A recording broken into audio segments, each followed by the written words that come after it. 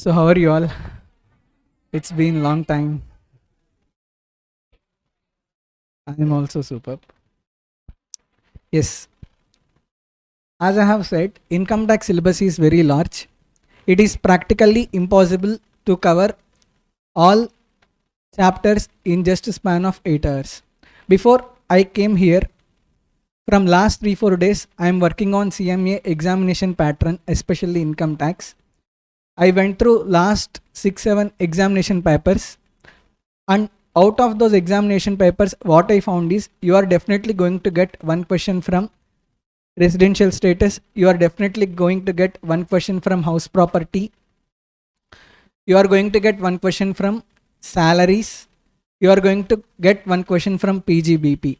So on recent times, even from agricultural income chapter also, he is asking some 8 marks question. Okay, previously the syllabus is for 100 marks, now the syllabus is only for 50 marks. However, we cannot underestimate, he can ask even from agricultural income chapter also. There are some small chapters: agricultural income, clubbing of income, set off and carry forward of losses, chapter 6A deductions, TDS, TCS. Even from these small chapters also he is asking questions. So when you are preparing, your preparation strategy should be in such a way that when you prepare these small chapters at first, it will give you confidence. At the same time, when you prepare those chapters, even if a small question comes, you are going to get around 4 to 5 marks. That means by investing very small amount of time. First of all, if you start with capital gains or PGBP, means it will take a long time.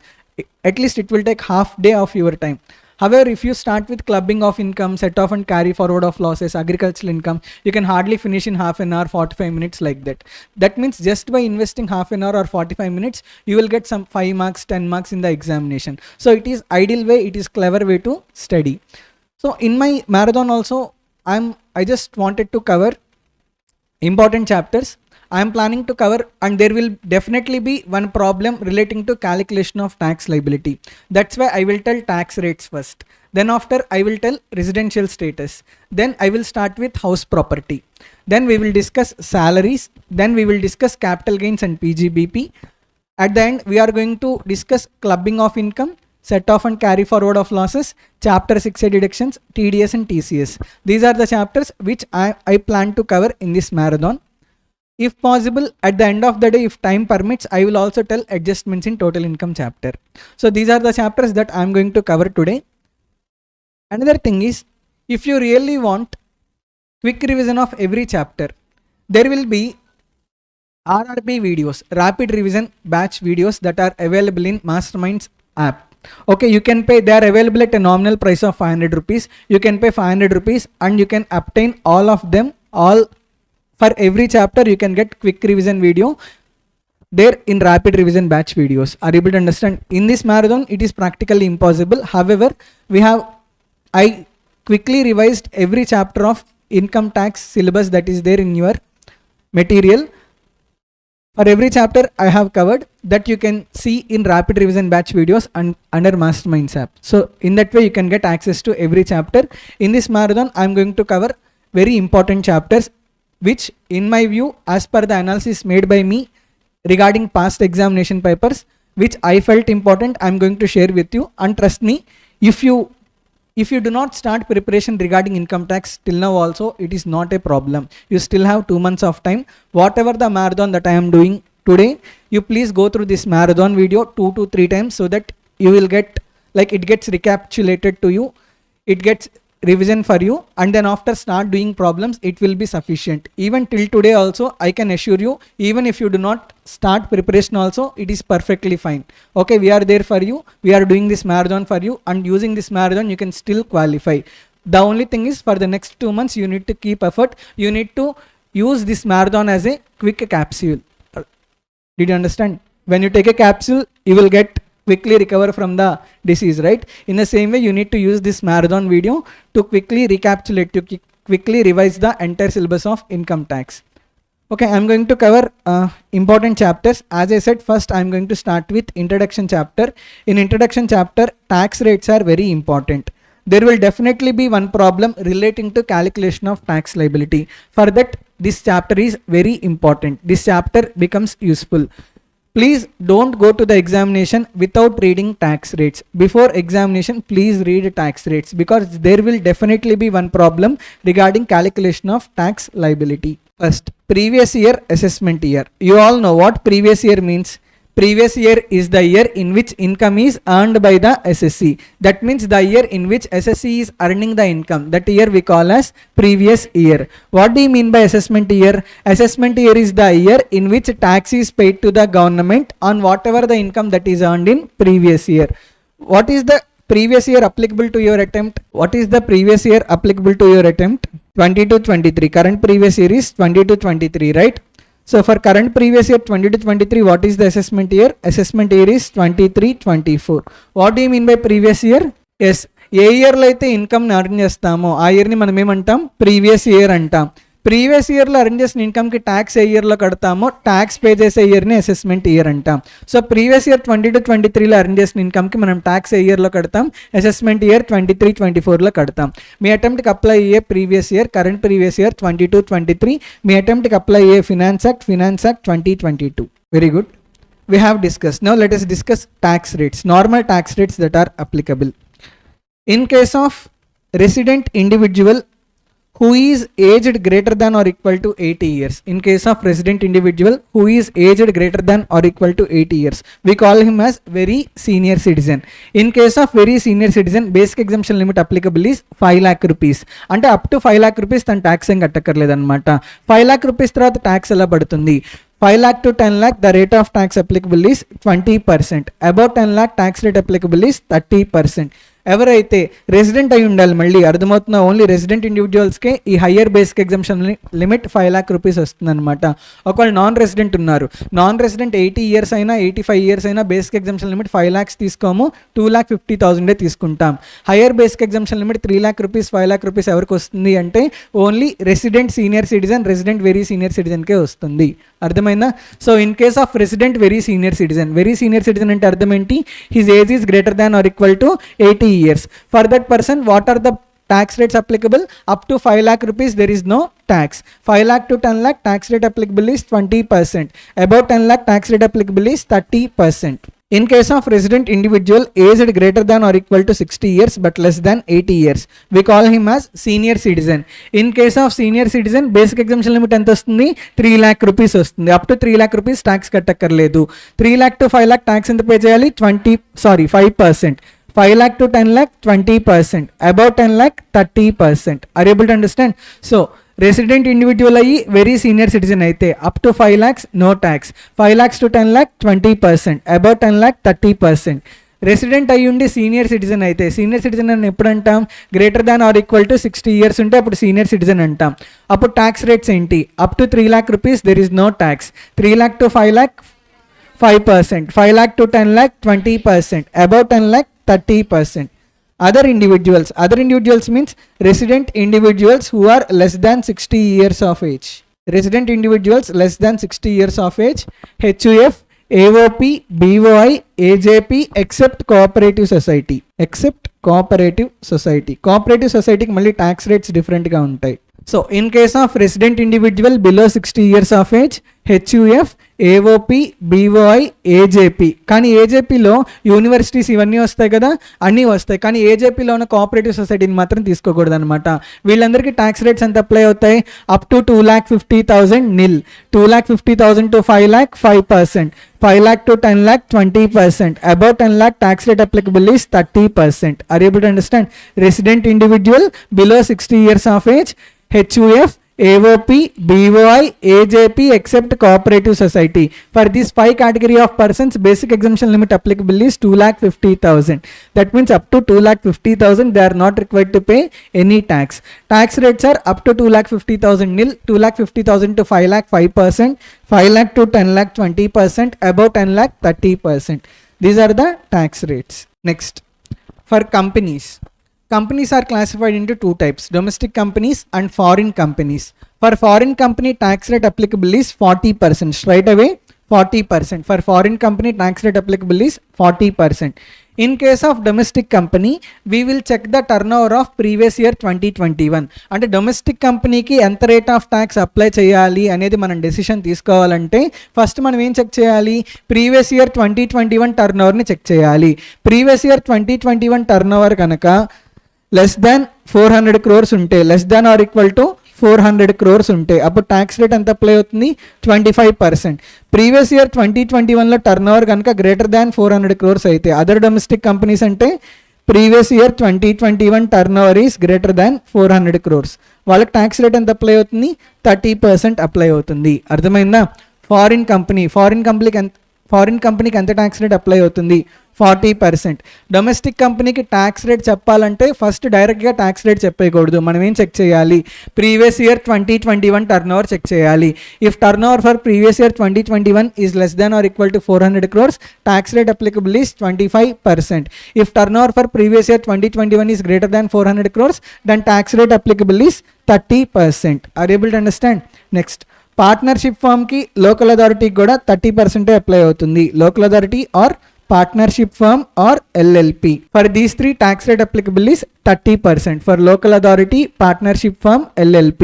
ఈ 3 entities కి tax rate ఎంత apply అవుతుంది, 30% apply అవుతుంది. Next, cooperative society. In case of cooperative society up to 10,000 rupees of total income, tax rate applicable is 10%. Greater than 10,000 up to 20,000, tax rate applicable is 20%. Greater than 20,000 rupees, tax rate applicable is 30%. These are slab rates, right? So in case of cooperative society, what are the tax rates applicable? Up to 10,000 rupees of total income, tax rate applicable is 10%. Greater than 10,000 up to 20,000 of total income, tax rate applicable is 20%. Greater than 20,000 of total income, tax rate applicable is 30%. ఈ point మనం చెప్పుకున్నాం. Resident individual who 60th birthday 80th birthday is on 1st April 2023. అంటే 1st April 2023న 60th birthday కానీ 80th birthday కానీ celebrate చేసుకుంటే he will be considered as finished 60 years or 80 years on 31st March 2023 ఓన్లీ. మనం చెప్పుకున్నాం 1st April 2023న birthday celebrate చేసుకుంటున్నాడంటే 60 years ఎప్పుడు కంప్లీట్ అయ్యాయి, ముందు రోజే కంప్లీట్ అయ్యాయి, 31st March 2023న కంప్లీట్ అయ్యాయని తీసుకుంటాం. అర్థమవుతుందా? సో 31st March 2023 కంప్లీట్ చేస్తున్నారు కాబట్టి 31st March 2023 will fall under previous year 22-23. So higher basic exemption limit 3 lakh rupees 5 lakh rupees వస్తుంది అని చెప్పుకున్నాం. నార్మల్ ఒక పర్సన్ బర్త్డే ఉంది, లెట్స్ సే ఇవాళ డేట్ ఎంత, 10th May 2023న హీ వాజ్ బోర్న్ అనుకుందాం. తను ఫస్ట్ బర్త్డే ఎప్పుడు సెలబ్రేట్ చేసుకుంటారు, 10th May 2024న సెలబ్రేట్ చేసుకుంటారు. 10th May 2024న సెలబ్రేట్ చేసుకుంటున్నా సరే 9th May 2024కే 1 year కంప్లీట్ అయిపోయిందిగా. 10th May 2024 ఏమవుతుంది, సెకండ్ ఇయర్ ఫస్ట్ డే అవుతుంది, అవునా కదా? సెకండ్ ఇయర్ ఫస్ట్ డే అవుతుంది కదా. సో లాజికల్లీ 1 year ఎప్పుడు కంప్లీట్ అయిపోతుంది, 1 year was getting completed on 9th May 2024. Same is the case. ఎవరైతే 1st April 2023న 60th birthday 80th birthday celebrate చేసుకుంటారో వాళ్ళు 60 years 80 years ఎప్పుడు కంప్లీట్ అయిపోయినట్లు, 31st March 2023న కంప్లీట్ అయిపోయినట్లు. 31st March 2023న కంప్లీట్ అయిపోతుంది అంటే 31st March 2023 ఏ ప్రీవియస్ ఇయర్లో పడుతుంది, it falls under the previous year 22-23. So ఎవరైతే 1st April 2023న 60th బర్త్డే సెలబ్రేట్ చేసుకుంటారో వాళ్ళు ప్రీవియస్ ఇయర్ 22-23కి 3 lakh rupees basic exemption limit claim చేయొచ్చు, because they will be considered as senior citizens. ఎవరైతే 1st April 2023న 80th బర్త్డే సెలబ్రేట్ చేసుకుంటారో logically వాళ్ళ 80 years 31st March 2023నే కంప్లీట్ అయిపోయినట్లు. సో 31st March 2023న 80 years కంప్లీట్ అయిపోతున్నాయి కాబట్టి 31st March 2023 ప్రీవియస్ ఇయర్ 22-23లో ఫాలో అవుతుంది కాబట్టి ప్రీవియస్ ఇయర్ 22-23లోనే 5 lakh rupees basic exemption limit claim చేయొచ్చు, because they will be considered as very senior citizen as they have completed 80 years on 31st March 2023. Is it clear? ఖచ్చితంగా tax rates చూసుకుని వెళ్ళండి. ఒక problem అయితే definitely నేను guarantee ఇస్తాను, tax క్యాలిక్యులేషన్కి సంబంధించి ఉంటుంది. అర్థమవుతుందా? ట్యాక్స్ క్యాలిక్యులేట్ చేయాలంటే ట్యాక్స్ రేట్స్ తెలియాలి కదా, అందుకని ట్యాక్స్ రేట్స్ చూడకుండా అయితే ఎగ్జామ్కి వెళ్ళొద్దు. Generally surcharge is calculated on tax amount, right? It is also called as tax on tax. Whatever the tax amount that is there, using these tax rates we will find out the tax amount, right? ఈ tax రేట్స్ని use చేసుకొని tax amount calculate చేస్తాం కదా, ఆ tax amount మీద మనం ఏం calculate చేస్తామంటే surcharge calculate చేస్తాం. మనం చాలా ప్రాబ్లమ్స్ చేసామన్నమాట. ఇప్పుడు సర్చార్జ్ రేట్స్ ఏంటి? In case of individual, HUF, AOP, other than AOP only consisting of companies as members. అంటే ఏంటి ఏఓపి అంటే ఏంటి? First of all association of persons.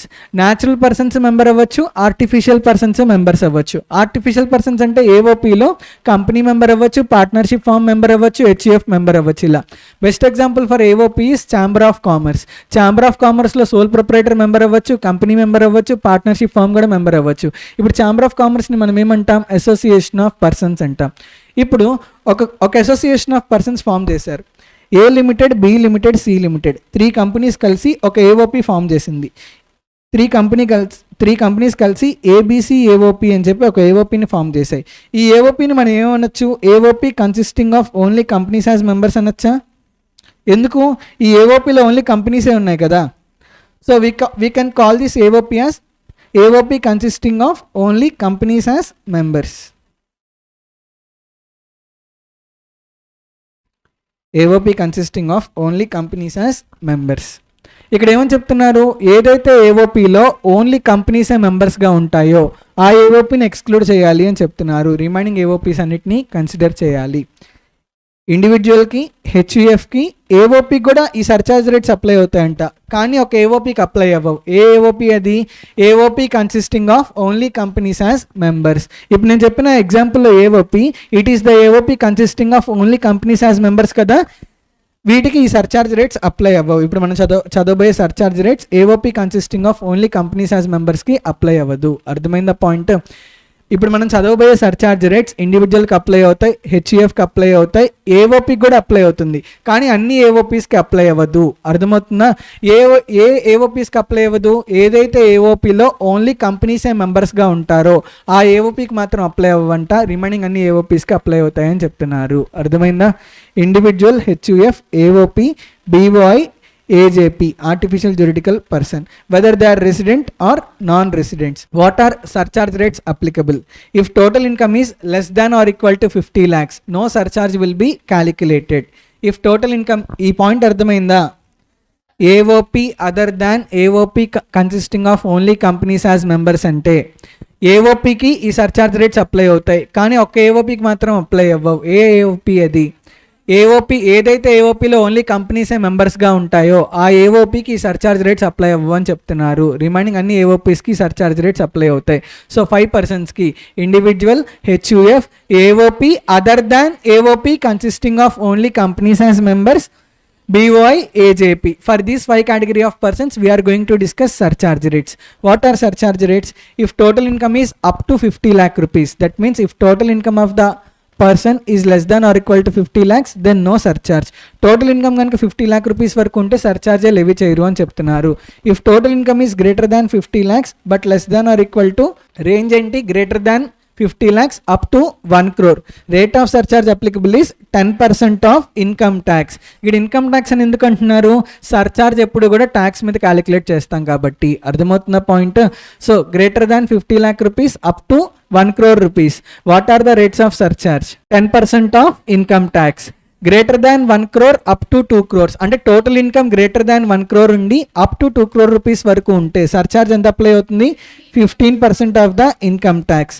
If total income is greater than 2 crores and is up to 5 crores, rate of surcharge applicable is 25% of income tax. If total income is greater than 5 crores, rate of surcharge applicable is 37% of income tax. Very easy to remember, slabs గుర్తుపెట్టుకోవడమే. అర్థమవుతుందా? 50 lakh rupees వరకు no surcharge. Greater than 50 lakhs up to 1 crore 10% of income tax. Greater than 1 crore up to 2 crores 15% of the income tax. Greater than 2 crores up to 5 crores 25% of the income tax. Greater than 5 crores, rate of surcharge applicable is 37% of income tax. Is it clear? Partnership ఫామ్కి surcharge rates ఎంత apply అవుతాయి? If total income of partnership firm is up to rupees 1 crore, no surcharge is applicable. If total income of partnership firm is greater than 1 crore, rate of surcharge applicable is 12%. అర్థమవుతున్న? Greater than 1 crore అయితే 12% apply అవుతుంది. If total income of partnership firm is greater than 1 crore, then rate of surcharge applicable is 12%. ఇక్కడ classification ఇచ్చాడు ఏమని? Total income greater than 1 crore but less than or equal to 10 crores, total income greater than 10 crores, ఏదైనా సరే rate of surcharge ఎంత apply అవుతుంది? 12% apply అవుతుంది. సింపుల్గా ఎలా గుర్తుపెట్టుకోవాలి? Partnership firm total income 1 crore rupees వరకు ఉంది, no surcharge. Total income greater than 1 crore rupees, ఎంత సర్చార్జ్ అప్లై చేస్తారు? 12%. ఆ 12% దేని మీద అప్లై చేయాలి? ఇన్కమ్ మీద అప్లై చేయాలా, ట్యాక్స్ మీద అప్లై చేయాలా? ట్యాక్స్ మీద అప్లై చేయాలి, because surcharge is calculated on tax amount. Domestic companies. In case of domestic companies, what are the rates of surcharge applicable? Total income up to 1 crore rupees unte surcharge em undadu. Total income greater than 1 crore up to 10 crores unte rate of surcharge applicable is 7%. In case of domestic company, if total income is greater than 10 crores, rate of surcharge applicable is 12%. In case of foreign company, if total income is up to rupees 1 crore, very simple. Partnership ఫామ్కి, domestic కంపెనీకి, foreign కంపెనీకి total income up to 1 crore వరకు ఉంటే అసలు సర్చార్జే levy చేయరు. అర్థమవుతుందా? ఒకవేళ partnership ఫామ్కి 1 crore కన్నా ఎక్కువ ఉంటే 12% సర్చార్జ్. డొమెస్టిక్ కంపెనీకి total income greater than 1 crore up to 10 crores ఉంటే రేట్ ఆఫ్ సర్చార్జ్ 7% అప్లై అవుతుంది. In case of domestic company, if total income is greater than 10 crores, rate of surcharge applicable is 12%. In case of foreign company, if total income is greater than 1 crore and up to 10 crores, rate of surcharge applicable is 2%. If total income is greater than 10 crores, rate of surcharge applicable is 5%. Are you able to understand? So గుర్తుపెట్టుకోండి, partnership ఫామ్కి, domestic కంపెనీకి, foreign కంపెనీకి, ఈ 3 కంపెనీస్కి income up to 1 crore rupees ఉంటే surcharge levy చేయరు. అర్థమవుతుందా? The above surcharge rates are also applicable to SSCs opting concessional tax rates under section 115 BAC. Next మనం అవే చదవబోతున్నాం, concessional tax rate. Before that, health and education cess. మీరు ఏ tax calculate చేసినా లాస్ట్లో health and education cess add చేయాలి. ఎంత add చేయాలి? Health and education cess at the rate 4% add చేయాలి. Health and education cess is calculated on tax plus surcharge amount. On tax plus surcharge amount you will calculate 4% as health and education cess. Is it clear? Next, rebate under section 87A గుర్తుందా? మీకు notes రాయించా. 3 conditions are required to be satisfied to claim rebate under section 87A. SSC must be individual. Individual must be resident in India. His total income should be less than or equal to 5 lakhs. Total income does not exceed 5 lakhs. If all these 3 conditions are satisfied, then resident individual is eligible for rebate under section 87A. How much rebate under section 87A is allowed? Actual tax amount or 12,500, whichever is lower. గుర్తుందా? Rebate shall be reduced from amount of tax before education cess. అంటే health and education cess calculate చేసే ముందు rebate reduce చేయాలి అని చెప్తున్నారు. అర్థమైందా? అలానే rebate is not available to long term capital gain under section 112A. Long term capital gain under section 112A గుర్తుందా? Special incomes tax blood special tax rate. ఎంత tax rate? Up to rupees 112 20% అండి. 112A అయితే up to 1 lakh exempt, in excess of 1 lakh 10%. Next అయితే చదువుతాం, special tax rates ఉంటాయి. Special tax rates ఏవి? Special tax rates చూడండి. Long term capital gain అంటే section 112A ఏంటి? In excess of 1 lakh taxable at 10%. అంటే ఏంటి? Up to rupees 1 lakh exempt. Long term capital gain అంటే section 112A up to rupees 1 lakh exempt, in excess of 1 lakh taxable at 10%. మీకు గుర్తుందా? 112A 1111A చెప్పుకున్నాం. 3 eligible assets ఉంటాయి. Units of equity oriented mutual fund, units of business trust, listed shares, listed equity shares. 2 conditions satisfy చేయాలి. Securities transaction tax must be paid and they must be transferred through stock exchange. ఈ eligible assets, eligible conditions satisfy అయితే period of holding కనుక if it is classified under short term capital asset, then we will calculate short term capital gain under section 1111A. If it is classified as long term capital asset, then we will calculate long term capital gain under section 112A. ఏం గుర్తులేదు, మధ్యలో book తీస్తే కదా. సరేలే, ఇవాళ చెప్పుకుందాం. Section 1111A. For section 1111A, what is the tax rate applicable? Tax rate applicable is 15%. 112A అయితే up to 1 lakh exempt, in excess of 1 lakh 10%. 1111A అయితే 15% ట్యాక్స్ రేట్. ఫ్లాట్ అంటే డైరెక్ట్గా 15% అప్లై చేసేయటం, flat rate. Next section 112, long term capital gain అంటే section 112, tax rate applicable is 20% flat rate. అలానే మనం చెప్పుకున్నాం section 115BB అని చెప్పి, betting, gambling, lottery, like income and by way of TV shows, ఇవన్నీ చెప్పుకున్నాం కదా. ఎస్, హార్స్ రేసెస్, వీటన్నిటికి కూడా ట్యాక్స్ రేట్ ఎంత అప్లై అవుతుంది? స్ట్రైట్ అవే 30% ఫ్లాట్ రేట్ అప్లై అవుతుంది. అర్థమైందా? నెక్స్ట్ ఆప్షనల్ ట్యాక్స్ రేట్స్ చూద్దామా? నార్మల్ ట్యాక్స్ రేట్స్ చూసాం, సర్చార్జ్ రేట్స్ చూసాం, స్పెషల్ ట్యాక్స్ రేట్స్ చూసాం. ఇప్పుడు ఆప్షనల్ ట్యాక్స్ రేట్స్ చూద్దాం. Optional tax rates. Section 115 BAC. This section 115 BAC is applicable to individual HUF. అంటే section 115 BACని only 2 category of పర్సన్సే చూస్ చేసుకోవచ్చు. Individual చూస్ చేసుకోవచ్చు, HUF చూస్ చేసుకోవచ్చు, irrespective of the age limit, irrespective of the residential status. What do you mean by this? Individual, HUF, irrespective of whether they are resident or non-resident, irrespective of their age, they can choose section 115 BAC. What if section 115 BAC is chosen? Optional tax rates are applicable. Very easy, batti pattadu. Every 2,50,000 ki 5% tax rate increase అవుతూ ఉంటుంది. Up to 2,50,000 nil. 2,50,000 to 5 lakh 5% increase చేయాలి, 5%. 5 lakh to 7,50,000 10%. 7,50,000 to 10 lakhs 15%, 5% add చేసుకుంటూ వెళ్ళాలి. Greater than 10 lakh up to 12,50,000 ఎంత 20%. Greater than 12,50,000 up to 15 lakhs tax rate applicable is 25%. Greater than 15 lakhs tax rate applicable is 30%. చూడండి, every 2,50,000కి tax rate 5% increase అవుతుంది కదా, ఇక tax rate 10%. So అలా లాజికల్గా గుర్తుపెట్టుకోండి, బట్టి పట్టద్దు. అర్థమవుతుందా? Next, section 115 BAC is applicable to whom? 115 BAC is applicable to only individual HUF, irrespective of their residential status, irrespective of their age limit. Next, section 115 BAB. If company set up and registered on or after 1st October 2019 and commences manufacture of articles or things on or before 31st March 2024. దీన్ని అంటే ఇలా మొద్దులా చదవడం కన్నా సింపుల్గా 4 కండిషన్స్గా divide చేసుకొని చదివితే ఈజీగా గుర్తుంటుంది. ఫస్ట్ కండిషన్ ఏంటి అంటే company must be incorporated on or after 1st October 2019. Second condition, it must be engaged in to manufacturing business. It must be engaged into manufacturing business. Third condition is such manufacture of articles or things must be started on or before 31st March 2024. What is the tax rate applicable? Effective tax rate applicable is 17.16%. ఈ 17.16% ఎలా వచ్చింది అంటే first మనం base tax rate తీసుకుందాం. Base tax rate ఎంత? To this we will add surcharge at the rate of 10%. Surcharge is calculated on tax amount, right? Income మీద calculate చేస్తారా surcharge? Income మీద క్యాలిక్యులేట్ చేసేది ట్యాక్స్ మీద క్యాలిక్యులేట్ చేసేది surcharge. So 15 into 10% కదా, ఎంత వస్తుంది? 1.5. 15 + 1.5 అంటే 16.5, అంతేనా? దీన్ని ట్యాక్స్ ప్లస్ సర్చార్జ్ అంటాం.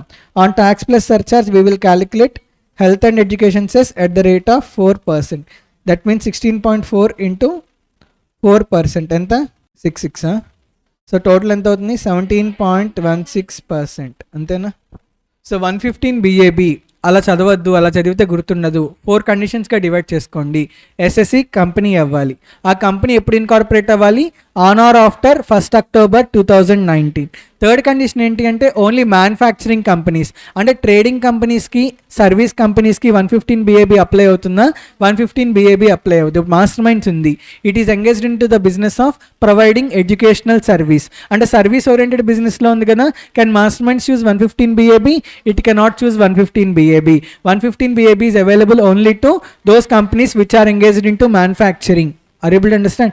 Fourth condition is such manufacture should be started on or before 31st March 2024. Then only section 115 BAB is applicable. If section 115 BAB is applicable, tax rate applicable is 17.16%. Next, all other domestic companies. ఇక్కడ only manufacturing కంపెనీసే cover అవుతున్నాయి కదా. అంటే ఇప్పుడు trading companies, service oriented companies ఉంటాయి కదా. అలానే companies before 1st October 2019 incorporate అయిన companies ఉంటాయి కదా. ఆ రిమైనింగ్ అన్ని డొమెస్టిక్ కంపెనీస్ 115 BAA చూస్ చేసుకోవచ్చు. 115 BAA చూస్ చేసుకుంటే ట్యాక్స్ రేట్ ఎంత అప్లై అవుతుందంటే 25.168%. Last one is 115 BAD. Cooperative society. 115 BAD is applicable to cooperative society and that cooperative society must be a resident in India. Simple. 115 BAD చూస్ చేసుకోవాలంటే 2 conditions satisfy చేయాలి. First condition ఏంటి? SSC cooperative society అయి ఉండాలి. ఆ cooperative society కూడా resident అయి ఉండాలి. ఒకవేళ కోఆపరేటివ్ సొసైటీ నాన్ రెసిడెంట్ అయితే 115 BAD చూస్ చేసుకోవడానికి లేదు. అర్థమవుతుందా? So 2 conditions. SSC must B cooperative society and it must B A resident in India. Then what is the effective tax rate applicable? 25.168%. Is it clear? So these are the optional tax rates. ఖచ్చితంగా tax rates చదివి ఎగ్జామ్కి వెళ్ళండి. ఎందుకంటే డెఫినెట్గా మీరు ఎంత నేర్చుకుంటున్నారు కాబట్టి అసలు ట్యాక్స్ క్యాలిక్యులేషన్కి సంబంధించి ప్రాబ్లం అడగకుండా ఉండడు ఎగ్జామ్లో. ఖచ్చితంగా ట్యాక్స్ క్యాలిక్యులేషన్కి సంబంధించి ప్రాబ్లం అడుగుతాడు. సో ట్యాక్స్ క్యాలిక్యులేషన్ చేయాలంటే మీకు ఈ ట్యాక్స్ రేట్స్ తెలిసి ఉండాలి. సో అందుకని ఎగ్జామ్కి వెళ్ళే ముందు ఇప్పుడు మనం హాఫ్ అన్ అవర్ డిస్కస్ చేసాం. ఈ హాఫ్ అన్ అవర్ వీడియో చూసిన తర్వాత మీరు తర్వాత రివిజన్ కోసం ఇప్పుడు వింటున్నారు, సరిపోలేదు మళ్ళీ ఇంకొకసారి వినాలనిపించింది, వినండి, 2 times వినండి, 3 times వినండి, డైజెస్ట్ అయిపోతుంది, వినే కొద్ది ఇంకా గుర్తుండిపోతుంది అనమాట, రేట్స్ గుర్తుండిపోతాయి. సో అప్పుడు జస్ట్ ఒక 5 minutes గ్లాన్స్ చూసినా చాలు ట్యాక్స్ రేట్స్ గుర్తుండిపోతాయి. అర్థమవుతుందా? So with these are the important points in introduction chapter. With this I'm concluding introduction chapter. Remaining points you can study on your own. Next I'm going to start with residential status. Yes, residential status 1. Don't take this chapter lightly. There will definitely be a question, at least 4 marks question అయినా అడుగుతాడు residential status నుంచి. Very simple chapter, ఈజీగా score చేసే chapter. మీకు concept తెలిస్తే less than half an అవర్లో revision కూడా అయిపోతుంది. ఓకే, ఫస్ట్ ఎప్పుడు పెద్ద చాప్టర్స్ కాదు, ఇలాంటి చిన్న చిన్న చాప్టర్స్ చూడండి. రెసిడెన్షియల్ స్టేటస్ నుంచి డెఫినెట్గా క్వశ్చన్ వస్తుంది, I can guarantee you. There are 3 residential statuses: resident and ordinary resident, resident but not ordinary resident, non resident. And there are 2 types of incomes: Indian income, foreign income. When you call an income as Indian income, if income is received or accrued in India, received or accrued in India. What is the conjunction? Conjunction is or. Conjunction is or. If conjunction is or, that income we call as Indian income. If income is received and accrued, if income is received and accrued, if income is received and accrued outside India, we call that income as foreign income. What is the conjunction? Conjunction is and, we call that income as foreign income. If income is received or accrued in India, we call that income as Indian income. అంటే either place of receipt కానీ place of accrual కానీ, ఈ రెండిట్లో ఏ ఒక్కటి ఇండియాలో ఉన్నా కూడా దాన్ని మనం ఏమంటాం? ఇండియన్ ఇన్కమ్ అంటాం. Place of accrual, place of receipt రెండు అవుట్ సైడ్ ఇండియా ఉంటే అప్పుడు మాత్రమే ఆ ఇన్కమ్ని మనం ఏమంటామంటే ఫారిన్ ఇన్కమ్ అంటాం. అర్థమవుతుందా? Place of accrual, place of receipt. If any one of them is in India, we call that income as Indian income. Place of accrual, place of receipt. If both of them are outside India, we call that income as foreign income. There are 3 residential statuses, right? ROR, RNOR, non-resident. ROR, RNOR, non-resident. In case of resident and ordinary resident, global income is taxable. Global income means both Indian income and foreign income is taxable. Indian income and foreign income is taxable. In case of resident but not ordinarily resident, Indian income is taxable. Along with Indian income, foreign income from business controlled or profession set up in India is taxable. Foreign income from business controlled or profession set up in India is taxable. In case of non-resident, only Indian income is taxable. Right? ఇదేనా మనం చదువుకుంది?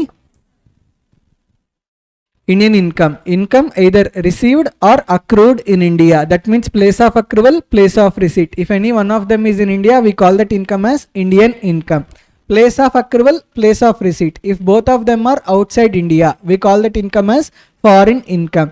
There are 3 types of residential statuses: resident and ordinarily resident, resident but not ordinarily resident, non-resident. In case of resident and ordinarily resident, global income is taxable. That means Indian income and foreign income is taxable. In case of resident but not ordinarily resident, Indian income is taxable. Along with Indian income, whatever the foreign income received from business controlled or profession set up in India. That means income is foreign income, but how that income was earned? It was earned because of the business in India. It was earned because of the profession in India. That foreign income is also taxable for RNOR. That means in case of RNOR, all foreign incomes are not taxable. Only whatever the foreign income that is earned because of business, because of profession in India, only that foreign income is only taxable.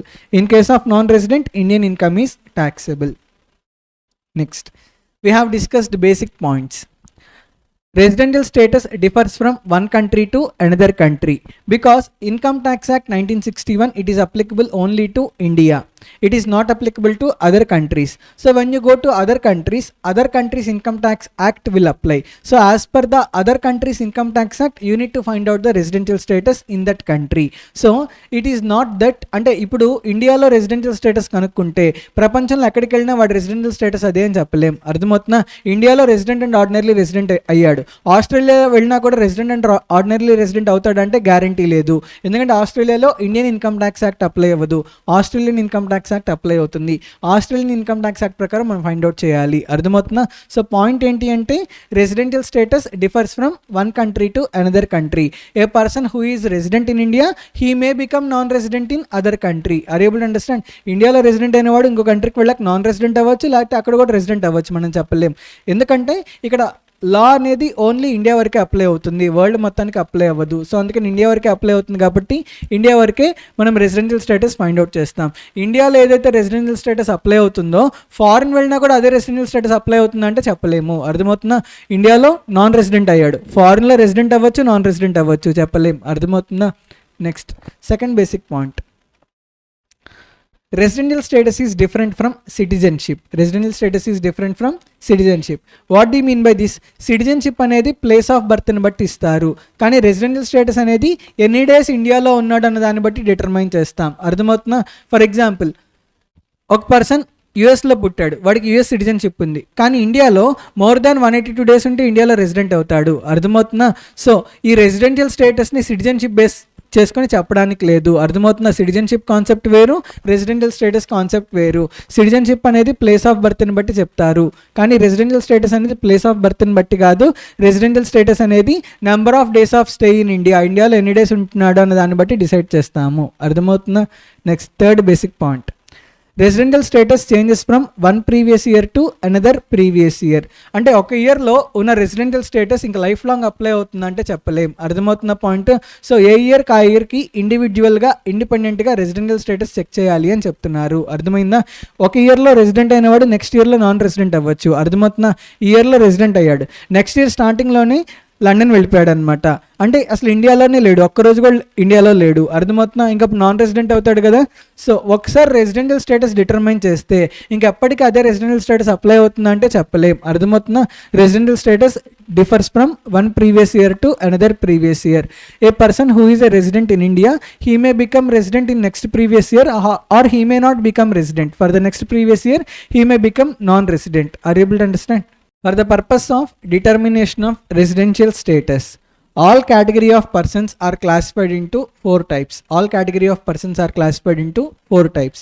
What are they? For individual, we will calculate residential status separately. For HUF, we will calculate residential status separately. For company, we will calculate residential status separately. For other category of persons, we will calculate residential status separately.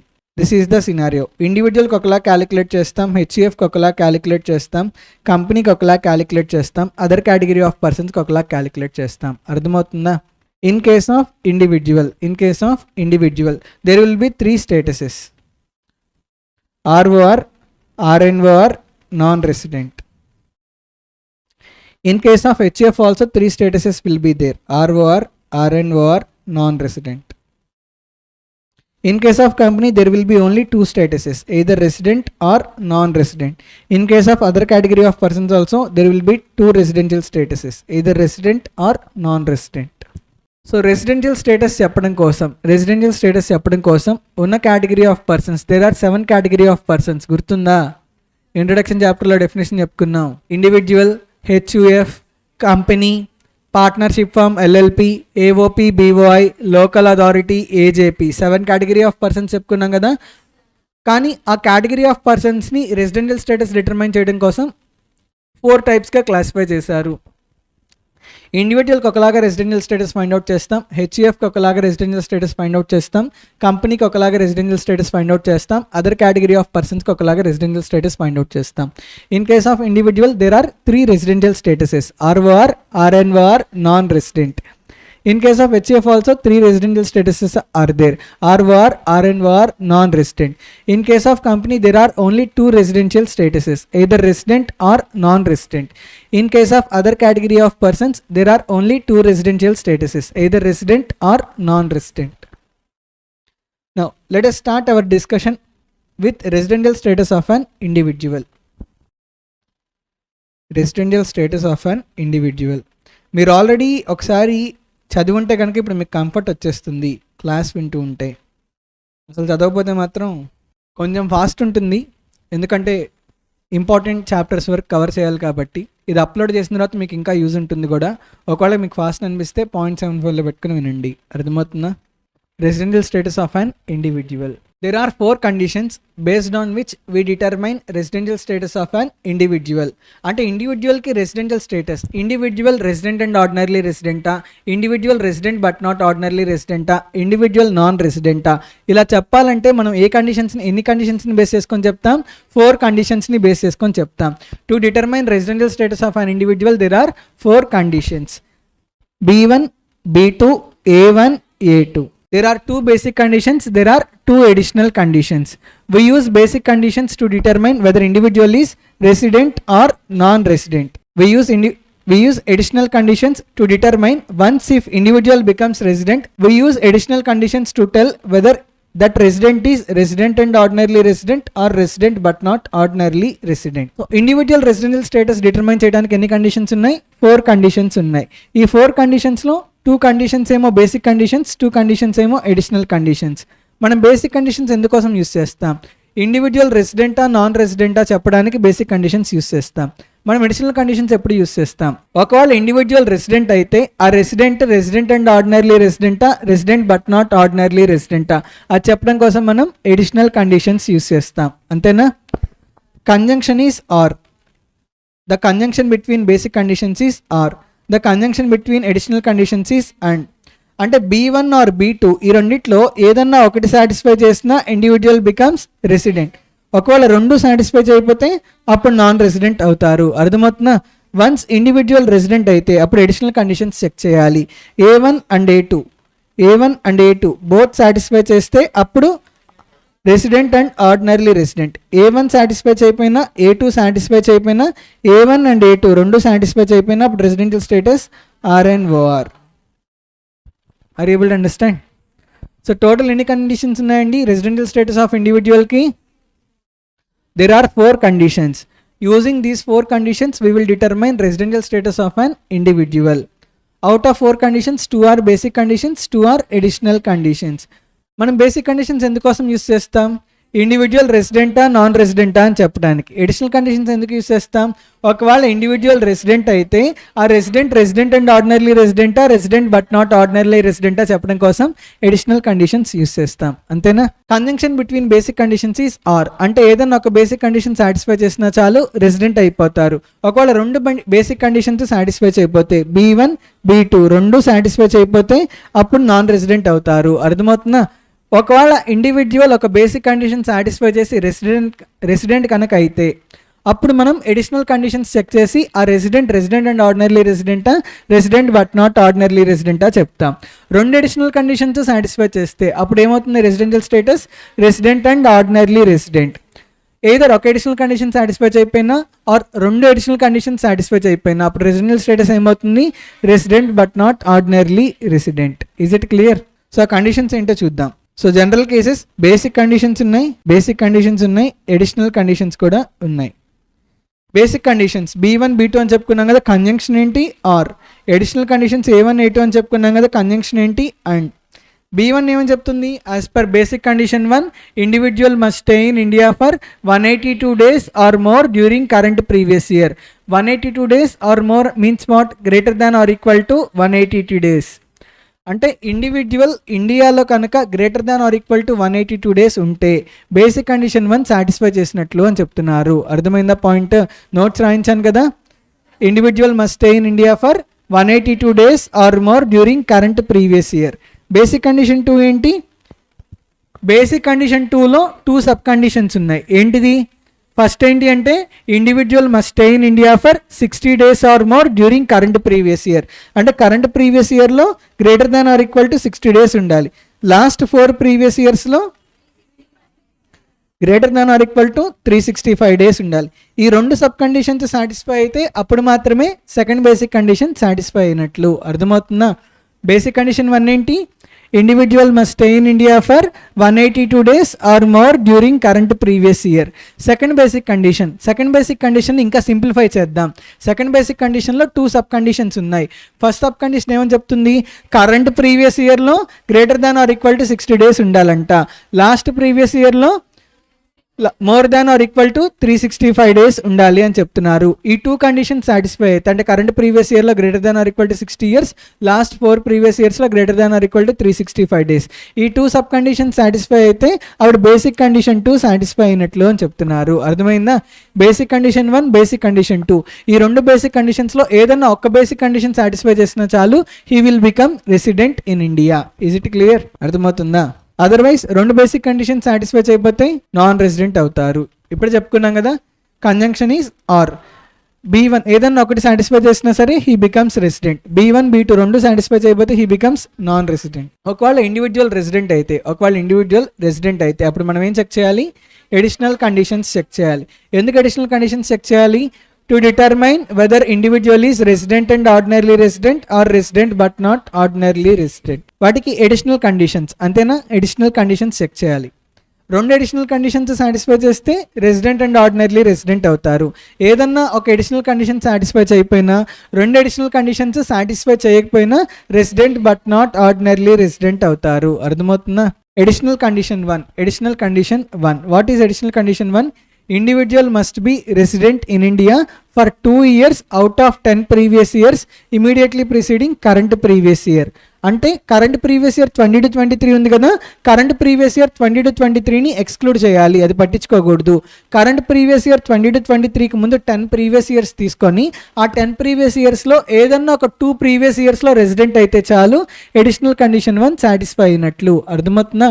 ఏమంటే ఏమని చెప్తున్నారు?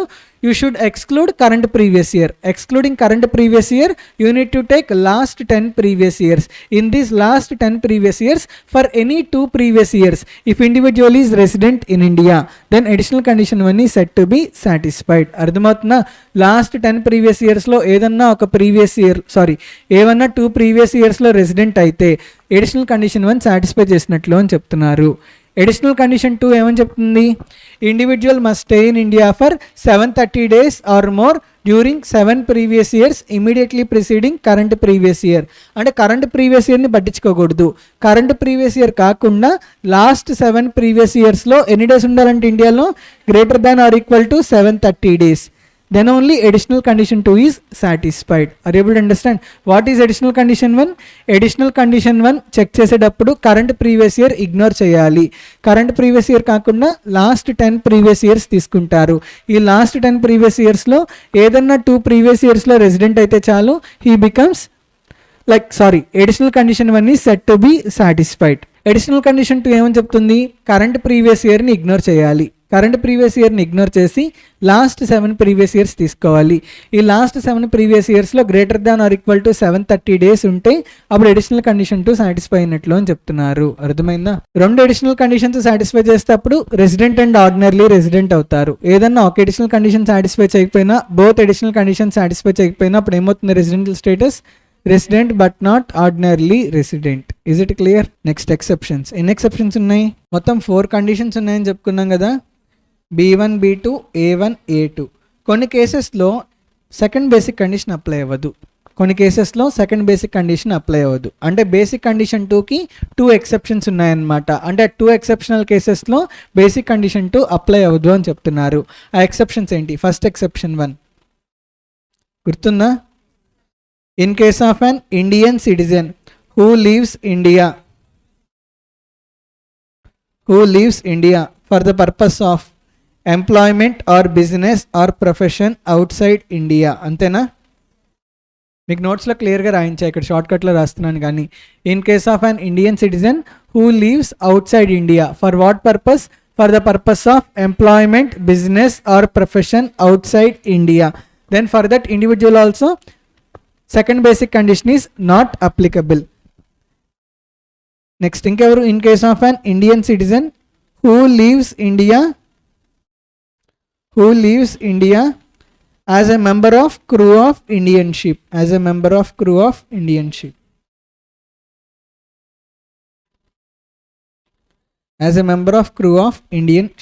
Sir, crew అంటే ఏంటి? As a member of Indian ship అని రాస్తానా? As a member of crew of Indian ship.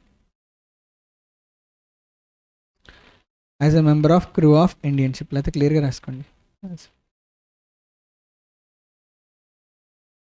నేను already notes రాయించాను కదా. As a member of crew of Indian ship. Sir crew అంటే ఏంటి? జస్ట్ లైక్ క్రికెట్ టీంలో 11 members ఉంటే మనం ఏమంటాం? టీమ్ అంటాం. అలానే chief minister along with his ministers we call as cabinet. Okay, అంటే ఒక డిఫరెంట్ నేమ్తో పిలుస్తాం క్యాబినెట్ అని చెప్పి. అలానే షిప్లో వర్క్ చేసే ఎంప్లాయీస్, షిప్లో వర్క్ చేసే వర్కర్స్ ఉంటారు కదా, వాళ్ళందరినీ కలిపి గ్రూప్గా ఏమని పిలుస్తారంటే క్రూ అని పిలుస్తారు. అర్థమవుతున్న పాయింట్? సో ఎవరైతే ఇండియన్ సిటిజన్ ఫారిన్ గోయింగ్ షిప్లో, అంటే ఫారిన్ వెళ్ళే షిప్లో క్రూ మెంబర్గా జాయిన్ అవుతారో ఆ ఇండియన్ సిటిజన్కి కూడా సెకండ్ బేసిక్ కండిషన్ అప్లై అవ్వదు అని చెప్తున్నారు. ఆ ఇండియన్ సిటిజన్కి కూడా ఓన్లీ ఫస్ట్ బేసిక్ కండిషన్ మాత్రమే అప్లై అవుతుంది. అర్థమైందా? సో ఎక్సెప్షన్ 1 ఎవరెవరు కవర్ అవుతున్నారు? First of all Indian citizen. ఎవరైతే ఎంప్లాయ్మెంట్ కోసం కానీ, బిజినెస్ కోసం కానీ, ప్రొఫెషన్ కోసం కానీ అవుట్ సైడ్ ఇండియా వెళ్తారో వాళ్ళకి ఓన్లీ ఫస్ట్ బేసిక్ కండిషనే అప్లై అవుతుంది. సెకండ్ బేసిక్ కండిషన్ అప్లై అవ్వదు. అంటే మీరు ఫస్ట్ బేసిక్ కండిషన్ చెక్ చేస్తారు. ఫస్ట్ బేసిక్ కండిషన్ సాటిస్ఫై అయిందనుకోండి resident, first basic condition satisfy అవ్వలేదనుకోండి non resident. Are able to understand? So second basic condition మళ్ళీ check చేయకూడదు. ఎందుకు చెక్ చేయకూడదు అంటే సెకండ్ బేసిక్ కండిషన్ అప్లై అవ్వదు కాబట్టి. అర్థమవుతుందా? Next exception 2. ఇక్కడ మీరు జాగ్రత్తగా ఉండాలి. Only employment, business or profession, ఈ 3 పర్పసెస్ కోసం అవుట్ సైడ్ ఇండియా వెళ్తేనే సెకండ్ బేసిక్ కండిషన్ అప్లై అవ్వదు. అలా కాకుండా సినిమా షూటింగ్ పర్పస్ కోసం కానీ ఆర్ టూర్ కోసం కానీ అవుట్ సైడ్ ఇండియా వెళ్తే అప్పుడు ఎక్సెప్షన్ కింద కవర్ అవ్వరు. అర్థమవుతున్న పాయింట్? ఓన్లీ ఎంప్లాయ్మెంట్ కోసం కానీ, బిజినెస్ కోసం కానీ, ప్రొఫెషన్ కోసం కానీ అవుట్ సైడ్ ఇండియా వెళ్తే అప్పుడు మాత్రమే కవర్ అవుతారు అని చెప్తున్నారు. అర్థమైందా? Next exception 2.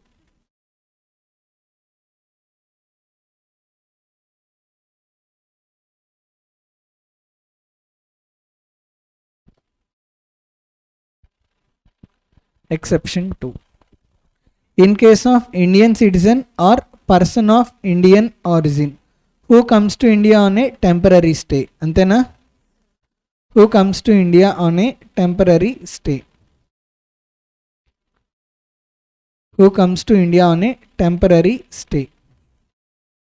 వీళ్ళకి మనం ఏం చెక్ చేస్తాం? ఫస్ట్ ఇక్కడ 2 కేసెస్ అరైజ్ అవుతాయి. అంతేనా? If total income other than income from foreign sources. అంతేనా? If total income other than income from foreign sources does not exceed 15 lakhs, అంటే less than or equal to 15 lakhs. If total income other than income from foreign sources, if total income other than income from foreign sources exceed 15 lakhs. If total income other than income from foreign sources does not exceed 15 lakhs, then only first basic condition is applicable. If individual satisfies first basic condition, he becomes a resident. Then we will check A1 and A2 to determine whether he is ROR or RNOR. If individual's total income other than income from foreign sources, if it is greater than 15 lakhs, then B1 or modified B2 is applicable.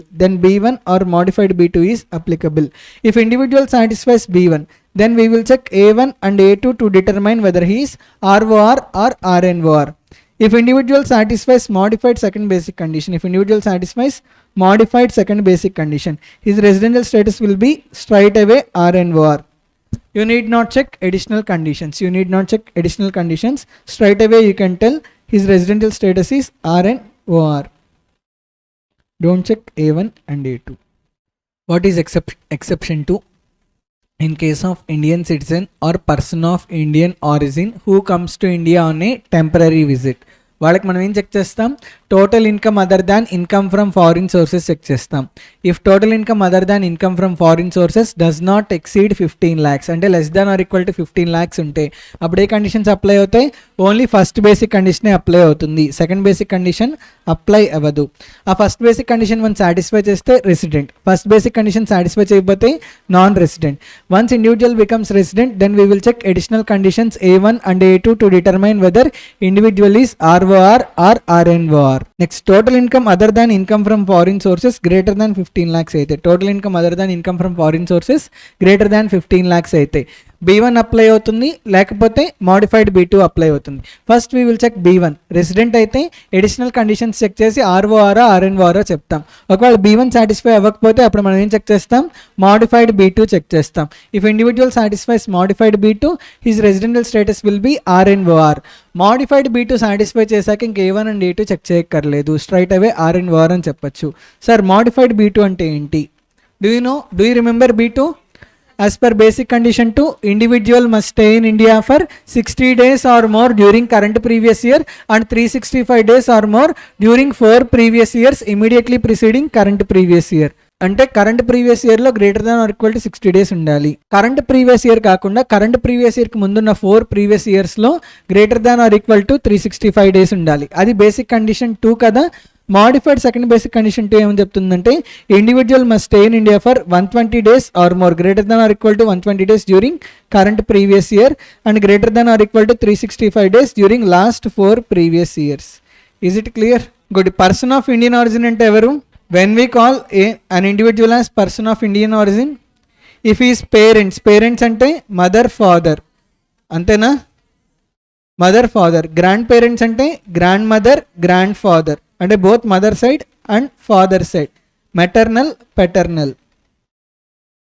If any one of these persons were born in undivided India, Undivided India means before 1947. That means before 1947. ఇప్పుడు అక్కినేని అఖిల్ ఉన్నారు. He is not Indian citizen, he is US citizen because he did not born in India, he was born in USA. కానీ వాళ్ళ grand father Akkineni Nageswara Rao, he was born in India before 1947. Now even though Akhil is not an Indian citizen, we can call Akhil as person of Indian origin because his grand father was born in undivided India before 1947. Is it clear? So person of Indian origin అని ఎప్పుడు చెప్తాం? Either parents కానీ grand parents కానీ. Grand parents mother side అయినా అవ్వచ్చు, father side అయినా అవ్వచ్చు. Parents కానీ గ్రాండ్ పేరెంట్స్ కానీ అన్డివైడెడ్ ఇండియాలో బిఫోర్ 1947 కనుక if they were born, then we call this individual as person of Indian origin. అర్థమవుతుందా? వీళ్ళు ఎవరైనా if they were born in undivided India before 1947, then we can call person of Indian origin as, then we call the individual as person of Indian origin. Individual వాళ్ళ mother father కానీ grand mother grand father కానీ undivided ఇండియాలో పుడితే అప్పుడు ఇండివిజువల్ని మనం ఏమంటాం? Person of Indian origin అంటాం. Next income from foreign sources అని చెప్పుకున్నాం, గుర్తుందా? మీకు ఫార్ములా రాయించాను బుక్లో. Income from foreign sources, how do we calculate? First we will take total foreign income. From total foreign income we will reduce foreign income from business controlled or profession set up in India. Foreign income from business controlled or profession set up in India. Foreign income from business controlled or profession set up in India. అర్థమైందా?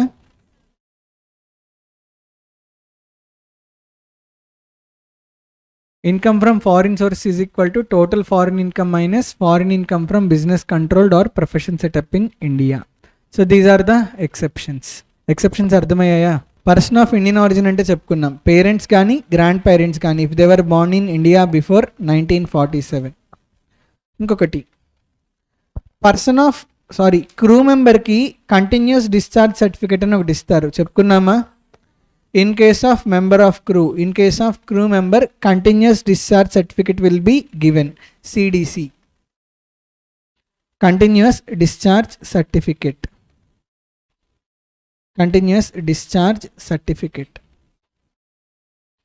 ఆ సర్టిఫికేట్లో continuous discharge సర్టిఫికేట్లో date of joining, date of signing of, అంటే వాడు ఏ రోజైతే షిప్లోకి enter అవుతున్నాడో ఆ షిప్లోకి enter అయినప్పుడు sign చేయాలంట. దాన్ని మనం ఏమంటాం? డేట్ ఆఫ్ సైనింగ్ అంటాం. ఆ షిప్లోంచి బయటకు వచ్చేసేటప్పుడు మళ్ళీ సిగ్నేచర్ చేయాలి, దాన్ని మనం ఏమంటాం? డేట్ ఆఫ్ సైనింగ్ ఆఫ్ అంటాం. అర్థమవుతుందా? ఈవెన్ కొంతమంది స్టాఫ్ కూడా వచ్చేటప్పుడు కింద రిజిస్టర్లో సైన్ చేసి వస్తారు కదా, అలానే ఎప్పుడైతే క్యాంపస్ నుంచి వెళ్ళిపోతున్నారో అప్పుడు మళ్ళీ రిజిస్టర్లో సైన్ చేస్తారు. సేమ్ అలానే షిప్లో అలానే ఎవరైతే షిప్లో ఎంటర్ అవుతారో షిప్లో ఎంటర్ అవ్వగానే ఎంటర్ అయినగానే సైన్ చేయాలి. దాన్ని మనం ఏమంటాం, డేట్ ఆఫ్ జాయినింగ్ అందాం. ఏమంటాం, డేట్ ఆఫ్ జాయినింగ్. ఎప్పుడైతే షిప్ నుంచి మళ్ళీ బయటకు వచ్చేస్తున్నారో ఆ డేట్ కూడా సైన్ చేయాలి. ఆ డేట్ని మనం ఏమంటామంటే డేట్ ఆఫ్ సైనింగ్ ఆఫ్ అంటాం. Whatever the period that is there from date of joining and date of signing off, this period considered as stayed outside India. అంటే ఈ పీరియడ్ అవుట్ సైడ్ ఇండియాలో ఉన్నట్లుగా ట్రీట్ చేస్తాం. అర్థమవుతుందా? This period will be considered as stayed outside India including date of joining and date of signing off. Join అవుతున్న date కూడా out of ఇండియాలో ఉన్నట్లే. అర్థమవుతుంది? Including date of joining and date of signing off. ఏ రోజులైతే షిప్లో join అవుతాడో మళ్ళీ ఏ రోజులైతే షిప్ నుంచి బయటకు వస్తాడో షిప్లో జాయిన్ అవుతున్న డేట్ దగ్గర నుంచి షిప్ నుంచి బయటకు వచ్చే డేట్ వరకు వాడు ఇండియాలో ఉన్నట్లే ట్రీట్ చేయం. వాడు అవుట్ సైడ్ ఇండియాలో ఉన్నట్లుగానే ట్రీట్ చేస్తాం. ఎందుకు? షిప్ అవుట్ సైడ్ ఇండియా వెళ్ళొస్తుంది కదా. So he will also be considered as stayed outside India. Stay at the same place in India is not necessary. ఇండియాలో ఒక ప్లేస్లోనే 182 days కన్నా ఎక్కువ ఉండాలి అని రూల్ లేదు. ఇండియా మొత్తంలో ఎక్కడైనా ఉండొచ్చు. మొత్తం కలిపి అంటే ఇండియా మొత్తంలో వాడున్న డేస్ అన్నీ కలిపి greater than 180 days, greater than equal to 180 days అయితే రెసిడెంట్ అవుతారు. అర్థమవుతుందా? ఓన్లీ వన్ ప్లేస్లోనే ఉండాలని రూల్ ఎక్కడా లేదు. As well as regular stay is also not necessary. అంటే కంటిన్యూస్గా ఇండియాలోనే 182 days ఉండాలని రూల్ లేదు. అర్థమవుతున్నా? 2 months ఇండియాలో ఉన్నాడు, మళ్ళీ ఫారిన్ వెళ్ళొచ్చాడు, మళ్ళీ 2 months ఇండియాలో ఉన్నాడు, మళ్ళీ ఫారిన్ వెళ్ళొచ్చాడు, మళ్ళీ 1 month ఇండియాలో ఉన్నాడు, మళ్ళీ ఫారిన్ వెళ్ళొచ్చాడు. అలా అంటే కంటిన్యూస్గా 182 days ఉండాలని ఎక్కడా రూల్ లేదు. ఇయర్ మొత్తంలో 182 days ఇండియాలో ఉంటే చాలు రెసిడెంట్ అవుతారు. అర్థమవుతున్న పాయింట్? అలానే purpose of stay is also immaterial. ఇండియాలో ఎందుకున్నాడు, పర్పస్ ఏంటి, అది కూడా అనవసరం. వాడు ఎడ్యుకేషన్ కోసం వచ్చాడా, లేకపోతే ఎంప్లాయ్మెంట్ కోసం వచ్చాడా, లేకపోతే బిజినెస్ కోసం వచ్చాడా, ప్రొఫెషన్ కోసం వచ్చాడా, ఇదంతా అనవసరం. నువ్వు ఎందుకోసం వచ్చినా సరే ఇండియాలో 182 days ఉంటే నువ్వు రెసిడెంట్ అయిపోతావు. అర్థమవుతున్నా? Purpose of stay is also immaterial. Date of arrival and date of departure to be considered for calculating residential status. అంటే ఏ రోజైతే ఇండియాకి వస్తున్నాడో డేట్ ఆఫ్ అరైవల్, ఏ రోజైతే ఇండియా నుంచి వెళ్ళిపోతున్నాడో డేట్ ఆఫ్ డిపార్చర్, ఈ 2 daysని కూడా మనం రెసిడెన్షియల్ స్టేటస్ క్యాలిక్యులేషన్లో తీసుకుంటాం అనమాట. అంటే date of arrival into India, date of departure from India, even these 2 days are also considered as stayed in India only. అంటే వాడు ఇండియాకి వస్తున్న రోజు, ఇండియా నుంచి వెళ్ళిపోతున్న రోజు, ఈ 2 days కూడా ఇండియాలోనే ఉన్నట్లుగా ట్రీట్ చేస్తాము అని చెప్తున్నారు. అర్థమైందా? Date of arrival and date of arrival and date of departure, these 2 days are also considered as stayed in India. So this is all about residential status of an individual. Very important concept. Residential status of individual చాలా important. Remaining ఇస్తే మీరు ఈజీగా రాసేయచ్చు. కానీ ఎక్కువసార్లు residential status of individual అడుగుతారు, ఎందుకంటే conditions ఉన్నాయి, conditions check చేయాలి కాబట్టి. So residential status of individual అయిపోయిందా? Next we will discuss about residential status of HUF.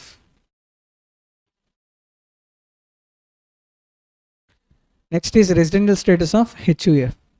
In case of HUF, what we will check? We will check control and management affairs of HUF. In case of HUF, we will check control and management affairs of HUF. If control and management affairs of HUF is wholly or partly in India, we call HUF as resident. If control and management affairs of HUF is wholly outside India, we call HUF as non-resident. అర్థమవుతుందా? Control and management అంటే ఏంటి? Place where Karta takes the decisions. ఎక్కడి నుంచి అయితే కర్తా decisions తీసుకుంటారో ఆ ప్లేస్ని మనం ఏమంటామంటే place where control and management is having. నేను మీకు మాస్టర్మైండ్స్ ఎగ్జాంపుల్ చెప్పాను. ఓకే, ఒక 10 years అయిన తర్వాత CMAకి భూమి తగ్గిపోయింది, ఎవరు స్టూడెంట్స్ లేరు. అర్థమవుతుందా? సో వీళ్ళు ఏం చేశారంటే CPA, SIMA అలాంటి కోర్సెస్కి ఫారిన్లో ఎడ్యుకేషన్ ప్రొవైడ్ చేస్తున్నారనమాట. ఫారిన్లో ఎడ్యుకేషన్ ప్రొవైడ్ చేస్తున్నా సరే కర్తా ఇక్కడి నుంచి కంట్రోల్ చేస్తున్నారు. అంటే ఎంప్లాయీస్ అందరూ అవుట్ సైడ్ ఇండియాలోనే ఉన్నారు, స్టూడెంట్స్ అవుట్ సైడ్ ఇండియాలోనే ఉన్నారు, అసెట్స్ కూడా అవుట్ సైడ్ ఇండియాలోనే ఉన్నాయి. కానీ డెసిషన్స్ ఎవరు తీసుకుంటారు?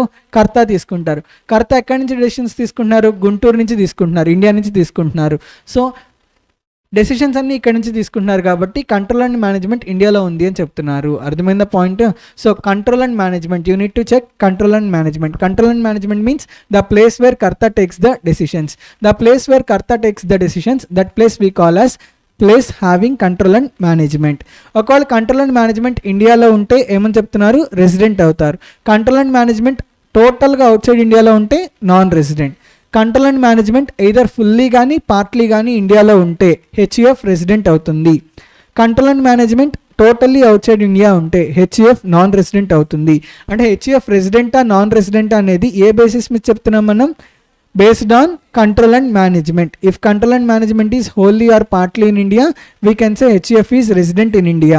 If control and management is wholly outside India, totally outside India, we will say HUF is non-resident. HUF ki any statuses untai? 3 statuses untai kada, ROR, RNOR, non-resident. 3 na 2 3 statuses kada.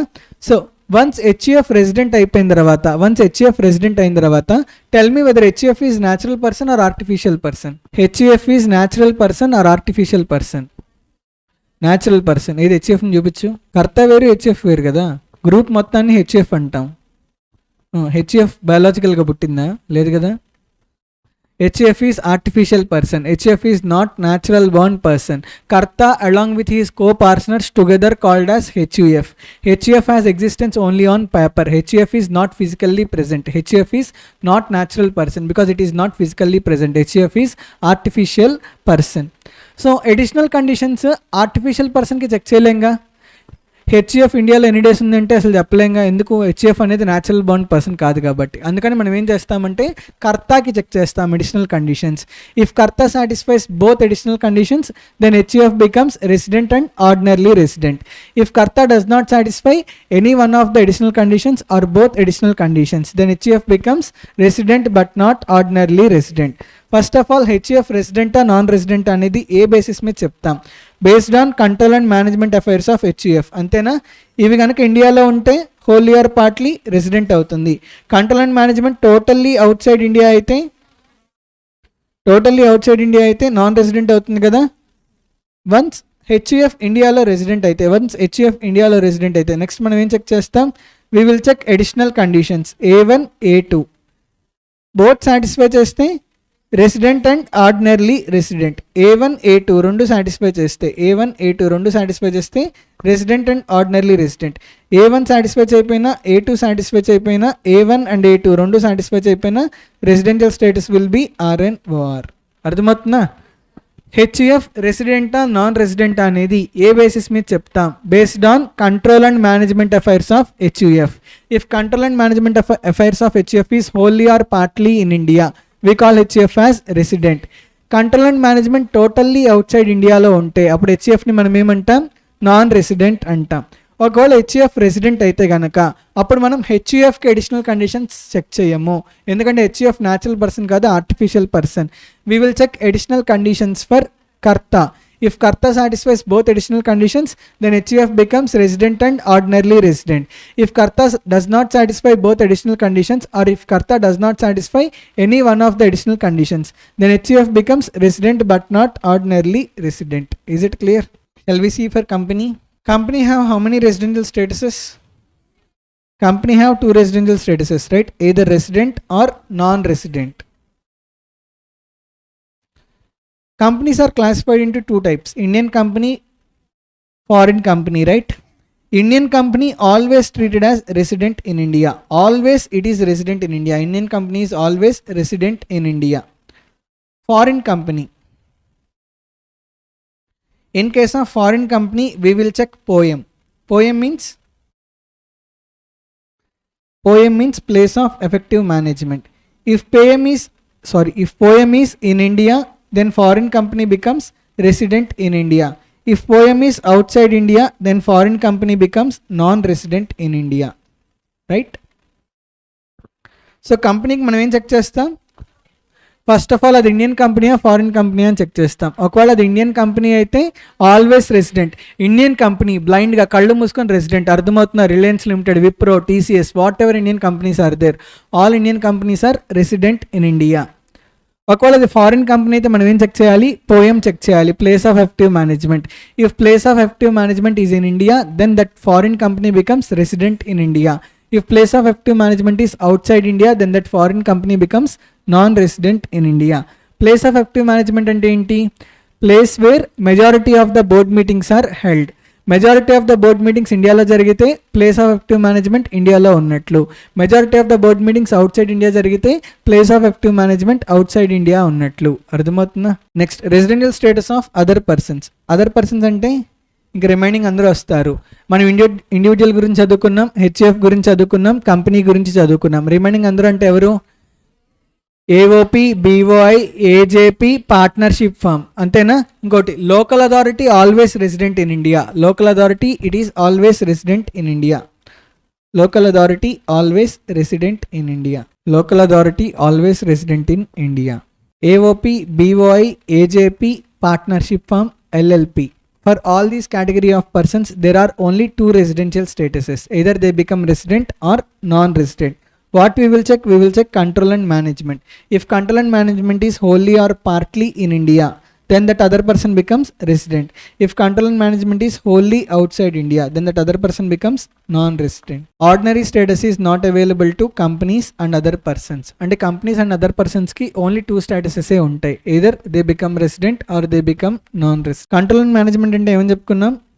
Refers to central control and management and not carrying of day-to-day business by servants, employees or agents. Control and management అంటే place where కర్త takes the decisions.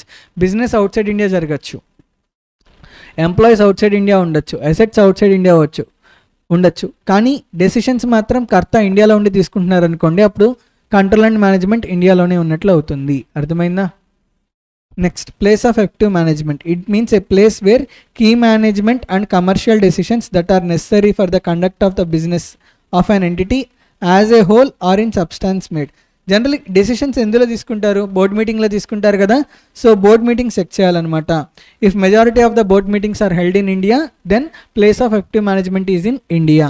If majority of the board meetings are held outside India, then place of effective management is set to be outside India. Next, scope of total income. మనం already చెప్పుకున్నాం. In case of ROR, resident and ordinary resident, global income is taxable. In global income means Indian income, foreign income, both incomes are taxable. In case of resident but not ordinarily resident, Indian income is taxable along with Indian income. Whatever the foreign income that is received from business controlled or profession set up in India is also taxable.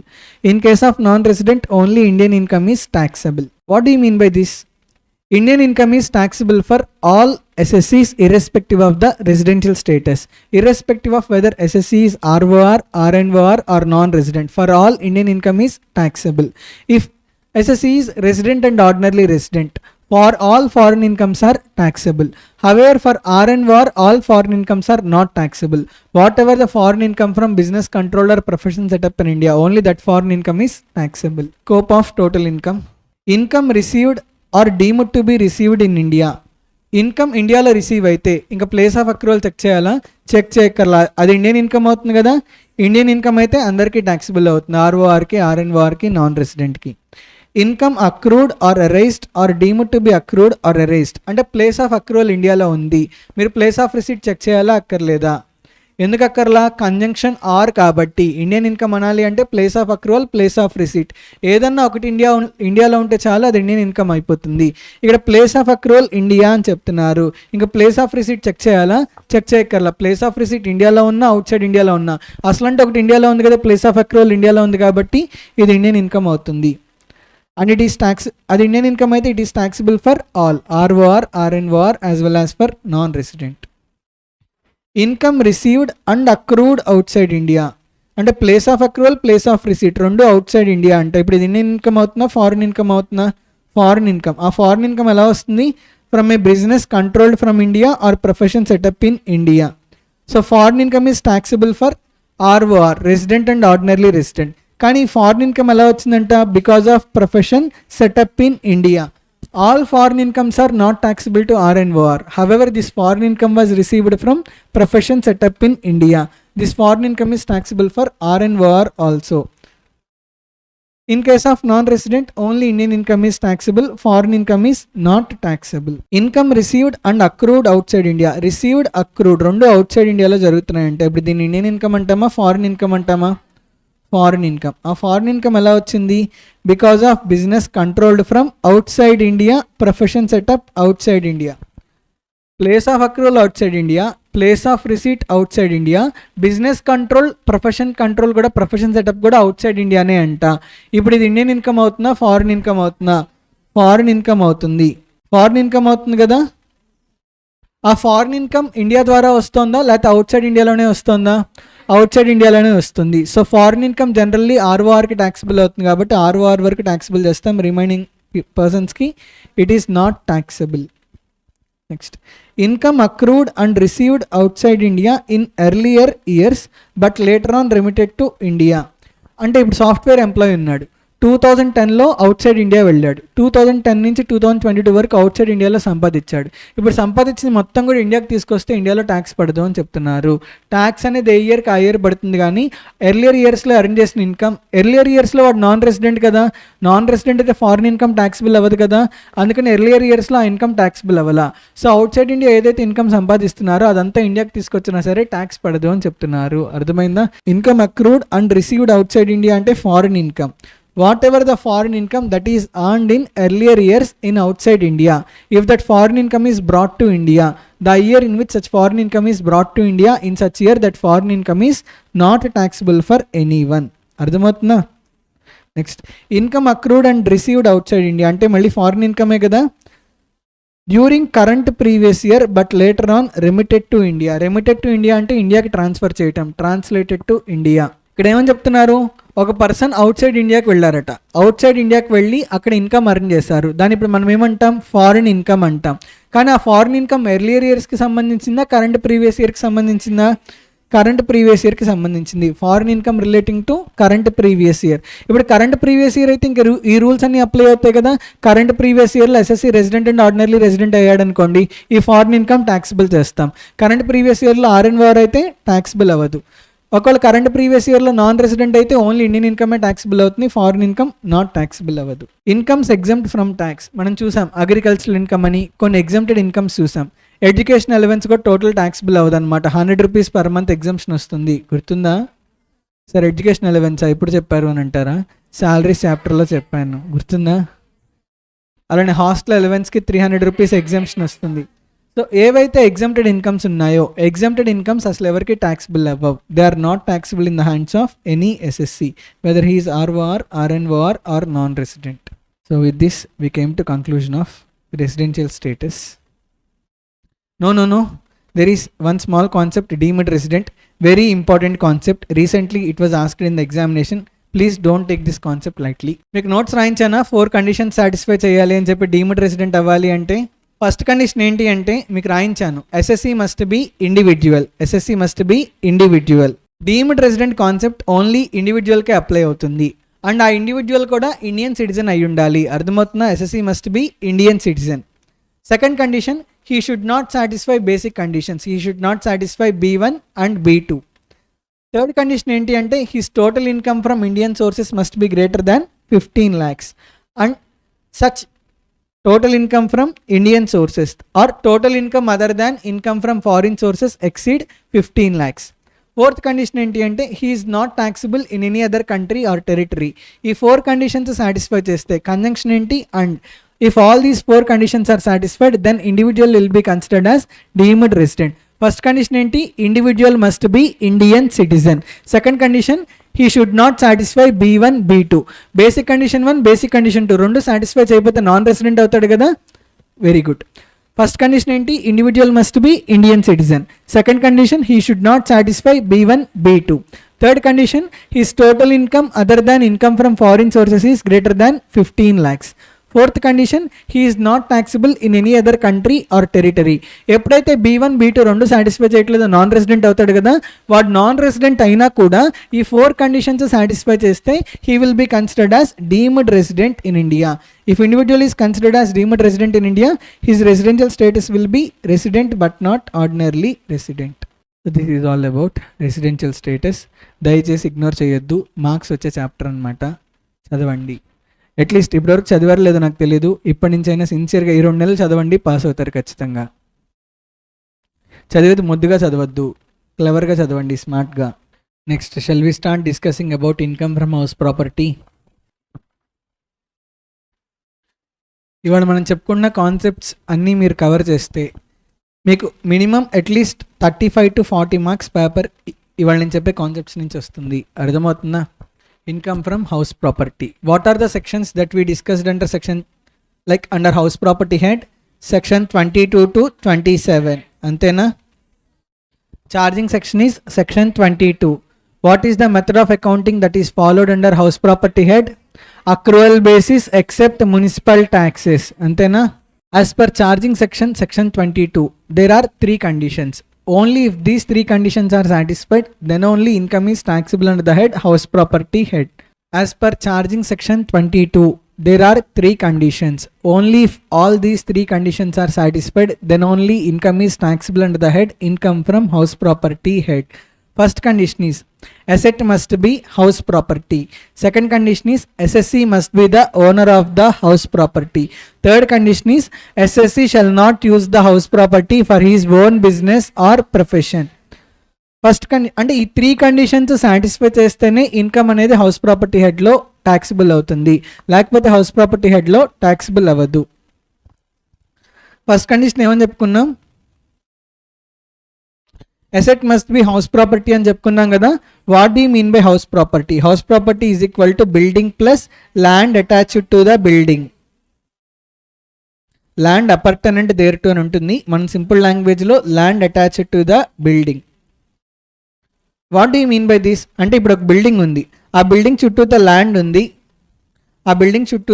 ఉంది, ఆ ల్యాండ్లో either car parking కానీ, car garage,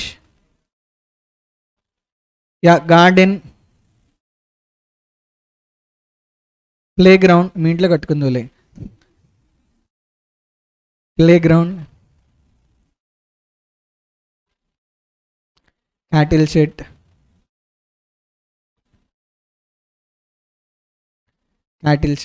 వాడికి gym కావాలంట, gym.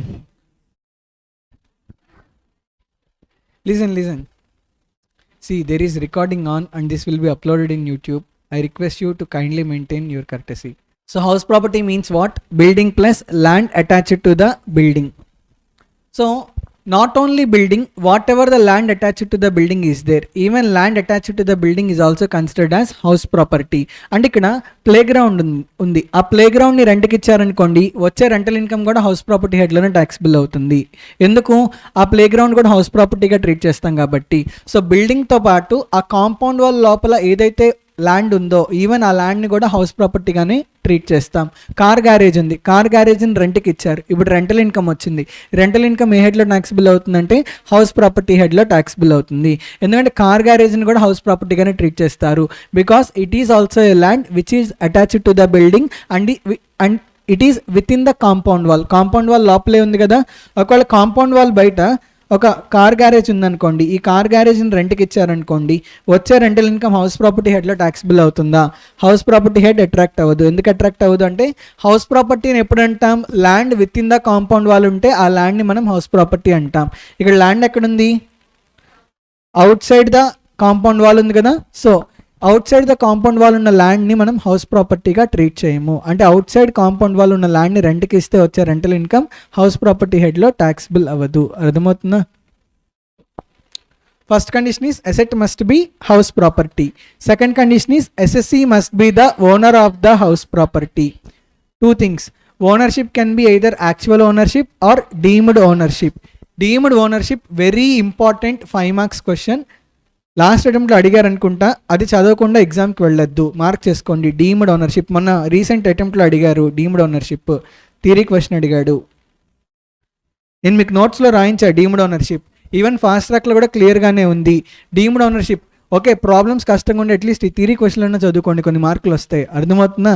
Deemed ownership theory question వచ్చే chance ఉంది. Total 6 cases ఉంటాయి కదా, 5 కేసెస్ రాసిన చాలు ఫుల్ మార్క్స్ పడతాయి. కానీ సేఫ్ సైడ్గా 6 పాయింట్స్ చదవండి. అర్థమవుతుందా? మన ఎగ్జామ్కి వెళ్ళా గజనీ అవుతాం కదా, ఏదోటి మర్చిపోతూ ఉంటాం కదా. సో అందుకని అనమాట. అర్థమవుతుందా? 6 పాయింట్స్ చదువుకోండి. Very important theory question.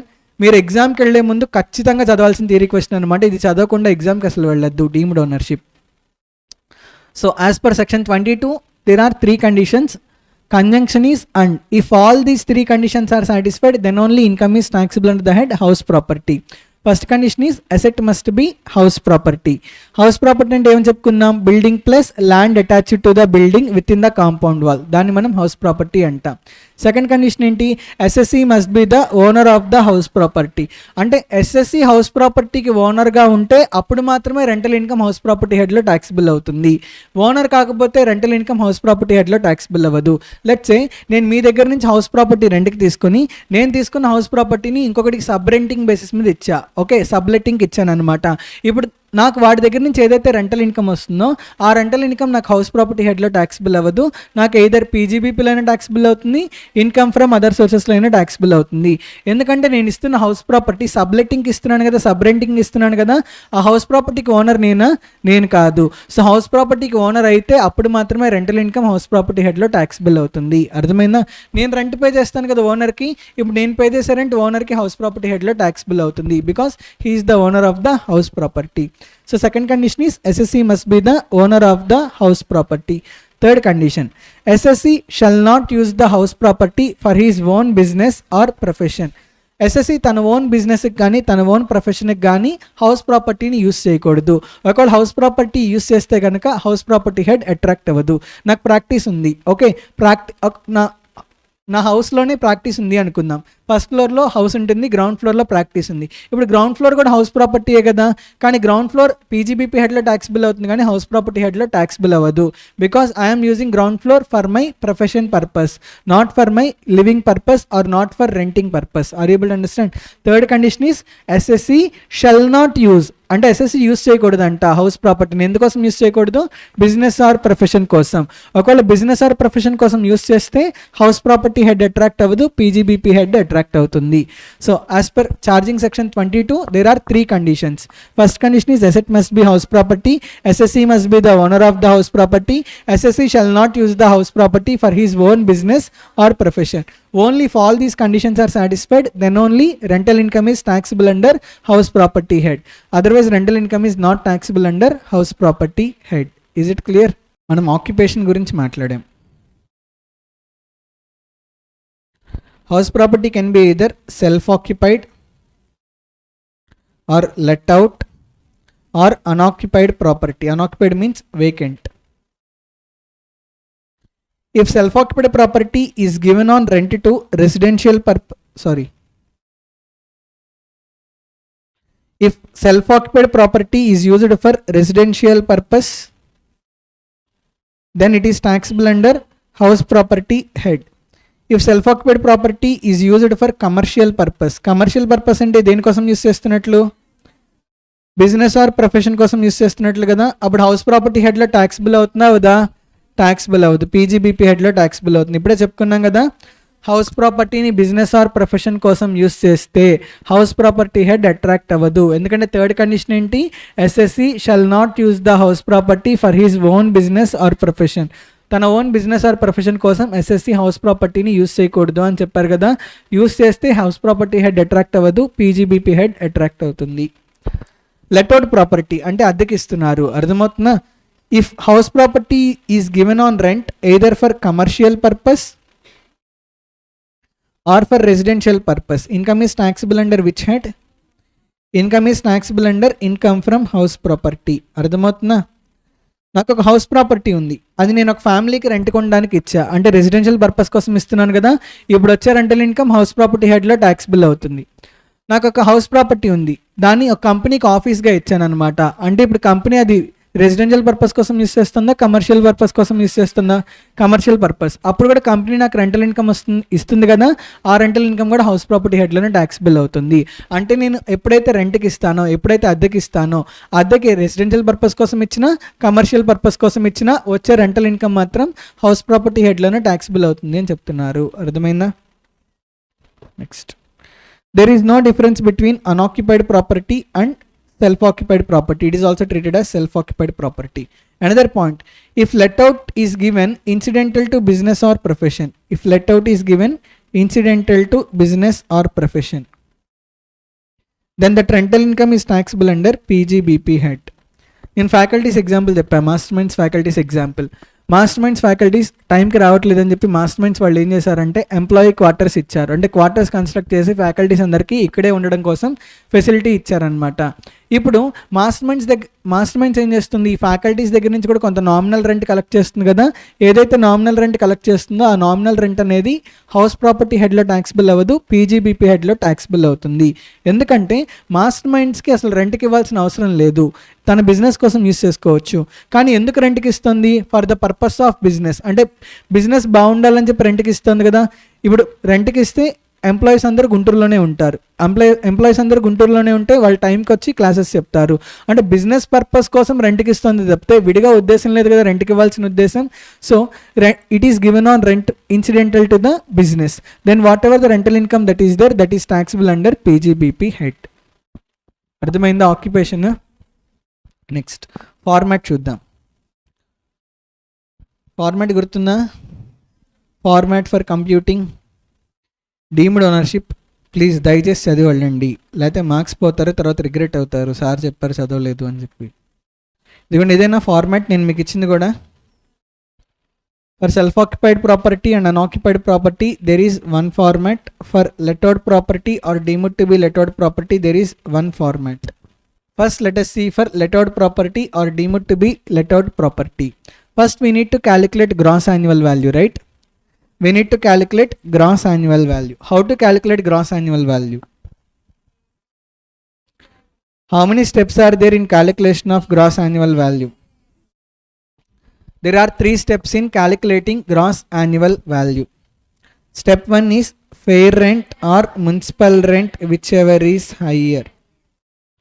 Step 2 is result of step 1 or standard rent, whichever is lower. Result of step 1 or standard rent, whichever is lower. Result of step 2 is also called as expected rent. Result of step 2 is also called as expected rent. In step 3 what we will do? We will compare expected rent with actual rent. We will compare expected rent with actual rent. If actual rent is greater than expected rent, then gross annual value is equal to actual rent. If actual rent is greater than or equal to expected rent, then gross annual value is equal to actual rent. If actual rent is less than expected rent, then 2 cases will arise. Gurtunda 23(1)(c), 23(1)(b).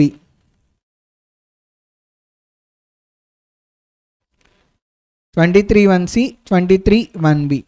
To become taxable under 23(1)(c), to become taxable under 23(1)(c), 3 conditions are required to be satisfied. Gurutunnaya? House property must be vacant during the previous year. House property must be let out during the previous year. Due to vacancy, actual rent is less than expected rent. If there is no vacancy, actual rent is greater than or equal to expected rent. If all these 3 conditions are satisfied, then it will fall under 23(1)(c). If it falls under 23(1)(c), gross annual value is equal to actual rent. If any one of the conditions are not satisfied, then it will fall under 23(1)(b). Gross annual value is equal to expected rent. What are those 3 conditions? House property must be let out. It must be vacant during the previous year. Due to vacancy, అంటే అది ఖాళీగా ఉండడం వల్ల actual rent అనేది less than expected రెంట్గా ఉంది. ఒకవేళ ఖాళీగా లేకపోయి ఉంటే కనుక actual rent greater than or equal to expected rent అయ్యేదా, ఆ కండిషన్ చెక్ చేయాలి. ఈ 3 కండిషన్స్ సాటిస్ఫై చేస్తే అప్పుడు ఏమని చెప్తున్నారు? Gross annual value is equal to actual rent. It will fall under 23(1)(c). If any one of the conditions are not satisfied, it will fall under 23(1)(b). As per 23(1)(b), gross annual value is equal to actual rent. Sorry, expected rent. Gross annual value is equal to expected rent. ఇంకొక చిన్న point నేను చెప్పాలనుకుంటుంది. ఈ fair rent, municipal rent, standard rent ఉన్నాయి కదా, క్వశ్చన్లో ఏమని ఇచ్చారంటే previous year 1st April 2022 నుంచి 31st March 2023 కదా, వాడు ప్రాపర్టీ 1st Julyన కొన్నాడు, 1st July నుంచి రెంట్కి ఇచ్చాడు అని చెప్తున్నారు. అర్థమవుతున్నా? అంటే ఫస్ట్ 3 months ఓనరే కాదు కదా. అంటే ఇప్పుడు హౌస్ ప్రాపర్టీ ఎగ్జిస్టెన్స్లో ఎన్ని మంత్స్ ఉంది? ఓన్లీ 9 months ఉంది కదా. ఆ కేసులో ఫెయిర్ రెంట్ 9 monthsకే క్యాలిక్యులేట్ చేయాలి, మున్సిపల్ రెంట్ 9 monthsకే క్యాలిక్యులేట్ చేయాలి, స్టాండర్డ్ రెంట్ కూడా 9 monthsకే క్యాలిక్యులేట్ చేయాలి. ఒళ్ళు దగ్గర పెట్టుకోవాలి. ఎందుకంటే ఎగ్జామ్లో క్వశ్చన్ 12 monthsకి ఇస్తాడు, మనకి అసలు ఆగదన్నమాట. గ్రాస్ యాన్యువల్ వాల్యూ క్యాలిక్యులేషన్ కనపడంగానే వెంటనే స్టెప్ వేసేస్తాం, step 1 fair rent are municipal rent అని. అలా చేయకూడదు. ఎందుకంటే క్వశ్చన్లో 12 monthsకి ఇచ్చారనుకోండి, మనం చెక్ చేసుకోవాలి హౌస్ ప్రాపర్టీ కూడా 12 months ఎగ్జిస్టెన్స్లో ఉందా లేదా. హౌస్ ప్రాపర్టీ ఒకవేళ 9 months ఎగ్జిస్టెన్స్లో ఉంటే మనం కన్వర్ట్ చేసుకోవాలి. కన్వర్ట్ చేయడం తెలుసు కదా, fair rent into 9/12. So fair రెంట్ని, మున్సిపల్ రెంట్ని, స్టాండర్డ్ రెంట్ని మూడింటిని కన్వర్ట్ చేసుకొని 9 months టర్మ్స్లోకి తీసుకొచ్చి అప్పుడు క్యాలిక్యులేషన్ చేయాలి. అర్థమవుతుందా? So you want break? Okay, let's take a break of half an hour. Try to come in 20 minutes. In case of lettered property, first we need to calculate gross annual value. Just we have seen how to calculate gross annual value. Next, municipal taxes. These municipal taxes are allowed as deduction only on payment basis, right? There are two conditions. Municipal taxes are allowed as deduction only on payment basis, and those municipal taxes must be paid by the owner. Only if owner pays municipal taxes, then only municipal taxes can be claimed as deduction. Otherwise municipal taxes cannot be claimed as deduction. If tenant pays municipal taxes, owner cannot claim whatever the municipal taxes that are paid by the tenant. Only if owner pays municipal taxes, then only those municipal taxes can be claimed as deduction. So municipal taxes are allowed as deduction subject to satisfaction of two conditions. First condition, they are allowed on payment basis. Second condition, they must be paid by the owner, then only they are allowed as deduction. We will reduce municipal taxes from gross annual value, thereby we will arrive at net annual value. In case of self-occupied property or unoccupied property, you cannot claim municipal tax as deduction, because in case of self-occupied property or unoccupied property, we will take net annual value as nil. So no deduction in relation to municipal taxes is allowed. Sometimes what happens, even foreign house property also becomes taxable. Let's say there is resident and ordinarily resident. In case of resident and ordinarily resident, global income is taxable, right? Let's say he has foreign house property. Whatever the rental income that is received from foreign house property is there. Although it is foreign income, that foreign income is taxable for resident and ordinarily resident. So for foreign house property also, just like how we are calculating income from house property, in the same manner we will calculate income from foreign house property. The thing is, whatever the municipal taxes that are paid to foreign government in relation to foreign house property, whatever the municipal taxes that are paid to foreign government are there, even municipal taxes paid to foreign government can also be claimed as deduction. అంటే ఇండియాలో pay చేసిన municipal ట్యాక్సెసే కాదంటే, ఒకవేళ foreign house property ఇండియాలో taxable అయితే foreign house ప్రాపర్టీకి సంబంధించి ఫారిన్లో ఏదైతే మున్సిపల్ ట్యాక్సెస్ పే చేస్తున్నారో అది కూడా డిడక్షన్ క్లెయిమ్ చేయొచ్చు అని చెప్తున్నారు. ఇప్పుడు ఫారిన్ మున్సిపల్ ట్యాక్సెస్ ఫారిన్ గవర్నమెంట్కి వెళ్తాయా, ఇండియన్ గవర్నమెంట్కి వెళ్తాయా? ఫారిన్ గవర్నమెంట్కి వెళ్తాయి కదా. ఫారిన్ గవర్నమెంట్కి మున్సిపల్ ట్యాక్సెస్ పే చేసినా సరే ఆ మున్సిపల్ ట్యాక్సెస్ కూడా డిడక్షన్ క్లెయిమ్ చేయొచ్చు అని చెప్తున్నారు. అర్థమైందా? When you claim municipal tax as deduction, you will arrive at net annual value. From net annual value, we will claim two deductions. Deductions under section 24. First one is standard deduction. It is allowed at the rate of 30% of net annual value. See, instead of actual repairs and maintenance, actual collection charges, actual painting expenses, ఈ actual repairs and maintenance deduction allow అవుతుంది అనమాట. Actual repairs and maintenance బదులు straight అవే 30% standard deduction allow చేస్తారు. So క్వశ్చన్లో మీరు ఎక్కడైనా insurance premium అని కానీ, రిపేర్స్ అండ్ మెయింటెనెన్స్ కానీ ఇలాంటివి చూస్తే expenses relating to house property, ఆ ఎక్స్పెన్సెస్ని క్లెయిమ్ చేయకూడదు. ఎందుకంటే యాక్చువల్ ఎక్స్పెన్సెస్ బదులు స్ట్రైట్ అవే 30% స్టాండర్డ్ డిడక్షన్ అలవ్ చేస్తున్నారు కాబట్టి. అర్థమవుతుందా? Actual repairs and maintenance expenditure claim చేయడానికి లేదు, యాక్చువల్ ఇన్సూరెన్స్ ఎక్స్పెండిచర్ క్లెయిమ్ చేయడానికి లేదు, actual collection charges, actual painting expenses expenditure claim చేయడానికి లేదు. ఎందుకంటే వీటన్నిటి ప్లేసెస్లో యాక్చువల్ ఎక్స్పెండిచర్ అలౌ చేయట్లేదు, స్ట్రైట్ అవే స్టాండర్డ్ డిడక్షన్ అలౌ చేస్తున్నారు 30% of the net annual value. అర్థమవుతుందా? ఒకవేళ కరెంట్ ప్రీవియస్ ఇయర్లో నిజంగా రిపేర్స్ అండ్ మెయింటెనెన్స్ ఏమి ఇంకా అవ్వకపోయినా కూడా 30% డిడక్షన్ క్లెయిమ్ చేయొచ్చు అని చెప్తున్నారు. రిపేర్స్ అండ్ మెయింటెనెన్స్ టెనెంటే పెట్టుకున్నారు, టెనెంట్ పెట్టుకున్నా కూడా ఓనర్ 30% డిడక్షన్ క్లెయిమ్ చేయొచ్చు. Owner can claim deduction at the rate of 30% of net annual value. Are you able to understand?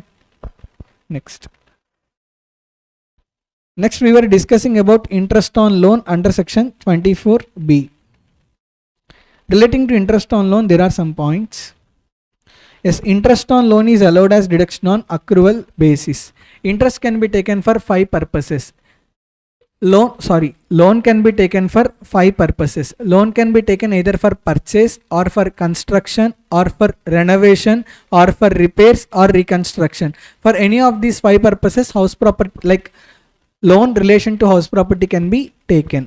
So అసలు హౌస్ ప్రాపర్టీకి లోన్ తీసుకోవాలి. ఆ లోన్ ఎందుకోసం తీసుకుంటామంటే ఈ 5 పర్పసెస్ కోసం తీసుకుంటాం. ఈ 5 పర్పసెస్ కోసం తీసుకున్న లోన్ మీద ఏదైతే ఇంట్రెస్ట్ పే చేస్తారో ఆ ఇంట్రెస్ట్ మాత్రమే డిడక్షన్ అలౌ చేస్తారు అని చెప్తున్నారు అండర్ సెక్షన్ 24B.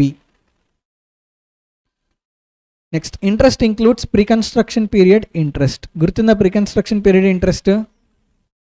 ఒక్క నిమిషం, ప్రీ కన్స్ట్రక్షన్ పీరియడ్ ఇంట్రెస్ట్ పక్కన పెట్టండి. What is the maximum interest deduction allowed for self occupied property?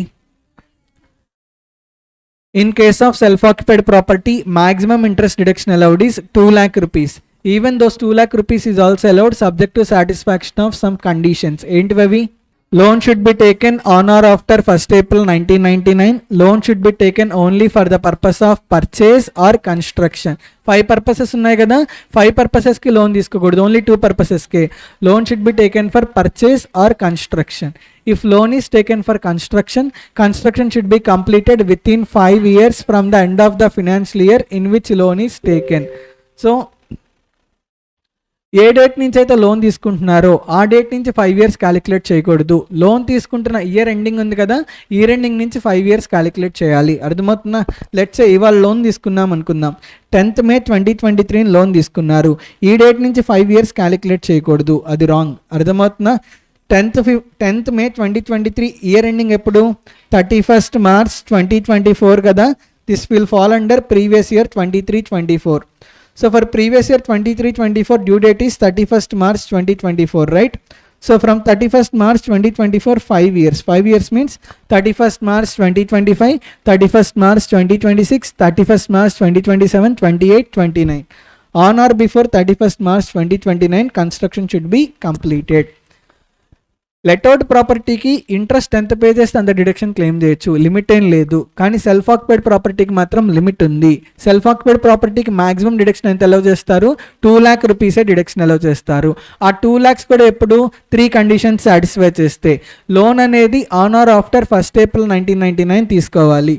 Second condition, loan అనేది ఓన్లీ పర్చేస్ కోసం కానీ కన్స్ట్రక్షన్ కోసం కానీ తీసుకోవాలి.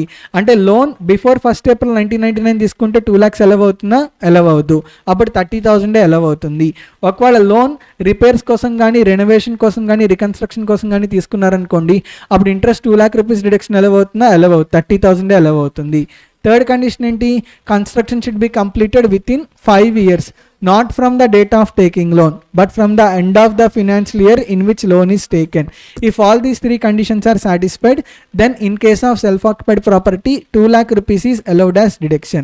If any one of the conditions are not satisfied, then maximum 30,000 rupees is only allowed as deduction. Lettered property ki limit లేదు. Lettered property no limit. Self occupied property conditions satisfy చేస్తే 2 lakhs. If conditions are not satisfied then 30,000 is allowed as deduction. Is it clear? Pre construction period interest అని చెప్పుకున్నాం.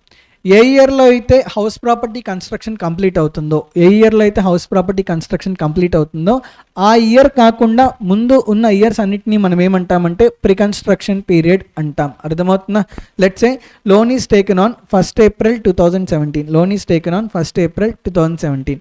17-18లో interest pay చేశారు, 18-19లో interest pay చేశారు, 19-20లో interest pay చేశారు, 20-21 so on it is getting continued, 21-22, 22-23. 1st April 2017 100 lakhs loan తీసుకున్నారు, rate of interest 12%. Construction అనేది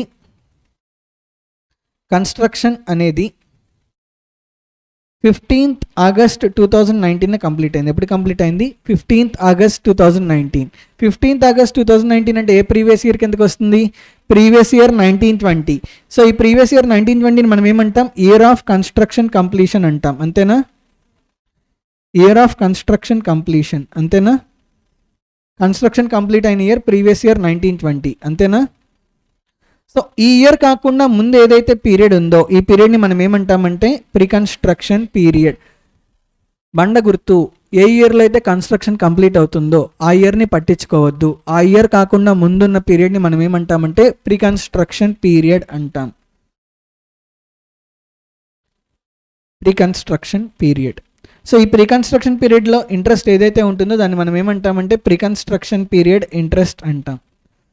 pre construction period interest ఎంత వస్తుంది? 100 lakhs ఇంటూ 12% అంటే ఎంత? 12 lakhs కదా. 17-18లో 12 lakhs పే చేసి ఉంటాడు, 18-19లో కూడా 12 lakhs పే చేసి ఉంటాడు. 19-20లో కూడా 12 lakhs పే చేయొచ్చు. కానీ 19-20 ప్రీ కన్స్ట్రక్షన్ పీరియడా? కాదు. 19-20లో కన్స్ట్రక్షన్ కంప్లీట్ అయిపోయింది. సో ఇప్పుడు ప్రీ కన్స్ట్రక్షన్ పీరియడ్ ఇంట్రెస్ట్ అంటే ఎంత వస్తుంది? 24 lakhs అయినా pre construction period interest is 24 lakhs. Whatever pre construction period interest is there, that is allowed as deduction over a period of 5 years. Over a period of 5 years starting from the previous year in which construction is completed. ఏ ఇయర్లో construction complete అవుతుంది? Construction అనేది 19-20లో complete అవుతుంది కదా. 19-20 నుంచి every year 1/5 allow చేస్తారంట. 1/5 అంటే ఎంత వస్తుంది? 24 lakhs divided by 5, 4,80,000. So every year pre construction period interest 4.8 lakhs claim చేయొచ్చు. అర్థమవుతుందా?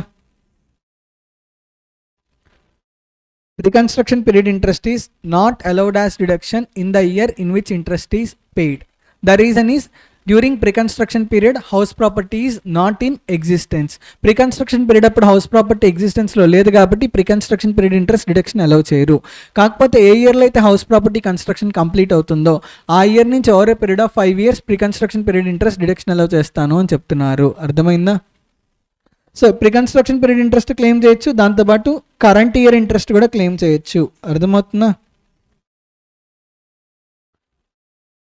So pre construction period interest అంటే ఏంటి? Interest before the year of construction completion. ఏ ఇయర్లో అయితే కన్స్ట్రక్షన్ కంప్లీషన్ అవుతుందో ఆ ఇయర్ కాకుండా ముందు ఉన్న ప్రీవియస్ ఇయర్స్కి ఎంతైతే ఇంట్రెస్ట్ ఉందో ఆ ఇంట్రెస్ట్ని మనం ఏమంటామంటే ప్రీ కన్స్ట్రక్షన్ పీరియడ్ ఇంట్రెస్ట్ అంటాం. ప్రీ కన్స్ట్రక్షన్ పీరియడ్ ఇంట్రెస్ట్ మొత్తం అంతా డిడక్షన్ క్లెయిమ్ చేయడానికి లేదు. Only 1/5 of the pre construction period interest is allowed as deduction. A year నుంచి ఏ ఇయర్లో అయితే హౌస్ ప్రాపర్టీ ఎగ్జిస్టెన్స్లోకి వస్తుందో ఆ ఇయర్ నుంచి 5 years వరకు ఎవ్రీ ఇయర్ ఎంత క్లెయిమ్ చేయొచ్చు? 1/5 క్లెయిమ్ చేయొచ్చు. అర్థమవుతుందా? సో ప్రీ కన్స్ట్రక్షన్ పీరియడ్ మీరు ఎలా చెప్పచ్చు? సో ప్రీ కన్స్ట్రక్షన్ పీరియడ్ అంటే it will be starting from date of taking loan,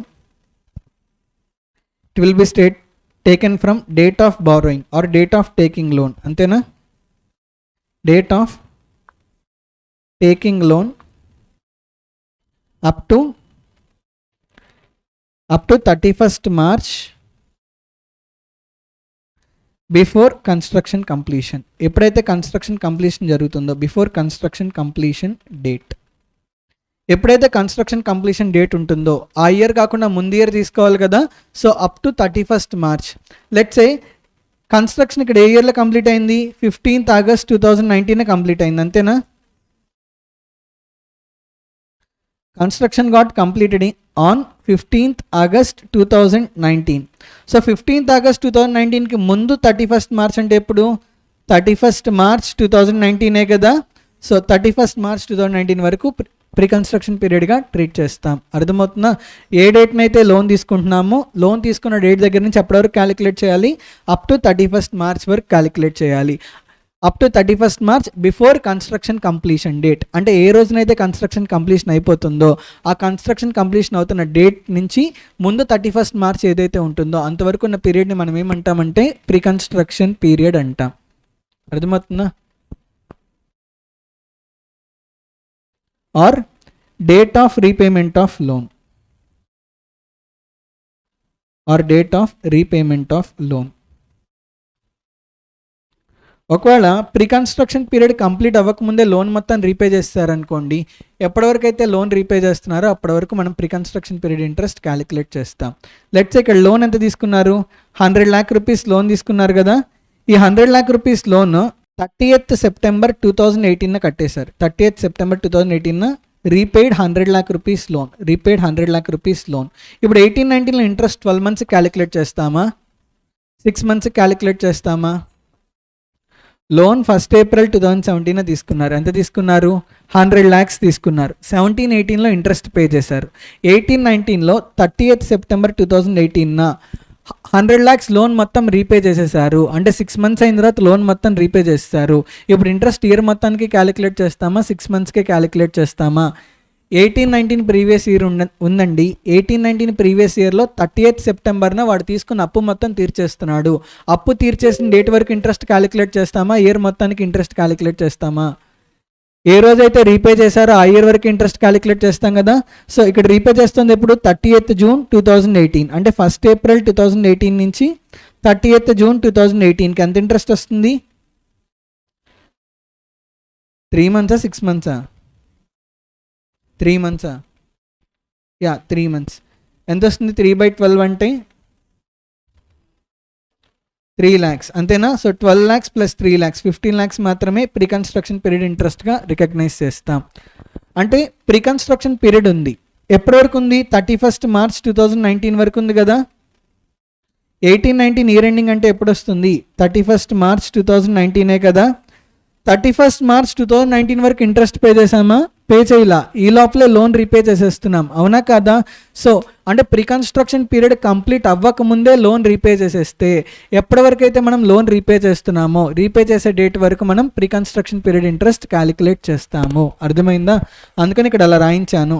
pre construction period interest will be calculated from date of taking loan up to 31st March before construction completion date. ఒకవేళ construction completion date కన్నా ముందే repayment జరిగితే ఆ repayment జరిగిన date వరకు calculate చేస్తాం అనమాట. Are date of repayment of loan which ever is earlier.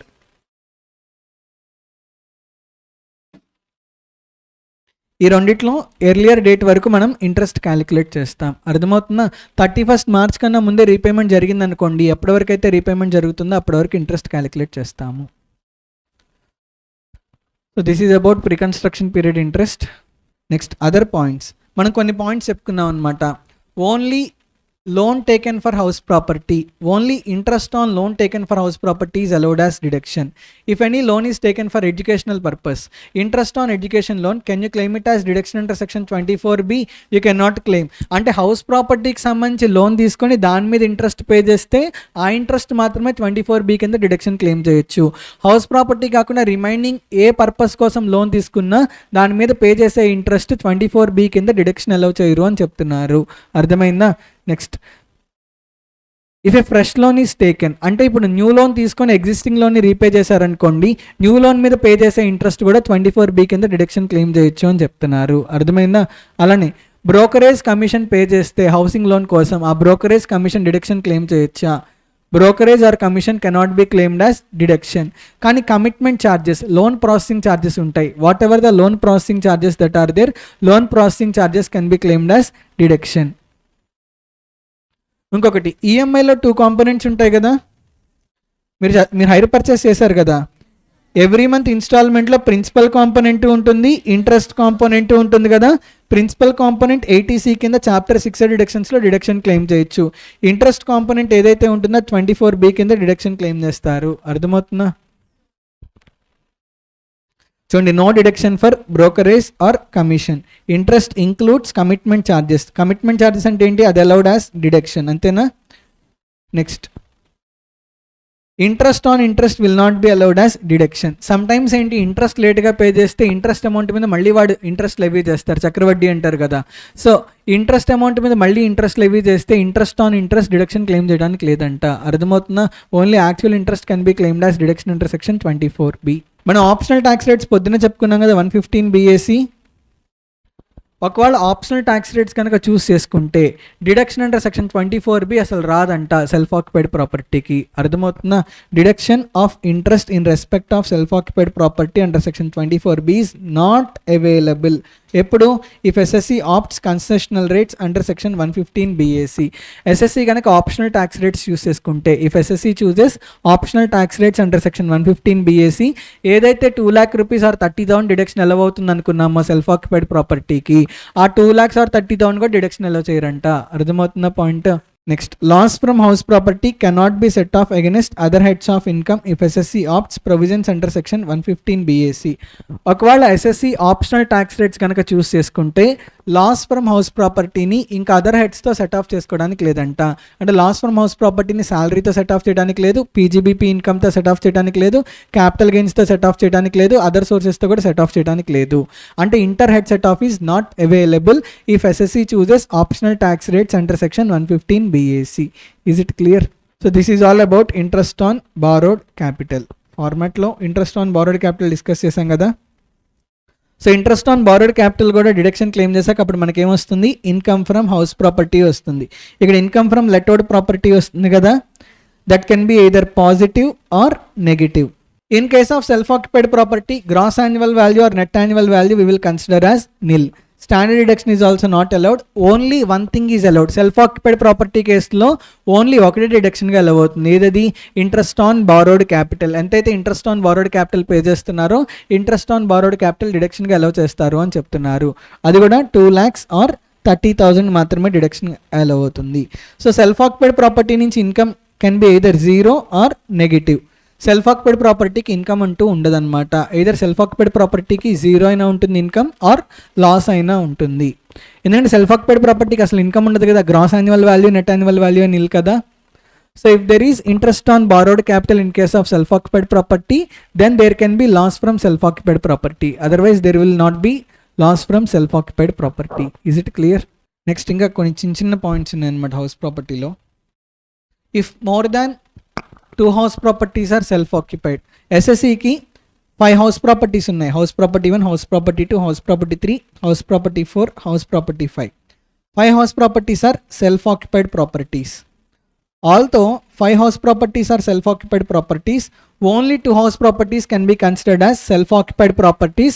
Balance will be considered as deemed to be let out properties.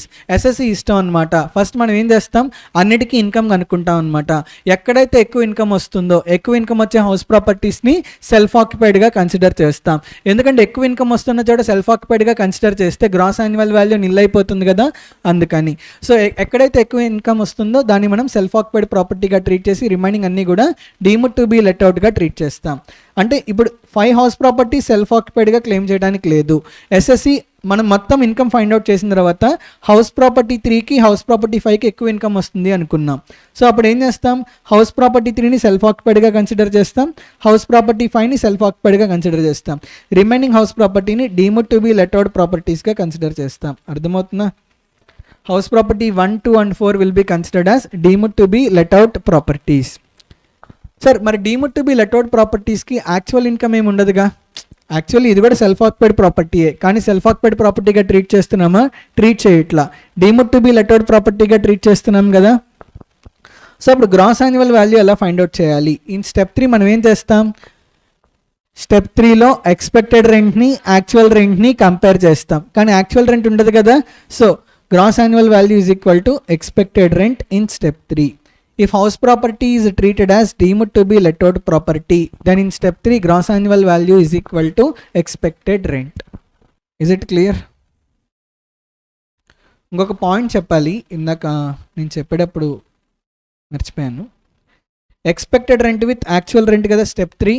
Some times unrealised rent ఉంటే, అంటే మనకి టెనెంట్ కనుక రెంట్ పే చేయకపోతే మనకి ఎంతైతే రెంట్ అమౌంట్ రాలేదో రాని రెంట్ అమౌంట్ని ఇక్కడ రెడ్యూస్ చేసుకోవచ్చు. Actual rent minus unrealised rent. గుర్తుందా? మనకి ఎంతైతే టెనెంట్ రెంట్ పే చేయట్లేదో, నేను 12 monthsకి అద్దెకి ఇచ్చా, కానీ వాడు నాకు 10 months రెంటే పే చేసా, 2 months రెంట్ పే చేయట్లా. ఏదైతే 2 months రెంట్ పే చేయట్లేదో దాన్ని నేను రెడ్యూస్ చేసుకోవచ్చు యాక్చువల్ రెంట్లో నుంచి, అన్రియలైజ్డ్ రెంట్. కానీ this unrealised rent is allowed as reduction subject to satisfaction of rule 4 conditions. గుర్తున్నాయా? Tenancy must be bona fide. That means agreement between owner and tenant must be genuine. The tenant has vacated the house property or steps have been taken to vacate the house property. Third condition, tenant should not occupy any other house property of the SSC. Fourth condition, steps should have been taken to recover the rent, to recover the unrealised rent. ఈ 4 conditions satisfy అయితే అప్పుడు మాత్రమే unrealised rent deduction claim చేయొచ్చు, లేకపోతే unrealised rent deduction claim చేయడానికి లేదు. అర్థమవుతుందా? ఇక్కడ ఉంది చూడండి. In case of part of the year, ఒక నిమిషం, దీస్ ఆర్ రూల్ 4 కండిషన్స్. ఈ 4 కండిషన్స్ అంటే అన్రియలైజ్డ్ రెంట్ డిడక్షన్ క్లెయిమ్ చేయాలంటే ఈ 4 కండిషన్స్ సాటిస్ఫై చేయాలి. ఫస్ట్ కండిషన్ ఏంటి? Tenancy is bona fide, the defaulting tenant has vacated or steps have been taken to vacate the house property. Third condition, he is not in occupation of SSC's another house property. Fourth condition, the SSC has taken steps for recovery of unpaid rent. ఏదైతే unrealised rent ఉందో unrealised రెంట్ని recover చేసుకోవడం కోసం steps తీసుకోవాలంట. Steps తీసుకోవడం అంటే ఏంటి? Police complaint file చేస్తారనమాట, ఇలా rent pay చేయలేదు రికవర్ చేయండి అని చెప్పి. ఈ 4 కండిషన్స్ సాటిస్ఫై అయితే అప్పుడు మాత్రమే యాక్చువల్ రెంట్ని మనం రెడ్యూస్ చేయొచ్చు. సారీ, అన్రియలైజ్డ్ రెంట్ని యాక్చువల్ రెంట్ నుంచి రెడ్యూస్ చేయొచ్చు స్టెప్ 3లో. అర్థమవుతుందా? Part of the house property is self occupied and part of the house property is let out. If part of the house property is self-occupied and remaining part of the house property is let out, then whatever the part that is relating to self-occupied is there, it will be considered as self-occupied property. Whatever the part that is let out is there, it will be considered as let out property. Are you able to understand? So ఎంత part of the house property అయితే self ఆక్యుపైడ్గా ఉందో దాన్ని మనం ఎలా treat చేస్తాం? Self occupied ప్రాపర్టీగా treat చేస్తాం. ఎంత part of the house property అయితే లెట్అవుట్గా ఉందో దాన్ని మనం ఎలా ట్రీట్ చేస్తామంటే లెట్అవుట్ ప్రాపర్టీగా ట్రీట్ చేస్తాం. అర్థమవుతుందా? అంటే ఈ పార్ట్ వరకు లెట్అవుట్ ప్రాపర్టీ ఫార్మాట్ యూస్ చేసి ఇన్కమ్ క్యాలిక్యులేట్ చేస్తాం, ఈ పార్ట్ వరకు self occupied property format use చేసి ఇన్కమ్ క్యాలిక్యులేట్ చేస్తాం. అర్థమవుతుందా? కాకపోతే జాగ్రత్తగా ఉండాలి, మున్సిపల్ ట్యాక్సెస్ ఏమన్నా ఉంటే డివైడ్ చేసుకోవాలి. సెల్ఫ్ ఆక్యుపైడ్ ప్రాపర్టీకి 1/2, లెట్అవుట్ ప్రాపర్టీకి 1/2. అలానే fair rent, municipal rent, standard rent ఉంటే అవి కూడా హాఫ్కే తీసుకోవాలి, ఎందుకంటే లెట్అవుట్ ప్రాపర్టీ ఓన్లీ హాఫే కాబట్టి. అర్థమవుతుందా? Next, previous year 2022-23 ranges from 1st April 2022 to 31st March 2023, right? 1st April 2022 నుంచి 31st March 2023 వరకు ఉంటుంది కదా. ఇక్కడ ఏమని చెప్తున్నారంటే part of the year self ఆక్యుపైడ్గా ఉండి, part of the year self ఆక్యుపైడ్గా ఉండి remaining part of the year లెట్అవుట్గా ఉంటే మనం ఏం చేయాలి? For part of the year if house property is self occupied and for remaining part of the year house property is let out. ఇక్కడ చూడండి, 1st April నుంచి 30th June వరకు house ప్రాపర్టీని అద్దెకి ఇవ్వాల, మన పర్సనల్ పర్పస్ కోసమే యూస్ చేసుకున్నాం. కానీ 1st July నుంచి అద్దెకి ఇస్తున్నాం అనమాట. ఎప్పటిదాకా?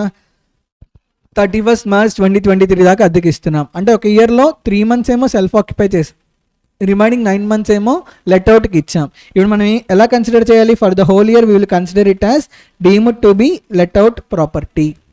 In case if it is considered as deemed to be let out property, only in this case step 3లో మనం ఏం చేస్తాం? ఎక్స్పెక్టెడ్ రెంట్ని యాక్చువల్ రెంట్ని కంపేర్ చేస్తాం కదా. కానీ ఈ కేసు వరకు gross annual value is equal to expected rent or actual rent whichever is higher. Expected rent or actual rent whichever is higher. ఈ కేసు వరకు ఫార్ములా ఏంటి అంటే generally gross annual value calculate చేసేటప్పుడు step 3లో ఏం చేస్తాం? Expected రెంట్ని actual రెంట్ని కంపేర్ చేస్తాం. కంపేర్ చేసి if actual rent is greater than expected rent, gross annual value is equal to actual rent. If actual rent is less than expected rent, then 2 cases will arise, 23(1)(c) or 23(1)(b). 23(1)(c) కింద gross annual value is equal to actual rent, 23(1)(b) కింద gross annual value is equal to expected rent. బాగానే ఉంది. కాకపోతే ఇక్కడ ఏమని చెప్తున్నారంటే only ఈ యొక్క కేసులో, అంటే part of the year self ఆక్యుపైడ్గా ఉండి పార్ట్ ఆఫ్ ద ఇయర్ లెట్అవుట్గా ఉంటే ఆ కేసులో మనం గ్రాస్ యాన్యువల్ వాల్యూ క్యాలిక్యులేట్ చేస్తున్నప్పుడు స్టెప్ 3లో ఎక్స్పెక్టెడ్ రెంట్ని యాక్చువల్ రెంట్ని కంపేర్ చేయక్కర్లేదు అని చెప్తున్నారు. ఆ రెండిట్లో ఏది హైయెస్ట్ ఉంటే హైయెస్ట్ దాన్ని గ్రాస్ యాన్యువల్ వాల్యూగా తీసుకోండి అని చెప్తున్నారు. అర్థమైందా? In step 3 gross annual value is equal to expected rent or actual rent whichever is higher. Only ఈ కేసుకి మాత్రమే అప్లై అవుతుంది, part of the year self occupied part of the year లెట్అవుట్గా ఉన్నప్పుడు. అర్థమవుతుందా? ఇంకొకటి, ఈ కేసులో if fair rent is not given in the question, if fair rent is not given in the question, నేను రాయించాను ఈ పాయింట్స్ అక్కడ. If fair rent is not given in the question, ఒకవేళ ఫెయిర్ రెంట్ క్వశ్చన్లో ఇవ్వకపోతే actual rent for whole year, actual rent for whole year will be considered as fair rent. Only ఈ యొక్క కేసులోనే part of the year self occupied part of the year లెట్అవుట్గా ఉంటే మనం whole ఇయర్కి డీమ్డ్ టు బి లెట్అవుట్గా consider చేస్తాం. ఈ యొక్క కేసులోనే ఒకవేళ ఫెయిర్ రెంట్ ఇవ్వకపోతే మనం ఏం చేస్తాం? Fair rent for whole year, actual rent for whole year will be considered as fair rent. అలానే ఈ యొక్క కేసులో గ్రాస్ యాన్యువల్ వాల్యూ క్యాలిక్యులేషన్లో స్టెప్ 3లో మనం ఏం చేస్తామంటే జనరల్లీ ఎక్స్పెక్టెడ్ రెంట్ని యాక్చువల్ రెంట్ని కంపేర్ చేస్తాం. కానీ ఈ యొక్క కేసులో కంపేర్ చేయక్కర్లేదు. In step 3 gross annual value is equal to expected rent or actual rent whichever is higher. అర్థమైందా? Next, recovery of unrealised rent. మనం చెప్పుకున్నాం అన్రియలైజ్డ్ రెంట్ ఏమన్నా ఉంటే స్టెప్ 3లో యాక్చువల్ రెంట్ నుంచి రెడ్యూస్ చేయొచ్చు అని చెప్పి. ఇప్పుడు యాక్చువల్ రెంట్ నుంచి రెడ్యూస్ చేస్తాం, బాగానే ఉంది. ఇప్పుడు అన్రియలైజ్డ్ రెంట్ అంటే ఏంటి? మనకు టెనెంట్ ఏదైతే మనీ ఇవ్వలేదో దాన్ని అన్రియలైజ్డ్ రెంట్ అంటాం. అర్థమవుతుందా? నెక్స్ట్ ఇయర్లో వాడికి డ్రీమ్లో బాలే కనిపించాడు, భయపడి వచ్చి మళ్ళీ అన్రియలైజ్డ్ రెంట్ని తిరిగి ఇచ్చేసాడు అనుకుందాం. ఇప్పుడు దాన్ని మనం ఏమంటాం? రికవరీ ఆఫ్ అన్రియలైజ్డ్ రెంట్ అంటాం. రికవరీ ఆఫ్ అన్రియలైజ్డ్ రెంట్ ఏ ఇయర్లో ట్యాక్సిబుల్ అవుతుంది? ఏ ఇయర్లో అయితే రికవరీ జరుగుతుందో రికవరీ జరుగుతున్న ఇయర్లో ట్యాక్సిబుల్ అవుతుంది. ప్రీవియస్ ఇయర్ 18-19లో నాకు 2 months రెంట్ ఇవ్వాల, 2 months ఇంటూ 10,000 20,000 రూపీస్ నాకు రెంట్ పే చేయాల. నేనేం చేశానంటే అన్రియలైజ్డ్ రెంట్గా కన్సిడర్ చేశాను. ప్రీవియస్ ఇయర్ 20-23లో ఏదైతే నేను అన్రియలైజ్డ్ రెంట్ 20,000 కన్సిడర్ చేశానో ఇది రికవరీ జరుగుతుంది. There is recovery of unrealized rent. How much is recovery of unrealized rent? Recovery of unrealized rent is 20,000 rupees. From that we will claim deduction. Total ఇప్పుడు recovery జరిగింది అనుకోండి, ఏ ఇయర్లో taxable అవుతుంది? ఏ ఇయర్లో అయితే రికవరీ జరిగిందో ఆ ఇయర్లో ట్యాక్సిబుల్ అవుతుంది. 20-23లో రికవరీ జరుగుతుంది కదా, 20-23లో ట్యాక్సిబుల్ అవుతుంది. కానీ 100% ట్యాక్సిబుల్ అవ్వదు, 30% డిడక్షన్ క్లెయిమ్ చేస్తాం. Less deduction at the rate of 30%. How much? 20,000 into 30%, 6,000 deduction is allowed and only balance 14,000 is taxable recovery of unrealized rent. Are you able to understand? Taxable recovery of unrealized rent. Taxable recovery of unrealized rent. So, recovery of unrealized rent కానీ arrears of rent received కానీ. arrears of rent received అంటే ఏంటి? Earlier ఇయర్స్కి సంబంధించిన rent ఈ ఇయర్లో receive చేసుకున్నారనుకోండి, దాన్ని arrears of rent received అంటాం. ఏరియర్స్ ఆఫ్ రెంట్ రిసీవ్డ్ కూడా టోటల్ ట్యాక్సిబుల్ అవ్వదు, 30% డిడక్షన్ పోగా 70% ట్యాక్సిబుల్ అవుతుంది. అర్థమైందా? ఇంకేమున్నాయి హౌస్ ప్రాపర్టీలో చెప్పుకోవాల్సినవి? కో ఓనర్షిప్ ఉంది, కాంపోజిట్ రెంట్ ఉంది, అంతేనా? ఈ 2 పాయింట్స్ డిస్కస్ చేద్దాం. ఇంకేమున్నాయి? ఇంకా ఇంపార్టెంట్ కాన్సెప్ట్స్ ఇంతవరకే, remaining you can read on your own. Questions ఈ కాన్సెప్ట్స్ నుంచి ఎక్కువ రావచ్చు, వాటి వరకు డిస్కస్ చేద్దాం.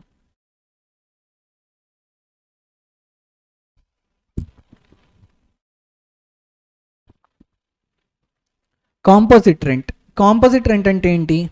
ఇప్పుడు హౌస్ ప్రాపర్టీ రెంట్కి ఇవ్వడంతో పాటు హౌస్ ప్రాపర్టీతో పాటు ఫర్నిచర్ కూడా రెంట్కి ఇచ్చారనుకోండి, సో లంసమ్గా అమౌంట్ ఏదైతే ఛార్జ్ చేస్తారో, అంటే హౌస్ ప్రాపర్టీ రెంట్కి ఇస్తున్నందుకు అలానే ఫర్నిచర్ కూడా రెంట్కి ఇస్తున్నందుకు సమ్ లంసమ్ అమౌంట్ తీసుకున్నారనుకోండి, దాన్ని మనం ఏమంటామంటే కాంపోజిట్ రెంట్ అంటాం. అర్థమవుతున్న పాయింట్?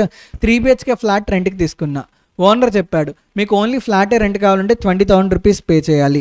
అలా కాకుండా అది ఫర్నిష్డ్ ఫ్లాట్ అయితే, ఫర్నిష్డ్ అంటే ఏంటి? అందులో ఫర్నిచర్ కూడా ఇస్తారనమాట. Sofa, TV, AC, washing machine ఇవన్నీ కూడా కావాలంటే మీరు రెంట్ 30,000 రూపీస్ పే చేయాలి అని చెప్పారు. అంటే అడిషనల్గా 10,000 రూపీస్ పేమెంట్ చేయాలి అని చెప్పారు. బాగానే ఉంది. ఇప్పుడు నేను 30,000 రూపీస్ స్ట్రైట్ అవే పే చేశాను అనుకోండి, ఈ 30,000 రూపీస్ని నేనేమంటానంటే కాంపోజిట్ రెంట్ అంటాను. ఎందుకంటే ఈ 30,000 రూపీస్లో రెంట్ ఫర్ హౌస్ ప్రాపర్టీ ఉంది, రెంట్ ఫర్ అదర్ అసెట్స్ కూడా ఉంది. అర్థమవుతుందా? ఓన్లీ హౌస్ ప్రాపర్టీని రెంట్కి ఇవ్వడంతో పాటు అసెట్స్ని కూడా రెంట్కి ఇస్తే, ఈ 2 రెంట్కి ఇచ్చి లంసమ్ అమౌంట్ ఛార్జ్ చేస్తే ఆ లంసమ్ అమౌంట్ని మనం ఏమంటామంటే కాంపోజిట్ రెంట్ అంటాం. అర్థమవుతున్న point?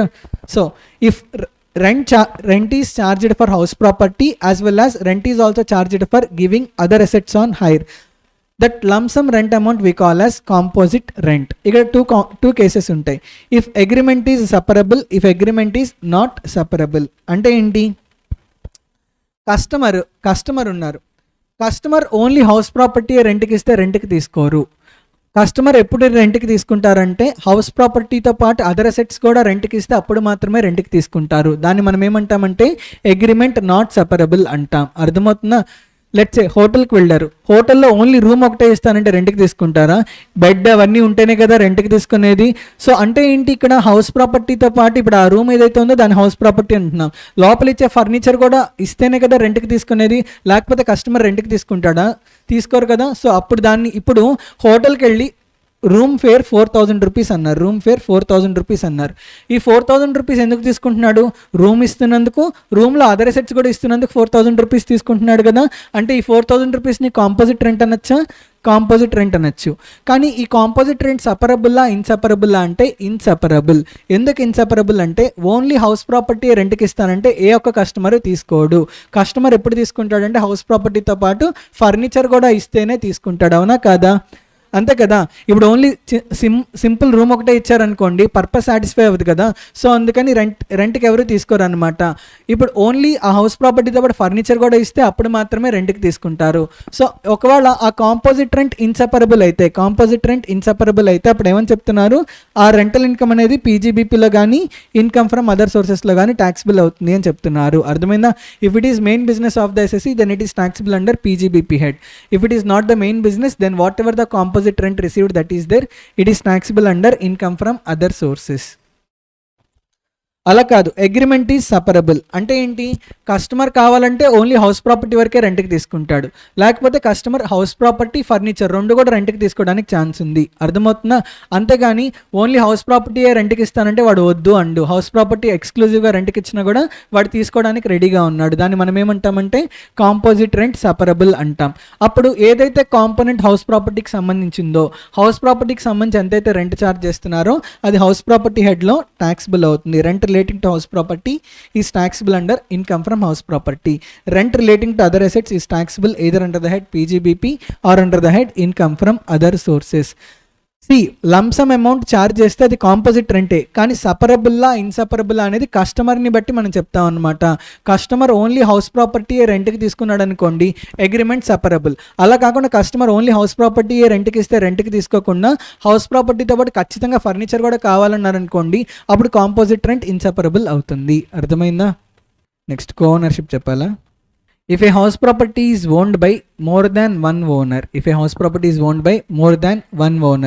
then we can say there exists co-ownership. Whoever the owners are there, them we call as co-owners. ఒక హౌస్ ప్రాపర్టీకి ముగ్గురు ఓనర్స్ ఉన్నారు. A house property is owned by three owners. Each first owner is having 40% stake, second owner is having 40% stake, third owner is having 20% stake. These three together we call as co-owners. Are you able to understand? ఒకవేళ ఈ house ప్రాపర్టీని లెట్అవుట్కి ఇస్తే, if the house property which is under co-ownership, if that house property is given on let-out basis, ఎవరికి వాళ్ళకి సపరేట్గా calculate చేయకూడదు. First మీరు ఏం చేయాలంటే income from let out property find out చేయాలి. ఇన్కమ్ ఫ్రమ్ లెట్అవుట్ ప్రాపర్టీ ఏదైతే వస్తుందో అది ఫైండ్ అవుట్ చేశాక దాన్ని ముగ్గురికి డిస్ట్రిబ్యూట్ చేయాలి వాళ్ళ రేషియోస్ ప్రకారం. అర్థమవుతుందా? ఇప్పుడు ఫెయిర్ రెంట్ని 40%, మున్సిపల్ రెంట్ని 40%, స్టాండర్డ్ రెంట్ని 40% అలా డివైడ్ చేసి క్యాలిక్యులేట్ చేయకూడదు. Income from let out property total calculate చేసేయాలి. టోటల్ క్యాలిక్యులేట్ చేసిన తర్వాత ఏదైతే ఇన్కమ్ వస్తుందో ఆ ఇన్కమ్ని డివైడ్ చేయాలన్నమాట among co-owners as per the co-ownership ratio. అర్థమవుతుందా? దయచేసి తప్పు చేయొద్దు. co-ownership ప్రాబ్లం ఇచ్చినప్పుడు ఎక్కడికక్కడ సపరేట్గా క్యాలిక్యులేట్ చేయకూడదు. First income from let out property మొత్తం క్యాలిక్యులేట్ చేసేయాలి. మొత్తం క్యాలిక్యులేట్ చేసిన తర్వాత ఎంతైతే ఇన్కమ్ వస్తుందో income will be distributed among co-owners as per the co-ownership ratio. Listen. ఈ హౌస్ ప్రాపర్టీ కనుక సెల్ఫ్ ఆక్యుపైడ్ ప్రాపర్టీ అయితే, అంటే ఏదైతే కో-ఓనర్షిప్లో ఉందో ఈ హౌస్ ప్రాపర్టీ కనుక సెల్ఫ్ ఆక్యుపైడ్ ప్రాపర్టీ అయితే ఈచ్ కో-ఓనర్కి మ్యాక్సిమం డిడక్షన్ 2 lakhs or 30,000 వస్తుంది. అర్థమవుతుందా? ఈచ్ కో-ఓనర్కి 2 lakhs or 30,000 డిడక్షన్ క్లెయిమ్ చేయొచ్చు. అర్థమవుతుందా? ఈ 2 lakhs or 30,000 హౌస్ ప్రాపర్టీ మొత్తానికి కాదు, ఈచ్ కో-ఓనర్కి, ఒక కో-ఓనర్కి 2 lakhs డిడక్షన్ క్లెయిమ్ చేయొచ్చు ఆర్ 30,000 డిడక్షన్ క్లెయిమ్ చేయొచ్చు based on satisfaction of conditions. మీరు ఇంకా వింటానంటే ఇంకొంచెం డెప్త్ పాయింట్ చెప్తా. ఫస్ట్ పర్సన్కి ఈ కో-ఓనర్షిప్లో ఒక సెల్ఫ్ ఆక్యుపైడ్ ప్రాపర్టీ ఉంది, వాడికి పర్సనల్గా ఇంకొక సెల్ఫ్ ఆక్యుపైడ్ ప్రాపర్టీ ఉంది ఫస్ట్ పర్సన్కి. ఇప్పుడు ఏంటి, ఈ కో-ఓనర్షిప్లో ఉన్న ఇది కో-ఓనర్షిప్లో ఉన్న ప్రాపర్టీ అనుకుందాం. కో-ఓనర్షిప్లో ఉన్న సెల్ఫ్ ఆక్యుపైడ్ ప్రాపర్టీ, ఇది పర్సనల్ సెల్ఫ్ ఆక్యుపైడ్ ప్రాపర్టీ. ఇప్పుడు ఈ 2 హౌస్ ప్రాపర్టీస్ కలిపి కూడా మ్యాక్సిమం డిడక్షన్ 2 lakh or 30,000 అలో చేస్తారు. అర్థమైందా పాయింట్? Is it clear? అంటే ఇక్కడ కో-ఓనర్షిప్లో ఉన్న house property self occupied property అయితే నేనేమని చెప్పాను, ఈచ్ కో-ఓనర్కి 2 lakh rupees కానీ 30,000 rupees కానీ based on satisfaction of conditions deduction ఎలా అవుతుంది అని చెప్పాను. ఇప్పుడు కో-ఓనర్షిప్లో ఉన్న self occupied property, personal self occupied property, ఈ రెండు సెల్ఫ్ ఆక్యుపైడ్ ప్రాపర్టీస్ ఉంటే ఇండివిజువల్కి మ్యాక్సిమం 2 సెల్ఫ్ ఆక్యుపైడ్ ప్రాపర్టీస్ ఉండొచ్చు కదా. కో-ఓనర్షిప్లో ఉన్న సెల్ఫ్ ఆక్యుపైడ్ ప్రాపర్టీ, అది కాకుండా పర్సనల్గా ఇంకొక సెల్ఫ్ ఆక్యుపైడ్ ప్రాపర్టీ ఉంటే ఈ 2 సెల్ఫ్ ఆక్యుపైడ్ ప్రాపర్టీస్ కలిపి మ్యాక్సిమం డిడక్షన్ ఎంతలో చేస్తారు, 2 lakhs or 30,000. అర్థమవుతుందా? ఇంకొక పాయింట్ చెప్పాలి. మార్నింగ్ ఇందాక చెప్పాను కదా, ఒక పర్సన్కి 5 హౌస్ ప్రాపర్టీస్ ఉంటే ఓన్లీ 2 హౌస్ ప్రాపర్టీస్ సెల్ఫ్ ఆక్యుపైడ్గా ట్రీట్ చేయొచ్చు అని. ఇప్పుడు ఈ 2 హౌస్ ప్రాపర్టీస్ కలిపి కూడా maximum 2 lakhs or 30,000 deduction allow చేస్తారు. అర్థమైందా? So these are the important topics under income from house property which you need to go through. Next we will start with income from salaries. Section 15 to section 17. These are the sections that we have discussed under the head income from salaries. What is the charging section? Charging section is section 15. Whatever the benefit that is received by employee from the employer, the benefit can be either monetary benefit or non-monetary benefit. Simple. Benefits received by employee from the employer out of employer-employee agreement, out of employer-employee contract. Those benefits are taxable to the employee under the head income from salaries. Whatever the benefits that can be received, those benefits can be either monetary benefits or non-monetary benefits. Another point. Income like benefit can be received either from past employer, present employer or future employer. Next, whatever the benefit, the employment can be either full-time employment or part-time employment. Even from part-time employment also, if any salary is received, that salary is taxable on the head income from salaries. Next, there should be relationship of principal and servant, then only income is taxable on the head income from salaries. Otherwise income is not taxable on the head salaries.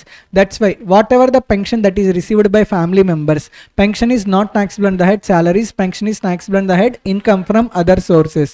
Because in between employer and family members of employee, there is no relationship of employer and employee. That's why whatever the income that is there, income is taxable on the head income from other sources. Next, we have discussed there are 5 kinds of benefits that are taxable on the head salaries. What are they? Basic payments, allowances, perquisites, taxable value of welfare contributions. Welfare contributions means contribution to Provident Fund, ESI. These are called as welfare contributions.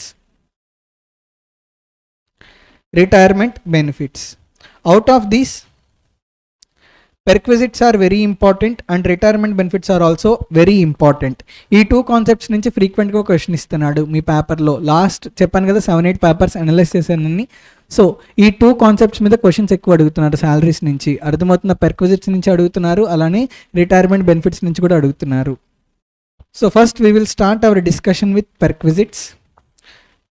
Deductions under section 16. Section 16 కింద ఎన్ని deductions ఉంటాయి? 3 deductions ఉంటాయి. First one is standard deduction 50,000. Second one is entertainment allowance. Third one is professional tax.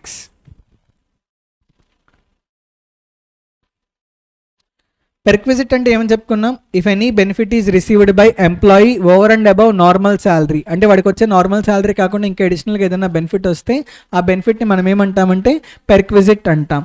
పెర్క్విజిట్ can be either monetary or non monetary. And perquisite may be given at free of cost or at concessional rate. తర్వాత మనం ఏం చెప్పుకున్నాం?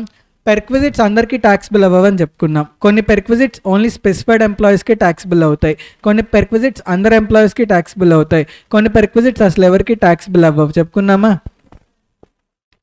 ఇక్కడ specified employee అంటే ఎవరు? Employee come director. ఎవరైతే ఆర్గనైజేషన్లో ఎంప్లాయీగా work చేస్తూ అలాంటి డైరెక్టర్గా కూడా ఉన్నారో ఆ ఎంప్లాయీ కమ్ డైరెక్టర్ని మనం ఏమంటామంటే స్పెసిఫైడ్ ఎంప్లాయీ అంటాం.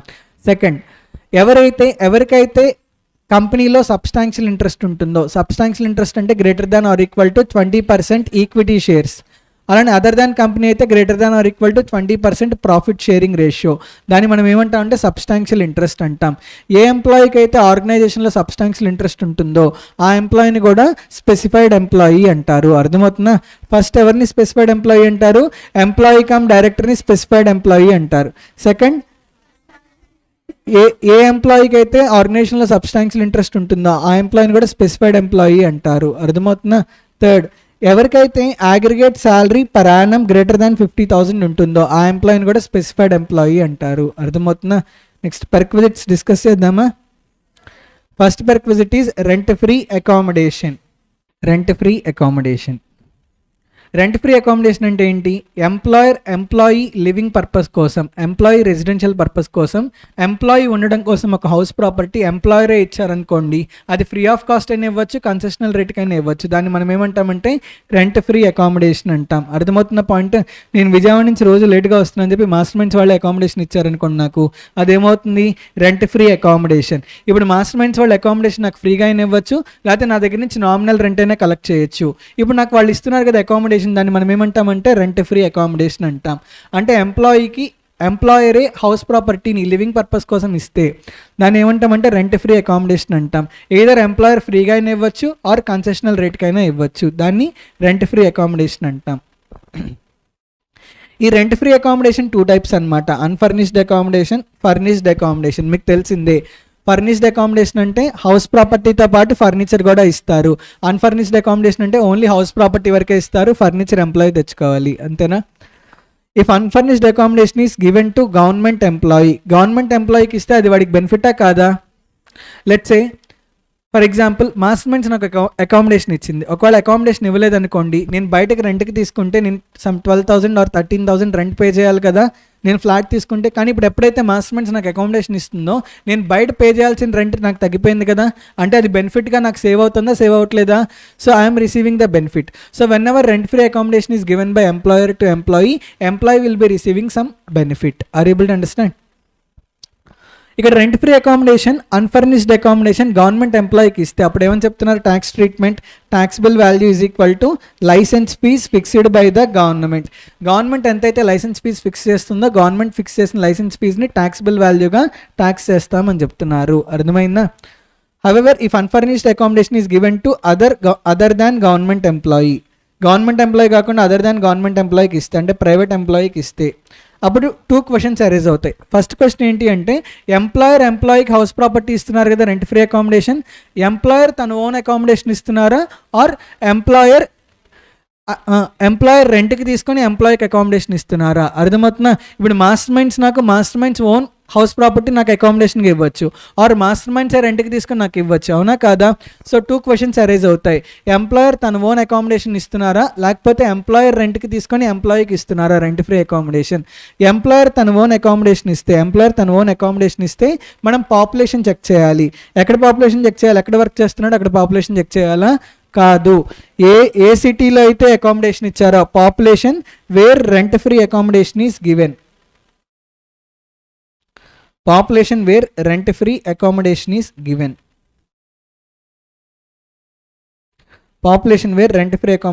given. Let's say నేను మాస్టర్ మైండ్స్లోకి వచ్చి క్లాసెస్ చెప్తున్నా. నాకు రెంట్ ఫ్రీ అకామిడేషన్ మంగళగిరిలో ఇచ్చారనుకోండి, అంటే నాకు మాస్టర్ మైండ్స్ నేను లివింగ్ పర్పస్ కోసం ఉండడానికి హౌస్ ఎక్కడ ఇస్తుంది? మంగళగిరిలో ఇస్తుంది. ఇప్పుడు నేను గుంటూరులో వచ్చి వర్క్ చేస్తున్నా సరే గుంటూరులో ఉన్న పాపులేషన్ చెక్ చేయకూడదు, మంగళగిరిలో ఉన్న పాపులేషన్ చెక్ చేయాలి. ఎక్కడైతే అకామిడేషన్ ఇస్తున్నారో అకామిడేషన్ ఇస్తున్న ప్లేస్లో పాపులేషన్ చెక్ చేయాలి. If population in that place if it is less than or equal to 10 lakhs then 7.5% of the salary is taxable. If population where accommodation is given if it is greater than 10 lakhs and is up to 25 lakhs then 10% of the salary is taxable. If population is greater than 25 lakhs then taxable value of the benefit is equal to 15% of salary. అర్థమవుతుందా? Let's say salary ఒక 15 lakh rupees అనుకుందాం. Salary 15 lakh rupees అనుకుందాం. గుంటూరు సిటీలో rent free accommodation ఇచ్చారు, అంటే గుంటూరులో accommodation ఇస్తున్నారు, ఆ అకామిడేషన్కి సంబంధించి రెంట్ ఏం తీసుకోవట్లేదు అనమాట. అంటే ఇప్పుడు అది రెంట్ ఫ్రీ అకామిడేషనే కదా, బెనిఫిట్ ఎంత ట్యాక్సిబుల్ అవుతుంది అంటే 15 lakhs ఇంటూ గుంటూరులో పాపులేషన్ గ్రేటర్ దాన్ 10 lakhs ఉంటుంది కదా, అలానే మరి 25 lakhs దాటి ఉంటుందా? ఉండదు. It ranges from 10 lakhs to 25 lakhs. So 10% of the salary is taxable as benefit. That means 1,50,000 will be considered as rent-free accommodation benefit. Are you able to understand? Other than government ఎంప్లాయీకి employer rent free accommodation ఇస్తున్నాడు. ఇప్పటి వరకు మనం మాట్లాడుకుంది ఏంటి? Employer తన own accommodation ఇస్తే. Next question ఏంటి? ఎంప్లాయర్ తన ఓన్ అకామిడేషన్ కాకుండా ఎంప్లాయర్ రెంట్కి తీసుకుని అకామిడేషన్ ఇస్తే అప్పుడు ట్యాక్స్ ట్రీట్మెంట్ ఏంటి? అప్పుడు taxable value of the benefit. ఎంప్లాయీకి బెనిఫిట్ వస్తున్నట్లే కదా, బెనిఫిట్ ఎంత ట్యాక్సిబుల్ అవుతుంది అంటే actual hire charges paid by the employer or 15% of the salary whichever is lower.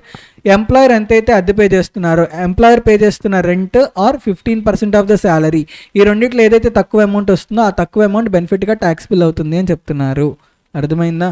Value of unfurnished accommodation. Unfurnished accommodation అంటే value of furnished accommodation. Furnished accommodation అంటే ఏంటి? Furniture కూడా ఇస్తున్నారు కదా. Value of furnished accommodation. Value of furnished accommodation ఇలా రాయొచ్చా మనం? Value of furnished accommodation, value of furnished accommodation is equal to value of unfurnished accommodation plus value of furniture. Value of unfurnished accommodation plus value of furniture. Value of unfurnished accommodation plus value of furniture. అంతే కదా. House ప్రాపర్టీతో పాటు furniture కూడా ఇస్తారు. ఇప్పుడు if this furniture is owned by employer, if this furniture is owned by employer, then taxable value is equal to 10% of cost. If furniture is owned by employee, if furniture is owned by employee, taxable value is equal to higher charges paid by employee. Are you able to understand? Higher charges paid by employee. Yeah, higher charges paid by employer. I'm sorry. ఇక్కడ 10% of the cost తీసుకోవాలి. క్వశ్చన్లో return down value ఇస్తారు, return down value తీసుకోకూడదు. Return down value మీద 10% apply చేయకూడదు. 10% దేని మీద apply చేయాలి? Cost, not return down value. Very important point. ఎగ్జామ్లో మనకు స్ట్రైక్ అవుతుంది అనమాట. రిటర్న్ డౌన్ వాల్యూ మీద 10% క్యాలిక్యులేట్ చేసేస్తాం, తప్పు చేస్తారు. వాల్యూ ఆఫ్ అన్ఫర్నిష్డ్ అకామిడేషన్ ఎలా క్యాలిక్యులేట్ చేయాలి ఇప్పుడే చూసాం కదా. దానికి మనం ఏమి యాడ్ చేస్తామంటే వాల్యూ ఆఫ్ ఫర్నిచర్ యాడ్ చేస్తాం. ఫర్నిచర్ ఎంప్లాయర్ ఓన్ది ఇచ్చాడు అనుకోండి ఎంప్లాయీకి, అప్పుడు ఎంప్లాయీకి బెనిఫిట్ ఎంత వస్తుందంటే taxable value is equal to 10% of the cost. Furniture employer own కాకుండా ఫర్నిచర్ ఎంప్లాయర్ రెంట్కి తీసుకొని ఇచ్చారనుకోండి, అప్పుడు taxable value is equal to actual higher charges paid by employer. Employee హౌస్లో ఉండడం కోసం ఏసీలు కావాలి. ఎంప్లాయర్ ఏం చేశాడంటే తన ఓన్ ఏసీలు ఇచ్చారు. అర్థమవుతుందా? ఇప్పుడు ఎంప్లాయీ బయట ఏసీస్ కొనక్కర్లేదు కదా, ఎంప్లాయర్ దగ్గర నుంచి ఏసీస్ తెచ్చుకుంటున్నాడు కదా. అంటే ఇప్పుడు ఎంప్లాయీకి బెనిఫిట్ వస్తుందా రావట్లేదా? ఎంప్లాయీకి బెనిఫిట్ వస్తుంది. taxable value of benefit is equal to 10% of the cost of ACs. అర్థమవుతుందా? ఏసీస్ కాస్ట్ ఎంత ఉంటుందో దాని మీద 10% బెనిఫిట్గా ట్యాక్సిబుల్ చేస్తాం. సెకండ్ పాయింట్ ఏంటి? ఎంప్లాయర్ ఏసీస్ ఓన్గా లేవన్నమాట. ఎంప్లాయర్ ఈచ్ ఏసీ 2000 పర్ మంత్కి రెంట్కి తీసుకొచ్చాడు. రెంట్కి తీసుకొచ్చి ఆఫీస్లో యూస్ చేస్తున్నాడు, ఆఫీస్లో యూస్ చేయట్లా, ఎంప్లాయీకి ఇచ్చేసాడు అనమాట, నువ్వు ఇంట్లో యూస్ చేసుకో అని చెప్పి. ఇప్పుడు ఎంప్లాయీకి బెనిఫిట్ వస్తుందా రావట్లేదా? విడిగా అయితే 50,000 పెట్టి ఏసీ కొనాలి, కానీ వీడు ఏసీ కొనకుండా ఏం చేస్తున్నాడు? ఎంప్లాయర్ ఏసీ తీసుకొచ్చి ఇంట్లో ఇన్స్టాల్ చేసుకొని ఎంప్లాయీ యూస్ చేసుకుంటున్నాడు కదా. అంటే ఇప్పుడు ఎంప్లాయీకి బెనిఫిట్ వస్తుందా రావట్లేదా? బెనిఫిట్ వస్తుంది. Benefit to employee is equal to actual hire charges paid by employer. Is it clear?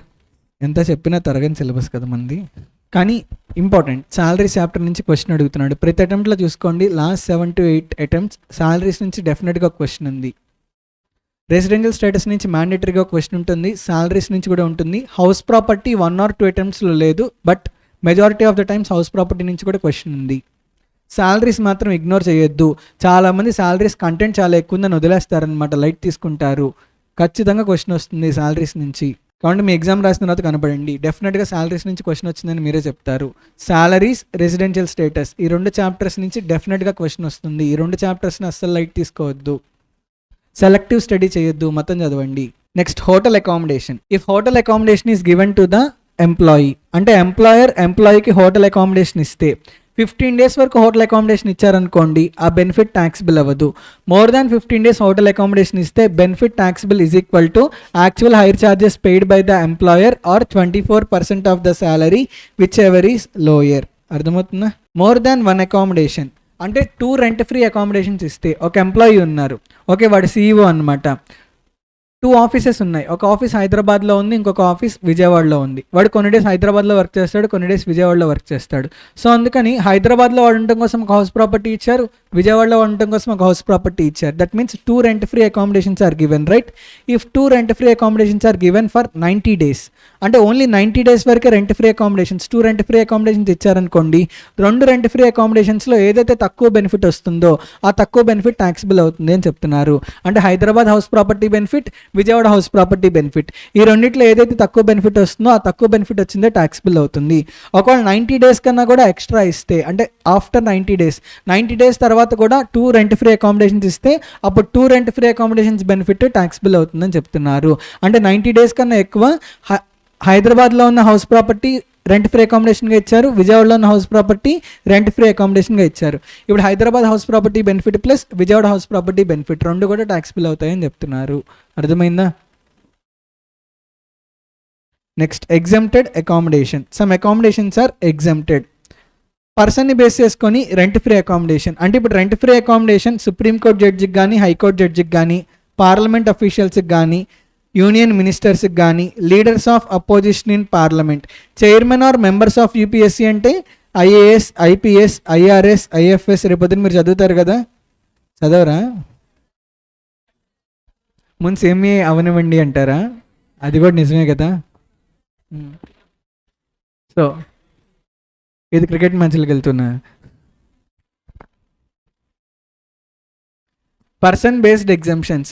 So వీళ్ళందరికీ రెంట్ ఫ్రీ అకామిడేషన్ ఇచ్చినా సరే ఆ రెంట్ ఫ్రీ అకామిడేషన్ ట్యాక్సిబుల్ అవ్వదంట, ఆ రెంట్ ఫ్రీ అకామిడేషన్ ఎగ్జామ్ట్ అవుతుంది అని చెప్తున్నారు. అర్థమైందా? సో ఫర్ దీస్ పీపుల్, వీళ్ళందరూ అఫీషియల్స్ కదా, సుప్రీంకోర్టు జడ్జెస్, హైకోర్టు జడ్జెస్ అన్నా, పార్లమెంట్ అఫీషియల్స్ అన్నా, యూనియన్ మినిస్టర్స్ అన్న, వీళ్ళందరూ అఫీషియల్స్ కదా. ఇంకొకటి, వీళ్ళకి పర్సనల్ అంటే వీళ్ళకి ఓన్ హౌస్ ఉన్నా సరే ఓన్ హౌస్లో ఉండడానికి లేదు. ఇప్పుడు ప్రైమ్ మినిస్టర్ ఉన్నారు, ప్రైమ్ మినిస్టర్కి ఓన్ హౌస్ ఉన్నా కూడా డ్యూ టు సెక్యూరిటీ రీజన్స్ తన ఓన్ హౌస్లో ఉండడానికి లేదు. ప్రైమ్ మినిస్టర్కి సపరేట్గా గెస్ట్ హౌస్ ఉంటుంది, అంటే ప్రైమ్ మినిస్టర్ హౌస్ ఉంటుంది అనమాట. ఆ ప్రైమ్ మినిస్టర్ హౌస్లోనే స్టే చేయాలి. ప్రెసిడెంట్ ఉన్నారు, ప్రెసిడెంట్కి ఓన్ హౌస్ ఉన్నా కూడా ఓన్ హౌస్లో ఉండడానికి లేదు. ప్రెసిడెంట్ తన ఓన్ హౌస్లో ఉండకూడదు. ప్రెసిడెంట్కి ఏదైతే హౌస్ ఇస్తారో ఆ హౌస్లోనే వచ్చి స్టే చేయాలి. అర్థమవుతుందా? సో వాళ్ళకి సెక్యూరిటీ రీజన్స్ కోసం సపరేట్ హౌసెస్ ఉంటాయి, ఆ హౌసెస్లోనే వాళ్ళు స్టే చేయాల్సి ఉంటుంది. సో అలాంటి హైయర్ అఫీషియల్స్కి రెంట్ ఫ్రీ అకామిడేషన్ ఇస్తే ఆ రెంట్ ఫ్రీ అకామిడేషన్ ట్యాక్సిబుల్ అవ్వదు అని చెప్తున్నారు. అర్థమైందా? That rent free accommodation is exempted. Next, some of the exemptions are location based exemptions. If accommodation is provided in mining sites, onshore oil exploration sites. Onshore oil exploration sites అంటే ఏంటి? ఇప్పుడు see మధ్యలోకి వెళ్ళి oil explore చేస్తూ ఉంటారు, oil extract చేస్తూ ఉంటారు. అక్కడ ఒక చిన్న బోట్లో అకామిడేషన్ ప్రొవైడ్ చేస్తారనమాట ఇంజనీర్స్కి. అది కూడా రెంట్ ఫ్రీ అకామిడేషన్ కదా, కానీ ఆ రెంట్ ఫ్రీ అకామిడేషన్ ట్యాక్సిబుల్ అవ్వదు అని చెప్తున్నారు. Offshore sites, project executions, dam sites అంటే ఎక్కడైతే డ్యామ్ కన్స్ట్రక్షన్ జరుగుతుందో, power generation projects and remote area, ఈ ప్లేసెస్లో రెంట్ ఫ్రీ అకామిడేషన్ ప్రొవైడ్ చేసిన such rent free accommodation is not taxable, such rent free accommodation is exempt. If any amount is recovered from employee, it shall be deductible from taxable value. అంటే ఈ rent free accommodation provide చేస్తున్నందుకు, let's say master Minds నాకు rent free accommodation ఇస్తుంది, ఒక flat ఇస్తున్నందుకు వాళ్ళు నామినల్గా 3000 rupees rent నా దగ్గర నుంచి తీసుకుంటున్నారు. విడిగా అయితే ఫ్లాట్ ఎక్కడైనా గుంటూరు బ్రాడీపేటలో 3000 రూపీస్కి వస్తుందా? రాదు కదా. సో ఇప్పుడు నాకు ఏదైతే బెనిఫిట్ వస్తుందో, బెనిఫిట్ ఇస్తున్నందుకు వాళ్ళు ఎంత ఛార్జ్ చేస్తున్నారు? 3000 రూపీస్ ఛార్జ్ చేస్తున్నారు. ఇప్పుడు నాకు వచ్చిన బెనిఫిట్లో నుంచి నేను పే చేసిన 3000 రూపీస్ రెడ్యూస్ చేస్తే నాకు నెట్ బెనిఫిట్ వస్తుంది, ఆ నెట్ బెనిఫిటే ట్యాక్సిబుల్ అవుతుంది అని చెప్తున్నారు. అర్థమైందా? నాకు వచ్చిన బెనిఫిట్ 1 lakh రూపీస్ అనుకుందాం. 1 lakh rupees is the benefit received by me. కానీ నా దగ్గర నుంచి ఎంత కలెక్ట్ చేస్తున్నారు? ఎవ్రీ మంత్ 3000 కలెక్ట్ చేస్తున్నారు కదా. 3000 into 12 అంటే ఎంత వస్తుంది? 36,000. ఈ 36,000 రెడ్యూస్ చేశాక ఇంకా బ్యాలెన్స్ ఎంత ఉంటుంది? 64,000.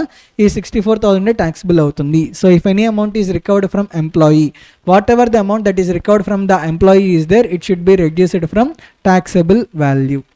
అలానే ఇక్కడ రిమోట్ ఏరియా అంటే ఏమిటో చెప్తున్నారు. రిమోట్ ఏరియా అంటే ఫస్ట్ ఏం తీసుకోవాలి? Area having population less than 20,000, less than or equal to 20,000 తీసుకోవాలి. First of all there should be an area which is having less than or equal to 20,000 population. From that area onwards you need to take 40 kilometres. ఆ 40 kilometres అవతల ఏదైతే area ఉంటుందో ఈ ఏరియాని మనం ఏమంటామంటే remote area అంటాం. అలానే చూడండి, this perquisite is taxable in the hands of all employees, అంటే specified employees and non specified employees ఇద్దరికి ట్యాక్సిబుల్ అవుతుందంట. Salary for this purpose. చూడండి, generally income under the head salaries calculate చేస్తాం, కానీ ఇక్కడ మనం క్యాలిక్యులేట్ చేస్తున్న సాలరీ ఏంటి? 7.5% of salary, 10% of salary, 15% of salary, 24% of salary అని మనం చెప్పుకున్నాం కదా అన్ఫర్నిష్డ్ అకామిడేషన్కి, హోటల్ అకామిడేషన్కి. సో అంటే ఇక్కడ రెంట్ ఫ్రీ అకామిడేషన్ పర్పస్ కోసం సపరేట్గా శాలరీ క్యాలిక్యులేట్ చేస్తామన్నమాట. అర్థమవుతుందా? Income under the head salary సపరేట్గా క్యాలిక్యులేట్ చేస్తాం, రెంట్ ఫ్రీ అకామిడేషన్ కోసం శాలరీ సపరేట్గా క్యాలిక్యులేట్ చేస్తాం. ఆ 7.5%, 10%, 15% అప్లై చేయడం కోసం శాలరీ సపరేట్గా క్యాలిక్యులేట్ చేస్తాం. ఆ శాలరీ క్యాలిక్యులేట్ చేసేటప్పుడు ఫాలోయింగ్ ఐటమ్స్ని రెడ్యూస్ చేయాలి అని చెప్తున్నారు. ఏంటివి? At the time of calculation of salary, salary does not include are salary excludes following items. Salary excludes following items. What are they? First one is dearness allowance not forming part of retirement benefit. Second one is employers contribution to provident fund. Salary definitions అన్నీ కలిపి ఒక చోట మీకు chart ఇచ్చాను, క్లాస్లో గుర్తుందా? ఇక్కడ మనం ఏం క్యాలిక్యులేట్ చేస్తున్నాం? పెర్క్విజిట్ పర్పస్ కోసం, రెంట్ ఫ్రీ అకామిడేషన్ పర్పస్ కోసం శాలరీ క్యాలిక్యులేట్ చేస్తున్నాం. ఆ శాలరీ క్యాలిక్యులేషన్స్లో 6 ఐటమ్స్ ఎక్స్క్లూడ్ అవుతాయి అని చెప్తున్నారు. ఫస్ట్ ఐటమ్ ఏంటి? DA not forming part of retirement benefit. Second one is employer contribution to provident fund. Third one is exempted allowances. మార్నింగే చెప్పుకున్నాం, education allowance 100 rupees per month exempt అవుతుంది. Like hostel allowance 300 rupees per month exempt అవుతుంది. So ఏదైతే exempted allowance ఉంటుందో exempted అలవెన్స్ని కూడా salary నుంచి reduce చేయాలి అని చెప్తున్నారు. అలానే వాల్యూ ఆఫ్ పెర్క్విజిట్స్, ఇప్పుడు మనం డిస్కస్ చేస్తున్నాం కదా, చాలా బెనిఫిట్స్ ఉంటాయి. ఎడ్యుకేషన్ ఫెసిలిటీ అని, మెడికల్ ఫెసిలిటీ అని, కార్ ఫెసిలిటీ అని, క్లబ్ ఫెసిలిటీ అని, క్రెడిట్ కార్డ్ ఫెసిలిటీ అని, కార్ ఫెసిలిటీ అని. సో ఈ ఫెసిలిటీస్, ఈ బెనిఫిట్ ఆఫ్ ఫెసిలిటీస్ ఏదైతే ఉందో, ఈ పెర్క్విజిట్ బెనిఫిట్ ఏదైతే ఉంటుందో ఆ బెనిఫిట్ని కూడా రెడ్యూస్ చేయాలి అని చెప్తున్నారు. అలానే interest on provident fund contribution, మనం చెప్పుకున్నాం ప్రావిడెంట్ ఫండ్కి ఎంప్లాయర్ కాంట్రిబ్యూట్ చేస్తారు, ఎంప్లాయీ కాంట్రిబ్యూట్ చేస్తారు అని. ఇప్పుడు ప్రావిడెంట్ ఫండ్లో డిపాజిట్ చేస్తున్న అమౌంట్ మీద provident fund authorities interest pay చేస్తారా, పే చేయరా? ఆ ఇంట్రెస్ట్ కూడా శాలరీ నుంచి రెడ్యూస్ చేయాలి అని చెప్తున్నారు. అర్థమైందా? అలానే ఇవన్నీ కూడా రిటైర్మెంట్ బెనిఫిట్స్ అన్నమాట, retirement benefits. So for the purpose of valuation of rent-free accommodation, you need to calculate salary separately. At the time of calculation of salary, you need to exclude 6 items. What are they? First you need to exclude DA not forming part of retirement benefit. Next you need to exclude employer contribution to provident fund. Next you need to exclude exempted allowances. Next you need to exclude taxable value of perquisites, which we are going to discuss now. Next you need to exclude interest on provident fund contribution. Next you need to exclude retirement benefits. ఈ 6 items reduce చేశాక balance salary ఎంతైతే మిగులుతుందో ఆ balance salary మీద 7.5% are 10% are 15% are 24% apply చేస్తారు.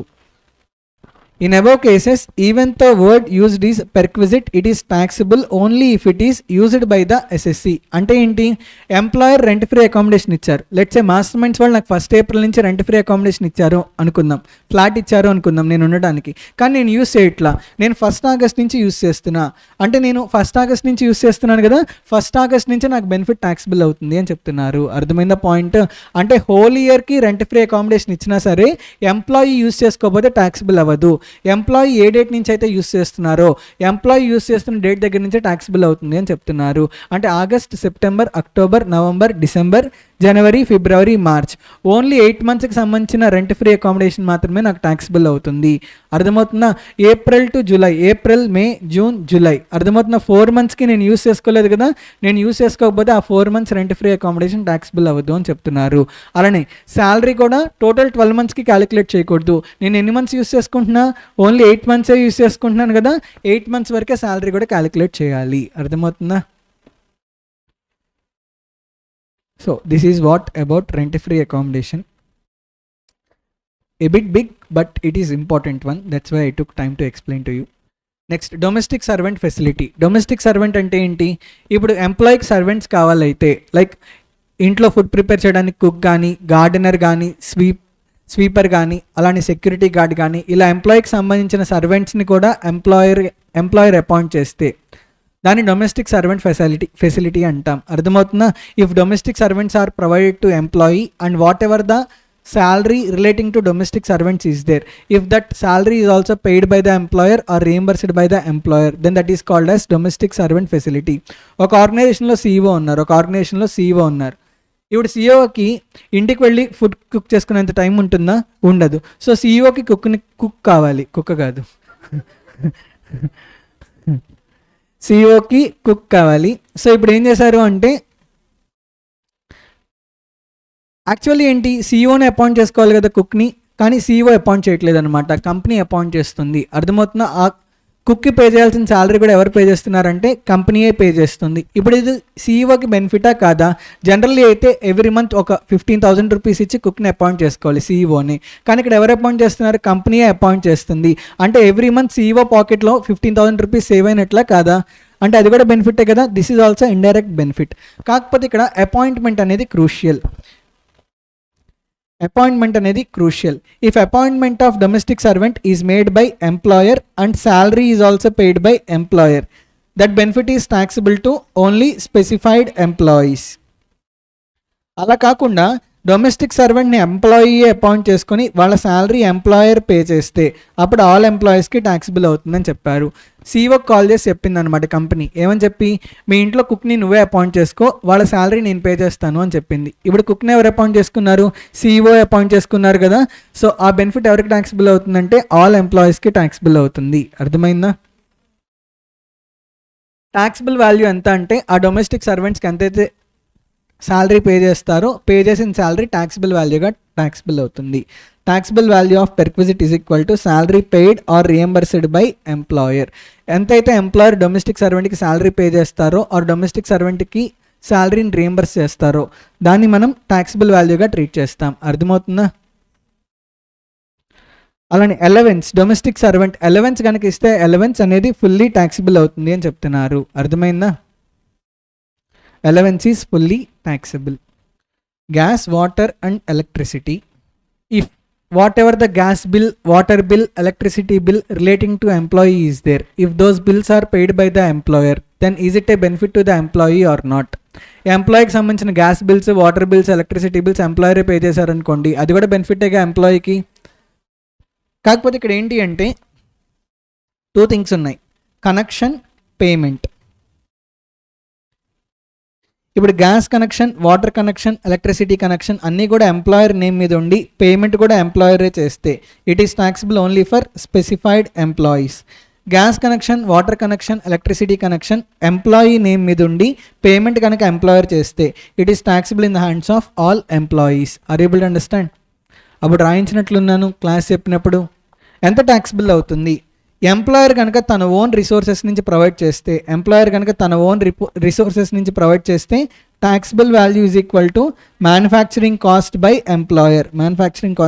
Employer. Let's say APCPDCL ఉంది. Okay, అది government కాదు, government corporation. అర్థమవుతుందా? ఏపీసీపీడీసీఎల్ ఏమని చెప్పింది అంటే మన ఆర్గనైజేషన్లో వర్క్ చేసే ఎంప్లాయీస్ అందరికీ ఎలక్ట్రిసిటీ ఫ్రీ అని చెప్పింది. ఎలక్ట్రిసిటీ ఫ్రీ అని చెప్పి మెజర్ చేయకుండా ఉంటారా? మెజర్ చేస్తారు, ఎవరెవరు ఎంతెంత కన్జ్యూమ్ చేస్తున్నారు అని. ఇప్పుడు ఏపీసీపీడీసీఎల్లో వర్క్ చేసే ఎంప్లాయీస్ అందరికీ ఎలక్ట్రిసిటీ బెనిఫిట్ వస్తుందిగా, వాళ్ళు ఎలక్ట్రిసిటీ బిల్ కట్టకుండానే యూస్ చేసుకుంటున్నారు కదా, ఏసీలు, లైట్లు, ఫ్యాన్లు అన్నీ వేసి వదిలేస్తారు. ఎందుకు? వాళ్ళు కట్టక్కర్లా బిల్, అంతేనా? సో ఇప్పుడు వాళ్ళకి బెనిఫిట్ వస్తుందా రావట్లేదా? They are receiving benefit. Taxable value of benefit is equal to manufacturing cost incurred by APCPDCL. Let's say APCPDCL current యూనిట్స్ని సేల్ చేస్తుంది. 1 యూనిట్ని మ్యానుఫ్యాక్చర్ చేయడానికి మ్యానుఫ్యాక్చరింగ్ కాస్ట్ 3 రూపీస్ పడింది. కానీ 1 యూనిట్ సేల్ ప్రైస్ వచ్చేసి 7 రూపీస్ అనుకుందాం. ఇప్పుడు 7 రూపీస్ తీసుకోవాలా, 3 రూపీస్ తీసుకోవాలా? పెర్క్విజిట్ క్యాలిక్యులేషన్లో 3 రూపీస్ తీసుకోవాలి, కాస్ట్ తీసుకోవాలి, సేల్ ప్రైస్ తీసుకోకూడదు. అర్థమవుతుందా? ఒకవేళ అదర్ కేసెస్లో అయితే taxable value is equal to purchase value by employer ఎంత పెట్టి అయితే పర్చేస్ చేస్తారో ఆ పర్చేస్ వాల్యూయే ట్యాక్సిబుల్ వాల్యూ అవుతుంది. అర్థమైందా? If any amount is recovered from the employee, it should be deducted from value of perquisite, and this perquisite is taxable in the hands of all employees, both specified employees and non-specified employees. Next one is education facility. 2 things here.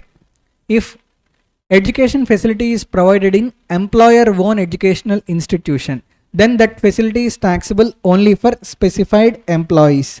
If education facility is provided in other than employer own educational institution, అంటే employer తన own educational ఇన్స్టిట్యూషన్లో education facility కనుక ఇస్తే ఆ education facility ఎవరికి taxable అవుతుంది? Specified ఎంప్లాయీస్కి taxable అవుతుంది. Employer ఈ ఎడ్యుకేషన్ ఫెసిలిటీ అనేది తన ఓన్ ఎడ్యుకేషన్ ఇన్స్టిట్యూషన్లో కాకుండా ఇంకొక ఎడ్యుకేషన్ ఇన్స్టిట్యూషన్లో ఇస్తే అప్పుడు ఎవరికి ట్యాక్సిబుల్ అవుతుందంటే ఆల్ ఎంప్లాయీస్కి ట్యాక్సిబుల్ అవుతుంది. సార్ అసలు ఎడ్యుకేషన్ ఫెసిలిటీ అంటే ఏంటి? ఇప్పుడు ఎంప్లాయీకి చిల్డ్రన్ ఉంటారు కదా, వాళ్ళ చిల్డ్రన్కి ఎడ్యుకేషన్ ఫీజు కట్టాలి. జనరల్లీ ఎంప్లాయీ కట్టుకోవాలి కదా, కానీ ఆ ఎడ్యుకేషన్ ఫీజు ఎంప్లాయర్ పే చేశారనుకోండి, అది ఎంప్లాయీకి బెనిఫిటా కాదా? ఎంప్లాయీ వాళ్ళ చిల్డ్రన్కి 50,000 రూపీస్ ఎడ్యుకేషనల్ ఫీజు కట్టాలి. కానీ ఎంప్లాయర్ వచ్చి ఏమని చెప్పాడంటే నువ్వు కట్టద్దు, మీ పిల్లల చదువు ఫీజు కూడా నేనే కడతానని చెప్పి ఎంప్లాయర్ చెప్పాడనమాట. ఎంప్లాయర్ ముందుకొచ్చి 50,000 రూపీస్ పే చేస్తున్నారు. ఇది ఎంప్లాయీకి బెనిఫిటా కాదా? ఎంప్లాయీకి బెనిఫిటే కదా, వాడి పాకెట్లోంచి 50,000 కట్టాలి. ఇప్పుడు పాకెట్లో 50,000 సేవ్ అవుతుంది కదా, ఎందుకు? ఎంప్లాయర్ పే చేస్తున్నారు కాబట్టి. అర్థమవుతుందా?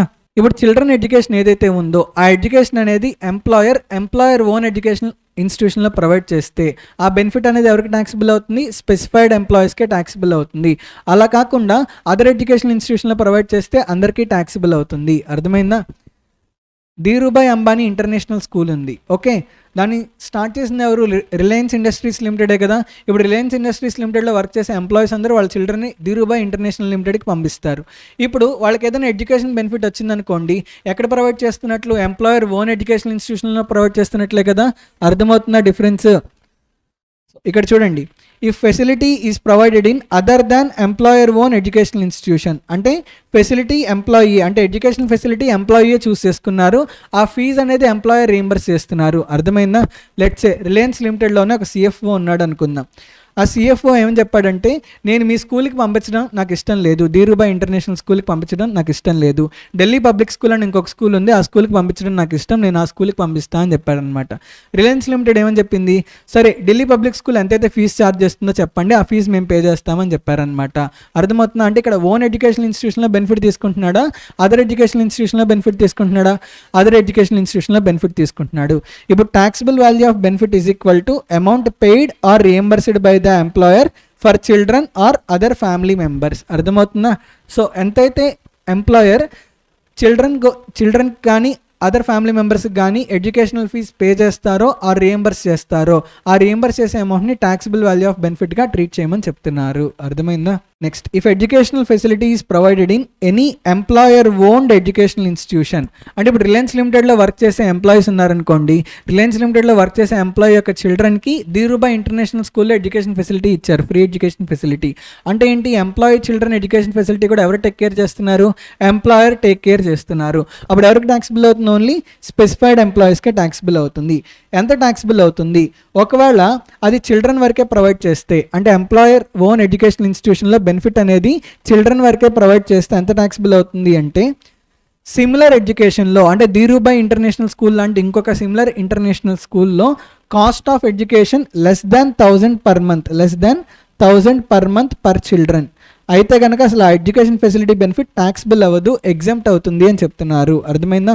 Not taxable, exempt. ఒకవేళ ఆ సిమిలర్ ఏరియాలో ఉన్న సిమిలర్ ఎడ్యుకేషనల్ ఇన్స్టిట్యూషన్లో కాస్ట్ కనుక మోర్ దాన్ 1000 రూపీస్ అయితే, కాస్ట్ కనుక more than 1000 rupees per month per children అయితే, అప్పుడు 2 ఆల్టర్నేటివ్స్ ఉన్నాయి. ఏదర్ ఎక్సెస్ అయినా ట్యాక్సిబుల్ అవుతుంది ఆర్ ఫుల్లీ అయినా ట్యాక్సిబుల్ అవుతుంది. ఎస్ఎస్సి ఇష్టం అనమాట. అర్థమవుతుందా? రిలయన్స్ లిమిటెడ్లో వర్క్ చేసే ఎంప్లాయీస్ యొక్క చిల్డ్రన్ ధీరుభాయ్ ఇంటర్నేషనల్ స్కూల్కి వెళ్తున్నారు. ఇప్పుడు వాళ్ళ చిల్డ్రన్కి బెనిఫిట్ వస్తుందా, రావట్లేదా? ఆ బెనిఫిట్ వాల్యూ ఎంత అంటే అదే సిమిలర్ స్కూల్లో ఎంతైతే ఫీజు ఛార్జ్ చేస్తారో అది చూడాలి. సిమిలర్ స్కూల్లో ఫీజు లెస్ దాన్ 1000 రూపీస్ ఉంటే ఎంప్లాయీకి బెనిఫిట్ ట్యాక్సిబుల్ అవ్వదు. ఒకవేళ సిమిలర్ స్కూల్లో fees greater than 1000 rupees per month ఉంటే, 2 ఆల్టర్నేటివ్స్, ఏదర్ ఎక్సెస్ అయినా ట్యాక్సిబుల్ అవుతుంది ఆర్ ఫుల్లీ అయినా ట్యాక్సిబుల్ అవుతుంది. ధీరుభాయ్ ఇంటర్నేషనల్ స్కూల్ లాంటి ఇంకొక స్కూల్లో ఫీజు ఎంత ఉంది అంటే, ఫీజు పర్ మంత్ 3000 రూపీస్ ఉంది. ఫీజు పర్ మంత్ 3000 రూపీస్ ఉంది. ఇప్పుడు ఏదర్ 3000 రూపీస్ అయినా ట్యాక్సిబుల్ అవుతుంది, ఎక్సెస్ ఆఫ్ 1000 అంటే ఎంత? 3000 మైనస్ 1000, 2000 అయినా ట్యాక్సిబుల్ అవుతుంది at the option of the assessee. Are able to understand? Next, education allowance. Education allowance ఎంత ఇస్తారు? Exempt up to 100 per month. Whatever the education allowance that is given by the employer is there, total education allowance is not taxable. ఇచ్చిన education allowance మొత్తం కూడా taxable అవ్వదన్నమాట. Allowance అంటే ఏంటి? ఈ fee reimbursement ఇదంతా, ఈ గోలంతా లేకుండా కూడా నువ్వు మీ పిల్లల్ని చదివిస్తున్నావు కదా, మీ పిల్లల్ని చదివిస్తున్నందుకు గాను ఈచ్ చిల్డ్రన్కి నేను 500 per month నీకు అలవెన్స్ ఇస్తాను, నువ్వు వెళ్ళి ఫీజు పే చేసుకో అని చెప్పారనమాట. అంటే సమ్ లంసమ్ అమౌంట్ ఇచ్చారనుకోండి, దాన్ని ఏమంటామంటే అలవెన్స్ అంటాం. ఈ అలవెన్స్ ఫుల్లీ ట్యాక్సిబుల్ అవుతుందా? అలవెన్స్ ఫుల్లీ ట్యాక్సిబుల్ అవ్వదు. అలవెన్స్లోంచి ఎగ్జామ్షన్ ఎంత క్లెయిమ్ చేయొచ్చు? 100 rupees per month per children claim చేయొచ్చు. అర్థమవుతుందా? ఒకవేళ హాస్టల్ అలవెన్స్ ఇస్తే ఎంప్లాయర్, హాస్టల్ అలవెన్స్ కూడా ఫుల్లీ ట్యాక్సిబుల్ అవ్వదు. హాస్టల్ అలవెన్స్ నుంచి 300 per month per children claim చేయొచ్చు, కానీ మాక్సిమం 2 children వరకే ఎగ్జామ్షన్ క్లెయిమ్ చేయొచ్చు. ఎంప్లాయీకి 3 children ఉన్నారు, 3 childrenకి ఎడ్యుకేషన్ అలవెన్స్ ఇచ్చారు, కానీ 3 childrenకి ఎడ్యుకేషన్ అలవెన్స్ ఎగ్జామ్షన్ క్లెయిమ్ చేయడానికి లేదు. ఓన్లీ 2 children వరకే ఎడ్యుకేషన్ అలవెన్స్ ఎగ్జామ్షన్ క్లెయిమ్ చేయొచ్చు. అర్థమవుతుందా? This is about education facility. Next one is medical. Okay, other family members చెప్పలేదా? education facility is provided in employer own educational institution and that facility is provided to other family members కి provide చేస్తే మనం similar educational institution అలాంటి ఇంకొక ఇన్స్టిట్యూషన్లో ఎంత fee charge చేస్తున్నారో check చేయాలి. కాకపోతే ఇక్కడ 1000 రూపీస్ బెనిఫిట్ రాదు. సిమిలర్ ఎడ్యుకేషనల్ ఇన్స్టిట్యూషన్లో ఎంతైతే ఫీజు ఛార్జ్ చేస్తున్నారో ఛార్జ్ చేస్తున్న ఫీజు మొత్తం కూడా ట్యాక్సిబుల్ అవుతుంది అని చెప్తున్నారు. అర్థమైందా? For other family members, taxable value is equal to cost of education in similar institution in same area is fully taxable. సరే, అయితే I can understand your problem. Let us do one thing. Actually, CA inter వాళ్ళకి marathon upload చేశారు. ఇవాళ exam రాస్తున్నారు కదా, వాళ్ళకి exam ఇవాళే. 2 important things నాకు. ఫైన్. వాళ్ళకి అప్లోడ్ చేసిన మ్యారథాన్లో పీజీబీపీ 3.5 అవర్స్లో చెప్పాను. క్యాపిటల్ గెయిన్స్ ఒక 3 అవర్స్లో ఫినిష్ చేశాను. అంటే పీజీబీపీ క్యాపిటల్ గెయిన్స్ రివిజన్ మొత్తం కూడా 6.5 అవర్స్లో కంప్లీట్ చేశాను. ఆ వీడియో లింక్ కూడా చెప్తా. P1158 number. అర్థమవుతుందా? మాస్టర్ మైండ్స్ వీడియోస్లో P1158. ఈవెన్ CMA ఇంటర్కి మీకు కూడా, అంటే మీకు కొన్ని ఎక్స్క్లూజివ్ టాపిక్స్ ఉన్నాయి, ఆ టాపిక్స్ యాడ్ చేసి మీకు కూడా యూట్యూబ్లో యాడ్ చేస్తారేమో. పీజీబీపీ క్యాపిటల్ గెయిన్స్ వరకు ఇవాళ స్కిప్ చేద్దాం, ఎందుకంటే అసలు టైం అసలు సరిపోదు. అది చెప్పడం స్టార్ట్ చేస్తే ఈవినింగ్ 8 కాదు కదా, మనం 11-12 వరకు కూర్చున్నా కూడా అవ్వదు. అది అర్థమవుతుందా? సో అందుకని మీరు ఏం చేద్దరు అంటే క్యాపిటల్ గెయిన్స్ పీజీబీపీ వరకు ఆల్రెడీ నేను మ్యారథాన్ రివైజ్ చేశాను కాబట్టి అందులో మీరు గో త్రూ అవ్వండి. అర్థమవుతుందా? సాలరీస్ డిస్కస్ చేద్దాం, తర్వాత income from other sources discuss చేద్దాం, తర్వాత చిన్న ఇంపార్టెంట్ చాప్టర్స్ ఉన్నాయి. క్లబ్బింగ్ అని ఎక్కువ టైం పట్టవు, తక్కువ టైంలోనే అయిపోతాయి. Clubbing, set of, chapter 6 deductions, agricultural income, TDS, TCS, ఈ చాప్టర్స్ వరకు మనం డిస్కస్ చేద్దాం. అర్థమవుతుందా? సో పీజీబీపీ క్యాపిటల్ గెయిన్స్ మాత్రం you please go through in that video, మీకు క్లియర్గా ఉంటుంది. అది కూడా అటెస్ట్ రేట్స్ నేను 3.5 అవర్స్ చెప్తే మీరు ఆరిపోతారు. సో అందుకని మీరు అంటే మీ కంఫర్ట్తో వాచ్ చేయొచ్చు అనమాట. ఒక 1 అవర్ మీరు వీడియో వాచ్ చేసి ఆ 1 అవర్కి సంబంధించిన కాన్సెప్ట్స్ చదువుకొని మళ్ళీ తర్వాత ఇంకొక 1 అవర్ వాచ్ చేయొచ్చు, తర్వాత ఆ 1 అవర్కి సంబంధించిన కాన్సెప్ట్స్ చదువుకోవచ్చు. సో అలా బ్రేక్స్గా చదవచ్చు. Medical facility. If any medical expenses are incurred by employee for treatment of any disease or family members of employee, if those medical expenses are reimbursed by the employer, even that is also a benefit to the employee, right? Let's say employee got admitted in a hospital due to a disease. For that medical expenses costed 4 lakh rupees. Now 4 lakh rupees are reimbursed by employer. Actually employee needs to incur 4 lakh rupees from his own pocket. However, employer reimbursed the same. This 4 lakh rupees is benefit to the employee, right? Isn't it? That benefit is taxable to the employee. Actually medical facility, this is a very sensitive thing. In majority of the cases medical facility is not taxable, medical facility is exempt, but in certain cases medical facility is also taxable, that we are going to see now. This medical facility is classified into 2 types: medical facility provided within India, medical facility provided outside India. If medical facility is provided within India, it is exempted in following cases. Listen, if any medical facility is provided in employer's own hospital, that means if employer has own hospital, in that own hospital if any medical facility is provided either to employee or relative of the employee, such medical facility is not taxable, such medical facility is exempt. Second one, if medical facility is provided in government hospital, if medical facility is provided in any government hospital, then even that medical facility is also not taxable, even that medical facility is also exempt. Those government hospitals and hospitals covered under CGHS, Central Government Health Scheme, and State Government Health Scheme, in those hospitals if any medical facility is provided, such medical facility is not taxable. There will be Chief Commissioner under Income Tax Act. Chief Commissioner under Income Tax Act also will approve some hospitals. If any medical facility is provided in those hospitals which are approved by Chief Commissioner, then even that medical facility is also not taxable, even that medical facility is also exempt. If any medical facility is provided in relation to illness relating to COVID-19, that medical facility is also exempt. So 4 cases. If medical facility is provided in employer own hospital or government hospital or any other hospital approved under Central Government Health Scheme and State Government Health Scheme, or in those hospitals which are approved by Chief Commissioner under Income Tax Act, if medical facility is provided in these 4 types of hospitals, that medical facility is not taxable, that medical facility is exempt. Similarly, if employee gets admitted in hospital by reason of accident or by reason of any disease, there will be medical expenses required to be incurred by employee, right? So against those expenses, if employer takes medical insurance policy, against medical expenses of the employee, even that medical insurance premium, whatever it is paid, it is also not taxable, it is also exempt. Generally what happens in case of companies generally pay medical insurance policy for its employees. When I was working in Infosys, 5 lakh rupees cover is there. That means by any reason if I get admitted in hospital and if hospital bill goes up to rupees 5 lakhs, I need not pay even single rupee. Infosys will directly pay 5 lakh rupees. Now in fact, Infosys will not pay. Infosys will pay insurance premium to insurance company, and that insurance company will reimburse 5 lakh rupees. Are you able to understand? Now, whatever the insurance premium that is paid by Infosys to insurance company, that is expenditure to Infosys, right? And that is income to me. Actually, insurance premium for myself, I need to pay. But in place of me, who paid that insurance premium? Employer paid the insurance premium. That is benefit to me, right? However, that benefit is not taxable to me. That benefit is exempt. And some medical facilities are fully taxable in the following cases. Reimbursement of actual expenditure incurred by the employee.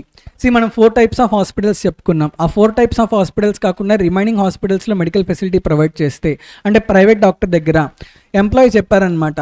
Employer ఏమన్నారంటే, మన hospital ఉంది కదా, మన హాస్పిటల్లోనే medical facility తీసుకోవచ్చు కదా అంటే, నాకు మీ హాస్పిటల్ వద్దండి, మా ఫ్యామిలీ డాక్టర్ ఉన్నారు, మా ఫ్యామిలీ డాక్టర్ దగ్గర ట్రీట్మెంట్ తీసుకుంటాను అని చెప్పారు. ఇప్పుడు ఎంప్లాయర్ రీయింబర్స్మెంట్ చేశారనమాట ఆ ఎక్స్పెండిచర్ని. ఆ బెనిఫిట్ ఎంప్లాయీకి ట్యాక్సిబుల్ అవుతుంది.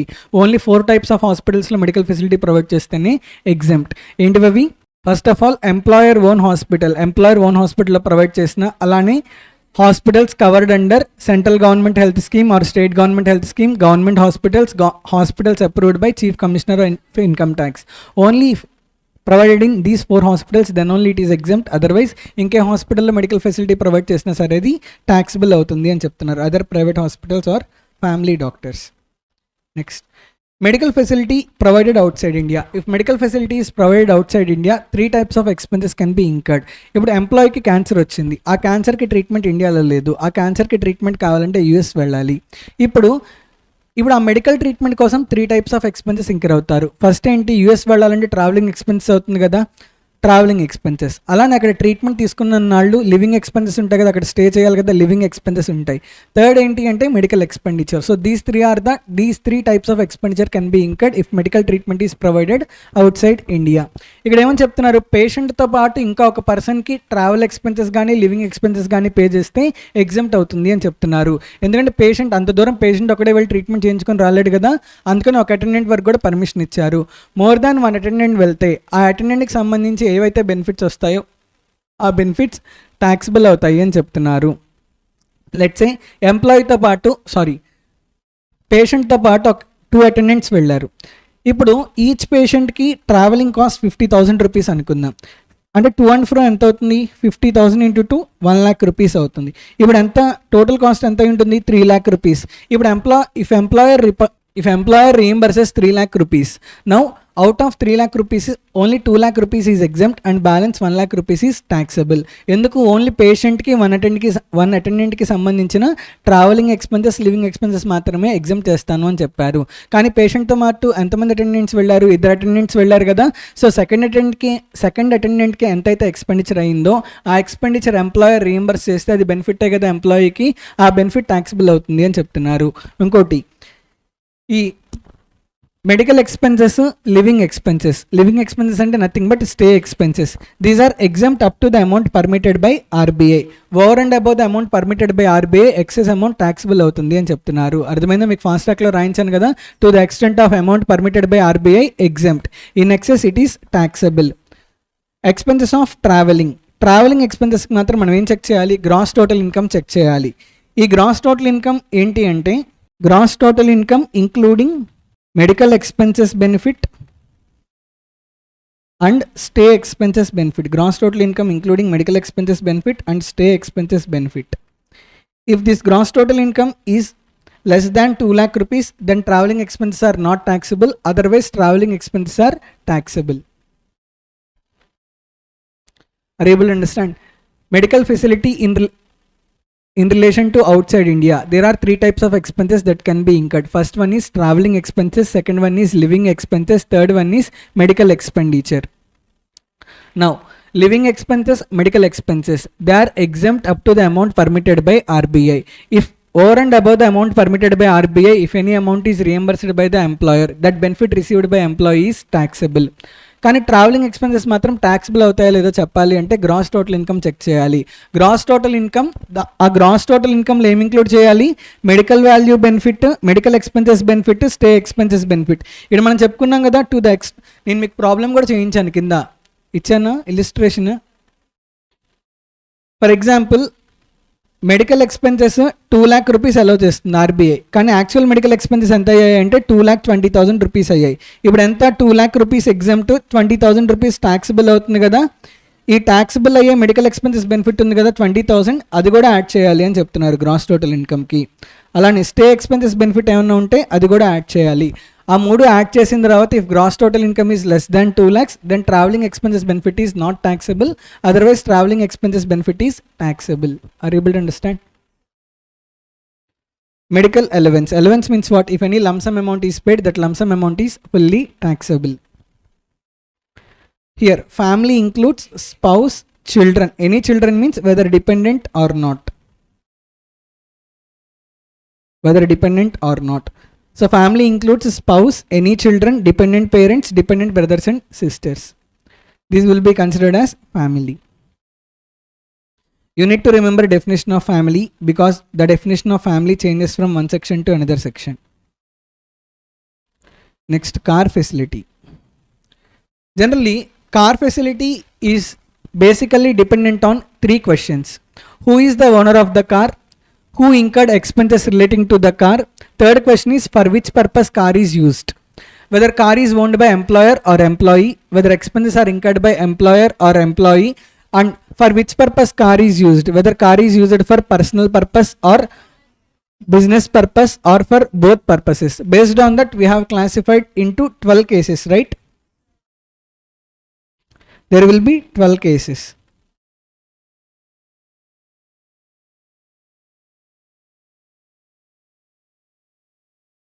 Now listen carefully. If car is owned by employee, car employee danta, alani ఆ కార్కి సంబంధించిన ఎక్స్పెన్సెస్ ఎవరు ఇంకర్ అయ్యారు? ఎక్స్పెన్సెస్ కూడా ఎంప్లాయీయే ఇంకర్ అయ్యారు. కార్ ఎంప్లాయీ అయి ఉండి దాని మీద ఎక్స్పెన్సెస్ కూడా ఎంప్లాయీ ఇంకర్ అయితే ఇంకా ఎంప్లాయీకి ఏమన్నా పర్సనల్ బెనిఫిట్ వచ్చిందా? ఎంప్లాయీకి పర్సనల్ బెనిఫిట్ ఏం రాలేదు కదా. ఇంకే పర్పస్ కోసం యూస్ చేసినా సరే ట్యాక్సిబుల్ అవ్వదు, నాట్ ట్యాక్సిబుల్. ఎందుకు? No personal benefit received by employee. అర్థమవుతుందా? కార్ ఎంప్లాయీది, దాని మీద ఎక్స్పెన్సెస్ ఎవరు ఇంకర్ అయ్యారు? Repairs and maintenance, fuel expenses, అవి కూడా ఎంప్లాయీయే ఖర్చు పెడుతున్నారు. ఇంకా కారు ఎంప్లాయీ అయ్యి ఉండి ఎక్స్పెన్సెస్ కూడా ఎంప్లాయీ ఖర్చు పెడుతున్నప్పుడు ఇంకా ఎంప్లాయీకి ఏమైనా పర్సనల్ బెనిఫిట్ వచ్చిందా కంపెనీ నుంచి? ఎంప్లాయీకి పర్సనల్ బెనిఫిట్ ఏం రాలేదు కదా. ఇంకా అప్పుడు బిజినెస్ పర్పస్ కోసం యూస్ చేసినా, పర్సనల్ పర్పస్ కోసం యూస్ చేసినా, బోత్ పర్పసెస్ కోసం యూస్ చేసినా అసలు ఎంప్లాయీకి బెనిఫిట్ ఏం రాలేదు కాబట్టి ఎంప్లాయీ హ్యాండ్స్లో ట్యాక్సిబుల్ అవ్వదు. In employee hands it is not taxable. అర్థమవుతుందా? Next, car is owned by employer. Car ఎవరిది? ఎంప్లాయర్ది.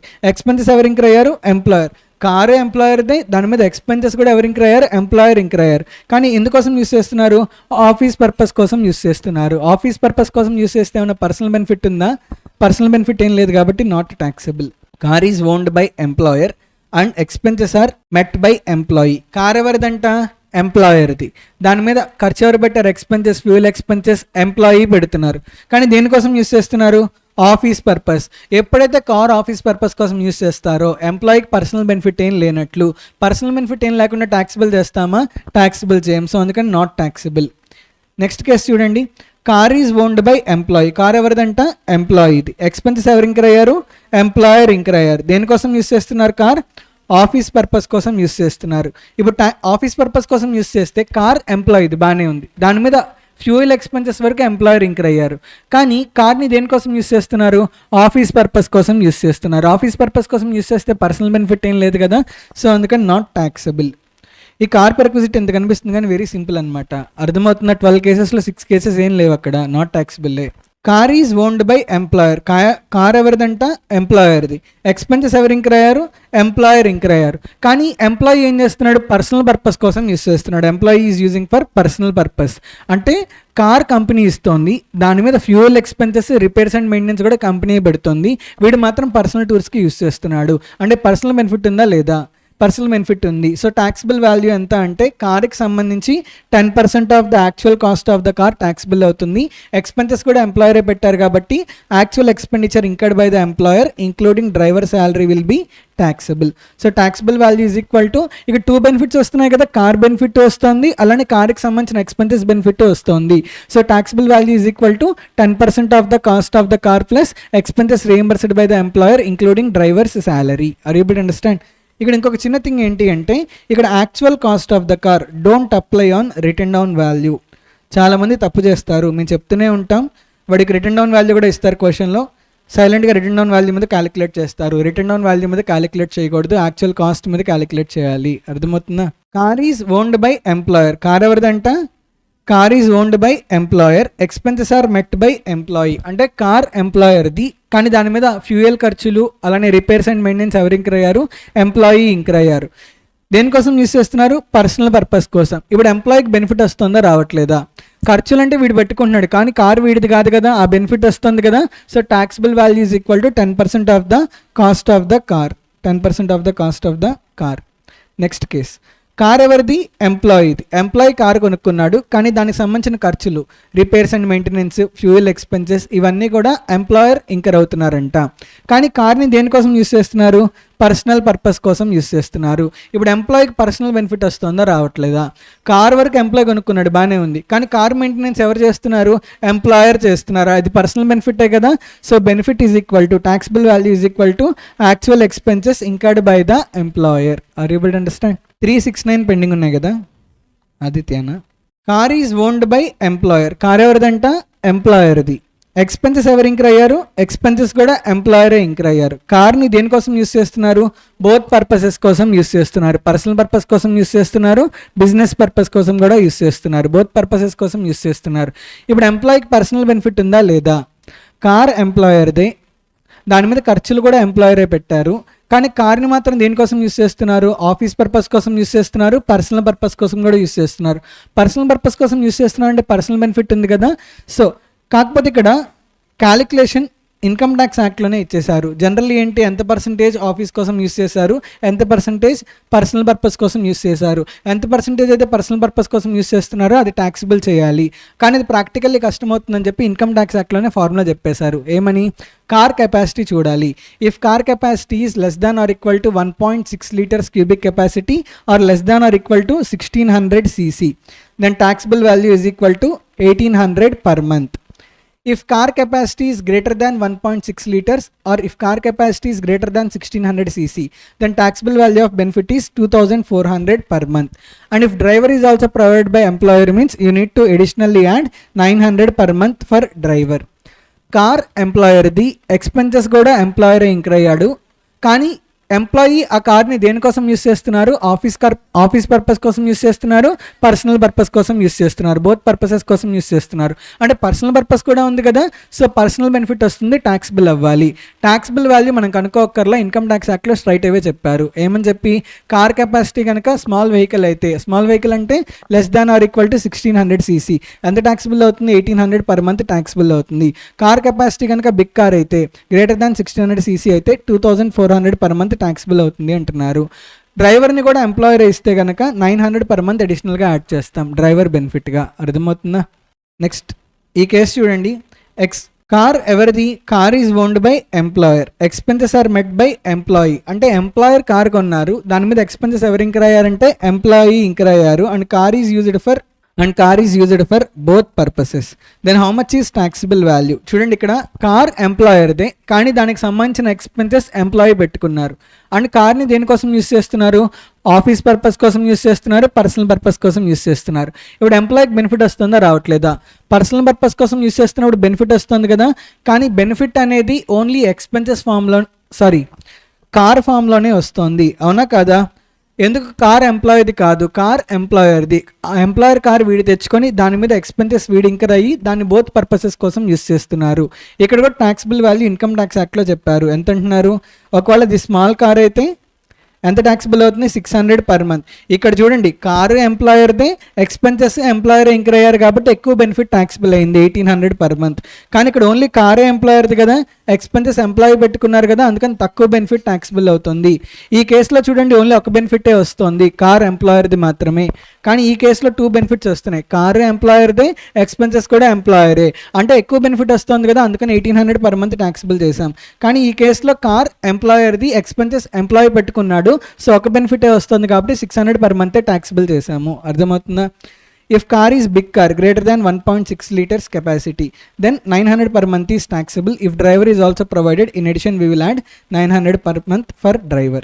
Ninth case, car is owned by employee, car is owned by employee, expenses are met by employer. Car ఎవరిదంట, car ఎంప్లాయీది, దాని మీద expenses ఎవరు incur అయ్యారు, employer incur అయ్యారు. And car is used for both purposes, car is used for both purposes. Employee car కొనుక్కున్నాడు కానీ దాని మెయింటెనెన్స్ మాత్రం ఎవరు చేస్తున్నారంటే ఎంప్లాయర్ చేస్తున్నారు. And car is used for both personal purpose as well as for office purpose, both purposes కోసం use చేస్తున్నారు. అంటే పర్సనల్ బెనిఫిట్ వస్తుంది కదా, పర్సనల్ బెనిఫిట్ వస్తుంది. కాకపోతే ఇక్కడ ఏంటి అంటే మనం రివర్స్ క్యాలిక్యులేషన్ చేయాలి. అర్థమవుతుందా? First expenses met by employer, మనం ఏమని చెప్పుకున్నాం, కార్ ఎంప్లాయీదే, మెయింటెనెన్స్ ఎంప్లాయర్ చేశారని చెప్పుకున్నాం కదా, మెయింటెనెన్స్ కాస్ట్ ఎంత అయిందో తీసుకుంటాం.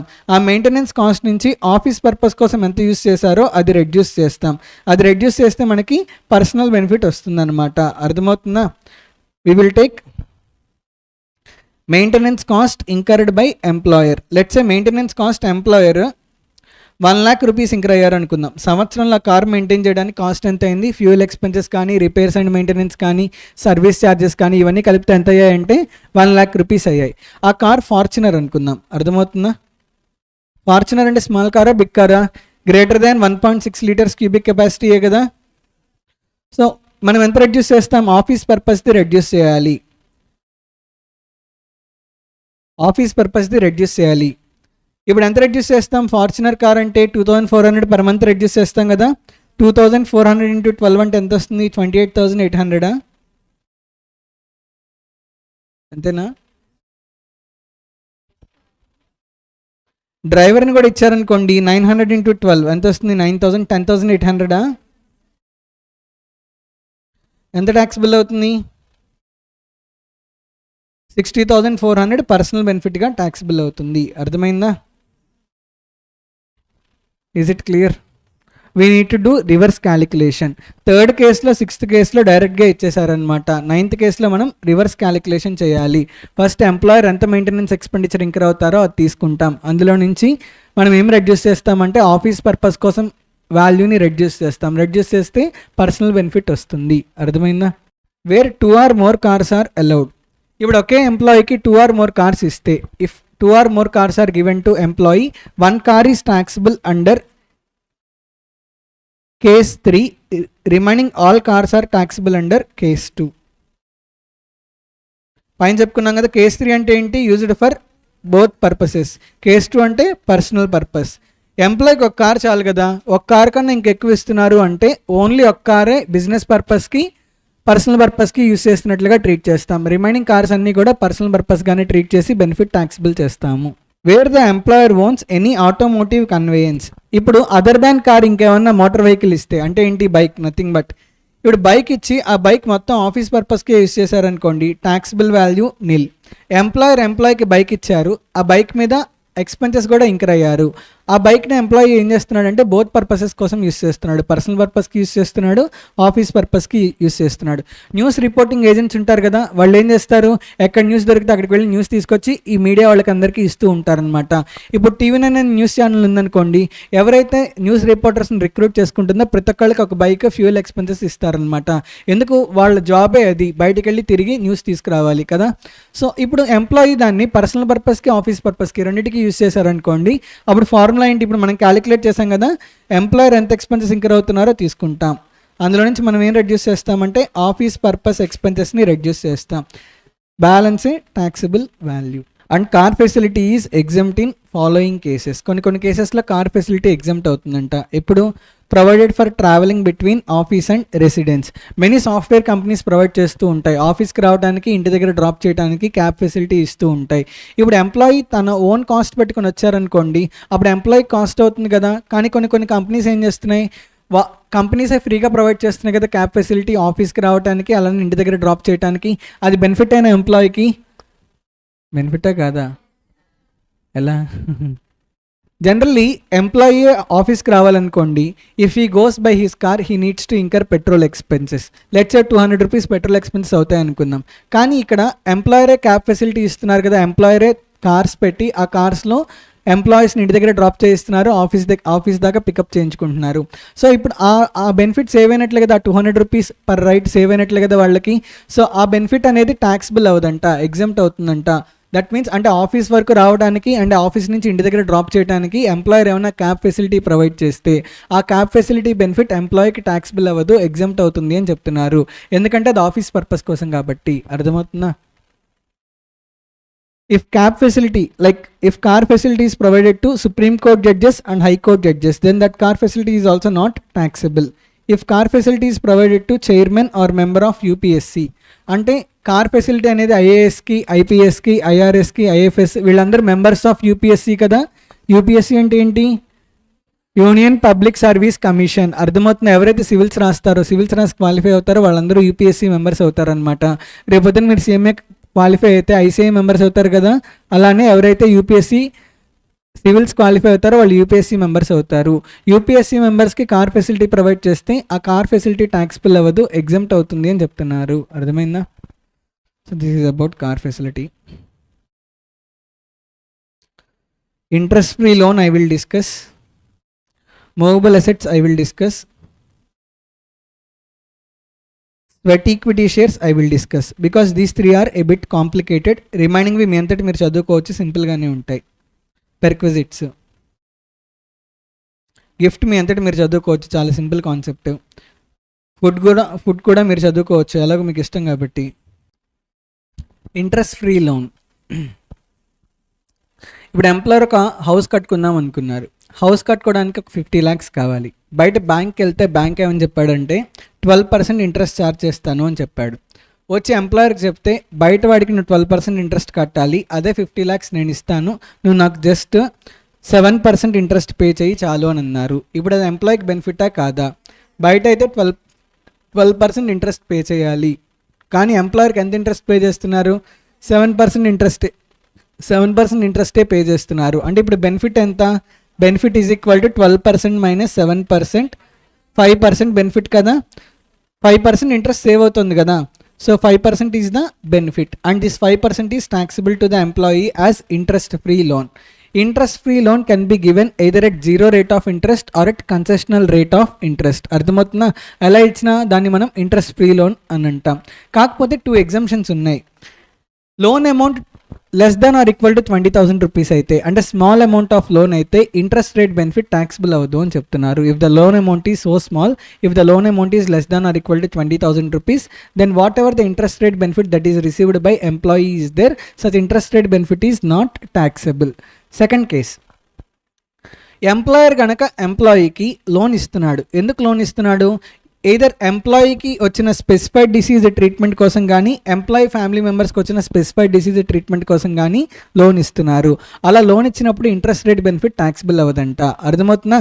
ఎంప్లాయీ క్యాన్సర్తో సఫర్ అవుతున్నారు అనుకుందాం. ఇప్పుడు ఎంప్లాయర్ ట్రీట్మెంట్కి కాస్ట్ అవుతుంది కదా. సో ఆ కాస్ట్ కోసం ఏం చేస్తున్నారంటే ఎంప్లాయీ బయట లోన్ తెచ్చుకుంటే 10% ఇంట్రెస్ట్ కట్టాలి అనుకుందాం. ఎంప్లాయర్ ఏం చేశాడంటే, అరే వీడు మన దగ్గరే వర్క్ చేశాడు కదా, నేను నీకు ఇస్తాను ఒక 5 lakh రూపీస్, నువ్వు ఖర్చు పెట్టుకో, నువ్వు నాకేం ఇంట్రెస్ట్ పే చేయొద్దు, జస్ట్ నేను ఇచ్చిన 5 lakh రూపీస్ తర్వాత నాకు రీపే చెయ్యి అని చెప్పారు. అని ఇప్పుడు ఈ 5 lakh రూపీస్ మీద ఇంట్రెస్ట్ రేట్ బెనిఫిట్ వస్తుందా రావట్లేదా ఎంప్లాయీకి? ఈ 5 lakh రూపీస్ వాడు బయట నుంచి తెస్తే ఎవ్రీ ఇయర్ 50,000 ఇంట్రెస్ట్ కట్టాలి కదా. ఇప్పుడు ఆ 50,000 ఇంట్రెస్ట్ సేవ్ అవుతుందా? సేవ్ అవ్వట్లేదా? సేవ్ అవుతుంది, కానీ ఆ బెనిఫిట్ ట్యాక్సిబుల్ అవ్వదు అని చెప్తున్నారు. Interest free loan is not taxable in 2 cases. First case is if the amount of loan is less than or equal to 20,000, it is not taxable. Second case is if loan is taken for the purpose of treatment of specified disease of employee or family members of employee. Second కేసులో even though loan is greater than 20,000 rupees, even though loan is greater than 20,000 rupees, still interest rate benefit is not taxable. అంటే specified disease treatment కోసం 20,000 కన్నా ఎక్కువ loan తీసుకున్నా సరే ఏదైతే interest rate benefit వస్తుందో ఆ ఇంట్రెస్ట్ రేట్ బెనిఫిట్ ట్యాక్సబుల్ అవ్వదు అని చెప్తున్నారు. Taxable in other cases. ఇక్కడ మనం 12% అని చెప్పాం. ఈ 12% మనకు ఎలా తెలుస్తుంది సార్? ఇది ఫెయిర్ మార్కెట్ రేట్ కదా, అంటే బయట మార్కెట్లో నడుస్తున్న ఇంట్రెస్ట్ రేట్ కదా. సో అదేది తీసుకోవాలి అంటే interest rate charged by SBI as on first day of relevant previous year. First day అంటే ఎప్పుడు? ఫూల్స్ డేనే కదా, April 1 కదా. So first April of the previous year ఏదైతే ఇంట్రెస్ట్ రేట్ ఉంటుందో ఎస్బీఐలో ఆ ఇంట్రెస్ట్ రేట్ తీసుకోవాలి. ఆ ఇంట్రెస్ట్ రేట్లో నుంచి ఎంప్లాయర్ ఎంతైతే ఇంట్రెస్ట్ రేట్ ఇస్తున్నాడో అది రెడ్యూస్ చేస్తే మనకి ట్యాక్సిబుల్ వాల్యూ వస్తుంది. ఎస్బీఐ ఇంట్రెస్ట్ రేట్ 10% అనుకుందాం. ఎంప్లాయర్ ఏం చెప్పాడంటే నువ్వు నాకు 4% ఇంట్రెస్ట్ పే చెయ్యి చాలు అని చెప్పారు. ఇప్పుడు బెనిఫిట్ ఎంత వస్తున్నట్లు ఎంప్లాయీకి? 6% బెనిఫిట్ వస్తున్నట్లు, అంతే కదా. ఇప్పుడు వాడు ఎస్బీఐ నుంచి లోన్ తీసుకుంటే ఎంత ఇంట్రెస్ట్ కట్టాల్సి వచ్చేది? 10%. కానీ ఎంప్లాయర్ దగ్గర నుంచి లోన్ తీసుకుంటున్నాడు కాబట్టి 4% ఇంట్రెస్ట్ కడుతున్నాడు. అంటే బెనిఫిట్ ఎంత వస్తుంది? 6% బెనిఫిట్ వస్తుంది. అర్థమైందా? Interest shall be calculated on maximum outstanding monthly balance. అంటే at the end of every month ఏదైతే అవుట్ స్టాండింగ్ బ్యాలెన్స్ ఉంటుందో అవుట్ స్టాండింగ్ బ్యాలెన్స్ మీద ఇంట్రెస్ట్ రేట్ బెనిఫిట్ క్యాలిక్యులేట్ చేయాలి అని చెప్తున్నారు. అర్థమైందా? ఇప్పుడు ప్రిన్సిపల్ 10 lakh రూపీస్ అనమాట. ప్రిన్సిపల్ 10 lakh రూపీస్, కానీ ఎవ్రీ మంత్ వాడు 50,000 రీపేమెంట్ చేస్తాడనమాట. సో ఏప్రిల్ ఎండింగ్కి వాల్యూ ఎంత ఉంటుంది? 9,50,000. 9,50,000 మీద ఏప్రిల్ మంత్ క్యాలిక్యులేట్ చేస్తాం. మే ఎండింగ్కి ఎంత ఉంటుంది? 9 lakhs ఉంటుందిగా. ఎందుకు? మేలో మళ్ళీ 50,000 రీపే చేసి ఉంటాడు కాబట్టి. అలానే జూన్లోకి వచ్చేసరికి ఎంత అవుతుంది? 8.5 lakhs. జూలైలో 8 lakhs. ఎవ్రీ మంత్ 50,000 తగ్గుకుంటూ వస్తుంది కదా. సో ఎవ్రీ మంత్ ఎండింగ్ ఎంతైతే అవుట్ స్టాండింగ్ బ్యాలెన్స్ ఉందో అవుట్ స్టాండింగ్ బ్యాలెన్స్ మీద ఇంట్రెస్ట్ రేట్ బెనిఫిట్ క్యాలిక్యులేట్ చేయాలి అని చెప్తున్నారు. అర్థమైందా?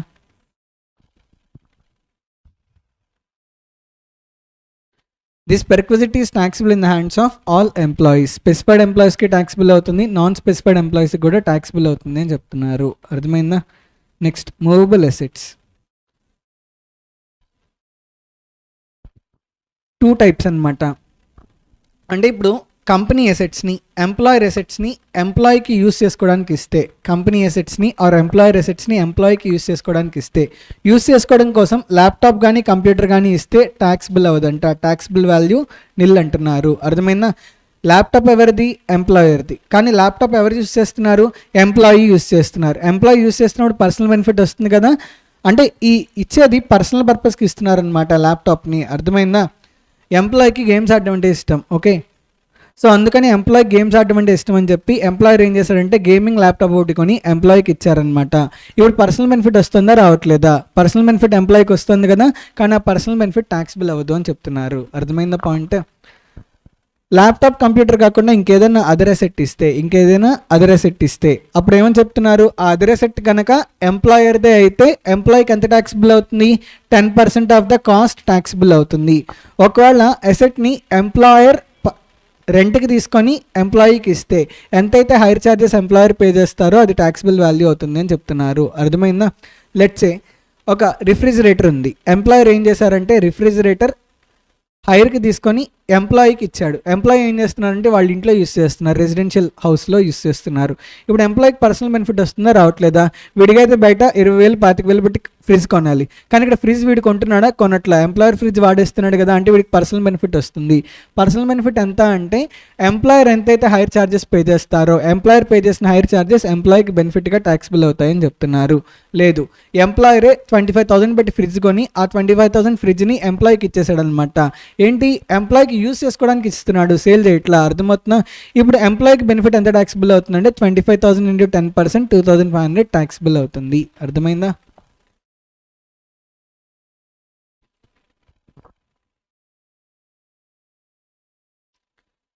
మూవబుల్ అసెట్స్ ట్రాన్స్ఫర్ చేస్తే, మూవబుల్ అసెట్స్ సేల్ చేస్తే, దీనికి సంబంధించి మీకు ఎగ్జాంపుల్ కూడా చెప్పాను. మీరేం చేయాలి అంటే డిప్రిసియేషన్ రెడ్యూస్ చేయాలి. Laptop or computers or electronic gadgets అయితే every year 50% written on value reduce చేస్తాం. అదే కార్ అయితే కనుక every year 20% written on value reduce చేస్తాం. అదర్ అసెట్స్ అయితే ఎవ్రీ ఇయర్ 10% SLM రెడ్యూస్ చేస్తాం. ఇక్కడ చిన్న థింగ్, సెక్షన్ 32 డిప్రిసియేషన్లో చెప్పిన రేట్స్ వేరు. ఆ రేట్స్ ఎందుకు అంటే డిప్రిసియేషన్ క్యాలిక్యులేట్ చేయడానికి. ఇక్కడ చెప్పిన డిప్రిసియేషన్ రేట్స్ ఎందుకు అంటే మూవబుల్ అసెట్స్ పెర్క్విజిట్ క్యాలిక్యులేట్ చేయడానికి. కన్ఫ్యూజ్ అవ్వద్దు, రెండు వేరు. డిప్రిసియేషన్ క్యాలిక్యులేట్ చేసేటప్పుడు ఆ సెక్షన్ 32లో చెప్పిన రేట్సే అప్లై చేయాలి, కానీ పెర్క్విజిట్ క్యాలిక్యులేట్ చేసేటప్పుడు ఇక్కడ చెప్పిన వాల్యూస్ అప్లై చేయాలి. అర్థమవుతుందా? ఒకవేళ కార్ కనుక ఎంప్లాయీకి సేల్ చేస్తుంటే కంప్లీటెడ్ ఇయర్స్ అంటే ఏంటి? పర్చేస్ చేసిన డేట్ దగ్గర నుంచి సేల్ చేస్తున్న డేట్ వరకు ఎన్ని ఇయర్స్ అయితే కంప్లీట్ అయ్యాయో అన్ని కంప్లీటెడ్ ఇయర్స్కి డిప్రిసియేషన్ రెడ్యూస్ చేయాలి. ఒకవేళ పార్ట్ ఆఫ్ ద ఇయర్ ఏమైనా ఉంటే ఇగ్నోర్ చేయాలి. అర్థమవుతుందా? ఆ డిప్రిసియేషన్ ఎంత రెడ్యూస్ చేస్తాం? కార్కి అయితే 20% రిటర్న్ ఆన్ వాల్యూ రెడ్యూస్ చేస్తాం. అదే కార్ కాకుండా laptop, computer are electronic gadgets అయితే 50% రిటర్న్ ఆన్ వాల్యూ రెడ్యూస్ చేస్తాం. అదర్ అసెట్స్కి అయితే 10% SLM రెడ్యూస్ చేస్తాం. రెడ్యూస్ చేసిన దాంట్లో ఎంప్లాయీకి ఎంతైతే సేల్ చేస్తున్నారు కార్, ఆ సేల్ వాల్యూ రెడ్యూస్ చేస్తే మనకి taxable value of the benefit వస్తుంది. Next gifts, food and alcoholic beverages, non alcoholic beverages you can study on your own. Next sweat equity shares. Generally sweat equity shares are issued to the employees of the company. అంటే employees చేస్తున్న వర్క్ని recognise చేస్తూ, employees చేస్తున్న వర్క్ని appreciate చేస్తూ వాళ్ళకి ఆ ఎంప్లాయీస్కి ఏమైనా షేర్స్ ఇస్తే, అంటే కంపెనీలో ఓనర్షిప్ ఇస్తే, షేర్స్ ఇస్తే, ఆ షేర్స్ని మనం ఏమంటామంటే స్వెట్ ఈక్విటీ షేర్స్ అంటాం. అర్థమవుతుందా? ఆర్ స్పెసిఫైడ్ సెక్యూరిటీస్ అంటాం. జనరలీ స్వెట్ ఈక్విటీ షేర్స్ అంటారు. ఈ స్వెట్ ఈక్విటీ షేర్స్ ఎప్పుడు కూడా మార్కెట్ ప్రైస్ కన్నా తక్కువ ప్రైస్కి ఇష్యూ చేస్తారనమాట. Let's say Reliance limited Mukesh అంబానీకి స్వెట్ ఈక్విటీ షేర్స్ ఇష్యూ చేసింది అనుకుందాం. Reliance limited issued sweat equity shares to Mukesh Ambani. Market price ఎంత ఉంది అంటే 120 రూపీస్ ఉంది Reliance limited share. Let's say market price 120 rupees ఉంది. కానీ రిలయన్స్ లిమిటెడ్ ఏం చేస్తుంది అంటే ముఖేష్ అంబానీకి ఇష్యూ ప్రైస్ 90 రూపీస్కే ఇష్యూ చేస్తుంది. ఇప్పుడు ముఖేష్ అంబానీకి బెనిఫిట్ ఉందా లేదా? ఎంత బెనిఫిట్ ఉంది? 30 రూపీస్. ఇప్పుడు ముఖేష్ అంబానీ బయట కొనుక్కోవాలంటే రిలయన్స్ లిమిటెడ్ షేర్స్ 120 పెట్టి కొనాలి. కానీ Reliance limited sweat equity shares ఎంతకి ఇస్తుంది? ఓన్లీ 90 రూపీస్కే ఇస్తుంది కదా. అంటే బెనిఫిట్ ఎంత వచ్చినట్లు? బెనిఫిట్ 30 రూపీస్ కదా. This 30 rupees is taxable to Mukesh Ambani under the head salaries. Are you able to understand? ఈ మార్కెట్ ప్రైస్ని మనం ఏమంటాం? ఫెయిర్ మార్కెట్ వాల్యూ అంటాం కదా. Fair market value of the share. అందులో నుంచి మనం ఏం రెడ్యూస్ చేయాలి? ఇష్యూ ప్రైస్ రెడ్యూస్ చేయాలి. రెడ్యూస్ చేస్తే మనకి బెనిఫిట్ రిసీవ్డ్ బై ఎంప్లాయీ వస్తుంది. అర్థమైందా? మీకు ఒక డౌట్ వస్తుంది, సార్ ఫెయిర్ మార్కెట్ వాల్యూ అన్నారు, ఏ రోజున ఫెయిర్ మార్కెట్ వాల్యూ తీసుకోవాలి? ఏ రోజునైతే ఆప్షన్ని ఎక్సైజ్ చేస్తారో, ఏ రోజైతే స్వెట్ ఈక్విటీ షేర్స్ని తీసుకుంటారో ఆ రోజున ఉన్న ఫెయిర్ మార్కెట్ వాల్యూ తీసుకోవాలంట. Fair market value on the date of exercising the option. Fair market value on the date of exercising the option. Fair market value on the date of exercising the option. చూడండి, taxable value is equal to fair market value of shares on the date of exercise of the option minus amount changed కాదు charged, amount charged by employer. So benefit is equal to fair market value minus issue price. ఇప్పుడు next question ఏంటి అంటే, sir మీరు fair market value అని చెప్పారు, on the date of exercising the option అని చెప్పారు. Fair market value ఎలా calculate చేస్తాం? నథింగ్ బట్ ఏ రోజైతే ఆప్షన్ ఎక్సైజ్ చేస్తున్నారో ఆ రోజున స్టాక్ మార్కెట్లో ఎంతైతే ప్రైస్ ఉంటుందో, closing price, average price, stock మార్కెట్లో ఏదైతే యావరేజ్ ప్రైస్ ఉంటుందో యావరేజ్ ప్రైస్ని ఫెయిర్ మార్కెట్ వాల్యూగా ట్రీట్ చేస్తారు. అర్థమవుతుందా? కేసు చూడండి, listed and traded in recognised stock exchange. ఒకవేళ షేర్స్ కనుక స్టాక్ ఎక్స్చేంజ్లో ట్రేడింగ్ జరిగితే ఫెయిర్ మార్కెట్ వాల్యూ ఎంత ట్యాక్సిబుల్ అవుతుంది? Average of opening price and closing price on the date of exercising the option.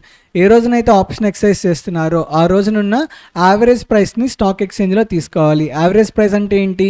ఇప్పుడు డే స్టార్ట్ అయ్యేటప్పుడు opening price ఉంటుంది కదా, డే క్లోజ్ అయ్యేటప్పుడు, స్టాక్ మార్కెట్ క్లోజ్ అయ్యేటప్పుడు క్లోజింగ్ ప్రైస్ ఉంటుంది కదా. Opening price plus closing price divided by 2 average price ఉంటుంది కదా. యావరేజ్ ప్రైస్ని ఫెయిర్ మార్కెట్ వాల్యూగా తీసుకోమని చెప్తున్నారు. ఒకవేళ రిలయన్స్, ఇప్పుడు స్టాక్ ఎక్స్చేంజెస్ ఉన్నాయి కదా, Reliance limited shares Bombay stock ఎక్స్చేంజ్లో లిస్ట్ అయ్యాయి అనుకోండి, బాంబే స్టాక్ ఎక్స్చేంజ్లో ఉన్న యావరేజ్ ప్రైస్ని మనం ఫెయిర్ మార్కెట్ వాల్యూగా ట్రీట్ చేస్తాం. ఏ రోజున? On the date of exercising the option. ఇప్పుడు Reliance limited shares Bombay stock ఎక్స్చేంజ్లో లిస్ట్ అయ్యాయి, నేషనల్ స్టాక్ ఎక్స్చేంజ్లో లిస్ట్ అయ్యాయి, అంటే 2 స్టాక్ ఎక్స్చేంజెస్లో లిస్ట్ అయ్యాయి. ఇప్పుడు నెక్స్ట్ క్వశ్చన్ ఏంటి అంటే, ఏ స్టాక్ ఎక్స్చేంజ్లో ఉన్న ఫెయిర్ మార్కెట్ వాల్యూ, ఏ స్టాక్ ఎక్స్చేంజ్లో ఉన్న యావరేజ్ ప్రైస్ని ఫెయిర్ మార్కెట్ వాల్యూగా తీసుకోవాలి? ఏమని చెప్తున్నారంటే ఏ స్టాక్ ఎక్స్చేంజ్లో అయితే ఎక్కువ ట్రేడింగ్ జరుగుతుందో, ఈ రిలయన్స్ కంపెనీ షేర్స్ ఏ స్టాక్ ఎక్స్చేంజ్లో అయితే ఎక్కువ ట్రేడింగ్ జరుగుతాయో ఎక్కువ ట్రేడింగ్ జరిగిన స్టాక్ ఎక్స్చేంజ్లో యావరేజ్ ప్రైస్ తీసుకోవాలి అని చెప్తున్నారు. బాంబే స్టాక్ ఎక్స్చేంజ్లో 50,000 షేర్స్ ట్రేడ్ అయ్యాయి. నేషనల్ స్టాక్ ఎక్స్చేంజ్లో 45,000 షేర్స్ ట్రేడ్ అయ్యాయి. ఇప్పుడు ఏ స్టాక్ ఎక్స్చేంజ్లో ఉన్న యావరేజ్ ప్రైస్ తీసుకోవాలి? బాంబే స్టాక్ ఎక్స్చేంజ్లో ఉన్న యావరేజ్ ప్రైస్ తీసుకోవాలి. అర్థమవుతున్న బాంబే స్టాక్ ఎక్స్చేంజ్లో ఎంత ట్రేడ్ అయ్యాయి? 50,000.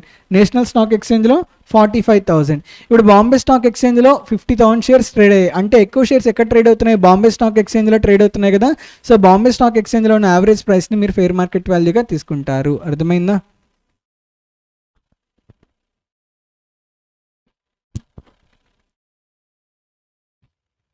చూడండి, listed and trade in more than one stock exchange.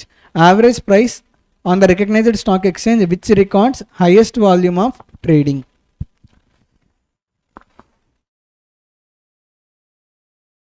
Next point ఏంటి అంటే, ఇప్పుడు స్టాక్ ఎక్స్చేంజ్ ఎవ్రీడే ఉండదన్నమాట. ఓన్లీ మండే టు ఫ్రైడే వరకే స్టాక్ ఎక్స్చేంజెస్ ఉంటాయి. సాటర్డే సండే స్టాక్ ఎక్స్చేంజెస్ ఉండవు.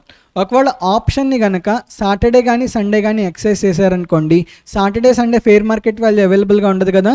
సో సాటర్డే సండే కాకుండా ఇమీడియట్ బిఫోర్ డేట్న ఏ రోజునైతే స్టాక్ ఎక్స్చేంజ్ ట్రేడింగ్ జరుగుతుందో, let's సే ఆప్షన్ని సండే ఎక్సైజ్ చేశారు అనుకుందాం. సండే స్టాక్ ఎక్స్చేంజ్ ఉందా? లేదు. సాటర్డే ఉందా? లేదు. ఫ్రైడే ఉంటుంది కదా. సో ఫ్రైడే ఎంతైతే క్లోజింగ్ ప్రైస్ ఉంటుందో ఆ క్లోజింగ్ ప్రైస్ని ఫెయిర్ మార్కెట్ వాల్యూగా తీసుకోమంటున్నారు. అర్థమైందా? Listed but not traded in one recognised stock exchange. List అయింది కానీ ఆ రోజు ట్రేడింగ్ జరగలేదంట. అప్పుడు ఏం చెప్తున్నారు? Closing price of share on any recognised stock exchange on a date closest to the date of exercising of the option and immediately preceding such date.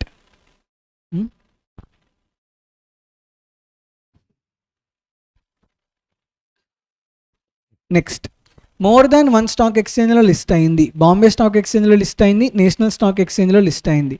కానీ ఏ రోజునైతే ఆప్షన్ ఎక్సైజ్ చేస్తున్నారో ఆ రోజు ట్రేడింగ్ జరగట్లా. ఆప్షన్ అనేది సండే ఎక్సైజ్ చేస్తున్నారు, Sunday trading జరగట్లా. So Sunday fair market value దొరకదు, సాటర్డే ఫెయిర్ మార్కెట్ వాల్యూ దొరకదు, ఫ్రైడే ఫెయిర్ మార్కెట్ వాల్యూ దొరుకుతుంది కదా.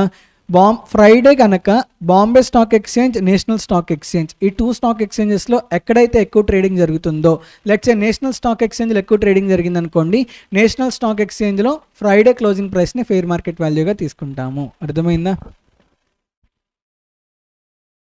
So these are all prerequisites. Remaining all small you can read it on your own. Club facility, credit card facility ఇవన్నీ మీకు ఈజీగానే అర్థం అవుతాయి. కానీ మేజర్ ఇంపార్టెంట్ కార్ ఫెసిలిటీ ఒకటి ఇంపార్టెంట్, అలానే రెంట్ ఫ్రీ అకామిడేషన్ ఇంపార్టెంట్, ఈ sweat equity shares interest free loan important, education facility, medical facility important. So ఈ ఇంపార్టెంట్ అన్నీ ఖచ్చితంగా నేను కవర్ చేశాను, మీరు కూడా చదువుకుని వెళ్ళండి. అర్థమవుతుందా? రిటైర్మెంట్ బెనిఫిట్స్ చూద్దాం, ఎందుకంటే రిటైర్మెంట్ బెనిఫిట్స్ ఇంపార్టెంట్ అడుగుతున్నారు. గ్రాట్యుటీ కూడా ఇంపార్టెంటే. గ్రాట్యుటీ కనుక డ్యూరింగ్ ద సర్వీస్ రిసీవ్ చేసుకుంటే such gratuity is fully taxable. ఎవరు రిసీవ్ చేసుకున్నా, గవర్నమెంట్ ఎంప్లాయీ రిసీవ్ చేసుకున్నా, నాన్ గవర్నమెంట్ ఎంప్లాయీ రిసీవ్ చేసుకున్నా, if gratuity is received during the service, then that gratuity is fully taxable. If gratuity is received after retirement అయిపోయిన తర్వాత gratuity వస్తే, government ఎంప్లాయీకి వస్తే fully exempt, అసలు ఒక రూపాయి కూడా ట్యాక్స్ కట్టక్కర్లేదంట గ్రాట్యుటీ మీద. ఒకవేళ గ్రాట్యుటీ అనేది రిటైర్మెంట్ తర్వాత వచ్చింది, ఎవరికి వచ్చింది? అదర్ దాన్ గవర్నమెంట్ ఎంప్లాయీకి వచ్చింది, అప్పుడు 2 కేసెస్ అరైజ్ అవుతాయి. Whether employee is covered under payment of gratuity act, whether employee is not covered under payment of gratuity act. If employee is covered under payment of gratuity act అయితే gratuity fully taxable అవ్వదంట. ఎంతైతే gratuity వస్తుందో గ్రాట్యుటీలో కొంత amount exempt అవుతుంది. ఆ exemption calculation ఇచ్చారు. Listen carefully. Gratuity service అప్పుడు వచ్చింది, ఫుల్లీ ట్యాక్సబుల్. గ్రాట్యుటీ రిటైర్మెంట్ అయిన తర్వాత వస్తుంది, అప్పుడు గ్రాట్యుటీ ట్రీట్మెంట్ ఏంటి? గవర్నమెంట్ ఎంప్లాయీ రిసీవ్ చేసుకుంటే fully exempt, other than government employee receive చేసుకుంటే 2 కేసెస్ అరైజ్ అవుతాయి. ఆ employee payment of gratuity act కింద కవర్ అయ్యారా, కవర్ అవ్వలేదా? ఒకవేళ ఆ ఎంప్లాయీ కనుక పేమెంట్ ఆఫ్ గ్రాట్యుటీ యాక్ట్ కింద కవర్ అయితే ఫుల్లీ ట్యాక్సిబుల్ అవ్వదన్నమాట. అర్థమవుతున్నా? కొంచెం ఎగ్జంప్షన్ వస్తుంది. ఆ ఎగ్జంప్షన్ ఏంటి? List of the following: statutory limit 20 lakhs, or actual gratuity received, or ఈ ఫార్ములా ఉంది 15/26 into last drawn salary into number of years of service. ఈ ఎగ్జామ్షన్ క్యాలిక్యులేట్ చేయడం కోసం, అంటే స్పెసిఫిక్గా ఈ ఎగ్జామ్షన్ క్యాలిక్యులేట్ చేయడం కోసం శాలరీ డెఫినేషన్ ఏంటి అంటే salary plus basic plus any DA. Any DA అంటే DA forms part of retirement benefits plus DA not forms part of retirement benefits.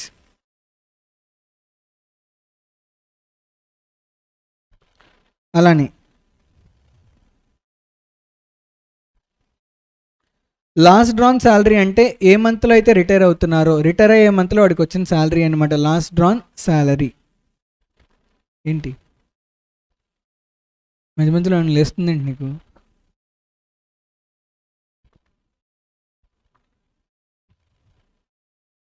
$15/26. We apply like in every month there will be 4 Sundays, right? Krishnakant ena Chandrakant, forget your name. అసలు మీ class అంతా విక్కిడ్ people.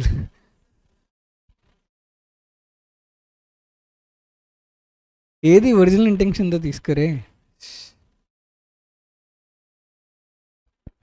15/26. See every మంత్లో 4 Sundays ఉంటాయి కదా. So 30 days నుంచి 4 Sundays తీసేస్తే balance ఎంత? 26 days. అలా ప్రపోర్షనేట్గా multiply చేశారు. అర్థమవుతుందా?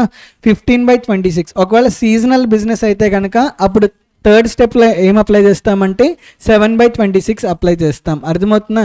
ఇప్పుడు ఐస్ క్రీమ్ బిజినెస్ ఉంది, అది సీజనల్ బిజినెస్ కదా. సో ఐస్ క్రీమ్ బిజినెస్లో వర్క్ చేసే ఎంప్లాయీస్కి గ్రాట్యుటీ కనుక వస్తే వాళ్ళకి ఎగ్జామ్షన్ క్యాలిక్యులేట్ చేయాలి కదా. వాళ్ళకి ఎగ్జామ్షన్ క్యాలిక్యులేట్ చేసేటప్పుడు స్టెప్ 3లో మనం instead of 15/26 we will take 7/26. అర్థమవుతుందా?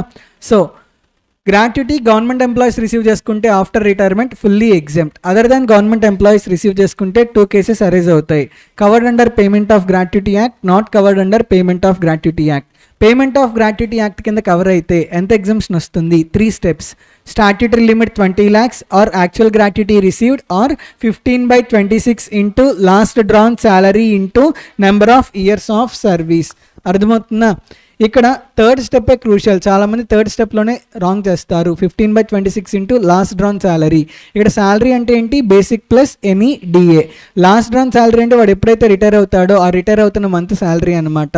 దాన్ని దేంతో మల్టిప్లై చేస్తాం? నెంబర్ ఆఫ్ ఇయర్స్ ఆఫ్ సర్వీస్తో మల్టిప్లై చేస్తాం. అర్థమవుతుందా? Number of years of service అంటే పార్ట్ ఆఫ్ ద ఇయర్ ఉంటే కనుక part of the year greater than or equal to 6 months అయితే రౌండ్ ఆఫ్ చేస్తాం. ఇప్పుడు ఎంప్లాయీ 10 years 9 months వర్క్ చేశారనుకోండి, it will be rounded off to 11 years. Are able to understand? ఏదైతే part of the year ఉంటుందో, if the part of the year is greater than or equal to 6 months, it will be rounded off to next year. Are able to understand? దాన్ని మనం number of years of service అంటాం. Number of completed years అంటే 10 years 9 months ఉన్నా సరే మనం ఎంత consider చేస్తామంటే 10 years మాత్రమే కన్సిడర్ చేస్తాం. అంటే ఎన్ని ఇయర్స్ అయితే కంప్లీట్ అవుతున్నాయో కంప్లీట్ అయిన ఇయర్స్ వరకు మాత్రమే మనం తీసుకుంటాం. పార్ట్ ఆఫ్ ద ఇయర్ని మనం ఇగ్నోర్ చేస్తాం. అర్థమవుతున్న? కంప్లీటెడ్ ఇయర్స్ అంటే. నెక్స్ట్, ఒకవేళ ఎంప్లాయీ గ్రాట్యుటీ యాక్ట్ కింద కవర్ అవ్వకపోతే అప్పుడు ఎగ్జామ్షన్ ఎన్ని స్టెప్స్లో క్యాలిక్యులేట్ చేస్తాం? అప్పుడు కూడా ఎగ్జామ్షన్ 3 steps క్యాలిక్యులేట్ చేస్తాం. Statutory amount 20 lakhs or actual gratuity received or 1/2 half into last 10 months average salary. ఈ కేసులో శాలరీ అంటే ఏంటి? Basic plus DA forms part of retirement benefits plus commission as a percentage of turnover. Last 10 months average salary into completed years of service. ఎన్ని years of service అయితే complete అవుతుందో completed ఇయర్స్కి మనం calculate చేస్తాము అని చెప్తున్నారు exemption. అర్థమైందా? ఇదిగోండి, average salary should be calculated for 10 months. ఇక్కడ 10 months యావరేజ్ శాలరీ అనుకున్నాం కదా. లాస్ట్ 10 monthsకి యావరేజ్ శాలరీ కనుక్కుంటామంట preceding the month of retirement. అంటే ఏ మంత్లో అయితే రిటైర్మెంట్ జరుగుతుందో, ఒకవేళ మిడిల్ ఆఫ్ ద మంత్లో రిటైర్ అయ్యారనుకోండి, ఆ మంత్ని పట్టించుకోం. ఆ మంత్ ముందు నుంచి లాస్ట్ 10 months తీసుకొని ఆ లాస్ట్ 10 months శాలరీని యావరేజ్ చేస్తాం. అర్థమైందా? Pension is classified into 2 types, uncommuted pension and commuted pension. Uncommuted పెన్షన్ని మనం ఏమంటామంటే మంత్లీ పెన్షన్ అంటాం. అర్థమవుతుందా? మంత్లీ పెన్షన్ ట్యాక్స్ ట్రీట్మెంట్ ఏంటి? Monthly pension is fully taxable. It is taxable in the hands of both government employees and non government employees. Are able to understand? So monthly pension కనుక receive చేసుకుంటే ఆ monthly pension fully taxable అవుతుందంట. ఎవరికి taxable అవుతుంది? Government ఎంప్లాయీస్కి taxable అవుతుంది, non government ఎంప్లాయీస్కి taxable అవుతుంది. కమ్యూటెడ్ పెన్షన్ అంటే ఏంటి? యా లంసమ్ అమౌంట్ పెన్షన్గా రిసీవ్ చేసుకుంటే, ఆ lump sum amount of pension government employee receive చేసుకుంటే గవర్నమెంట్ ఎంప్లాయీ హ్యాండ్స్లో ఫుల్లీ ఎగ్జామ్ట్ అంట. అర్థమవుతుందా? అలా కాకుండా మంత్లీ పెన్షన్ కాకుండా ఒకేసారి లంసమ్ పెన్షన్ కనుక రిసీవ్ చేసుకుంటే, if lump sum pension is received by other employees then 2 cases will arise. If employee is not receiving gratuity, if employee is receiving gratuity. ఒకవేళ ఎంప్లాయీ గ్రాట్యుటీ రిసీవ్ చేసుకుంటే ఎంత exempt అవుతుంది? 1/2 of the commuted value of full pension. If employee is receiving gratuity, వాడు already gratuity receive చేసుకుంటే 1/3 of the commuted value of full pension. మీరు నాకు ఒకటి answer చేయాలి. 1/3 ఎక్కువ 1/2 ఎక్కువ? 1/2 ఈజ్ గ్రేటర్ దాన్ 1/3, రైట్? ఒకసేపు సైలెంట్ కూర్చో, లేకపోతే దొబ్బేయి. ఇది సినిమా హాల్లో క్లాసా? ఏంటో డ్రెస్? ఏంటి నైట్ ప్యాంట్ నైట్ షర్ట్? సినిమాకి వచ్చావా లేకపోతే పార్క్కి వచ్చావా? 1/2 ఈజ్ గ్రేటర్ దాన్ 1/3, రైట్? ఇప్పుడు ఎంప్లాయీ ఆల్రెడీ గ్రాట్యుటీ యాక్ట్ కింద కవర్ అయ్యి ఉంటే గ్రాట్యుటీ ఎగ్జామ్షన్ వచ్చి ఉంటుంది కదా, ఆల్రెడీ గ్రాట్యుటీ ఎగ్జామ్షన్ వస్తుంది కాబట్టి ఇప్పుడు తక్కువ ఎగ్జామ్షన్ అలౌ చేస్తున్నారు, 1/3 ఎగ్జామ్షన్. అర్థమవుతుందా? మీకు లాజిక్ అర్థమైందా? ఆల్రెడీ గ్రాట్యుటీ కింద కవర్ అయ్యారు అనుకోండి, గ్రాట్యుటీలో ఎగ్జామ్షన్ క్లెయిమ్ చేస్తారు కదా, గ్రాట్యుటీలో ఆల్రెడీ ఎగ్జామ్షన్ క్లెయిమ్ చేస్తున్నారు కాబట్టి ఇక్కడ తక్కువ ఎగ్జామ్షన్ ఇస్తున్నారు. అర్థమైందా? 1/3 మాత్రమే ఎగ్జామ్షన్ ఇస్తున్నారు. ఒకవేళ గ్రాట్యుటీ యాక్ట్ కింద కవర్ అవ్వలేదు అనుకోండి, not covered under gratuity act అనుకోండి, సో గ్రాట్యుటీ ఎగ్జామ్షన్ క్లెయిమ్ చేయరు కదా, సో అందుకని ఇక్కడ ఎక్స్ట్రా ఎగ్జామ్షన్ ఇస్తారు. అర్థమైందా? If pension is received from UNO by employee or his family members, UNO you know right, United Nations Organization.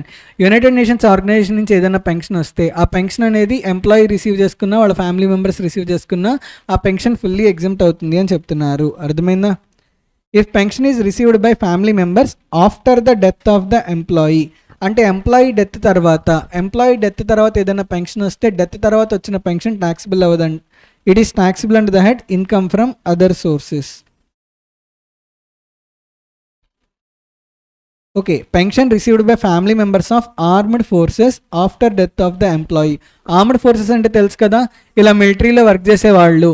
So ఇప్పుడు మిలిటరీలో work చేసేవాళ్ళు వాళ్ళు అంటే when they sacrifice for our nation, వాళ్ళ డెత్ తర్వాత వాళ్ళ ఫ్యామిలీ మెంబర్స్ ఏదైనా పెన్షన్ రిసీవ్ చేసుకుంటే ఆ పెన్షన్ అనేది వాళ్ళకి ట్యాక్సిబుల్ అవ్వదు, ఎగ్జామ్ట్ అవుతుంది అని చెప్తున్నారు. అర్థమైందా? Pension received by family members of armed forces after the death of the employee, it is exempt. ఇక్కడ ఇంకొక చిన్న విషయం చెప్పాలి. కమ్యూటెడ్ పెన్షన్ అంటే లంసమ్ పెన్షన్ అనుకున్నాం కదా, ఎంప్లాయీకి ఎవ్రీ మంత్ 30,000 రూపీస్ పెన్షన్ వస్తుంది. Pension is 30,000 per month.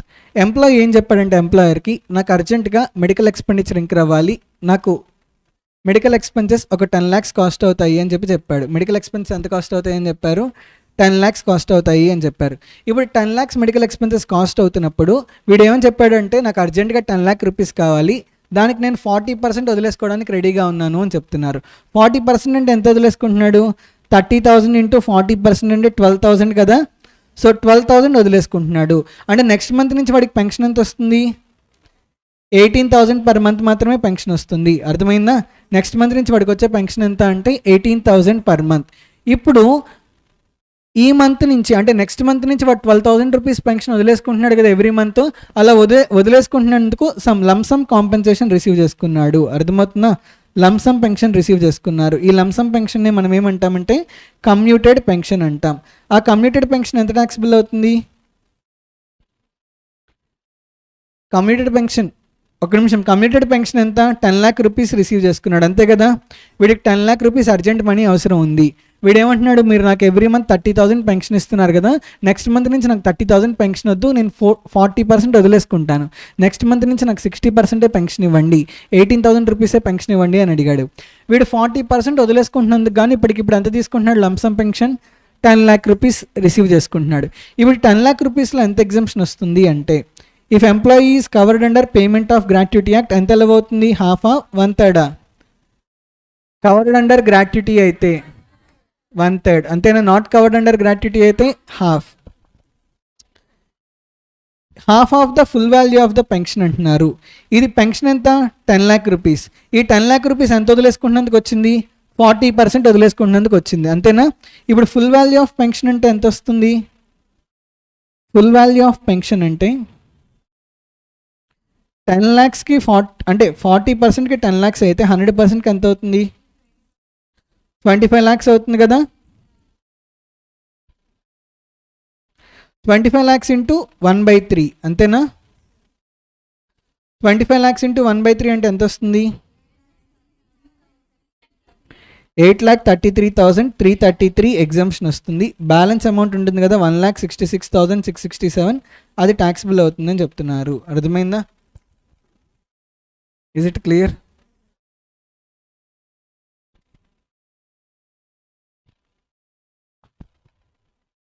ఇక్కడ ఇంపార్టెంట్ థింగ్ ఏంటి అంటే full value of pension calculate చేసి ఫుల్ వాల్యూ ఆఫ్ పెన్షన్లో నుంచి 1/3 or half ఎగ్జామ్షన్ క్యాలిక్యులేట్ చేయాలి.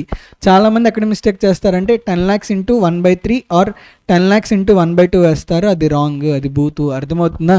So full value of pension తీసుకోవాలి. Full value of pension convert చేసుకొని ఆ ఫుల్ వాల్యూ ఆఫ్ పెన్షన్లో నుంచి 1/3 ఎగ్జామ్షన్ కానీ హాఫ్ ఎగ్జామ్షన్ కానీ క్యాలిక్యులేట్ చేయాల్సి ఉంటుంది. అర్థమైందా? సో దీన్ని మనం ఫార్ములాలో కన్వర్ట్ చేయొచ్చా? దీని ఫార్ములా ఏంటి? 10 lakhs ఇంటూ 100 డివైడెడ్ బై 40%. అంతేనా? ఈ 10 lakhs ఏంటి? కమ్యూటెడ్ పెన్షనేగా. 10 lakhs కమ్యూటెడ్ పెన్షనేనా?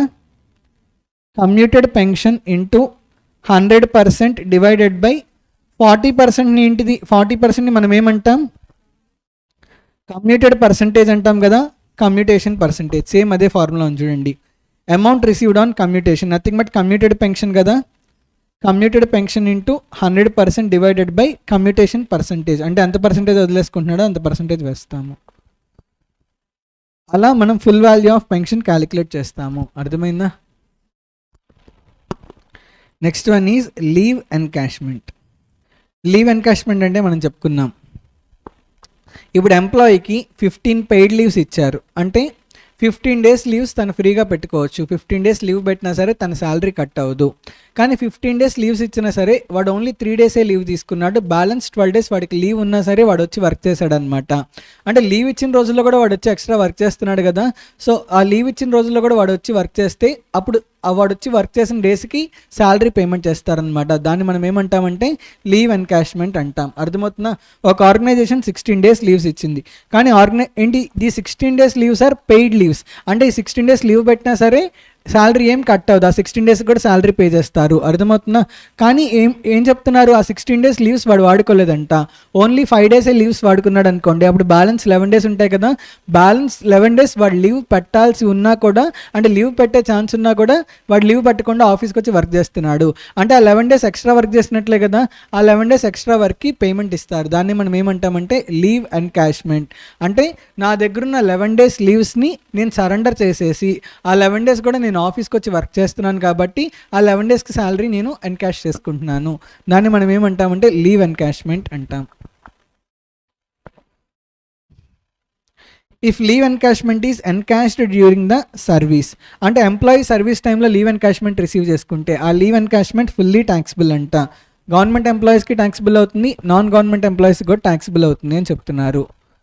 ఒకవేళ if leave encashment is received after retirement, leave encashment అనేది రిటైర్మెంట్ తర్వాత రిసీవ్ చేసుకుని ఉంటే, if it is received by government employee then it is fully exempt. చూడండి, గవర్నమెంట్ ఎంప్లాయీస్కి after retirement gratuity exempt, after retirement commuted pension is exempt, after retirement leave encashment is exempt. ఇందుకోసమే government జాబ్కి తాపత్రయపడేది. అర్థమవుతుందా? Leave encashment encashed after the retirement. If it is received by government employee fully exempt. If it is received by other employees then ఎగ్జామ్షన్కి ఒక calculation ఉందన్నమాట. Fourth క్యాలిక్యులేషనే కొంచెం crucial, remaining అన్నీ ఈజీయే. Statutory limit ఎంత? 3 lakh rupees. 3 lakh rupees or actual leave encashment received or 10 into 10 months average salary. ఇక్కడ salary definition ఏమని చెప్తున్నారు? Basic plus DA forms part of retirement benefits plus commission as a percentage of turnover. క్వశ్చన్లో commission ఇస్తే తీసుకోకూడదు. Commission as a percentage of turnover అని క్లియర్గా specify చేస్తే అప్పుడు మాత్రమే తీసుకోవాలి. General commission should not be taken. Commission as a percentage of turnover, normal commission you should not take. 10 into 10 months average salary. Next one is cash equivalent value of leaves in his account at the time of retirement. అంటే retirement అయ్యేటప్పుడు వాడి అకౌంట్లో ఎన్ని leaves అయితే accumulate అయ్యి use చేసుకోకుండా ఉన్నాయో ఆ అక్యూములేటెడ్ అన్యూటిలైజ్డ్ లీవ్స్కి ఎంతైతే క్యాష్ వాల్యూ ఉంటుందో అది 4th స్టెప్ అంటున్నారు. అర్థమైందా? దీన్ని ఎలా క్యాలిక్యులేట్ చేయాలి? స్టెప్ 4 క్యాలిక్యులేట్ చేయడానికి క్యాలిక్యులేషన్ ఉంటుంది ఇక్కడ చూడండి. Cash equivalent value of leaves at the time of retirement. ఇప్పుడు ఎంప్లాయీకి ఎవ్రీ ఇయర్ 16 days లీవ్స్ అని ఇచ్చారు. So year on year 16 days leaves add అవుతూ వస్తుంటాయి కదా. ఓకే, ఒక 10 years వర్క్ చేశాడు అనుకుందాం. 16 into 10 ఎంత? 160 లీవ్స్. కానీ ఈ 160 లీవ్స్లో వాడు ఓన్లీ 70 లీవ్స్ మాత్రమే వాడుకున్నాడు. బ్యాలెన్స్ 90 లీవ్స్ వాడుకోవాలా. వీటిని మనం ఏమంటాం? అన్యూటిలైజ్డ్ లీవ్స్ అంటాం కదా. ఈ అన్యూటిలైజ్డ్ లీవ్స్ 90 days అంటే 3 months అయినా. సో ఈ 3 months శాలరీనే మనం క్యాష్ వాల్యూ అంటాం. అర్థమవుతున్న point? 3 months salary is called as cash value of unutilized leaves at the time of retirement. 90 days unutilized లీవ్సా కాదా? ఆ 90 days శాలరీ ఏమవుతుందంటే cash value of unutilized leaves అవుతుంది. అర్థమైందా? క్యాలిక్యులేషన్ చూడండి. Leaves as per organization rules or leaves as per income tax rules. ఒకవేళ organization more than 30 days leaves ఇస్తే income tax act మాత్రం maximum 30 days leaves per year మాత్రమే కన్సిడర్ చేస్తుందంట. Organisation policy ప్రకారం ఇయర్లీ 45 days లీవ్స్ తీసుకోవచ్చు. కానీ 45 days leaves income tax act allow చేయదు. 45 days or 30 days whichever is lower తీసుకొని అందులో నుంచి ఆల్రెడీ ఏమైనా లీవ్స్ ఎన్కాష్ చేసేసి ఉంటే ఇక్కడ ఆల్రెడీ 70 days వాడేశారు కదా, అవునా కదా? ఆ 70 days రెడ్యూస్ చేస్తే మనకి బ్యాలెన్స్ ఏమొస్తాయంటే leaves in his account at the time of retirement. దీన్నే మనం ఏమనొచ్చు? అన్యూటిలైజ్డ్ లీవ్స్ అనొచ్చు కదా. Unutilized leaves in his account at the time of retirement. ఆ అన్యూటిలైజ్డ్ లీవ్స్ని దేంతో మల్టిప్లై చేయాలంట? యావరేజ్ శాలరీతో మల్టిప్లై చేయాలి అని చెప్తున్నారు. యావరేజ్ శాలరీ అంటే last 10 months salary preceding the date of retirement. అంటే రిటైర్ అవుతున్న డేట్ కాకుండా let's say 16th December retire అయ్యారు. 16th December ముందు డేట్ ఏంటి? 15th December కదా. 15th December నుంచి లాస్ట్ 10 months శాలరీ తీసుకొని ఆ లాస్ట్ 10 months శాలరీని యావరేజ్ చేయాలి అని చెప్తున్నారు. అర్థమైందా? So this is the concept relating to leave encashment. Next there are 2 compensations, retrenchment compensation, VRS compensation. Retrenchment compensation అంటే ఏంటి? ఎంప్లాయీని ఎంప్లాయర్ సడన్గా అప్పటికప్పుడు కంపెనీ నుంచి తీసేస్తే అప్పుడు ఎంప్లాయీ సఫర్ అవుతారు కదా. సో అందుకని లేబర్ లాస్ ఉంటాయన్నమాట. లేబర్ లాస్ ఏం చెప్తాయంటే రిట్రెంచ్మెంట్ కాంపెన్సేషన్ అంటే వీడి ప్లేస్లో వీడిని తీసేసి ఇంకొకరిని రిట్రెంచ్ చేస్తున్నందుకు, ఇంకొకరిని తీసుకొస్తున్నందుకు ఎవరినైతే ఎంప్లాయీని తీసేస్తారో అతనికి రిట్రెంచ్మెంట్ కాంపెన్సేషన్ పే చేయాలి అని చెప్తున్నారు. రిట్రెంచ్మెంట్ కాంపెన్సేషన్ ఎంత పే చేస్తారు? రిట్రెంచ్మెంట్ కాంపెన్సేషన్ ఫుల్లీ ట్యాక్సిబుల్ అవ్వదు. ఎంతైతే రిట్రెంచ్మెంట్ కాంపెన్సేషన్ వస్తుందో ఆ రిట్రెంచ్మెంట్ కాంపెన్సేషన్లో నుంచి కూడా ఎగ్జంప్షన్ క్లెయిమ్ చేయొచ్చంట. ఎంత ఎగ్జంప్షన్ వస్తుంది? Least of the following is exempt. Statutory limit 5 lakh rupees or actual retrenchment compensation received or amount calculated as per Industrial Disputes Act whichever is lower. అర్థమవుతుందా? Statutory limit or actual retrenchment compensation received or amount calculated as per Industrial Disputes Act, whichever out of these 3 amounts, whichever is lower amount is there, that lower amount can be claimed as exemption. Are you able to understand? Amount as per Industrial Disputes Act. Amount calculated as per Industrial Disputes Act formula ikkada icharu 15/26 into average salary of last 3 months preceding the date of retirement into years of service. Years of service ante meer em chestaru? Completed years of service అంటే completed years మాత్రమే తీసుకొని part of the ఇయర్ని ignore చేస్తారు. Years of service అంటే ఏంటి అంటే years మొత్తం తీసుకుంటారు. Part of the year greater than 6 months ఉంటే you will round it of. Part of the year less than 6 months ఉంటే మీరు ఏం చేయాలి అంటే రౌండ్ ఆఫ్ చేయకూడదు, లైక్ అలా వదిలేయాలి. అర్థమవుతున్న point? For example 9 years 4 months అని ఉంది. ఈ part of the year greater than 6 months, ఇది లెస్ దాన్ 6 months కదా, సో ఇగ్నోర్ చేస్తాం. ఒకవేళ part of the year greater than 6 months ఉంటే అది కూడా కన్సిడర్ చేస్తాము. అర్థమైందా? శాలరీ డెఫినేషన్ ఏంటి? Basic plus any DA. Service means years of service. Next VRS compensation, voluntary retirement scheme. ఇప్పుడు ఎవరైనా ఎంప్లాయీ వాలంటరీ రిటైర్మెంట్ తీసుకుంటే ఎంప్లాయర్ ఏం చేస్తారంటే విఆర్ఎస్ కాంపెన్సేషన్ పే చేస్తారు.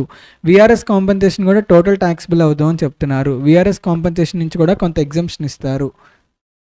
What is the exemption amount? Statutory limit 5 lakh rupees or actual VRS compensation received or completed years into 3 months into last drawn salary or remaining service into last drawn salary.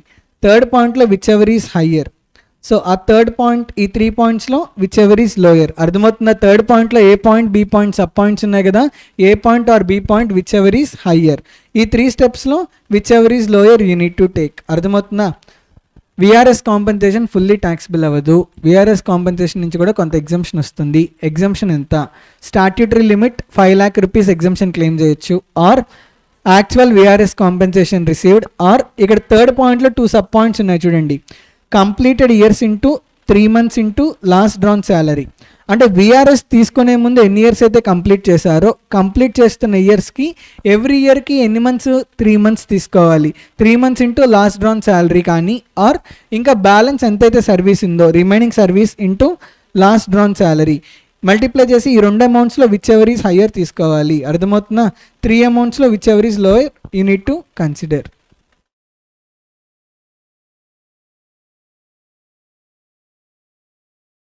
Salary is equal to basic plus DA forms part of retirement benefits plus commission as a percentage of turnover.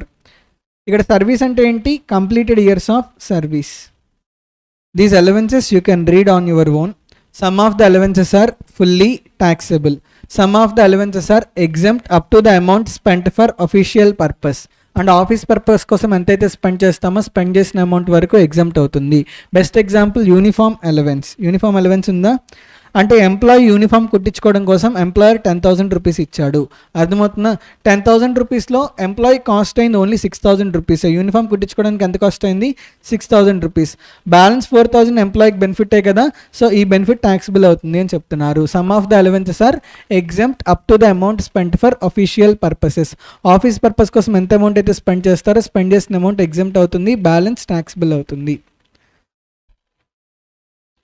Some of the allowances are exempt to the extent of amount specified in the Act. యాక్ట్లో morning చూసాం education allowance 100 per month exempt అవుతుంది అన్నారు. ఎక్కడ చెప్పారు? యాక్ట్లో చెప్పారు. Hostel allowance 300 per month exempt అవుతుంది అని చెప్పారు. ఎక్కడ చెప్పారు? యాక్ట్లో చెప్పారు. So some of the allowances are fully taxable. Best example dearness allowance, it is fully taxable. Some of the allowances are exempt up to the amount spent for office purposes. ఆ 300 per month వరకు office purpose కోసం ఎంతైతే spend చేస్తారో అంతవరకు exemption వస్తుంది, balance amount taxable అవుతుంది. Some of the amounts are exempt up to the amount specified in the act. Income tax యాక్ట్లో ఎంతైతే అమౌంట్ స్పెసిఫై చేస్తారో స్పెసిఫై చేసిన అమౌంట్ వరకు ఎగ్జామ్ట్ అవుతుంది. Some of the allowances are fully exempted allowances. కంప్లీట్గా exempt అవుతుందంట. Allowances to high court judges or supreme court judges. So high court judges కానీ supreme court judges కానీ ఏమైనా అలవెన్స్ ఇస్తే ఆ అలవెన్స్ ఏం ట్యాక్సిబుల్ అవ్వదు, ఎగ్జామ్ట్ అవుతుంది అని చెప్తున్నారు. ఇవన్నీ కూడా లిస్ట్ ఆఫ్ అలవెన్సెస్ మీరు చదవండి, మీకు అర్థమవుతాయి. ఇంపార్టెంట్ అలవెన్స్ ఏంటి అంటే HRA allowance. There are high chances you may get question relating to HRA exemption. అర్థమవుతుందా? హెచ్ఆర్ఏ అలవెన్స్ వస్తే, హౌస్ రెంట్ అలవెన్స్ వస్తే ఎంత ఎగ్జామ్షన్ క్లెయిమ్ చేయొచ్చు? First of all you can claim exemption in 3 steps. Step 1 rent paid minus 10% of salary. Step 2 is 50% of salary or 40% of salary. When you take 50% of salary, if employee is living in Delhi, Mumbai, Kolkata, Chennai, నడుస్తుంది కదా IPL season, Delhi, Mumbai, Kolkata, Chennai, ఈ 4 cities-లో employee ఉంటే కనుక అప్పుడు 50% of the salary తీసుకోవాలి. In case if employee stays in other cities, then you need to take 40% of the salary or actual amount of HRA, whichever is lower. అర్థమవుతుందా? Rent paid minus 10% of salary, 40% of salary or 50% of salary, actual amount of HRA whichever is lower. Out of these 3 amounts whichever is lower is that that lower amount you need to take as exemption under section 1013A. Are able to understand? చూడండి, 50% is applicable in case of Mumbai, Delhi, Kolkata, Chennai. అలానే salary అంటే basic plus DA forms part of retirement benefits plus cash commission as a percentage of turn over. Salary definitions అన్ని ఒక చార్ట్లో ఇచ్చాను, మీకు నోట్స్లో ఉందా? So అది చదువుకుని వెళ్ళండి ఎగ్జామ్కి వెళ్ళే ముందు. హెచ్ఆర్ఏ ఎగ్జామ్షన్ కొన్ని కేసెస్లో రాదంట. HRA exemption is not available in the following cases. If employee is living in own house, if employee is in a house for which he does not pay any rent. Employee own హౌస్లో ఉంటే కనుక HRA exemption రాదు అంటున్నారు. ఎందుకు HRA allowance ఎందుకు ఇస్తారు? రెంట్కి ఉంటారని చెప్పి హెచ్ఆర్ఏ అలవెన్స్ ఇస్తారు. కానీ ఎంప్లాయీ ఓన్ అకామిడేషన్లో ఉంటే ఇంకా అర్థం లేదు కదా, అందుకని హెచ్ఆర్ఏ ఎగ్జామ్షన్ రాదు అని చెప్తున్నారు. అలానే ఎంప్లాయర్ రెంట్కుంటున్నారు కానీ రిలేటివ్స్ ఇంట్లో రెంట్కుంటున్నారు, సో రెంట్ ఏం పే చేయట్లా, ఎంప్లాయీ రెంట్ పే చేయనప్పుడు కూడా హెచ్ఆర్ఏ ఎగ్జామ్షన్ రాదు అని చెప్తున్నారు. అర్థమవుతుందా? ఎందుకంటే ఫస్ట్ స్టెప్లో రెంట్ పెయిడ్ 0 అయిపోతుందిగా, 0 మైనస్ సంథింగ్ నెగిటివ్ అవుతుంది కదా, విచ్ ఎవర్ ఈజ్ లోయర్ అంటే నెగిటివ్ వస్తుంది. నెగిటివ్ తీసుకోకూడదు కాబట్టి నిల్ తీసుకుంటాం. అలానే rent paid which is less than 10% of salary, అంటే rent paid less than 10% of salary ఉన్నా కూడా నెగిటివ్ వస్తుంది కదా, సో ఈ 3 కేసెస్లో హెచ్ఆర్ఏ ఎగ్జామ్షన్ అలో చేయరు అని చెప్తున్నారు. అర్థమైందా? అలానే వెల్ఫేర్ కాంట్రిబ్యూషన్స్ చెప్పుకున్నాం. దేర్ ఆర్ 4 ప్రావిడెంట్ ఫండ్స్ అని చెప్పి, recognised provident fund, unrecognised provident fund, statutory provident fund, public provident fund. Generally statutory provident fund is relating to government employees, right? Next, there is recognized provident fund, unrecognized provident fund, public provident fund, and there are 4 questions for each provident fund. Taxability of employer contribution, taxability of employee contribution, taxability of interest on employer and employee contribution, and maturity amount, taxability of maturity amount. So total 4 provident funds into 4 questions. Total ఎన్ని questions అవుతాయి? 16 questions అవుతాయి. ఆ 16 క్వశ్చన్స్కి answer ఈ టేబుల్లో ఇచ్చారు.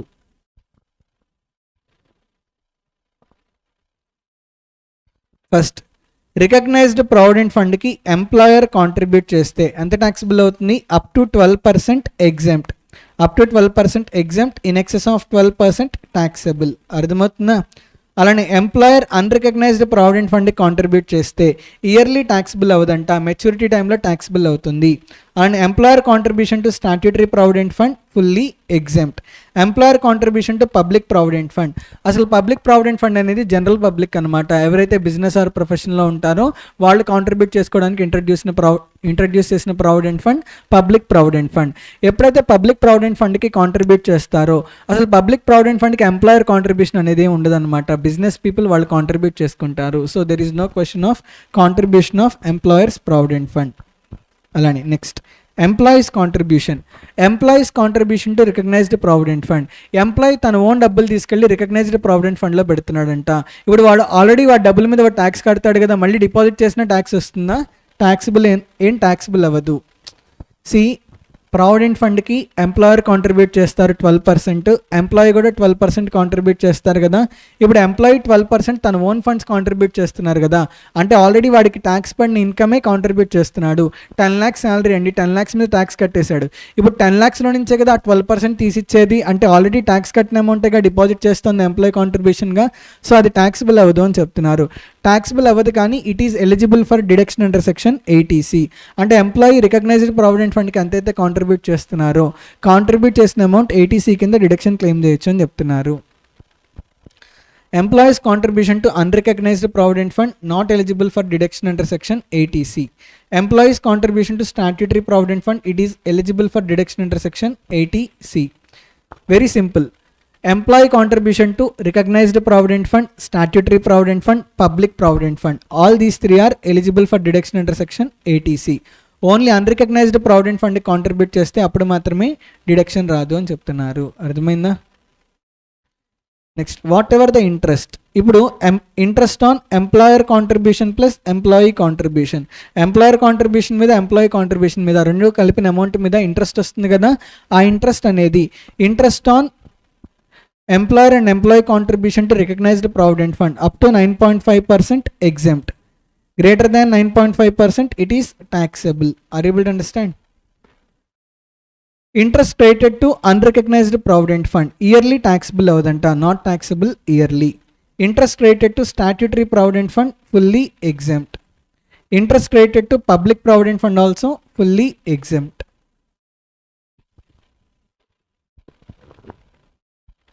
Next ఏంటి అంటే మెచ్యూరిటీ అమౌంట్. మెచ్యూరిటీ అమౌంట్ అంటే ఏంటి? రిటైర్మెంట్ అప్పుడు ప్రావిడెంట్ ఫండ్ అమౌంట్ మొత్తం వచ్చేస్తుంది కదా, ఆ మెచ్యూరిటీ అమౌంట్ ట్యాక్స్ ట్రీట్మెంట్ ఏంటి? ఫస్ట్ మనం maturity amount of unrecognised provident fund చూద్దాం. Maturity amount of unrecognised provident fund.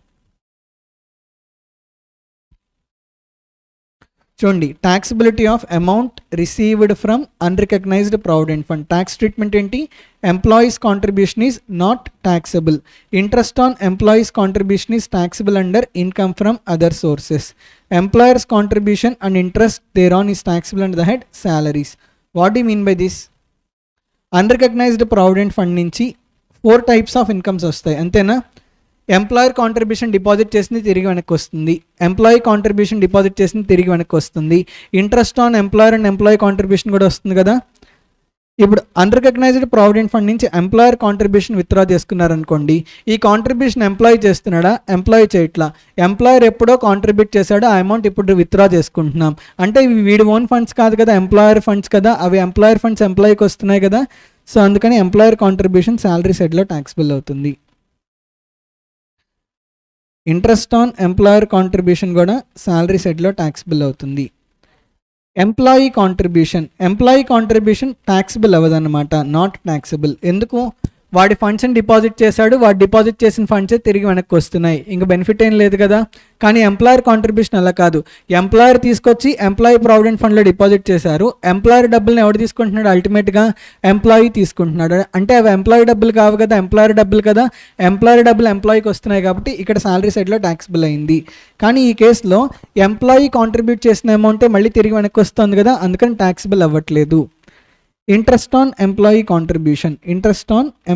Contribution ఏ హెడ్లో ట్యాక్సిబుల్ అవుతుందంటే ఇన్కమ్ ఫ్రమ్ అదర్ సోర్సెస్ హెడ్లో ట్యాక్సిబుల్ అవుతుంది. అర్థమైందా?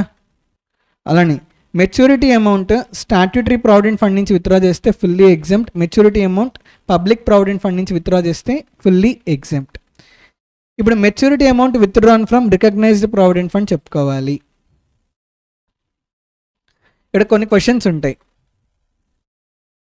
ఎంప్లాయీ కనుక కంటిన్యూస్గా 5 years వర్క్ చేస్తే, కంటిన్యూస్గా ఎంప్లాయర్ దగ్గర 5 years వర్క్ చేసి 5 years వర్క్ చేసిన తర్వాత విత్డ్రా చేసుకుంటే అప్పుడు ఎగ్జెంప్ట్ అవుతుంది అని చెప్తున్నారు. Has the employee rendered continuous service for at least 5 years with the ఎంప్లాయర్తో 5 years కంటిన్యూస్ సర్వీస్ కంప్లీట్ చేశారా లేదా? If yes then benefit is not taxable, benefit is exempt. If not అంటే ఎంప్లాయర్ దగ్గర 5 years కంటిన్యూస్గా వర్క్ చేయకపోతే అప్పుడు ఏమని చెప్తున్నారు? 3 causes వల్ల, అంటే ఇల్ హెల్త్ వల్ల 5 years లోపల మానేసిన, or contract or discontinuance of employers business, ఎంప్లాయరే వాడి బిజినెస్ క్లోజ్ చేసేయడం వల్ల 5 years లోపల మానేసిన, or any other cause beyond the control of employee. RTC driver example చెప్పాను, అర్థమవుతుందా? వాడు డ్రైవ్ చేస్తున్నప్పుడు వాడి కాళ్ళు విరిగిపోయినాయి, వాడు బ్లైండ్ అయిపోయాడు, అర్థమవుతుందా? ఇప్పుడు డ్రైవర్ డ్రైవ్ చేయగలడా? ఐస్ కూడా బ్లైండ్ అయిపోయినాయి కదా. సో అంటే 5 years లోపలే వాడు ఎంప్లాయ్మెంట్ నుంచి తప్పుకుంటున్నాడు. ఎందుకు తప్పుకుంటున్నాడు? Because of the other reason which is beyond his control. So అంటే జెన్యూన్ రీజన్స్ ఉంటే కనుక అప్పుడు 5 years లోపల విత్డ్రా చేసినా సరే ఎగ్జెంప్ట్ అవుతుంది అని చెప్తున్నారు. జనరల్లీ ప్రావిడెంట్ ఫండ్లో డిపాజిట్ చేసిన అమౌంట్ విత్డ్రా చేసుకుంటే ట్యాక్స్ ట్రీట్మెంట్ ఏంటి అనేది మాట్లాడుకుంటున్నాం. ఏమని చెప్తున్నారు? ఎంప్లాయీ 5 years కంటిన్యూస్గా వర్క్ చేసిన తర్వాత విత్డ్రా చేసుకుంటే ఎగ్జెంప్ట్ అని చెప్తున్నారు. Employee less than 5 years work చేసి అప్పుడు విత్డ్రా చేసుకుంటే అప్పుడు 3 cases ఉన్నాయి. ఫస్ట్ ఏంటి? ఎంప్లాయీ ఇల్ హెల్త్ వల్ల మానేసాడు అనుకోండి 5 years లోపల, అప్పుడు విత్డ్రా చేసుకున్న ఎగ్జెంప్టే. అలా కాకుండా ఎంప్లాయరే బిజినెస్ క్లోజ్ చేయడం వల్ల 5 years లోపల మానేసాడు అనుకోండి, అప్పుడు కూడా ఎగ్జామ్టే. థర్డ్ కండిషన్ ఏంటి? Which is beyond the control of employee beyond control అవ్వడం వల్ల ఎంప్లాయీ 5 years లోపల మానేసినా సరే అప్పుడు కూడా ఎగ్జామ్ట్ అవుతుంది అంటున్నారు. అంటే 3 conditions ఏదన్నా ఒక కండిషన్ సాటిస్ఫై అయితే ఎగ్జామ్ట్, 3 conditions సాటిస్ఫై అవ్వకపోతే అప్పుడు ట్యాక్సిబుల్ అవుతుంది అని చెప్తున్నారు. అర్థమైందా? డిడక్షన్స్ ఉన్నాయి, ఈ డిడక్షన్స్ గురించి మాట్లాడితే ఇంకా సాలరీస్ క్లోజ్ చేద్దాం. డిడక్షన్స్ గురించి మాట్లాడి, there are 3 deductions basically. First one is 16(1). Deduction is 50,000. చాలామంది standard deduction gross salary find out చేసిన తర్వాత స్టాండర్డ్ డిడక్షన్ రెడ్యూస్ చేయడం మర్చిపోకూడదు. స్టాండర్డ్ డిడక్షన్ 50,000 డిడక్షన్ క్లెయిమ్ చేయాలి. Under section 61 amount of salary or 50,000 whichever is lower, that is standard deduction. Standard deduction is equal to 50,000 or salary whichever is lower.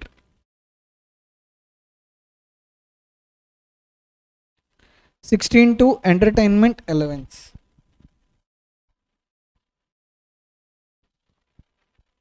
16 entertainment allowance. ఈ entertainment allowance deduction అనేది only government ఎంప్లాయీస్కే వస్తుంది. అర్థమవుతున్న deduction is available only to government employees. First included in gross salary. Entertainment అలవెన్స్ని first gross శాలరీలో include చేస్తామంట. Gross శాలరీలో include చేసి తర్వాత డిడక్షన్ క్లెయిమ్ చేస్తాము అని చెప్తున్నారు. అర్థమైందా?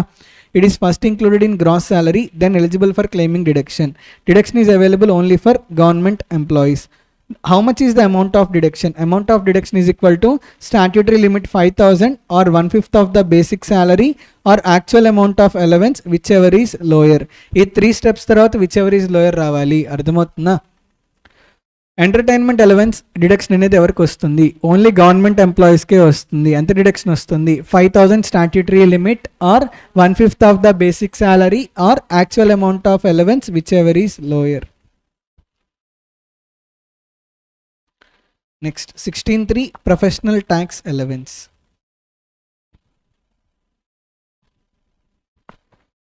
Professional tax allowance if it is paid by employer.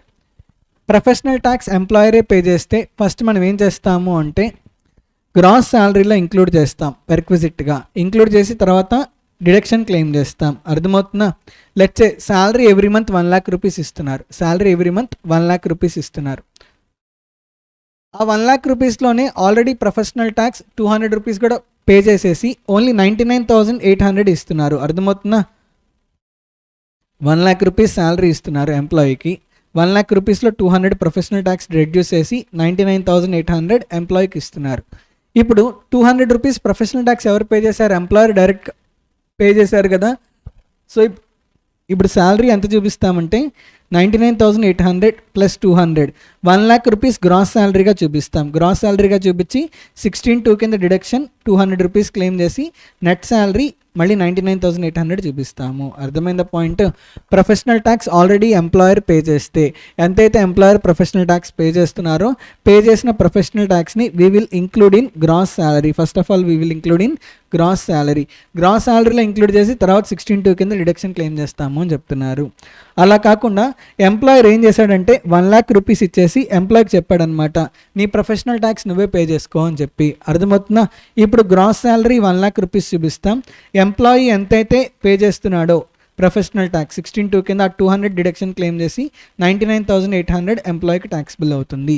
Very simple. Employer already pay చేసేసి ఉంటే గ్రాస్ శాలరీలో ఇంక్లూడ్ చేసి కింద డిడక్షన్ క్లెయిమ్ చేస్తాం. ఎంప్లాయర్ పే చేయకుండా ఎంప్లాయీనే పే చేసుకోమంటే ఎంప్లాయీ ఎంతైతే పే చేస్తున్నారో అది 16(2) కింద డిడక్షన్ క్లెయిమ్ చేస్తాం. అర్థమైందా? ఇంకొక పాయింట్ చెప్పాలి. 115 BAC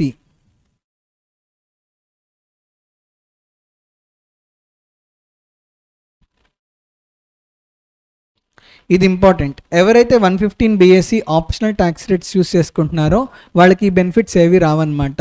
రీసెంట్ టైమ్స్లో అడుగుతున్నాడు, 115 BAC గురించి అడుగుతున్నారు, జాగ్రత్తగా వినాలి. మనం మార్నింగ్ చెప్పుకున్నాం 115 BAC అంటే ఆప్షనల్ ట్యాక్స్ రేట్స్. ఎవరైతే ఆప్షనల్ ట్యాక్స్ రేట్స్ యూస్ చేసుకుంటారో వాళ్ళకి ఈ బెనిఫిట్స్ రావంట. లీవ్ ట్రావెల్ కన్సెషన్ బెనిఫిట్ తీసుకోవడానికి లేదు. హెచ్ఆర్ఏ బెనిఫిట్ చూసాం కదా, 3 స్టెప్స్లో క్యాలిక్యులేట్ చేస్తాం. Rent paid minus 10% of the salary, 50% of salary or 40% of salary or actual HRA received whichever is lower. గుర్తుంది కదా, ఆ హెచ్ఆర్ఏ ఎగ్జామ్షన్ కూడా రాదు అని చెప్తున్నారు. అలానే special allowances under section 10(14) except transport allowance, conveyance allowance, allowance to meet cost of travel are tour, daily allowance. These are nothing but allowances, exemptions allowed based on office expenses. That means exemption is allowed to the extent amount spent for office purpose. ఆ అలవెన్సెస్లో cover అవుతాయి అన్నమాట. ఈ exemptions కూడా రావు అని చెప్తున్నారు. అలానే ఎంపీస్కి ఎమ్మెల్యేస్కి వాళ్ళకి వచ్చే అలవెన్సెస్ ఉంటాయి కదా, వాళ్ళకి వచ్చే అలవెన్సెస్ ట్యాక్సిబుల్ అవ్వవు అనమాట. కానీ వాళ్ళు కనుక 115 BAC చూస్ చేసుకుంటే అవి కూడా ట్యాక్సిబుల్ అవుతాయి. ఆ అలవెన్సెస్ ఎగ్జామ్షన్ బెనిఫిట్ కూడా రాదు అని చెప్తున్నారు. Next deduction under section 16. ఇప్పుడు మనం చెప్పుకున్నాం కదా, section 16(1) standard deduction, 16(2) entertainment allowance deduction, 16(3) professional tax deduction. ఈ 3 డిడక్షన్స్ కూడా క్లెయిమ్ చేయడానికి లేదు అని చెప్తున్నారు. అర్థమైందా? అలానే exemption of perquisite in respect of food and beverages provided by employer to employee through food coupons. Food provided during working hours in office premises continues to be exempted. So ఈ benefits ఏమి? These benefits are not allowed. These benefits are not allowed. ఎప్పుడు allow చేయరు? Benefits are not allowed if 115 BAC is chosen. With this we will conclude salaries. let's do one thing. Take break of 15 minutes till 4:55, till 4:55. Then we will reassemble again. Then after I will give another 15 minutes break. Okay, actually మనకి 5 to 5:30 break ఉంది కదా, దాన్ని 15 minutes బ్రేక్గా తీసుకుందాం. 15 minutesగా అర్థమవుతుందా? So take 15 minutes break. Next PGBP capital gains చెప్పాను కదా, P1158. అలానే ఎవరైనా అమెండ్మెంట్స్ మీ అటెంప్ట్కి అప్లై అయ్యే అమెండ్మెంట్స్ చూడాలి అనుకుంటే P1132. అర్థమవుతుందా? ఈ వీడియోస్ మీరు యూట్యూబ్లో సెర్చ్ చేస్తే వస్తాయి. మాస్టర్ మైండ్స్ యాప్లో చూడండి. అమెండ్మెంట్స్ కావాలి అంటే P1132, అలానే మ్యారథాన్ కావాలి అంటే P1158. క్యాపిటల్ గెయిన్స్ పీజీబీపీ ఒకసారి ఆ మ్యారథాన్లో చూడండి, సరిపోతుంది. నెక్స్ట్ నేను clubbing of income, set of and carry forward of losses, chapter 6 deductions గురించి చెప్తాను. అవి చిన్న చాప్టర్స్ అయినా మంచి, అంటే ఒకవేళ క్వశ్చన్ వస్తే 4 to 6 మార్క్స్కి వచ్చే ఛాన్స్ ఉంది. So next like after the break I'm going to discuss about clubbing of income, set off and carry forward of losses and chapter 6 deductions. ఆ మూడు కంప్లీట్ అయిన తర్వాత నెక్స్ట్ బ్రేక్ తీసుకుందాం. ఆ తర్వాత టీడీఎస్ టీసీఎస్ అలానే అగ్రికల్చర్ ఇన్కమ్ డిస్కస్ చేద్దాం. అర్థమవుతుందా? టీడీఎస్ టీసీఎస్ కూడా ఎంటైర్ చాప్టర్ డిస్కస్ చేసేంత లగ్జరీ లేదు. To the extent possible important TDS provisions cover చేస్తాను. రిమైనింగ్వి మీరు P1158 దాంట్లో చూడొచ్చు ఆ లెక్చర్లో. అర్థమవుతుందా? Okay, take break of 15 minutes. Hello friends, now I am going to start with the chapter clubbing of income. In examination you will receive around 4 to 6 marks from this chapter. It is a very small chapter. The recording is going to be for around 1 hour. You can revise entire clubbing of income chapter in just 20 minutes. So you should keep this chapter on your top priority basis when you are preparing for examination, because it will not take much time. At the same time you can revise it very quickly. Weightage is also around 4 to 6 marks. Let us start quickly. First section is section 60. Transfer of income without transfer of asset. That means what? There are two people here, Mr. A, Mr. B. Mr. A has a fixed deposit. On this fixed deposit he will be receiving interest. On this fixed deposit he will be receiving interest. Mr. A is transferring interest on fixed deposit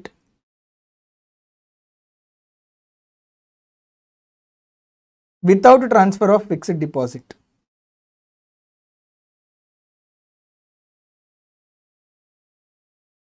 That means what? Fixed deposit is in the name of Mr. A only. However, Mr. A, he is not receiving interest on fixed deposit. He told to the bank to transfer whatever the interest on fixed deposit is there to Mr. B's account. Now, whatever the interest that is there, this interest is received by Mr. B. Interest is received by Mr. B. Although interest is received by Mr. B, interest will be clubbed in the hands of transferor. Interest will be clubbed in the hands of Mr. A. So if any person transfers if any person transfers income on asset without transfer of the asset, whatever the income that is there, even though it is received by transferee, it will be clubbed in the hands of transferor. Are you able to understand? Very simple. SSE transfers income on asset without transferring the asset. That income will be received by transferee. Although income is received by transferee, that income will be clubbed in the hands of transferor. This is about section 60. Next, section 61. Revocable transfer of asset. Revocable transfer of asset. Before we discuss section 61, first you need to get clarity about what do you mean by revocable transfer. There are two people. Let's say there is D, there is P. D transferred asset to P. D transferred asset to P. D transferred asset to P. At the time of transfer, in the transfer agreement, there is a right to reacquire asset. There is a right to reacquire asset.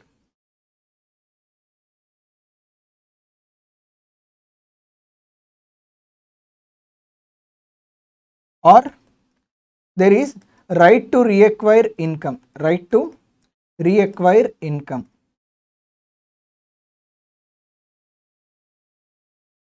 In the transfer agreement, there are conditions. What are those conditions? Either right to reacquire the asset or right to reacquire the income. This right to reacquire the asset or right to reacquire the income can be either fully or partly and at any time.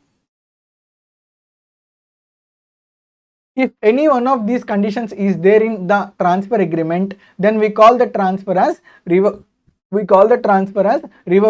transfer. Are you able to understand? So there is a transfer agreement between transferor and transferee. In the transfer agreement, what are the conditions that are there? The conditions can be either right to reacquire the asset or right to reacquire the income.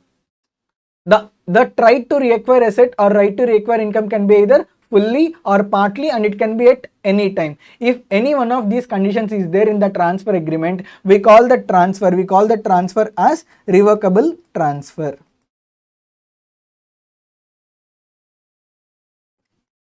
That means what? Even the asset is transferred to the transferee, transferor has the power to reacquire the asset from transferee at any point of time, or transferor has the right to reacquire income from the transferee at any point of time. That reacquisition can be either fully or partly. This transfer we call as revocable transfer. Now from this asset income will be generated, right? From this asset income will be generated. There arises income. From this asset there arises income. This income is received by transferee. Income is received by transferee. Although income is received by transferee, that income is clubbed in the hands of transferor.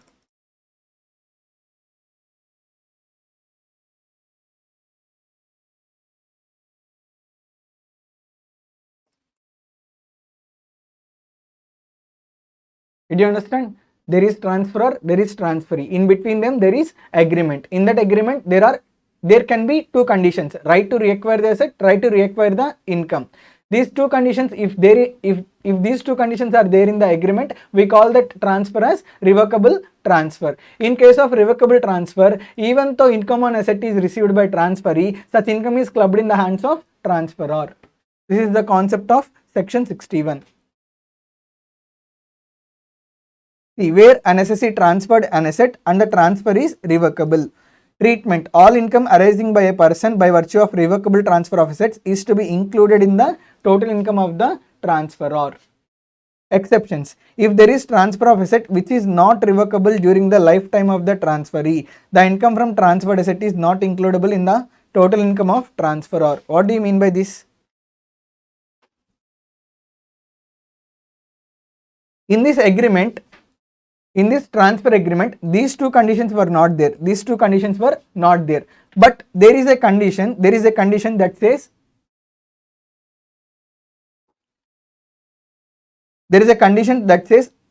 the asset is not revocable during the lifetime of the transferee. In agreement there is a condition: asset is not revocable. Revocable means asset will not be taken back by the transferor during the lifetime of the transferee. Asset is not revocable during lifetime of transferee. So what is the condition? There is a transfer agreement. In the transfer agreement there is a condition that asset will not be revoked. That means asset will not be taken back from the transferee during the lifetime of the transferor. There is this condition. If this condition is there, then even though there is transfer, income is not clubbed in the hands of transferor. Whatever the income that is there, that income is clubbed in the hands of transferee only. Are you able to understand? So in the agreement, if there is a clause that asset is not taken back during the lifetime of the transferee, then whatever the income that is there, that income will be received by transferee and also clubbed in the hands of, and also taxable in the hands of transferee only. It will not be clubbed in the hands of transferor. Is it clear? That is the exception. Second exception is not that much important. You can see the definition of revocable transfer. A transfer is deemed to be revocable if it contains any provision for the retransfer of income or assets to the transferor. It gives transferor a right to reassume power over the income that can be either part or full or at any time. Is it clear? Simple. In the transfer agreement, if there is any condition that the transferor has right to reacquire the asset or right to reacquire the income at any point of time, that can be either fully or partly, then the transfer we call as revocable transfer. In case of revocable transfer, even though income is received by transferee, such income is clubbed in the hands of transferor. There is one exception in the transfer agreement. If there is condition that asset will not be revoked, asset will not be taken back during the lifetime of the transferee, then clubbing provisions will not be applicable. Whatever the income that is received, it will be received by transferee. It is also taxable in the hands of transferee only. It will not be clubbed in the hands of transferor.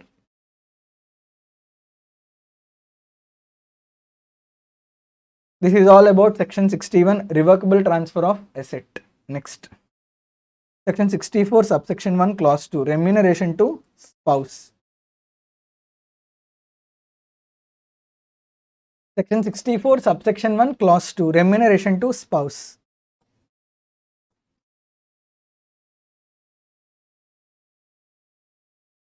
Before I discuss this concept with you, first of all, let me explain you concept of substantial interest.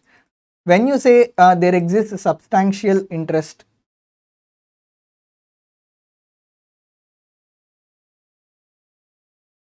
if a person has greater than or equal to 20% equity shares in a company,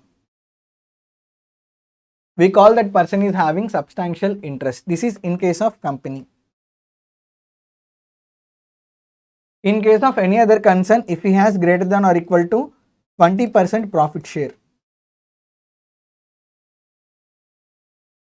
in any other concern, then we will say he is having substantial interest. Okay, an individual is said to be having substantial interest if in a company he has more than or equal to 20% of equity share. In case of any other concern, individual is said to be having substantial interest if he has more than or equal to 20% profit share. This is the concept of substantial interest. Now let me explain you the concept. Section 64, subsection 1, clause 2, remuneration to spouse. For example, there is a partnership firm. There is a partnership firm. In partnership firm, husband has substantial interest. Husband has substantial interest. That means husband is having greater than or equal to 20% of profit sharing ratio. What happened from this partnership firm? Wife is receiving remuneration. Wife is receiving remuneration. Wife is receiving remuneration. So what wife is receiving? Wife is receiving remuneration, and this remuneration is received without any qualification or experience. Without any technical qualification or experience.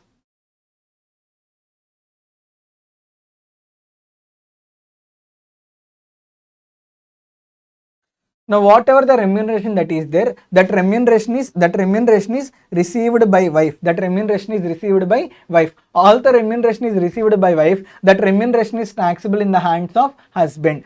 That remuneration is clubbed in the hands of transferor. This remuneration is clubbed in the hands of transferor.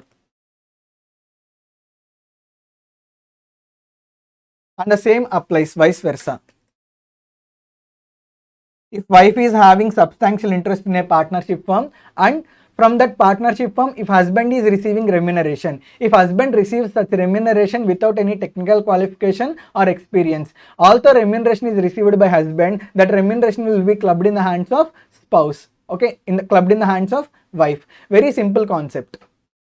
Husband or wife, any one of them is having substantial interest in any entity. From that entity, remuneration is received by spouse. That remuneration is received by spouse without having any technical qualification or experience. All the remuneration is received by spouse. That remuneration will be clubbed in the hands of transferor. Very simple concept.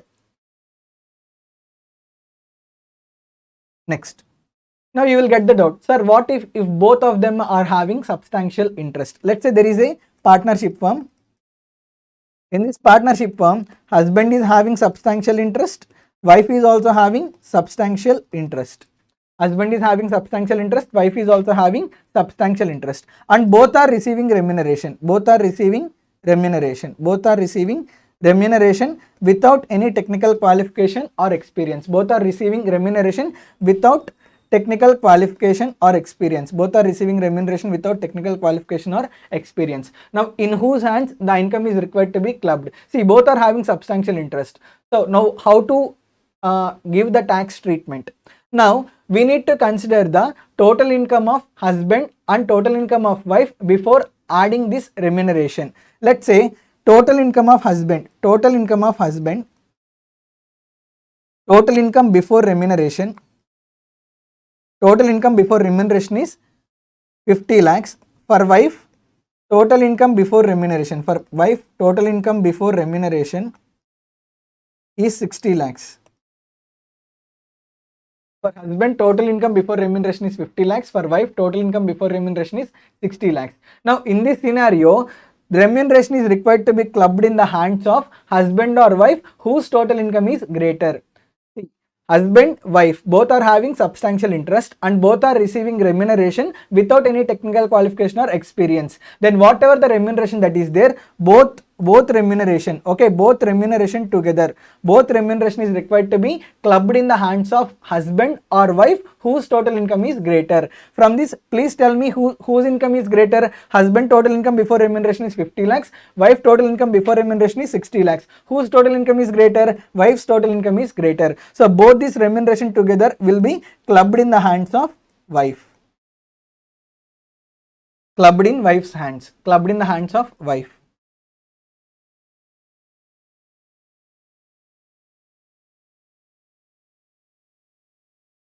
Is it clear? So husband and if both of them, husband and wife, are having substantial interest and both are receiving remuneration without any technical qualification or experience, then both of their remuneration are to be clubbed in the hands of either husband or wife whose total income is greater.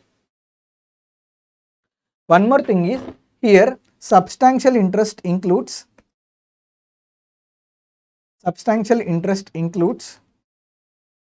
relative interest also. Relative interest also, that means along with SSC interest, along with SSC percentage of stake, relative percentage of stake is also to be considered, and together if the stake is more than or equal to 20%, then we will say that person is having substantial interest. That means at the time of calculation of 20%, you should not only consider SSC's interest, you should also require to consider relatives interest also. Substantial interest includes relative interest also. Now you will get the doubt, sir, relative means who? Relative means spouse, brother, sister, lineal ascendant or lineal descendant. These will be considered as relatives. Now along with SSC's interest, you also need to consider interest of the relatives also. That means what? Here I said husband is having substantial interest. Husband is having substantial interest. That means husband is having greater than or equal to 20% stake in partnership firm. At the time of calculation of this 20%, not only husband's interest, along with relative interest is also required to be considered. Are you able to understand? So substantial interest includes not only SSC's interest but also relatives interest. Is it clear? This is the concept relating to section 64 subsection 1 clause 2 remuneration to spouse.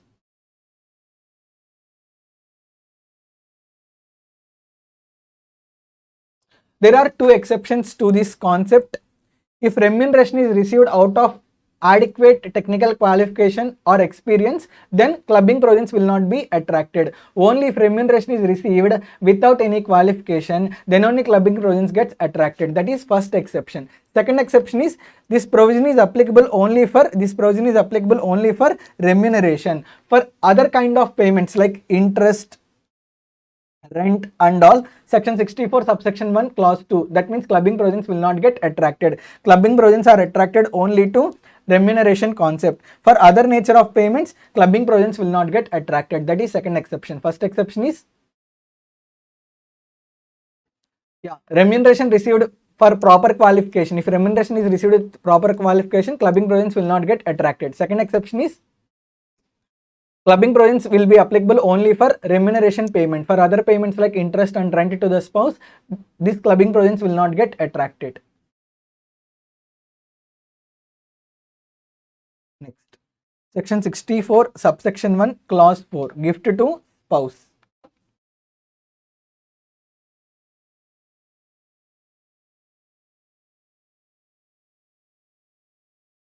Next section is section 64 subsection 1 clause 4.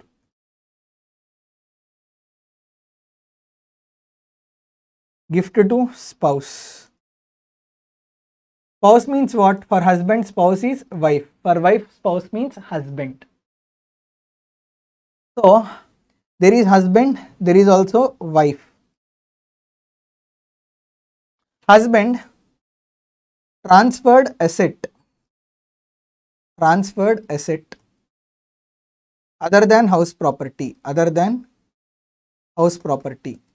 as a gift to wife, when you call a transaction as gift, if it is transferred for without consideration or if it is transferred for inadequate consideration. If any asset is transferred for without consideration or if any asset is transferred for inadequate consideration, then you will call the transaction as gift. So husband gifted any asset other than house property to wife. Then on this asset, who will receive the income? On this asset there will be receipt of income, right? There will be income. On this asset there will be income. Income will be received by wife. Although income is received by wife, that income is taxable in the hands of husband, or that income is clubbed in the hands of husband. That income is clubbed and taxable in the hands of husband. Income is clubbed and taxable in hands of husband. Is it clear? And the same case applies even or vice versa. That means you can apply from wife point of view also. If wife transfers any asset other than house property to husband as a gift, either for without consideration or for inadequate consideration, on that asset income will be received by husband. Although income is received by husband, that income is clubbed and taxable in the hands of wife. Are you able to understand? So if any gift is given to spouse other than house property, income on such gift is received by spouse. Although income is received by spouse, that income is clubbed in the hands of transferor. Very simple concept. The important thing in this concept is relationship of husband and wife. The relationship of husband and wife must exist at the time of transfer, and it should also exist at the time of receipt of income. That means under two situations, relationship of husband and wife should exist mandatorily. At the time of transfer of asset by husband to wife, at that time there should be relationship of husband and wife, and at the time of receipt of income also there should be relationship of husband and wife. Only if relationship of husband and wife exists in these two situations, then only clubbing provisions gets attracted. Otherwise clubbing provisions will not get attracted. Let's say like during 2017, husband gave a gift to wife. On that gift, if any income is generated, that income is received by wife, income is clubbed in the hands of husband. But during 23-24, there is divorce between husband and wife. Now whatever the income that is received from that gift, that income is not clubbed. Clubbing provisions will not get attracted. That income is received by wife, and that income is also taxable in the hands of wife. Is it clear?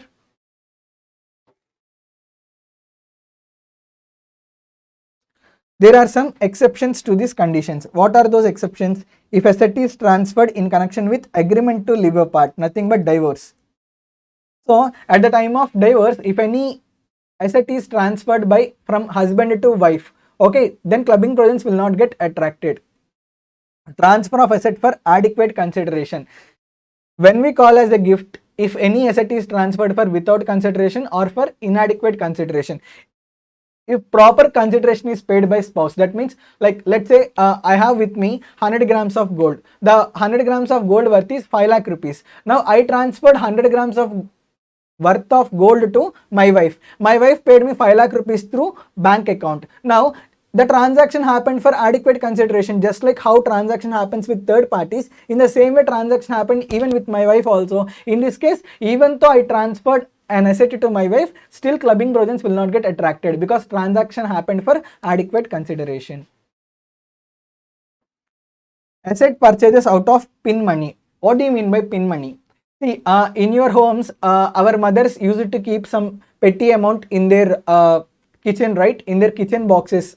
In their kitchen provision boxes, daily they will save some 100 rupees or 200 rupees, like that they will save. So out of the money that is saved in kitchen boxes or personally which they save, that is called as pin money. Out of pin money, if they invest and if they receive any amount, for that income clubbing provisions will not get attracted.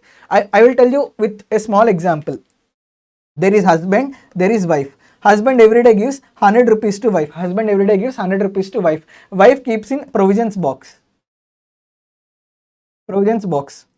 After the end of 1 year, 365 days will be there. 365 days into 100 means 36,500, right? 36,500 amount is there. This 36,500 wife invested in bank account. From bank, she received interest of 3,000 rupees. Actually, 36,500 belongs to whom? 36,500 belongs to husband. Now, actually, clubbing provision should get attracted. However, in this case, clubbing provisions will not be attracted. Whatever the interest 3,000 rupees is there, this 3,000 is received and taxable in the hands of wife only. Are you able to understand? So out of pin money given by husband to wife or wife to husband, if any investment is made and from that investment if any income is received, that income is received and taxable in the hands of transferee only. Clubbing provisions will not get attracted. Transfer before marriage. See, before marriage there is no relationship of husband and wife, right? So if any gift is given or if any asset is transferred before the marriage happens, then also clubbing provisions will not get attracted. Simple rule, there is no relationship of husband and wife. Focus points. If a house property is transferred by an individual to his spouse or minor children, it will be covered under section 27. See, there is a concept of deemed ownership. That's why I said transfer of any asset other than house property, because if house property is transferred, clubbing provisions will not get attracted, but deemed ownership concept under section 27 comes into role and it gets attracted. Also, rental income is received by transferee. That rental income is clubbed in the hands of a deemed owner. Next. Second, this rule is applicable whether or not transferee or spouse holds the asset in the same form or in different form. What do you mean by this?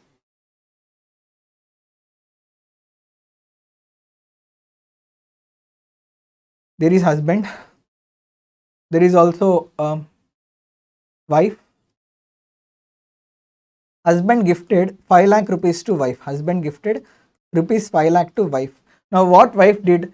Using this 5 lakhs, wife bought debentures. Now from these debentures, interest will be received, right?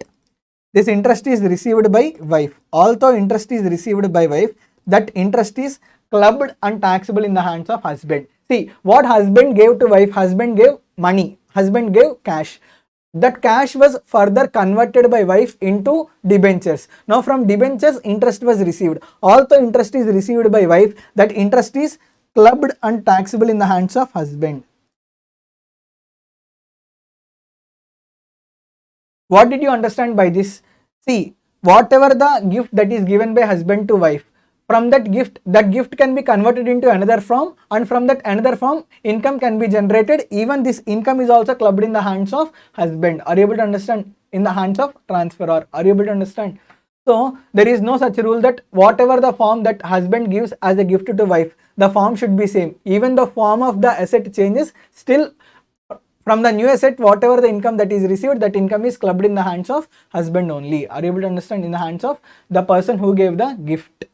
Next, where transferred assets is invested by transferee in any business by way of capital contribution, then following proportionate income shall be clubbed in the hands of the individual. What do you mean by this? Husband gave rupees 20 lakhs to wife. Husband gave rupees 20 lakhs to wife. This is gift. Now what wife did? Wife invested this 20 lakhs. Invested 20 lakhs in a partnership firm. Wife invested 20 lakhs in a partnership firm. Now from partnership firm, she will receive profits, right? Now all profits are not taxable. Complete profits are not taxable. Out of the total profit that is there for a partnership firm, proportionate profits proportionate profits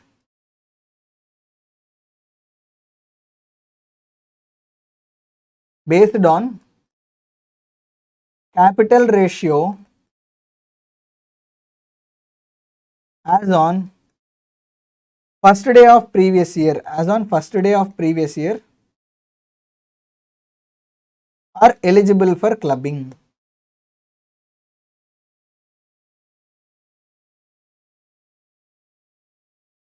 What do you mean by this? Husband gave some money to wife. Wife invested that money in partnership firm. That investment should be made on 1st April. Then only at the end of the year, whatever the profits that are there, capital ratio as on 1st April will be there, right? On that capital ratio, proportionate profits will be eligible for clubbing. If investment is made after 1st April, for that year, clubbing provisions will not apply. From the next year onwards, clubbing provisions are applicable. Are you able to understand? For example, wife invested in partnership firm on 1st April 2022. On 1st April 2022, like profit share for wife is, wife's profit share. Wife profit share is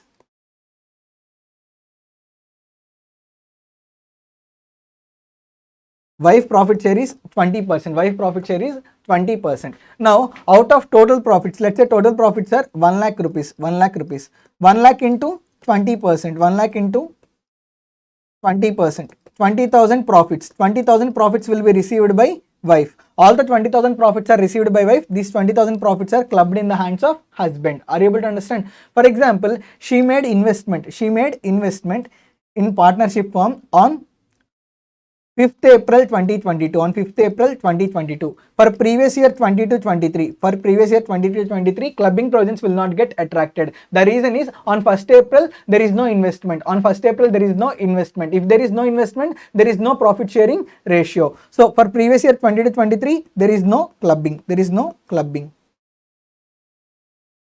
From 23-24 onwards, from previous year 23-24 onwards, clubbing provisions gets attracted. From previous year 23-24 onwards, clubbing provisions gets attracted.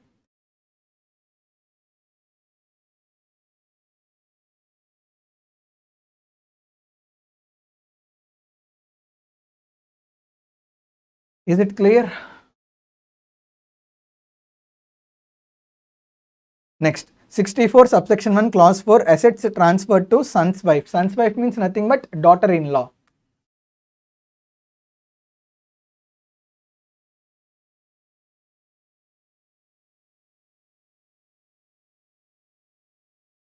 Here, clubbing provisions gets attracted based on profit sharing ratio as on 1st April 2023. So on 1st April 2023, there will be profit sharing ratio, right? On the basis of that profit sharing ratio, clubbing provisions gets attracted because investment was made on 5th April 2022. If investment is made on 5th April 2022, there is contribution of wife. Whenever there is contribution of wife, from next year onwards, she will also receive some profit sharing ratio. She will also have her share of profit. Her share of profit will be clubbed in the hands of husband from previous year 23-24 onwards.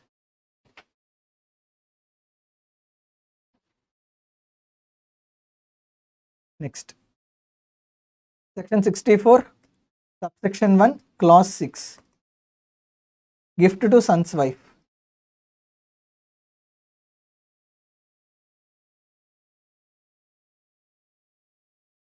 So there is mother-in-law, there is also father-in-law.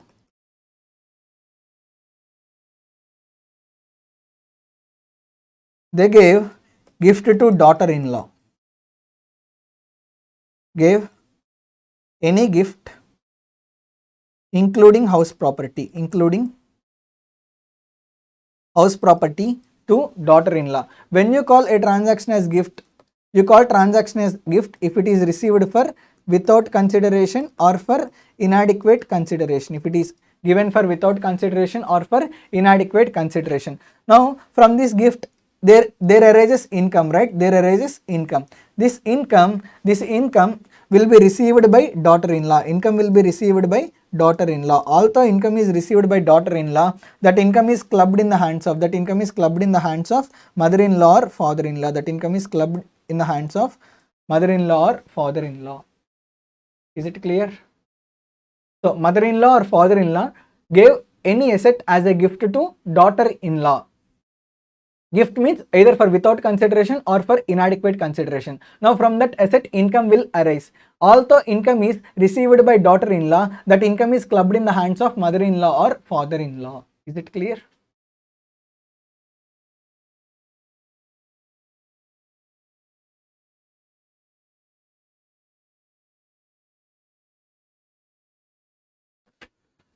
Another important thing is the relationship of mother-in-law and daughter-in-law, or relationship of father-in-law and daughter-in-law must exist both at the time of giving gift and at the time of receipt of income.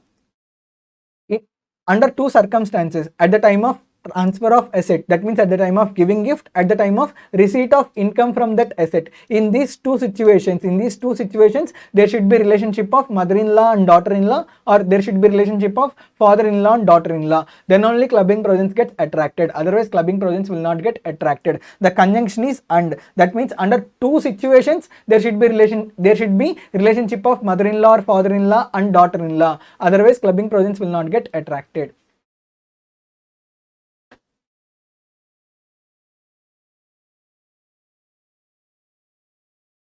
Next, 64 subsection 1 clause 7, gift to third party for the benefit of spouse. What do you mean by this?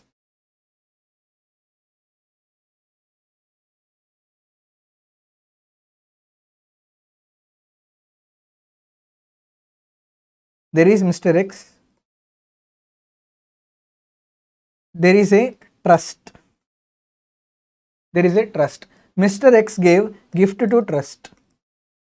Now, from this gift, trust earns interest income.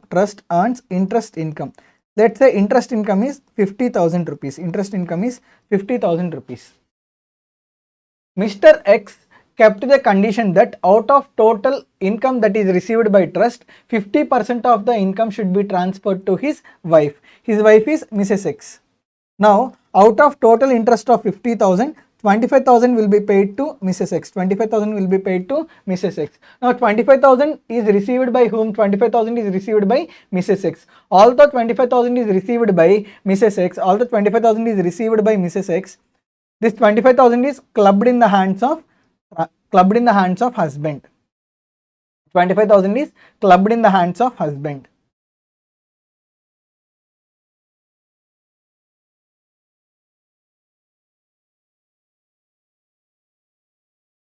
That means what? Gift was basically given to third party. But what is the hidden intention behind giving the gift? Hidden intention is out of the gift some income will be received. So out of the income received by the third party, some part of the income will be shared with the spouse. Now, even though share of income is received by spouse, that share of income is clubbed in the hands of husband only. Are you able to understand?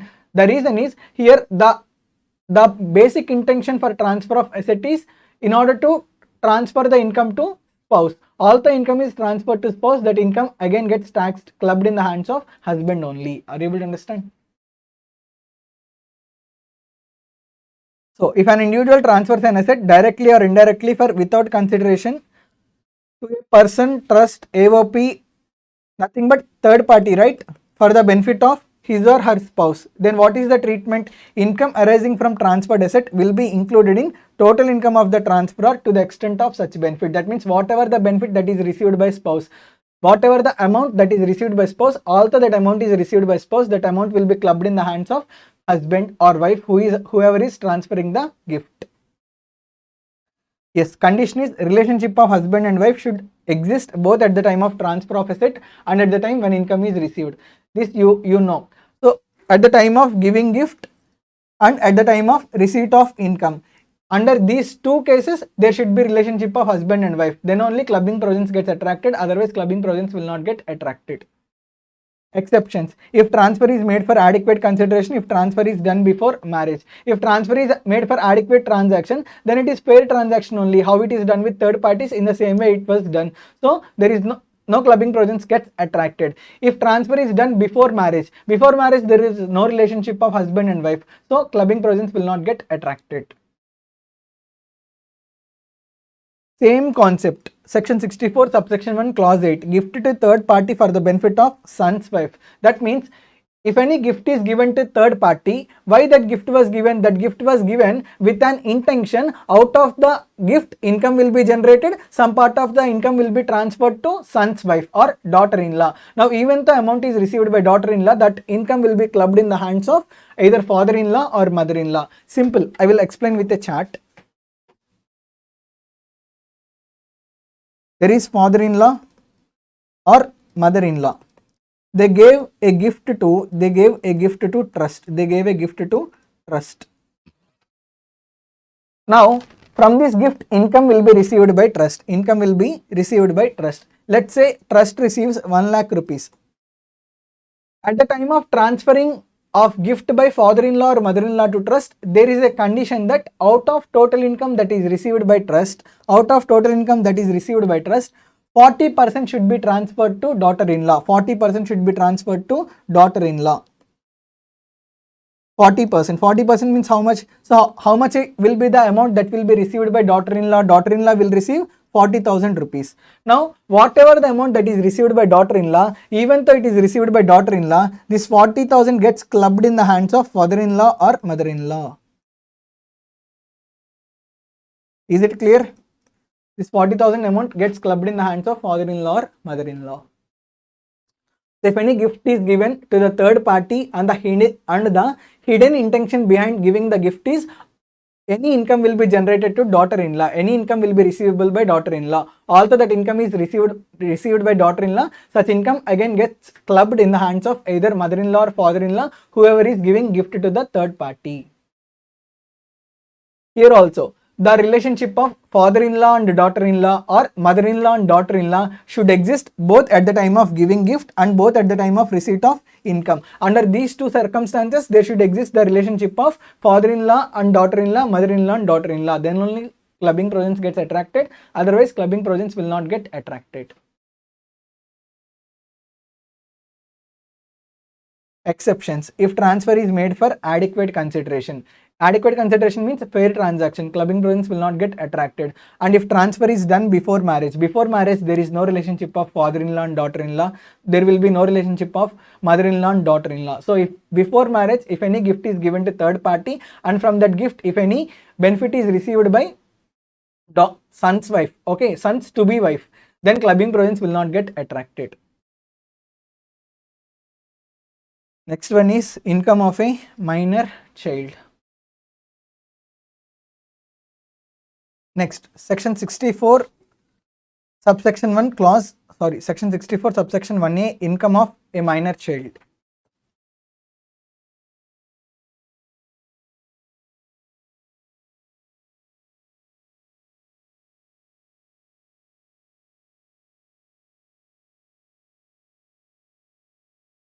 Let's say there is a minor child. On his name there is a fixed deposit. On his name there is a fixed deposit. From fixed deposit, he received interest of 20,000 rupees. See, whatever the income that is received by minor children, it is not taxable in the hands of minor children. First of all, income received by minor children is clubbed in the hands of either father or mother, whose total income is greater. Either father's income or mother's income, whose total income is greater.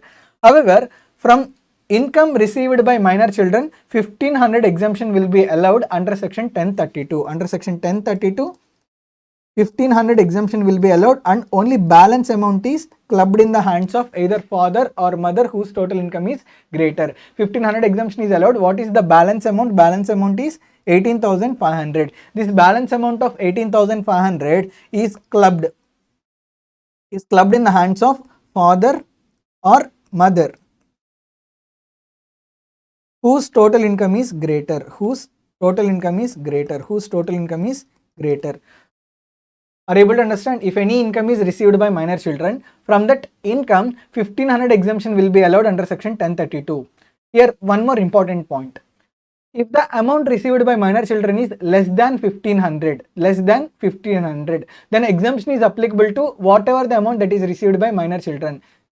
To put it in another way, if income received by minor children is less than or equal to 1500, then clubbing provisions will not get attracted. If income received by minor children is greater than 1500, then only 1500 exemption will be claimed under section 1032 and balance amount will be clubbed in the hands of either father or mother whose total income is greater.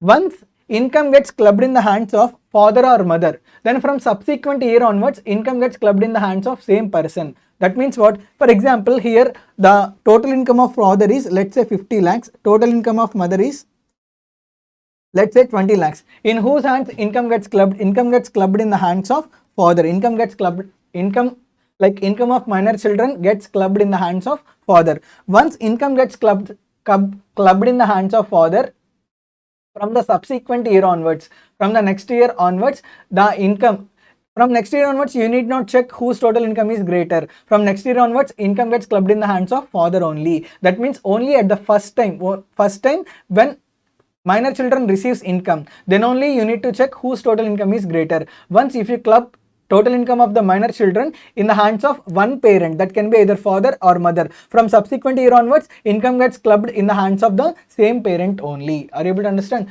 Once if you check whose total income is greater and if you apply clubbing provisions, from subsequent year onwards, that minor children income will be clubbed in the hands of same person only.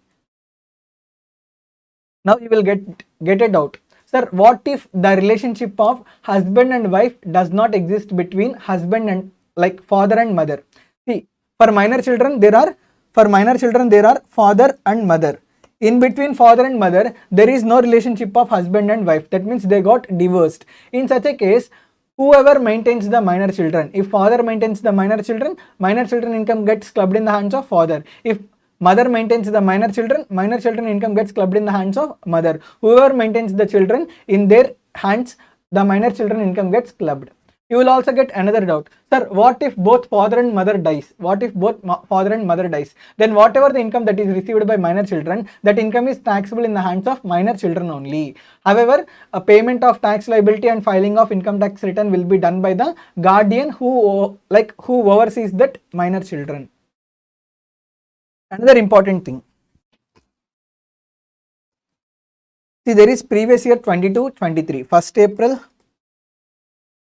22, 31st March 2023. A person's birthday is, let's say, 10th June 2022. On this day he becomes major. From this day onwards, whatever the income that is there, income is taxable in hands of major only.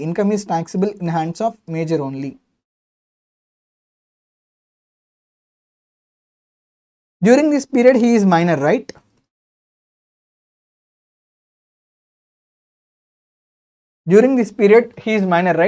From 1st April 2022 to up to 9th June 2022, whatever the income that is received by that person, this income is clubbed in the hands of parents.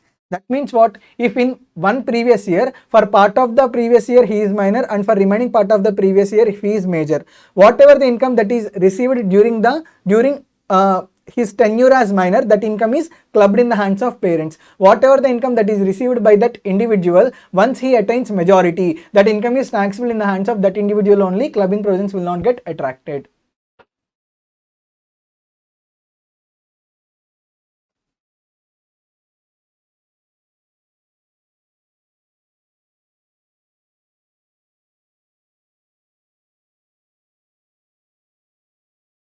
There are, see what I said, income of the minor children is clubbed in the hands of parents whose total income is greater. For this rule, there are 3 exceptions. How many exceptions are there? There are 3 exceptions. Exception 1. Manual work. If any income is earned by minor children by way of doing manual work. That income is not clubbed. That income is taxable in the hands of minor children only. Exceptions means what? For exceptions, clubbing provisions are not applicable. Clubbing provisions are not applicable. When clubbing provisions are not applicable in minor children case, if minor children earns any income out of manual work, then see, for example, there is a person who is aged 12 years. Daily he is going to shop and he is working in the shop. Every month he is receiving, let's say, 8,000 rupees. Now whatever the 8,000 rupees that is received by this 12 years guy, he is minor child, right? This 8,000 rupees is not clubbed in the hands of parents. This 8,000 rupees is taxable in the hands of minor children only. The reason is that 8,000 rupees are earned by that individual by way of doing manual work. What is second exception? Second exception is application of skill or talent.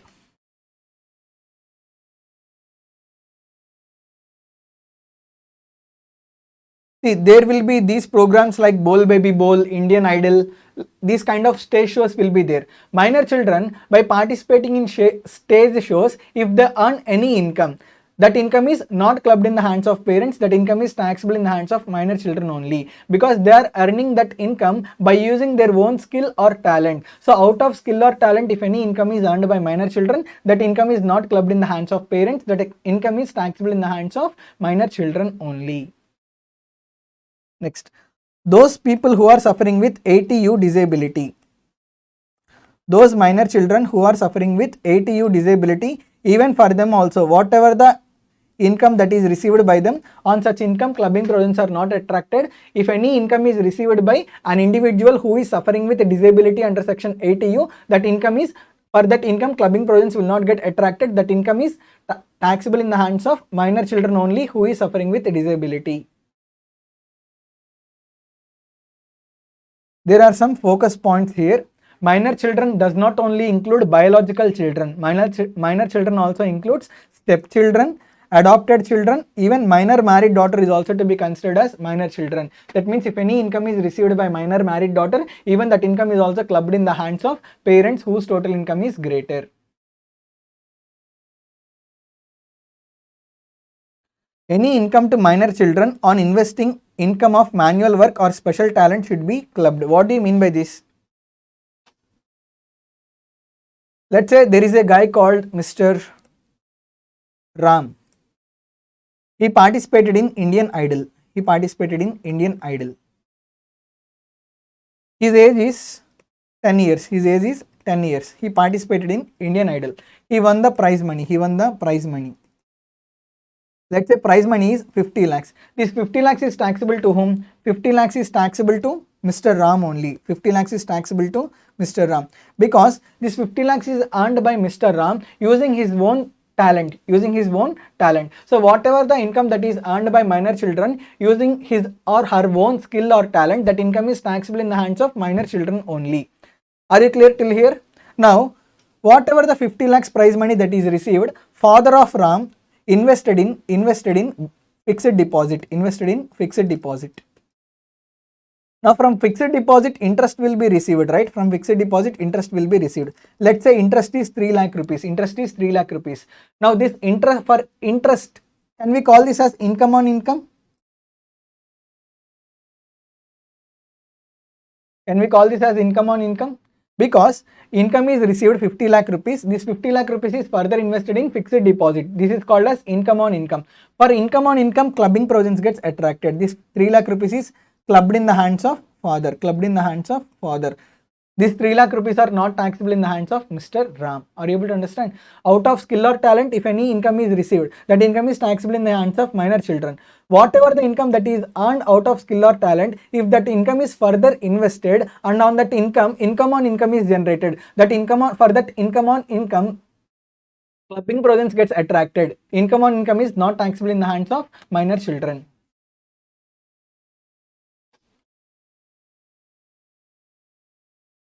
Next, last topic under clubbing of income chapter, conversion of self-acquired property into joint property.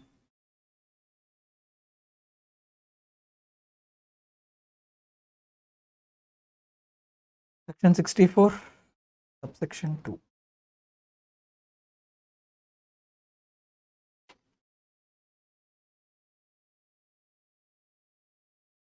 So there is a Hindu undivided family. There is a Hindu undivided family.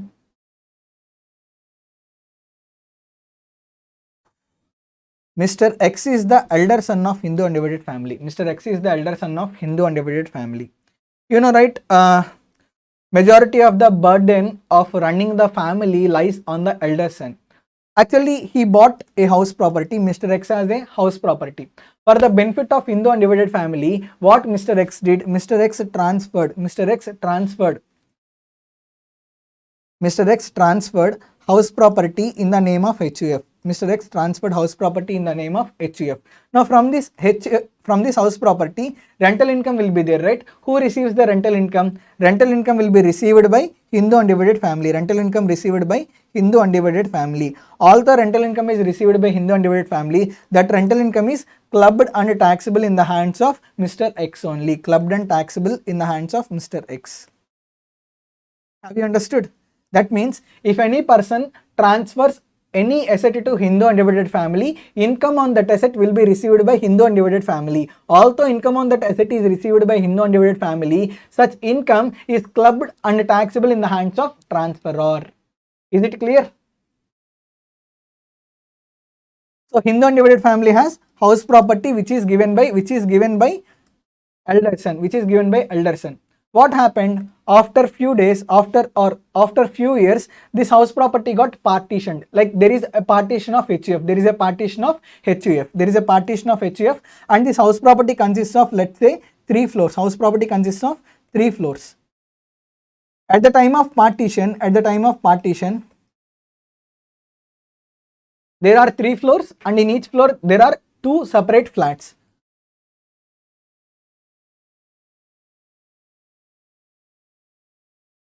And these got partitioned like this.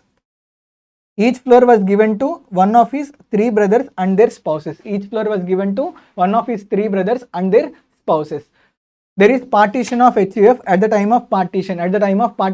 In that house property there are 6 floors. Before partition, all 6 floors rental income is taxable in the hands of Mr. X only. After partition, the house property got divided among XYZ among their spouses. Now what he is saying, after partition also, Mr. X will receive rental income, right? Mr. X will receive rental income from his own flat. That income is anyhow taxable in the hands of Mr. X. Now, not only Mr. X rental income, even Mrs. X rental income is also clubbed in the hands of Mr. X. Are you able to understand? Even Mrs. X rental income is also clubbed in the hands of Mr. X.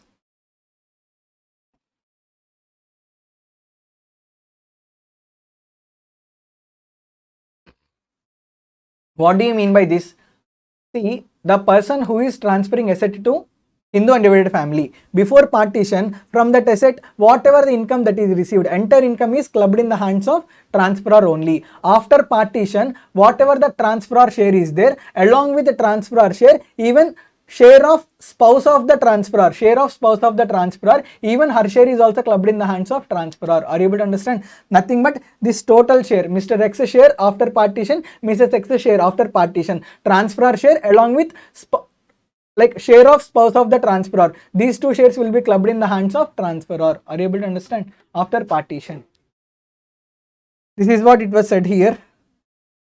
When a member of Hindu undivided family converts his property into joint family property, or when a member transfers his property for inadequate consideration or without consideration, nothing but gift to Hindu undivided family. See, if any gift is given to Hindu undivided family, from Hindu undivided family, that gift is not taxable, because for Hindu undivided family, member of the family is a relative. Gift received from relative is not taxable, right? Now, what is the treatment? If it is before partition, income from such property shall be included in the hands of the person who transferred it. That means whoever the transferor is there, in the hands of transferor, income is clubbed. After partition, if the property converted or transferred by an individual is subsequently transferred amongst members of Hindu undivided family, income derived from such converted property as is received by spouse of the transferor will be included in the income of the transferor. That means after partition, along with the transferor flat's income, even spouse of the transferor's flat income is also clubbed in the hands of transferor. Next, For income on income is not eligible for clubbing. What do you mean by this?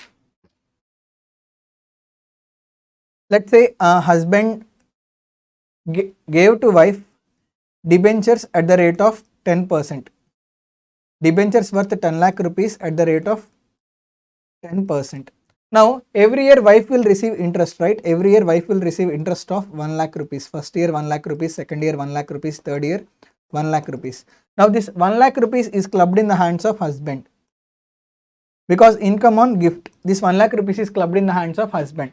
See, every year whatever the interest that is received, this will be deposited in bank account. 3 lakh rupees is deposited in bank account. From this 3 lakh rupees, there is interest amount of, let's say, 25,000. There is interest amount of 25,000 rupees. For this interest amount of 25,000, can we call this as income on income? Interest is income. This is interest on interest, right? This is interest on interest. Can we call this as income on income? This is income on income. This is nothing but income on income. Income on income is not eligible for clubbing. Income on income is taxable in the hands of wife only. Income on income is taxable in the hands of wife only. For income on income, clubbing provisions will not get attracted. Similarly, for additions are also not eligible for clubbing. What do you mean by additions? Husband gave to wife 1000 equity shares. 1000 equity shares. Now from the 1000 equity shares, whatever the dividend income that is there, even though dividend income is received by wife, the dividend income is taxable in the hands of husband. Later on, wife received 200 bonus shares. 200 bonus shares. Can we call bonus shares are additions? These bonus shares are nothing but additions. Company declared dividend of 10 rupees. Company declared dividend of 10 rupees. Now on this 1000 shares, there will be dividend of 10,000 rupees. On this 200 shares, there will be dividend of 2,000 rupees. Now 10,000 rupees is clubbed in the hands of husband. These 2,000 rupees, these are not original shares, these are additions. These 2,000 rupees are taxable in the hands of wife only. That means if there are any additions to the asset, from those additions, if there is any income, for income on additions, clubbing provisions will not get attracted. Income on additions is taxable in the hands of transferee only, recipient only. Is it clear?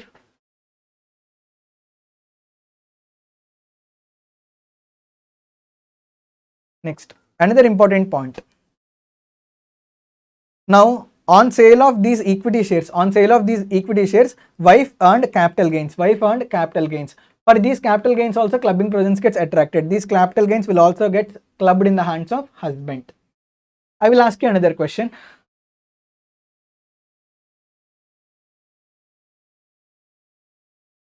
There is husband. He gifted 20 lakh rupees to wife. Okay, wife used these 20 lakh rupees to earn agricultural income. Wife earned this 20 lakh rupees to earn agricultural income. Now, whether agricultural income is clubbed in the hands of husband? Agricultural income is not at all taxable, right? Agricultural income is exempt. So, for exempted incomes, clubbing provisions are not applicable.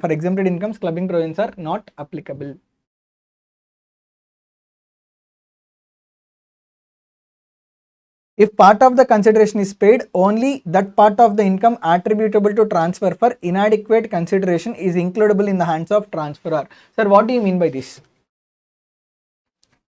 There is husband, there is wife. Husband transferred fixed deposit. In the name of wife. Worth of fixed deposit worth rupees 5 lakhs to wife. Wife in return paid only 2 lakh rupees. That means how much is inadequate consideration? Inadequate consideration is 3 lakh rupees. On this 5 lakh rupees, let's say there is interest of 50,000 rupees. Total 50,000 rupees will not get clubbed. How much is inadequate consideration? Inadequate consideration is 3 lakh rupees.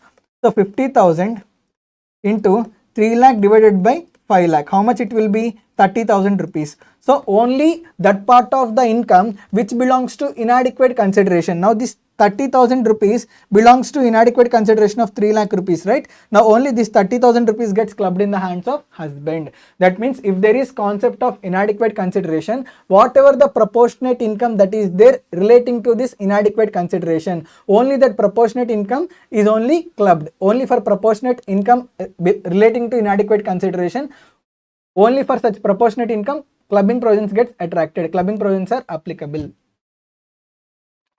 Transfer of capital asset received as gift. See, if any capital asset is received and on transfer of that capital asset, either capital gains will arise or capital loss will also arise. Both capital gain and capital loss are eligible for clubbing. Against clubbed income, chapter 6 deductions can be deducted. So these points you can go through. Next concept is cross transfers. What do you mean by cross transfers?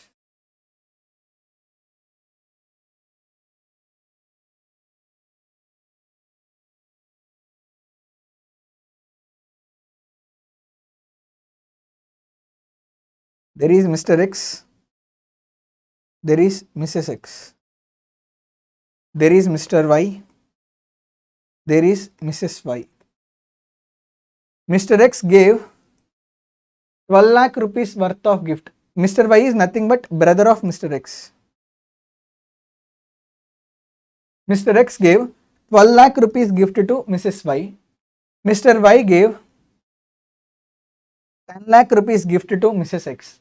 That means Mr. X to wife of his brother, he gave gift of 12 lakh rupees. There is Mr. Y to wife of his elder brother, he gave gift of 10 lakh rupees. Now what is the matching amount? Out of these two, matching amount is 10 lakh rupees. Out of these two, matching amount is 10 lakh rupees. On this 10 lakh rupees, whatever the income that is there, that income is eligible for clubbing. Let's say Mrs. Y invested 12 lakh rupees in fixed deposit. Invested 12 lakh rupees in fixed deposit. She received interest of 1,20,000. She received interest of 1,20,000. Not total 1,20,000 is eligible for clubbing. Out of total 1,20,000, what is the proportionate share? What is the matching amount? Matching amount is 10 lakh rupees, right? 1,20,000. This belongs to 12 lakh rupees. This belongs to 1,20,000 belongs to 12 lakh rupees. What is the matching amount? Matching amount is 10 lakh rupees. So for 10 lakh rupees, how much is the proportionate amount? Proportionate amount is 1 lakh rupees. Only this 1 lakh rupees is eligible for clubbing. This 1 lakh rupees is clubbed in the hands of Mr. Y. Are you able to understand? Now, Mr. Y gave gift of 10 lakh rupees to Mrs. X. She invested in debentures. She earned interest of, let's say, 50,000 rupees. 50,000 rupees. Although 50,000 rupees is received by Mrs. X, this 50,000 rupees is clubbed in the hands of Mr. X. 50,000 rupees is clubbed in the hands of Mr. X. Is it clear? So this is the concept of cross transfers. With this, I have concluded clubbing of income chapter. I'm sorry, we are almost some 5 to 7 minutes extra than 1 hour for clubbing of income chapter. Please read, please listen to this class 2 times or 3 times and prepare well. Do all the problems in Masterminds material. This is highly sufficient for clubbing of income chapter. Please don't read any material. Whatever the concept that is discussed in the class and this marathon class along with problems in the material, these are highly sufficient. Now let us start with set off and carry forward of losses chapter.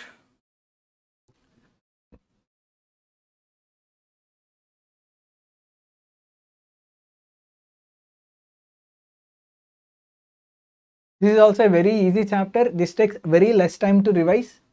Don't leave it. See, some chapters takes very less time. You need to study them at any cost because you cannot keep these chapters at stake. Hardly it will take 15 to 20 minutes to revise this chapter. For this thing, you cannot ignore this chapter. These are small chapters at the end. First, you need to revise them because if a question comes out of these chapters, means it will be around for 4 to 5 marks or 4 to 6 marks. So just by investing 15 to 20 minutes, you will receive those 4 to 6 marks. It is wise to study these chapters at first. Before we start, let us discuss fundamentals. There are 3 items: intra-head set off, inter-head set off and carry forward. But first of all, let us discuss what do you mean by intra-head set off, what do you mean by inter-head set off and what do you mean by carry forward. intra-head set off. This is also called as inter-source set off, but please don't remember inter-source set off, you will get confused. Remember intra-head set off only, intra-head set off. What do you mean by intra-head set off? Intra-head set off means set off within the same head of income. Set off within the same head of income is called as intra-head set off. Are you able to understand? Set off within the same head of income is called as intra-head set off. Next one is inter-head set off.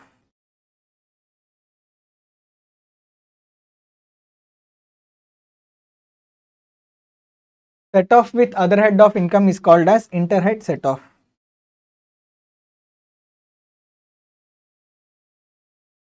Set off with other head of income is called as inter-head set off. Next one is carry forward. Carry forward means what? After doing intra-head set off, we will do inter-head set off. Even after doing inter-head set off also, if there is any loss still pending loss will be carry forwarded to subsequent years. That means that pending loss will be taken to subsequent years, and against subsequent years income, this pending loss will be set off.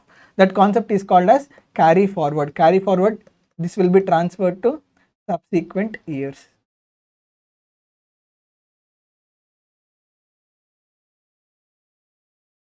Let's say there is house property 1, there is house property 2. There is business 1, there is business 2. House property 1 has income of 6 lakh rupees. House property 2 has loss of 2 lakh rupees. Business 1 has loss of 10 lakh rupees. Business 2 has income of 4 lakh rupees. Now, we will set off these two, right? We will set off these two and we will arrive at house property income of 4 lakh rupees. We will set off these two and we will arrive at business loss of 6 lakh rupees. Now, whatever the set off that we have done here, this is called as intra-head set off. That means set off that is done within the same head of income. These two are called as intra-head set off. That means set off done within the same head of income.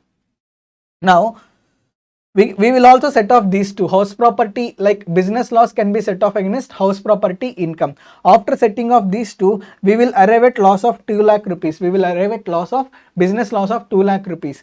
Now, whatever the set off that we have done here in between these two, this is called as inter-head set off. Inter-head set off. Now, whatever the balance that is there still pending 2 lakh rupees loss, whatever the business loss 2 lakh rupees is there, which is the balance which is still pending, this will be carry forwarded to subsequent years. Have you understood? This is the difference between intra-head set off, inter-head set off and carry forward. Now let us come to the concept. First one is loss from house property. Loss from house property. First, we are going to discuss about tax treatment for loss from house property. For loss from house property, intra-head set off is available. That means one house property loss can be set off against another house property income. That means within the house property head, if there is any loss from one house property, that loss can be set off against income from another house property. Are you able to understand? So, intra-head set off within the house property head, house property loss can be set off. Intra-head set off is available. Inter-head set off. Inter-head set off is available except with winnings income. Do you remember section 115 BB? Winnings income. Against winnings income, house property loss cannot be set off. That means what? House property loss can be set off against PGBP income. House property loss can be set off against salaries. House property loss can be set off against capital gains. House property loss can be set off against income from other sources, but under the head income from other sources, house property loss cannot be set off against winnings. Are you able to understand? Is it clear? So, there is house property loss. This can be set off against salaries. This can be set off against PGBP income. This can be set off against capital gain. This can be set off against income from other sources except winnings. That means against winnings, house property loss cannot be set off.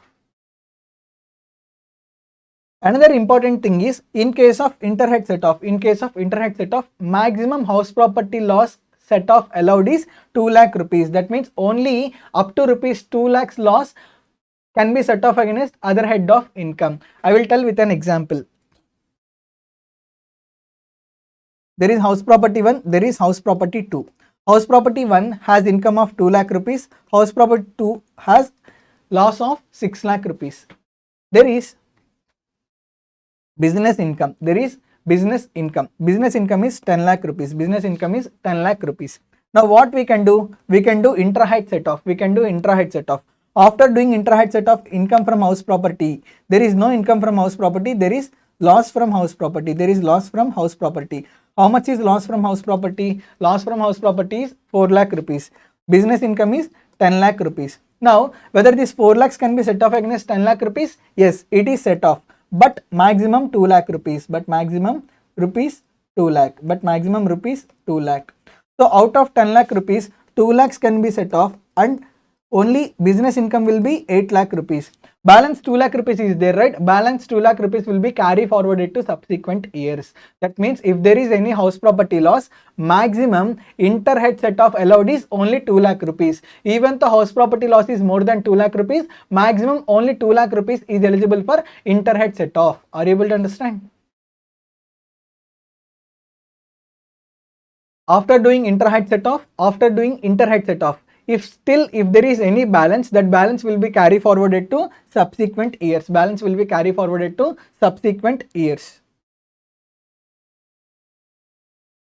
how many years balance will be carry forwarded? House property loss can be carry forwarded for 8 assessment years.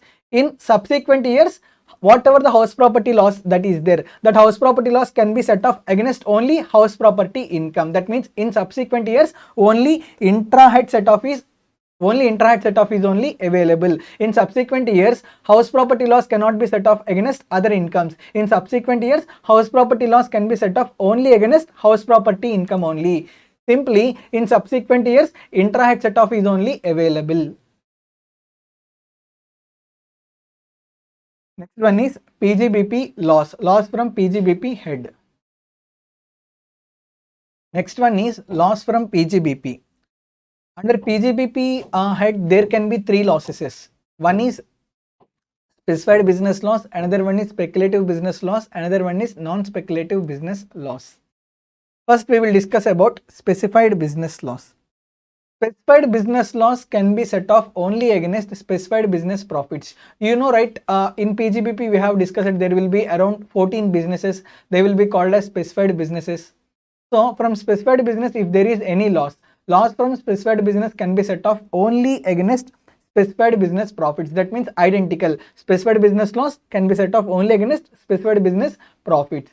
Interhead set off is not available. That means what? If there is any specified business loss, first of all, even within the head also, against speculative business loss, non-speculative business loss, it cannot be set off. What do you mean by this? Specified business loss, whether it can be set off against speculative business profits? No, it cannot be set off against speculative business profits. It can also be not set off against non-speculative business profits. Okay, within the same head also, specified business loss cannot be set off against speculative business profits. Specified business loss cannot be set off against non-speculative business profits. Only with specified business profits it can be set off. Interhead set off is not available. That means what? Specified business loss cannot be set off against house property income. It cannot be set off against salary income. It cannot be set off against capital gains. It cannot be set off against income from other sources. For specified business loss, there is no concept of interhead set off. Interhead set off is not at all available. That means what? You will do intrahead set off. Even within the same head also, you will set off only against specified business profits. After setting off against specified business profits, if there is any specified business loss, that loss will be carry forwarded to subsequent years. For how much period it will be carry forwarded? For unlimited period. For n number of years, specified business loss can be carry forwarded. However, in subsequent years also, specified business loss can be set off only against specified business profits. What do you mean by this?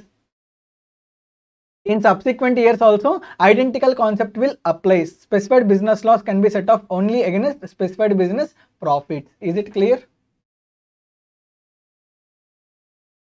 Next, speculative business loss. What do you mean by speculative business? I have explained to you detailedly in the class. Like on the basis of speculation, that those transactions will happen. Like there will be no actual delivery of goods. On the basis of increase or decrease in prices, profits will be earned. Profits or gains will be earned. That business is called as speculative business. But if there is any speculative business loss, whether intra-head set-off is available, yes, intra-head set-off is available. But within the same head also, speculative business.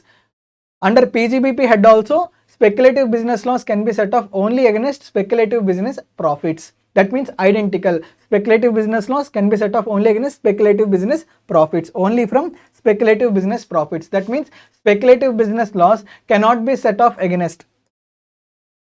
Whether it can be set off against non-speculative business profits?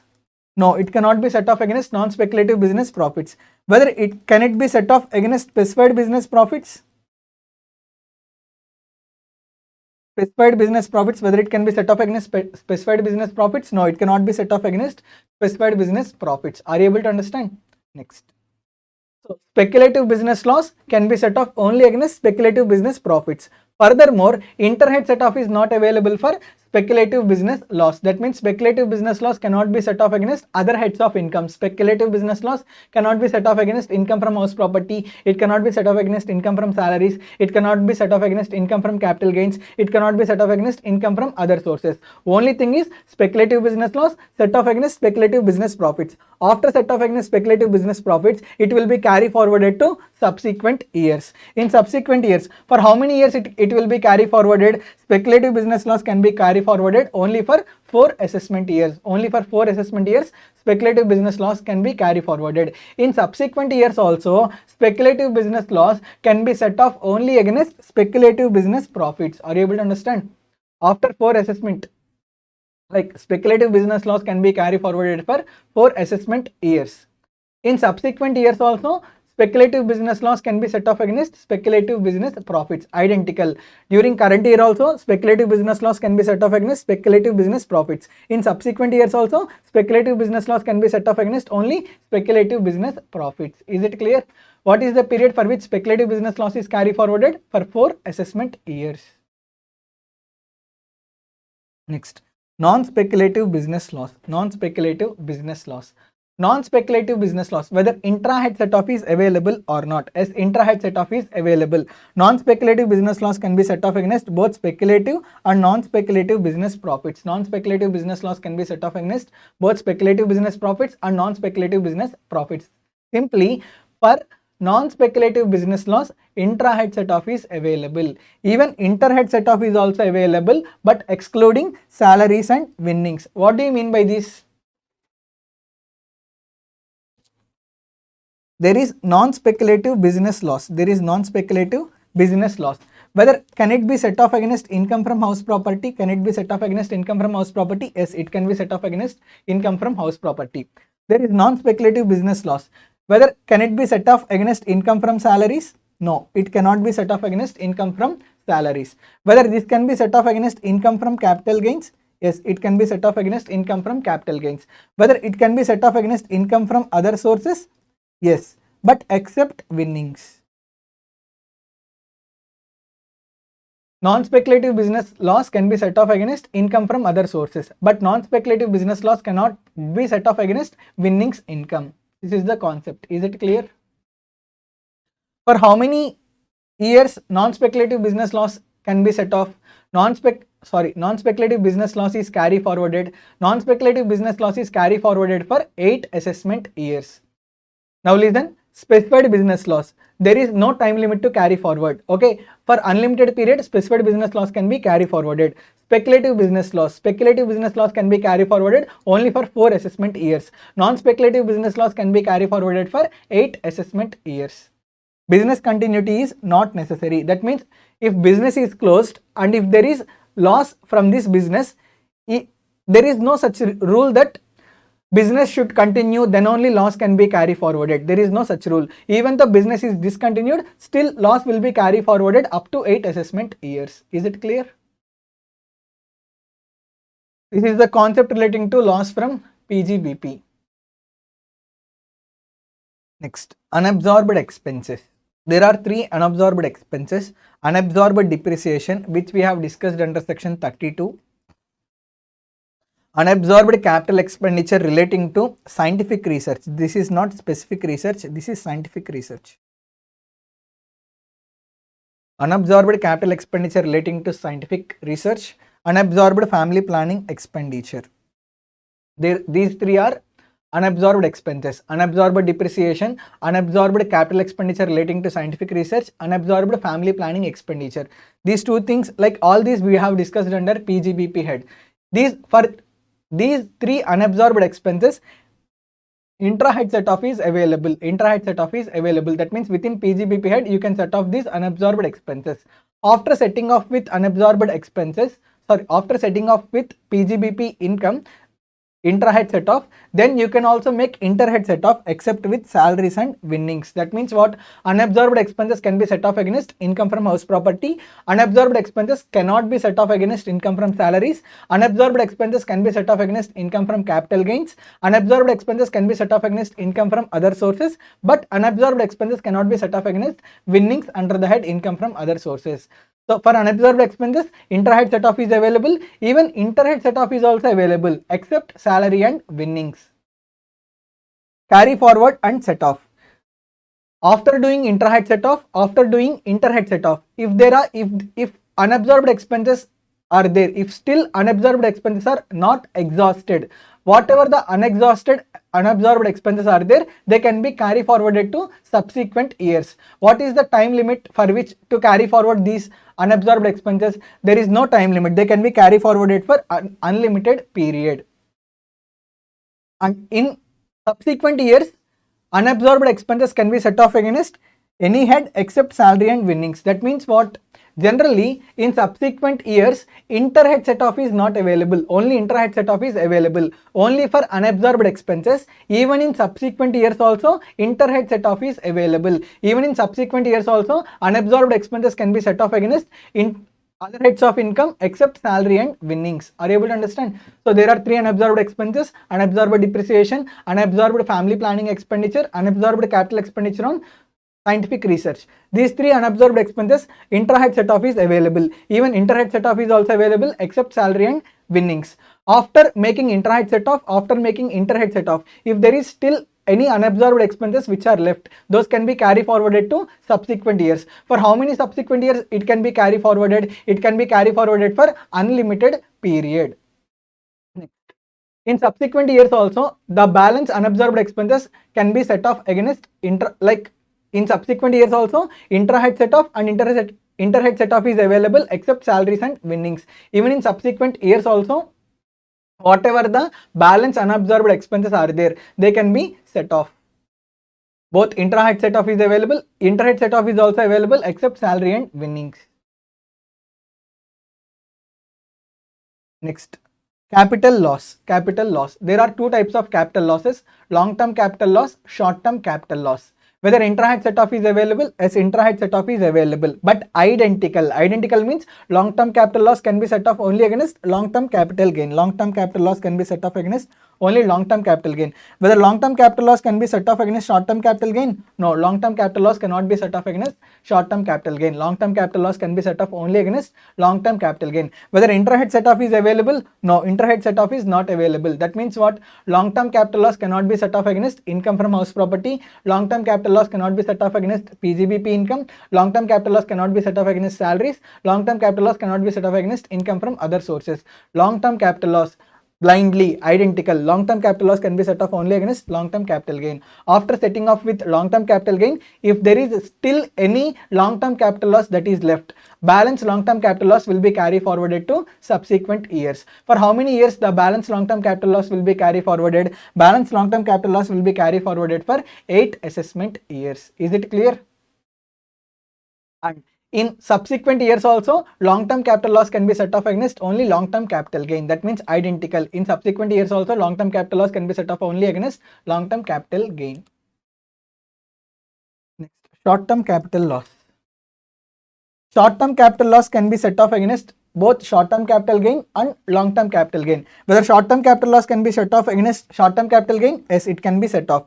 Whether short-term capital loss can be set off against long-term capital gain? Yes, it can be set off. That means short-term capital loss can be set off against long-term capital gain as well as short-term capital gain. Whether interhead set off is available for short-term capital loss or not? Interhead set off is not at all available. First of all, there is short-term capital loss. It can be set off against long-term capital gain or short-term capital gain. After setting off with long-term capital gain and short-term capital gain, if there is still any balance short-term capital loss, that balance short-term capital loss will be carry forwarded to subsequent years. There is no concept of interhead set off. For capital loss, there is only intrahead set off. After doing intrahead set off, if there is any balance loss, this balance loss cannot be set off against other heads of income. Balance loss will be carry forwarded to subsequent years. Is it clear? So for capital loss, only intrahead set off is available. After intrahead set off, the balance will be carry forwarded to subsequent years.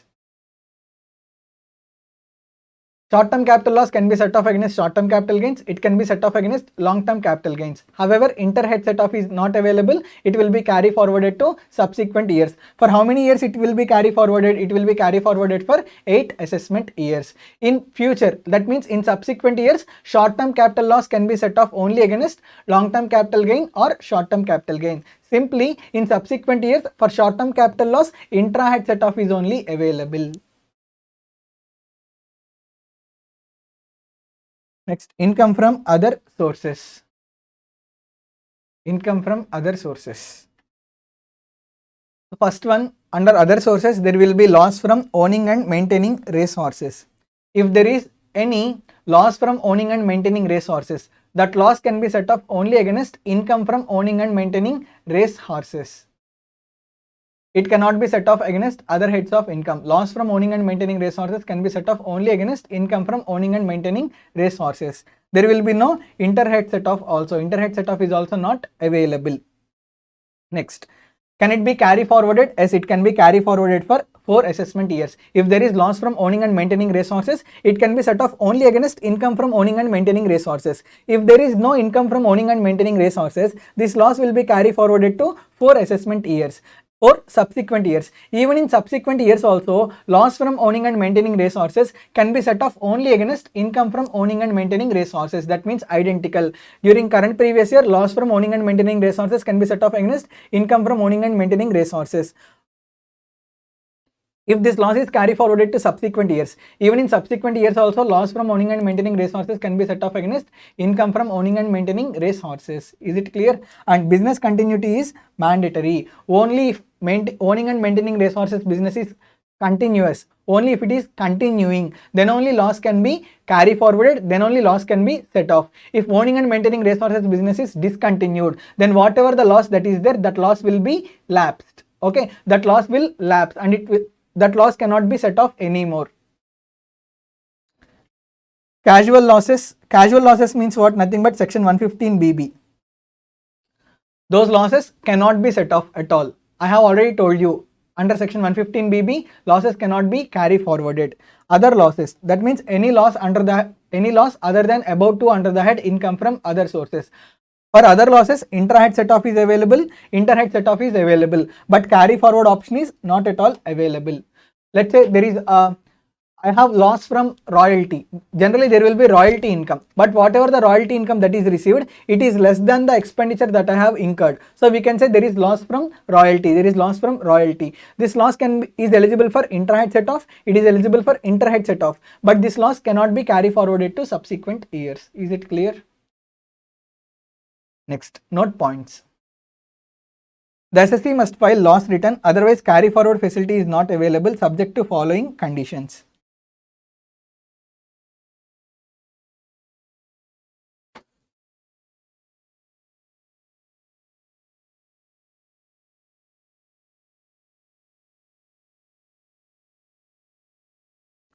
See, PGBP loss, capital loss. Here PGBP loss means both speculative and non-speculative.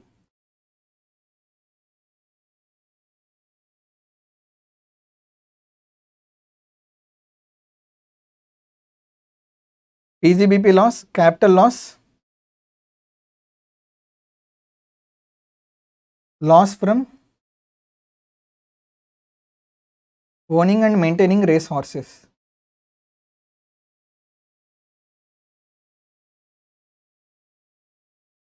Loss from owning and maintaining race horses. There are 3 losses: PGBP loss, capital loss, loss from owning and maintaining race horses.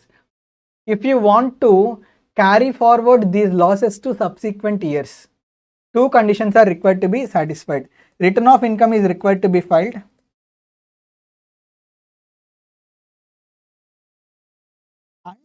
Such return of income is required to be filed on or before due date. On or before due date. Then only these losses are eligible to be carry forwarded. Otherwise, these losses will not be carry forwarded. PGBP loss, both speculative business loss, non-speculative business loss, capital loss, loss from owning and maintaining race horses. If these 3 losses, if there is loss in current previous year, if you want to carry forward these loss to subsequent previous years, then what is the rule? 2 conditions are required to be satisfied. First condition is return of income is required to be filed, and such return of income is required to be filed on or before the due date. Only if these 2 conditions are satisfied, then only these losses can be carry forwarded. Otherwise, these losses cannot be carry forwarded. Although these losses cannot be carry forwarded to subsequent years, these losses can be set off during the current previous year. Is it clear? These losses cannot be carry forwarded to subsequent previous year. However, these losses can be set off during the current previous year only. You can do set off of these losses, but these losses cannot be carry forwarded to subsequent previous years.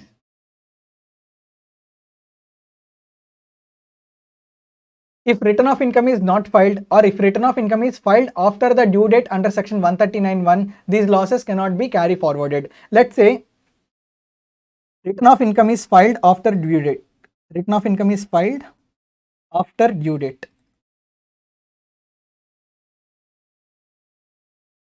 Return of income is filed after the due date. There is PGBP loss 8 lakh rupees. There is income from house property 5 lakh rupees. Income from house property 5 lakh rupees. Now, can you set off PGBP loss with income from house property? Yes, you can set off. Yes, you can set off. But after setting off, how much is PGBP loss? Balance PGBP loss. Balance PGBP loss is 3 lakh rupees. Now, this 3 lakh rupees cannot be carry forwarded. Cannot be carry forwarded because the return of income is filed after the due date. That means if return of income is filed after the due date, these losses, PGBP loss, both speculative and non-speculative, capital loss, loss from owning and maintaining race horses, these 3 losses are eligible to be set off during the current previous year. After setting off, if there is any balance loss, that balance loss cannot be carry forwarded to subsequent years. Apart from these 3 losses, what are the other losses? Other losses are loss from house property, unabsorbed expenses. There is no restriction for loss from house property and unabsorbed expenses. No restriction means these losses can be carry forwarded even return of income is also not filed. Even if return of income is not filed, if return of income is filed after the due date, in these 2 situations also loss can be carry forwarded. Loss from house property, unabsorbed expenses. These 2 can be carry forwarded to subsequent years even return of income is not filed, or even if return of income is filed after the due date. Is it clear? Next, no loss can be set off against casual incomes. For section 115BB, winnings is there, right? Against those incomes, no losses can be set off. Losses related to exempted incomes are not eligible for set off and carry forwarded. See, agricultural income is exempt. Agricultural income is not taxable. For example, during agriculture, while performing agricultural activity, if there is any loss, that loss cannot be set off against other heads of income. That loss is not eligible for carry forward. The reason is, whenever you earn agricultural income, tax is not levied. So whenever there is loss also, that loss cannot be set off against other heads of income. Even setting off of agricultural loss is not permitted. Setting off of losses which are belonging to exempted incomes, even those losses are not eligible to be set off. The reason is, whenever the income is there, tax is not being levied. So whenever the loss is there, the losses will also not be permitted. Are you able to understand? Loss can be set off against income clubbed in the hands of the SSC. See, by virtue of clubbing of income, certain times what happens, minor children income will get clubbed in the hands of father. Against minor children income also, losses can be set off. Are you able to understand? Is it clear? Not only individual's income, by virtue of clubbing provisions, if any other person's income is clubbed in the hands of the SSC. So that other person's income which got clubbed in the hands of the SSC, even that income can also be even against that income also losses can be set off. Is it clear? SSC opted the provisions under section 115 BAC etc. Then losses from house property cannot be set off against other head of income. What do you mean by this? Generally, for loss from house property, inter-head set off is available. Inter-head set off is available, but up to a maximum of 2 lakh rupees. Do you remember section 115 BAC optional tax rates? If SSC chooses section 115 BAC, even inter-head set off of 2 lakh rupees is also not allowed. Generally, for loss from house property, inter-head set off up to rupees 2 lakhs is allowed. If SSC chooses optional tax rates under section 115 BAD, inter-head set off of 2 lakh rupees is also not allowed. Simply, if SSC chooses optional tax rates, only inter-head set off is available for loss from house property. Inter-head set off is not available. After doing inter-head set off, whatever the balance loss from house property is there, it will be carry forwarded to subsequent years. If more than one source of income is available for set off of loss, then SSC can set off against any income which is beneficial to him. What do you mean by this? There is house property loss. There is house property loss. Whether house property loss can be set off against salaries? Yes. It can be set off against salaries. It can be set off against PGBP income. It can be set off against income from capital gains. It can be set off against income from other sources. See, there is loss from house property. It can be set off against all these 4 incomes. But first, against which income we need to set off? That means order of priority. What is the order of priority? Order of priority is not given in the Income Tax Act. Order of priority is at the option of the SSC. That means SSC can choose the order of priority. House property loss, SSC can choose to set off house property loss first against income from other sources. Then he can set off against income from capital gains. Order of priority is at the choice of the SSC. There is no rule regarding order of priority. The SSC can set off this loss as per the, whichever the method is beneficial to him, as per that method he can set off the loss. There is no rule that is given as per Income Tax Act regarding order of priority. Order of priority to set off. Order of priority to set off. Order of priority to set off is at option of the SSC.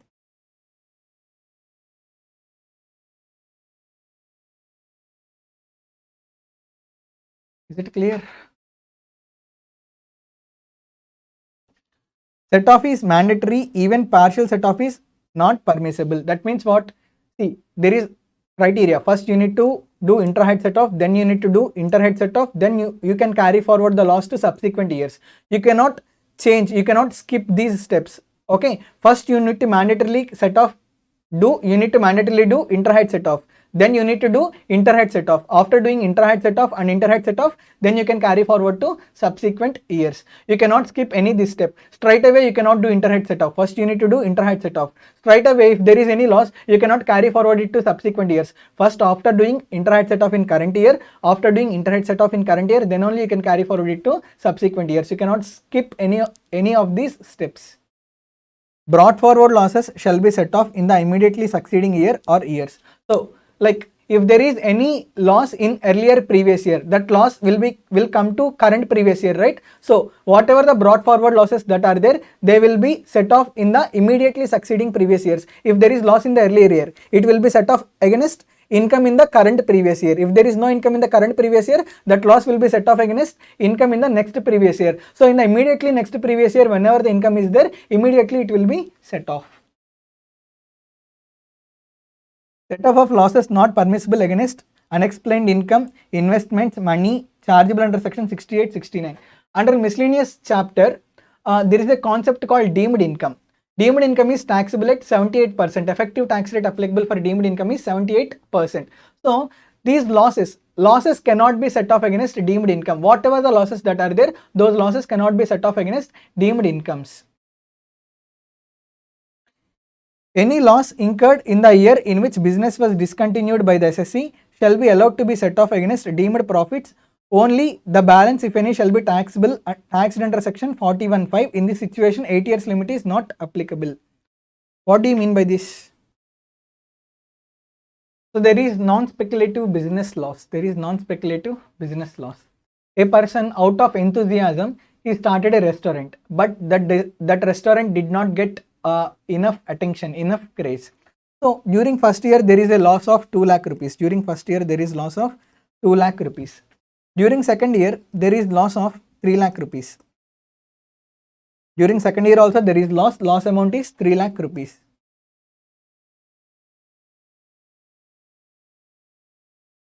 During third year there is loss of 1 lakh rupees. There is loss of 1 lakh rupees. First year there is loss of 2 lakh rupees. Second year there is loss of 3 lakh rupees. During third year there is loss of 1 lakh rupees.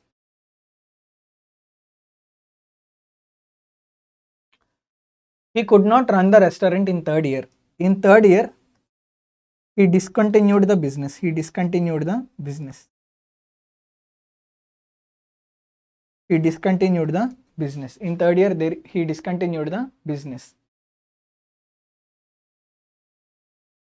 In 10th year,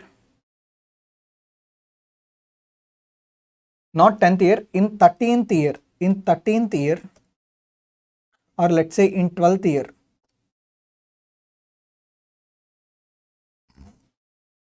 in 12th year, there is recovery of bad debts. Recovery of bad debts means what? During these 3 years, there were many bad debts. Out of total bad debts in 12th year, that means the year in which business got started, from that year, in the 12th year, there is bad debts recovered. Of 5 lakh rupees. What do you call bad debts recovered? Bad debts recovered are called as deemed profits, right? So there are deemed profits of 5 lakh rupees. Normally, non-speculative business loss, how many years it will be carry forwarded? It will be carry forwarded for 8 assessment years. That means there are these losses. First year business loss can be carry forward up to 9th assessment year.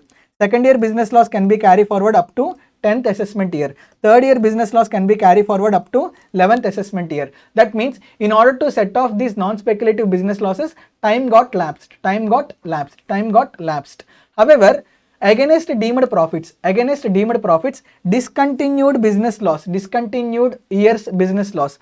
What is the year of discontinuation? Year of discontinuation is third year, right? The year in which business got discontinued. So discontinued year's business loss can be set off. Are you able to understand? Even though after expiry of 8 years, still whatever the discontinued year is there, discontinued year's business loss can be set off against deemed profits. Now this 1 lakh can be set off against deemed profits, and only balance 4 lakhs will be taxable. Are you able to understand? First of all, non-speculative business loss can be carried forward up to a maximum of 8 assessment years. Non-speculative business loss can be carried forward up to a maximum of 8 assessment years. After 8 assessment years also, if there is any deemed profits, which are taxable under section 41, against deemed profits, whatever the year of discontinuance is there, discontinued year's business loss can be set off. Is it clear? Against deemed profits, even after expiry of 8 years, discontinued year's business loss can be set off, and only balance is taxable.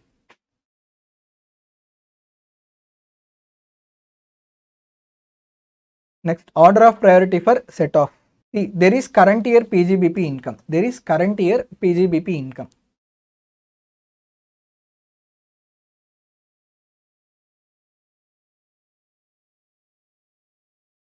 Against this current year PGBP income, what is the order of priority which is required to be set off first? First you need to set off current year depreciation. Next you need to set off current year family planning expenditure. Current year capital expenditure on scientific research. Current year capital expenditure on scientific research.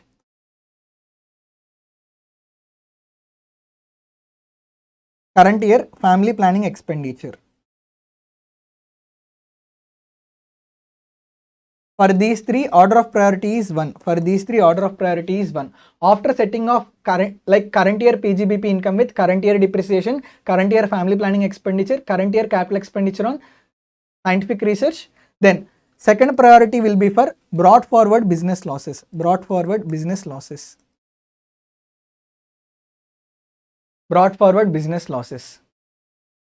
after setting off with brought forward business losses, then third priority should be given to brought forwarded unabsorbed depreciation, unabsorbed family planning expenditure,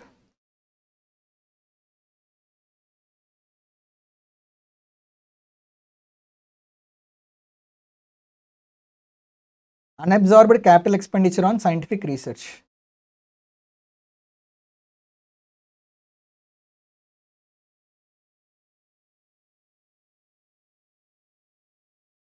So first order of priority is you need to set off against current year depreciation. Second order of priority is you need to, after setting off with current year depreciation and all, if there is any balance income, you can set off against brought forward business losses. After setting off against brought forward business losses, even if there is any PGBP income, that you can set off against unabsorbed depreciation, unabsorbed family planning expenditure, unabsorbed capital expenditure on scientific research. This is the order of priority.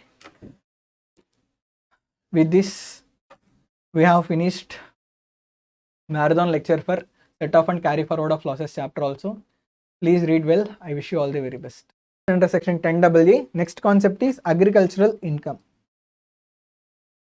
What do you mean by agricultural income? If any income is received from agricultural land situated in India, that income we call as agricultural income. First one, rent from agricultural land.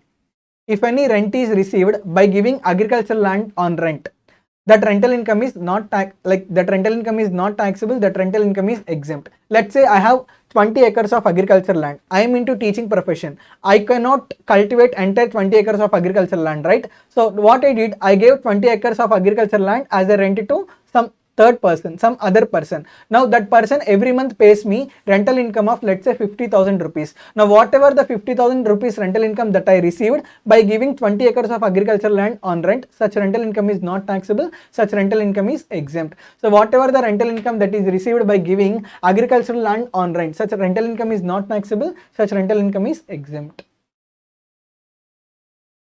The only thing is agricultural land. Such agricultural land should be used only for agricultural purposes. Then only rental income received is exempt.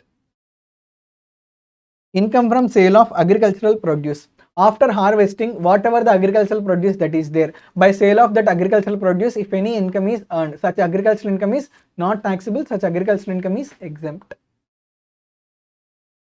Rent from house used as a dwelling house or storehouse. If you observe, in agricultural lands, at the end of the agricultural land, there will be a storehouse. See, let's say I have 20 acres of agricultural land. In these 20 acres of agricultural land, at the end of this corner, there is a storehouse.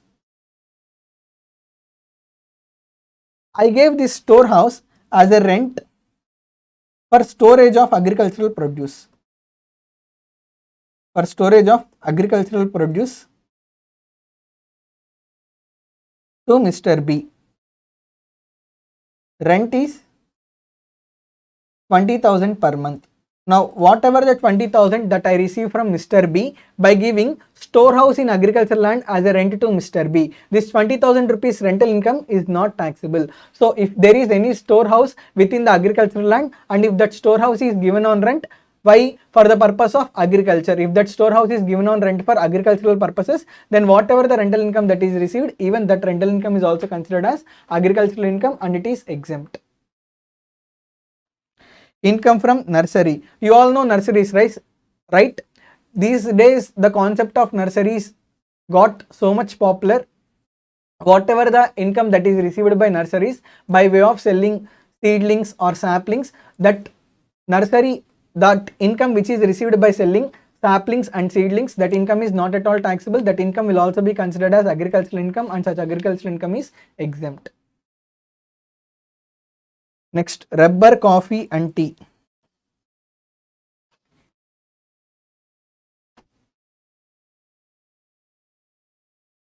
See, these are all composite activities. That means, see, there is a person, he planted rubber tree. Rubber tree will not give yield within a few months. It will take some 3 or 4 years to grow the tree. It will take 3 or 4 years in order to get the tree grown and in order to yield the rubber. This person, he awaited for 4 years. After 4 years, rubber started oozing from rubber tree. He started manufacturing erasers using the rubber that is produced by the tree, and he started selling the erasers. From erasers, he earned some income. Now whatever the income that is received, this income is received by performing agricultural activity as well as commercial activity. Up to the time rubber oozes from the tree, whatever the activity that is performed, it is called as agricultural activity. After rubber got taken from the tree, that rubber got converted into eraser. This activity is called as commercial activity. Now whatever the income that is received out of sale of rubber, it consists of agricultural activity as well as commercial activity. This we call as composite activity. Then how to split agricultural income, business income? There are certain ratios that are given in Income Tax Act. Those we are going to see now.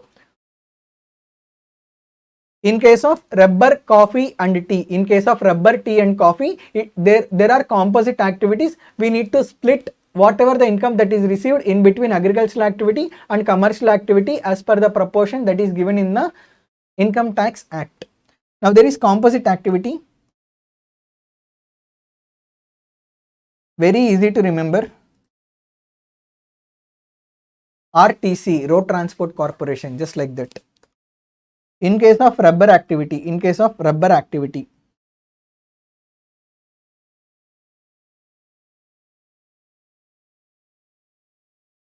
65% will be considered as agricultural income, 35% will be considered as business income. So how much is agricultural income? 65% will be considered as agricultural income, 35% will be considered as business income. Next one is tea activity, that means income earned by way of sale of tea. There is a farmer, he grows tea leaves. From tea leaves, he also manufactures tea and ultimately he sells tea powder. Now whatever the income that is received by sale of tea powder, it consists of two incomes, agricultural income as well as business income, as it is a composite activity. The farmer himself only conducting agricultural activity and he himself only conducting commercial activity. So out of the total income that is received, it should be divided among agricultural income and business income. Now what is the proportion? Out of tea activity, if any income is received, 60% will be considered as agricultural income, 40% will be considered as business income. From tea activity, 60% will be considered as agricultural income, 40% will be considered as business income. For coffee activity, there is another classification. For coffee activity,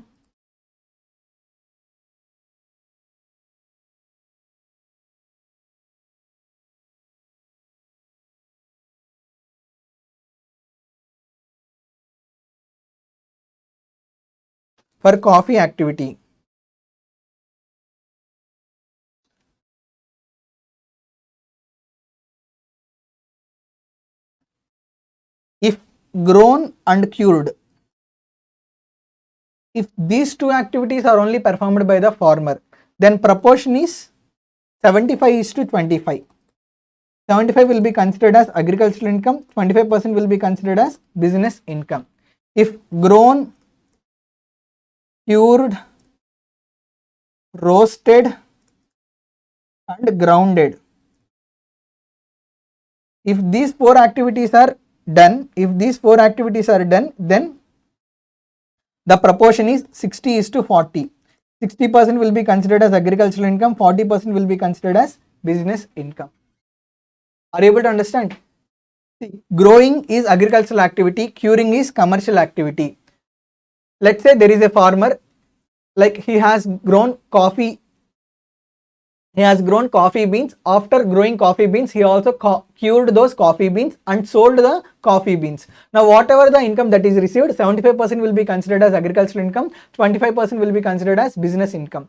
This farmer, after growing coffee beans, he has cured them, he has roasted them, he also converted those beans into coffee powder and ultimately sold the coffee powder. Now out of total income received, 60% will be considered as agricultural income, 40% will be considered as business income. See, agricultural income is fully exempt from tax. Generally, agricultural income is exempt from tax, but if there is agricultural income to an SSC, then tax liability of that person is required to be calculated using aggregation method. What do you mean by aggregation method?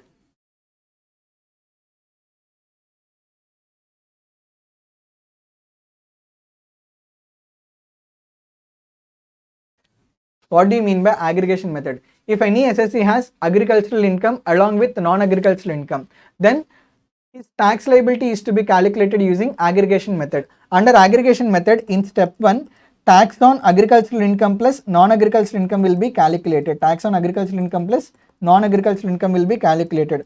Under step 2, tax on agricultural income plus basic exemption limit will be calculated. Under step 3, how you will calculate step 3? Step 3 is equal to step 1 minus step 2. Under step 4, for whatever the step 3 amount is there, to that surcharge or will be added. If there is rebate, we will reduce rebate under section 87A. Under step 5, whatever the amount that is there under step 4, to that we will add health and education cess at the rate of 4%. In this way, we will calculate tax liability using aggregation method. If an SSC has agricultural income along with non-agricultural income, then generally agricultural income is exempt from tax. However, if an SSC has agricultural income, then tax liability is required to be calculated using aggregation method. Under aggregation method, step 1, we will calculate tax on agricultural income plus non-agricultural income. Under step 2, we will calculate tax on agricultural income plus basic exemption limit.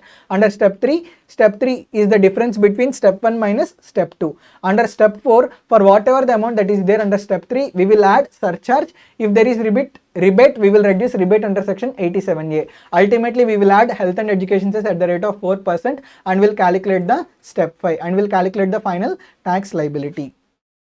However, there are 3 exceptions where aggregation method is not applicable. First exception is if agricultural income is up to 5,000 rupees. If agricultural income is up to 5,000 rupees, then aggregation method will not apply. Only if agricultural income exceeds 5,000 rupees, then only aggregation method applies. Next, non-agricultural income exceeds basic exemption limit.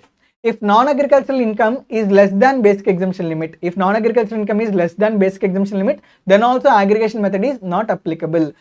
That means aggregation method is applicable only if non-agricultural income is greater than basic exemption limit. Are you able to understand? See, there are 3 exceptions. That means there are 3 situations in which aggregation method is not applicable. What is first situation? First situation is if agricultural income is less than 5,000, then aggregation method is not applicable. Second situation, if non-agricultural income is less than basic exemption limit, then also aggregation method is not applicable. For certain persons like partnership firm, company, local authority, for all these people, income is taxable at flat rates. That means there is no basic exemption limit that is available to these persons. Even for these persons also, aggregation method is not applicable. Similarly, there are some special tax rates, long-term capital gain or short-term capital gain, winnings under section 115BB. In case of individual HUF, there is basic exemption limit available. Although basic exemption limit is available, if those persons receive these incomes which are taxable at special rates, even for them also aggregation method is not applicable. In case of an individual or HUF, if they have exclusively capital gain income or winnings income, those incomes are taxable at special tax rates, right? They have only these 2 incomes. They have only these incomes which are taxable at special tax rates. Even for them also, aggregation method is not applicable. 3 exceptions. If agricultural income is less than 5,000, aggregation method is not applicable. If non-agricultural income is less than basic exemption limit, aggregation method is not applicable. If for those SSCs to whom income is taxable at flat rates, for them also aggregation method is not applicable. In case of individual and HUF who are having exclusively income taxable at special tax rates, then for individual and HUF also aggregation method is not applicable. Next, whatever the expenditure, section 14A, whatever the expenditure that is incurred in relation to earning exempted income, such expenditure is not allowed as deduction. And it cannot be set off under any, it cannot be set off with any income. For example, I am doing agricultural activity. In order to earn agricultural income of 2 lakh rupees, I incurred expenditure of 50,000 rupees on fertilizers. Now, what is my net income? My net income is 2 lakh minus 50,000. My net income is 1 lakh 50,000, right? Whatever the expenditure that I have incurred, 50,000 is there. Whatever the expenditure 50,000 that is there. Whatever the expenditure that I have incurred 50,000 is there. That 50,000 is cannot be set off against any other head of income. That means whatever the expenditure that is incurred in relation to earning any exempted income, so the expenditure is not allowed as deduction under any head of income. The only reason is ultimate income is not taxable, ultimate income is exempt. So whatever the expenditure that is incurred in order to earn that income, even that expenditure is also not eligible to be set off, not eligible to be deducted against any heads of income.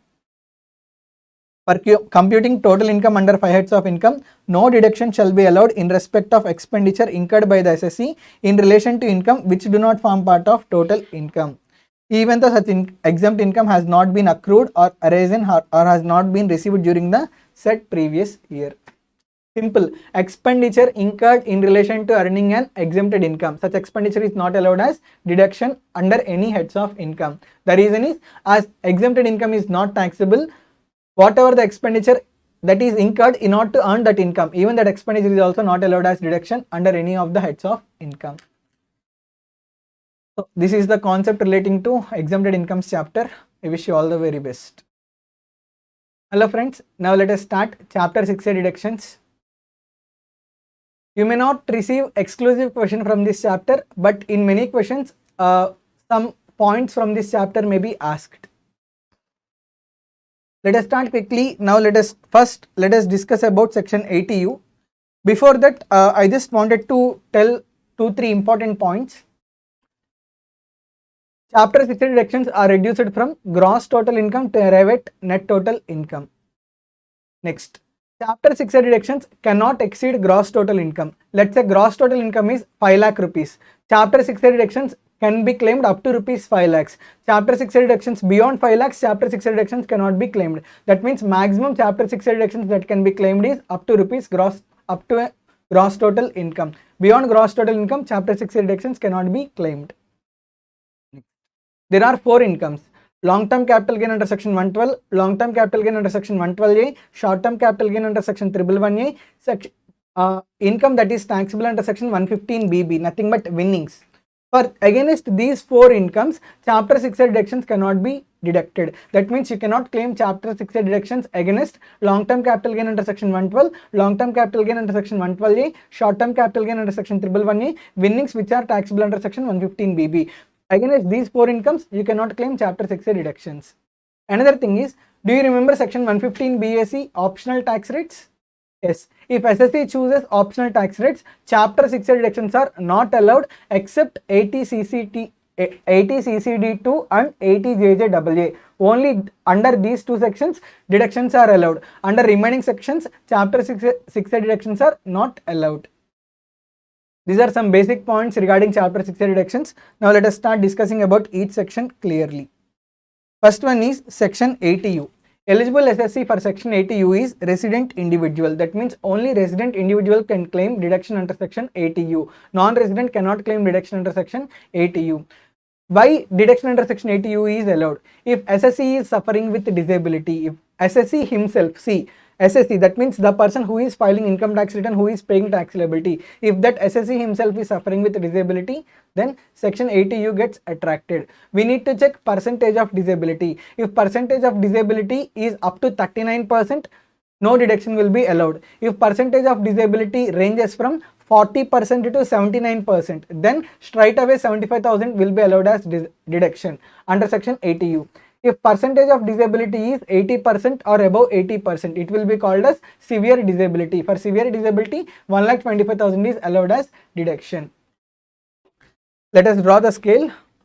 80U.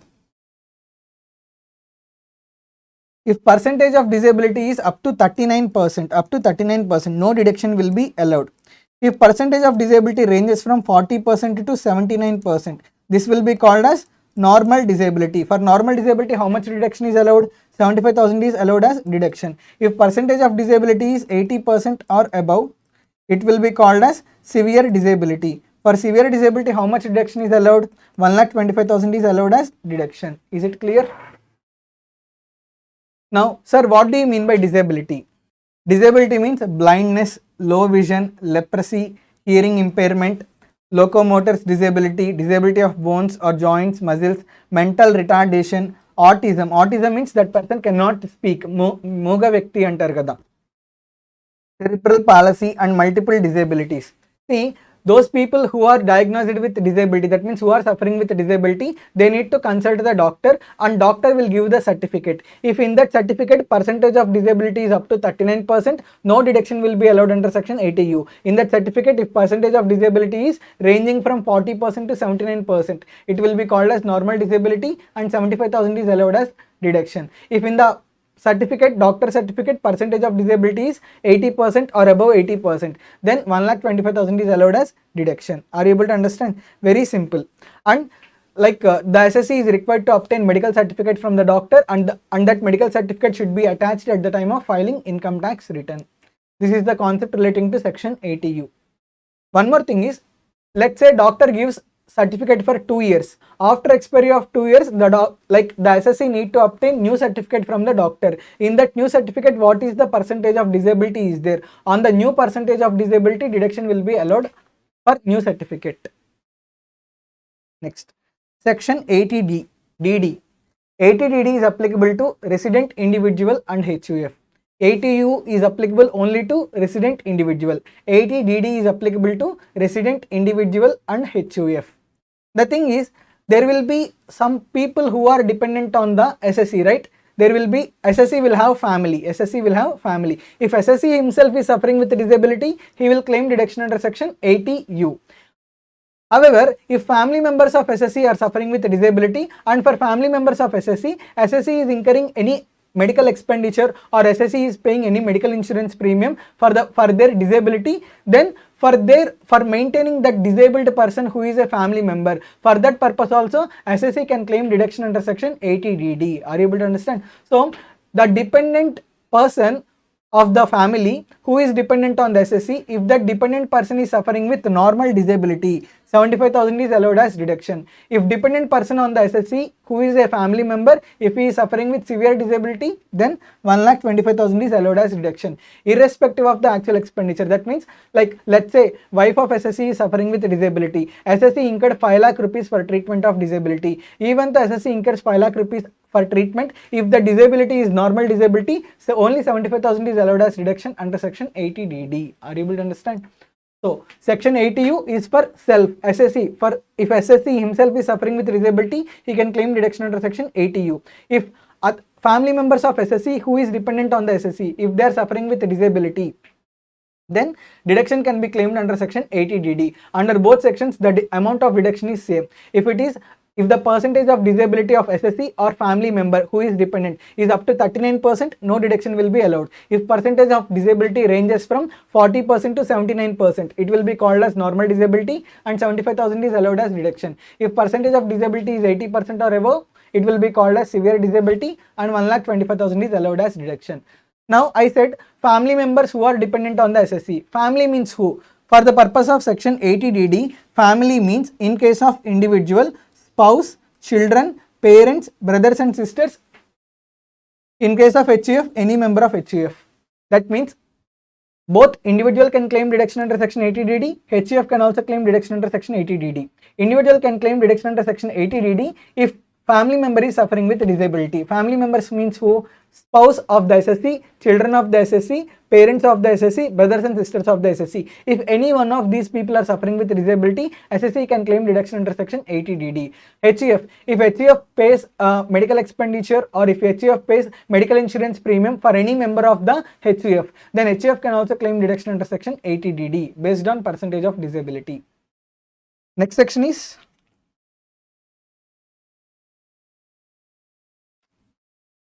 section 80DDB. Section 80DDB.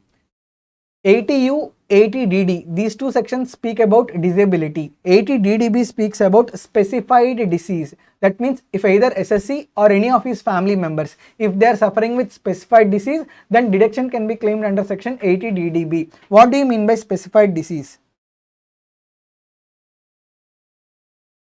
Specified diseases are mentioned in Rule 11DD, cancer, AIDS, like this. There are some specified diseases which are given in the main material. Please go through them. There will be around 6 diseases which are called as specified diseases. If either SSC or any of his family members, if they are suffering with specified diseases, then SSC can claim deduction under section 80DDB.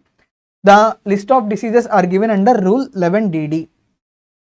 Now, how much expenditure is allowed as deduction? The person who is suffering with specified disease, if he is a normal citizen, whatever the actual medical expenditure that is incurred to him, or 40,000, whichever is lower, will be allowed as deduction. If the person who is suffering with specified disease, if he is a senior citizen means what? If he is of age greater than or equal to 60 years, then actual expenditure or 1 lakh rupees, whichever is lower, is allowed as deduction.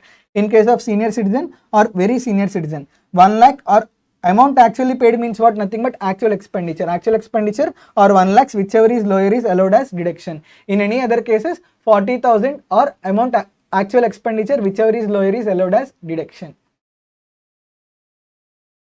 And see, if any insurance company reimburses the amount, whatever the amount that is reimbursed by insurance company, that amount is to be reduced not from actual expenditure, but it should be reduced from deduction amount. Let's say a family member of SSC is suffering with specified disease, and family member is senior citizen. Now, how much expenditure will be allowed as deduction? Actual expenditure or 1 lakh rupees, whichever is lower, is allowed as deduction. Let's say actual expenditure incurred is 4 lakh rupees. 4 lakh rupees or 1 lakhs, whichever is lower, means 4 lakh will be allowed as deduction under section 80DDB. 4 lakh rupees will be allowed as deduction. Sorry, whichever is lower means 1 lakh rupees will be allowed as deduction. From this 1 lakh rupees, like let's say out of 4 lakh rupees expenditure that is incurred, insurance company reimbursed 50,000 rupees or insurance company reimbursed 60,000 rupees. Now, how much ever the amount that is reimbursed by insurance company, it should not be reduced from actual expenditure. It should be reduced from deduction amount. Deduction amount is 1 lakh rupees, right? So, from 1 lakh rupees, you will reduce amount of reimbursement 60,000 and only balance 40,000 is allowed as deduction. Are you clear?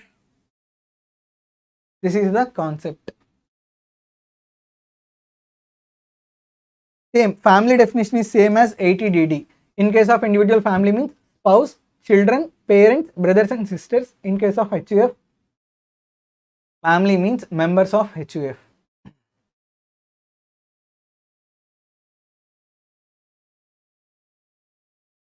Next section is 80GGA. There is a section called 80GGA. Do you remember in PGBP head we have discussed a section called section 35 scientific research? If any company or any SSC as part of their business, if they make contribution for scientific research, how much ever the contribution that is made to scientific research, that will be allowed as deduction under section 35, if you remember means. So those people who are involved in business, if they make any scientific contribution, they can claim deduction under section 35. Those people for whom who are not taxable under PGBP head, that means who are not involved in business, even those persons also, if they make any contribution to scientific research, they can also claim deduction under section 80GGA. Are you able to understand? See, under PGBP head, they are not at all taxable. Let's say I am let's say I am an employee of Reliance Limited. However, I am very much fond of scientific research. For me, only income from salaries, income from other sources, only these two heads are taxable. I made 20,000 rupees donation to scientific research. Now, can I claim this 20,000 rupees under PGBP head? No, because PGBP head is not taxable to me. I am not doing any business. Still, whatever the scientific research contribution I made, I can claim deduction under section 80GGA. Are you able to understand? So, 80GGA is basically applicable to all SSCs not having PGBP income. So those people who are not having PGBP income, they can choose section 80 GGA. What is the eligible payment? What is the amount that is allowed as deduction? Eligible payments are, there are 3 eligible payments.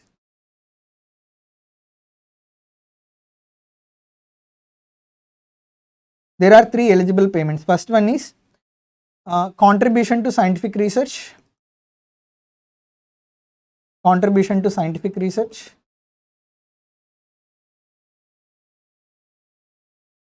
Second one is contribution to urban development activity.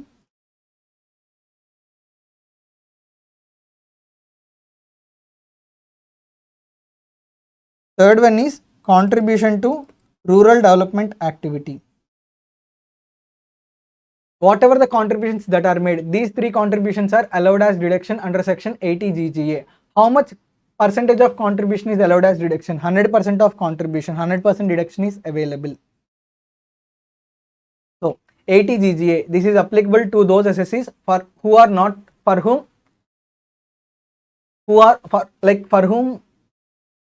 having PGBP income. Those SSCs who are not having PGBP income, for them section 80 GGA is applicable. There are 3 eligible payments. There are 3 payments that are allowed as deduction under section 80 GGA. What are they? Contribution to scientific research, contribution to urban development activity, contribution to rural development activity. If any of these contributions are made, then these contributions are allowed as deduction. 100% of these contributions are allowed as deduction under section 80 GGA. But the only condition is contribution should be made. See, up to rupees 2000, contribution can be made in the form of cash. Greater than 2000 rupees, contribution shall be made only by way of account payee check, account payee demand draft, or any other electronic clearing system or any other electronic mode. Only through these modes, expenditure should be incurred. Then only deduction will be allowed under section 80 GGA. Are you able to understand? See, let's say I have contributed for scientific research 20,000 rupees in cash. Now total 20,000 rupees will not be allowed as deduction. More than 2,000 rupees, if I contribute anything for scientific research or urban development activity or rural development activity, I must make payment only by way of a bank transaction. Then only deduction is allowed under section 80 GGA. Next. There are 2 sections, 80 GGB, 80 GGC. 80 GGB, this is applicable to Indian companies.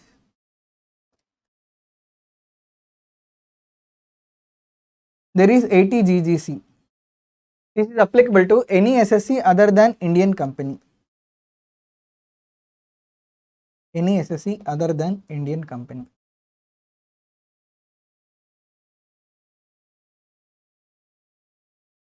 These 2 sections, 80 GGB, 80 GGC, these 2 sections speaks about political contributions. That means if any contribution is given to either political party or electoral trust. What are eligible payments?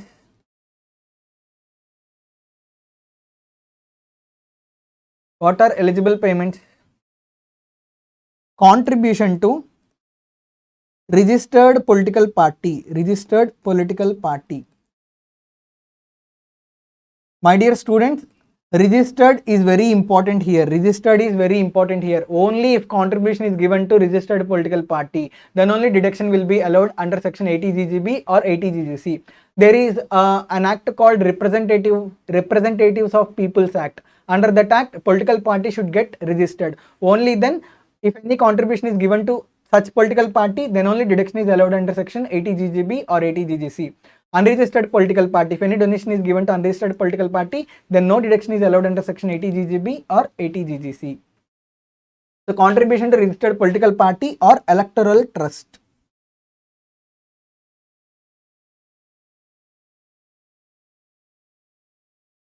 Whatever the contribution that is given to registered political party or electoral trust, that contribution is allowed as deduction under section 80 GGB or 80 GGC. How much deduction is allowed? 100% of contribution is allowed as deduction. 100% of contribution allowed as deduction. 100% of contribution is allowed as deduction. Another important thing is donation to political party or donation to electoral trust must be given only by way of a bank transaction. If any donation is given in cash, such donation is not at all allowed as deduction. if you are making any donation to political party or if you are making any donation to electoral trust, such donation must be by way of a bank transaction. Then only deduction will be allowed under section 80 GGB or 80 GGC. Otherwise, no deduction will be allowed. That means if you want to make donation to political party or electoral trust, you should make the transaction, you should make payment by way of account payee check or account payee bank draft or any other electronic clearing system or by way of any other electronic mode. Only if you make payment using these modes, then only deduction will be allowed under section 80 GGB or 80 GGC. Next, let us discuss about section 80 GG. Do you remember HRA, house rent allowance, which we have discussed under the head salaries? So if any employee is living in rented house, he will receive house rent allowance. From that house rent allowance, exemption will be allowed. Do you remember the formula? Rent paid minus 10% of the salary, 50% of salary in case employee is living in Delhi, Mumbai, Kolkata, Chennai, otherwise 40% of the salary, or actual HRA received, whichever is lower, that is allowed as deduct exemption under section 1013A. Do you remember? Salaried employees can claim exemption under section 1013A for whatever the rent that they are paying. Other people, what is the case with other people? Let's say my property is Vijayawada. I have a house property. I have my own house in Vijayawada. I gave that house as a rent to some other person and I came to Guntur. In Guntur, I am staying in a rented house. These kind of things can happen, right? Now, for me, there is no salary set. I have practice, I have teaching profession. Like enter income that I receive, it is taxable under PGBP head to me. Now, can I claim HRA exemption? I cannot claim HRA exemption, right? In order to give rescue to those people like me, section 80 GG was introduced. As per section 80 GG, whatever the rent that is paid, that rental amount is allowed as deduction under section 80 GG. Who are eligible SSCs for section 80 GG? Eligible SSCs are individual. Only individual is eligible for deduction under section 80 GG. That individual can be either salaried employee or self-employee. Self-employee means what? Like who is engaged in business or profession. Even salaried employees can also claim deduction under section 80 GG, but they should not receive HRA. Those salaried employees who are not receiving HRA, they can claim deduction under section 80 GG. Are you able to understand? So yeah. What is allowed as deduction? Whatever the rental expenditure or whatever the payment of rent is there, that amount is allowed as deduction under section 80 GG, but subject to satisfaction of 3 conditions. First condition is the individual who is claiming deduction under section 80 GG, he should not receive HRA from employer. If he is working under employer, he should not be in receipt of HRA. If he is in receipt of HRA, then exemption under section 1013A is allowed. Deduction under section 80 GG will not be allowed. So first condition is the individual who wishes to claim deduction under section 80 GG, he should not be in receipt of HRA. Second condition, the SSE or his spouse or minor child or HF in which he is a member should not own any residential accommodation at that place. What do you mean by this? See, I do not have any salary income. So, I am not in receipt of any HRA. First condition is satisfied. I am living in Guntur. I am living in Guntur in a rented house. In this locality, my spouse or my children, or if I am a family member of HUF, any member of the HUF should not have any other house property. Let's say in Guntur itself, for example, my spouse have another house property in Guntur. Now, I cannot claim deduction under section 80 GG. In order to claim deduction under section 80 GG, the place where rent is being paid, in that place, either spouse or children of the SSE should not own any residential house property. If children or spouse owns any residential house property in the area in which SSE is paying rent, then deduction will not be allowed under section 80 GG. That is second condition. Spouse and minor children of the SSE should not own any house property in the area in which SSE pays the rent.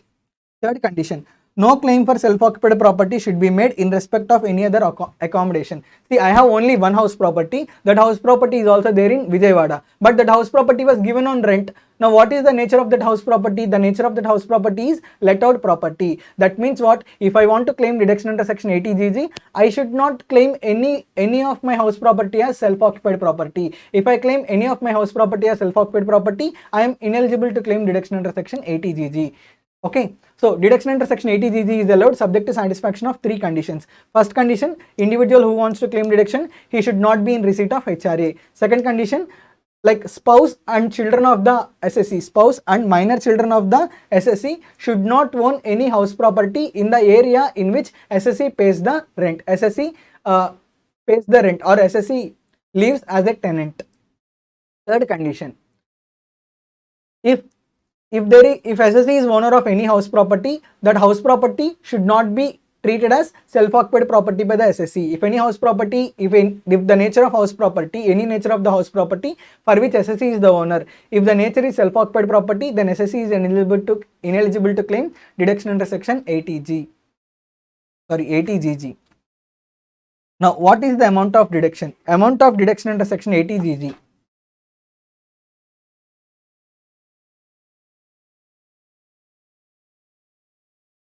Amount of deduction is first one, rent paid minus 10% of adjusted total income. Rent paid minus 10% of adjusted total income, or 25% of adjusted total income,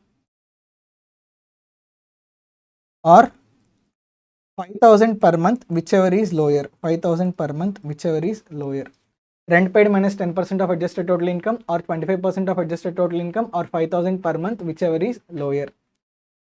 Next one is adjusted total income.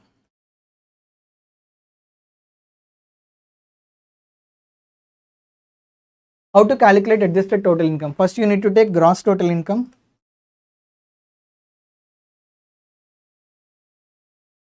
From gross total income, you need to reduce long-term capital gain under section 112 and 112A, short-term capital gain under section 111A. After reducing this, you also need to reduce chapter 6A deductions. Except this deduction, chapter 6A deductions, except 80GG. Then you will arrive at adjusted total income. This is the format to calculate adjusted total income. So what is the amount of deduction? Rent paid minus 10% of adjusted total income, or 25% of adjusted total income, or 5,000 per month, whichever is lower is allowed as deduction. Next, 80GGA, GGB, GGC we have discussed. Next section is 80E. So, if SSE takes any education loan for the purpose of his own education, or if SSE takes education loan for his family member or for his relative, then on such education loan, interest is required to be paid, right? Interest on education loan is allowed as deduction under section 80E. First of all, who is eligible person for claiming deduction under section 80E? Eligible person is individual.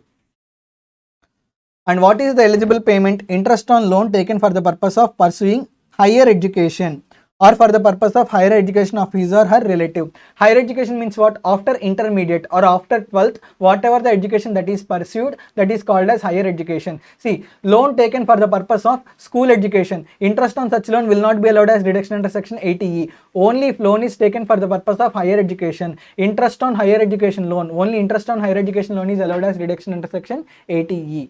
Next, relative means who? Here, not only for SSE's own education, even for relative education also, if any loan is taken on such loan, whatever the interest that is paid, interest is allowed as deduction under section 80E. Now, relative means who? Relative means spouse and children and any other student to whom the SSE is acting as a guardian. What do you mean by this? Who comes under the definition of relative? First, spouse of the SSE comes under the definition of relative. Along with spouse, biological children of the SSE comes under the definition of relative. Not only biological children, if any other person or if any other children is adopted by the SSE, and if SSE pays education fees of that children, then interest on such education fees is also allowed as deduction under section 80E. Are you able to understand? 80E. Let's say there is son to my brother. There is son to my brother. Son of my brother is not my biological children. Although he is not my biological children, all his education expenses are met by me. That means I am taking care of all educational expenses of son of my brother. Now, in the name of my brother's son, if I take any higher education loan, whatever the interest on that higher education loan is there, that interest is allowed as deduction to me. So not only for the purpose of education of SSC, even for the education of relative also, if any higher education loan is taken, interest on higher education loan is allowed as deduction. Relatives means spouse, children, or any other student who is dependent on the SSC, they will be called as relative. Next, how much deduction is allowed? 100% of the interest is allowed as deduction. However, there is period starting from the year in which deduction is allowed up to a maximum of 8 years only this deduction is allowed.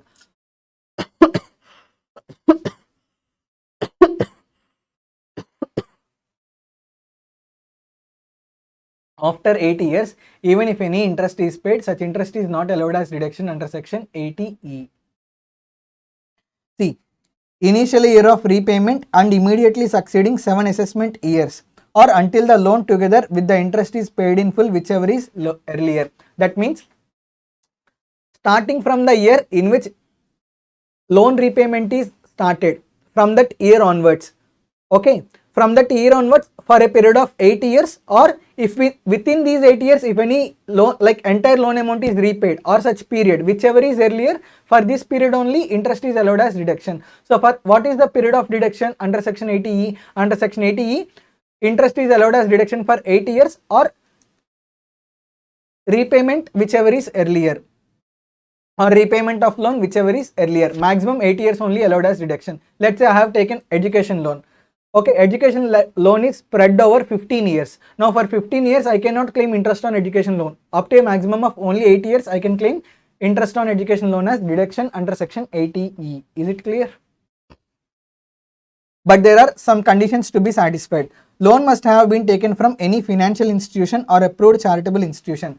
See, if higher education loan is taken from a friend or from relative, interest on such higher education loan will not be allowed as deduction. In order to claim deduction under section 80E, interest like higher education loan should be taken only from financial institution or charitable institution. The higher education shall be pursued by SSC himself or by any member of the relative. Amount paid must be out of the income chargeable to tax. The education must be full time. See, the higher education must be full time. If higher education is for part time, then no deduction will be allowed. And higher education loan can be taken either for SSC or his relative. And whatever the total income is there, from that total income only interest is required to be paid. Then only deduction is allowed under section 80E. So this is the concept relating to section 80E. Next, let us discuss about section 80EE. Here also eligible SSC is individual. If any housing loan is taken, on housing loan interest will be paid, right? Interest on housing loan is allowed as deduction under section 80EE. However, interest on housing loan is allowed as deduction under section 80EE subject to satisfaction of some conditions. There are 4 conditions that are required to be satisfied. Only if these 4 conditions are satisfied, then only deduction is allowed under section 80EE. What are those 4 conditions?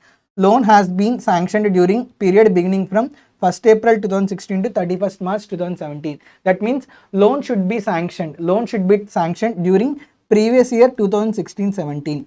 Then only deduction is allowed under section 80EE. In order to claim deduction under section 80EE, loan should be sanctioned. See, not the date on which loan is given. The date of sanction is important. Loan should be sanctioned in between previous year 16-17. Even like sometimes what happens, loan will be sanctioned in 16-17, but amount will be made available in 17-18. Then also it is eligible for deduction. The important date is date of sanction of loan. That should fall during the previous year 16-17. Next. The amount of loan sanction does not exceed 35 lakh rupees. That means amount of loan should be less than or equal to 35 lakhs. Third condition, value of residential house property does not exceed 50 lakhs. That means value of residential house property should be less than or equal to 50 lakhs. The SSC does not own any residential house property on the date of sanction of loan. That means on the date on which loan is sanctioned. On the date, SSC should not have any house property. That means whatever the house property that is being purchased or constructed by taking loan under section 80EE, that should be his first house property. Are you able to understand? Now, There are 4 conditions that are required to be satisfied. Only upon satisfaction of these 4 conditions, deduction is allowed under section 80EE. First condition is loan should be sanctioned during previous year 16-17. Amount of loan should be less than or equal to 35 lakhs, and the value of the residential house property should be less than or equal to 50 lakhs, and SSC should not own any house property on the date of sanction of loan. If all these 4 conditions are satisfied, then interest on housing loan is allowed as deduction. The amount of deduction that is allowed is up to rupees 50,000. If you remember, under house property head also, interest on housing loan is allowed as deduction under section 24B. Do you remember?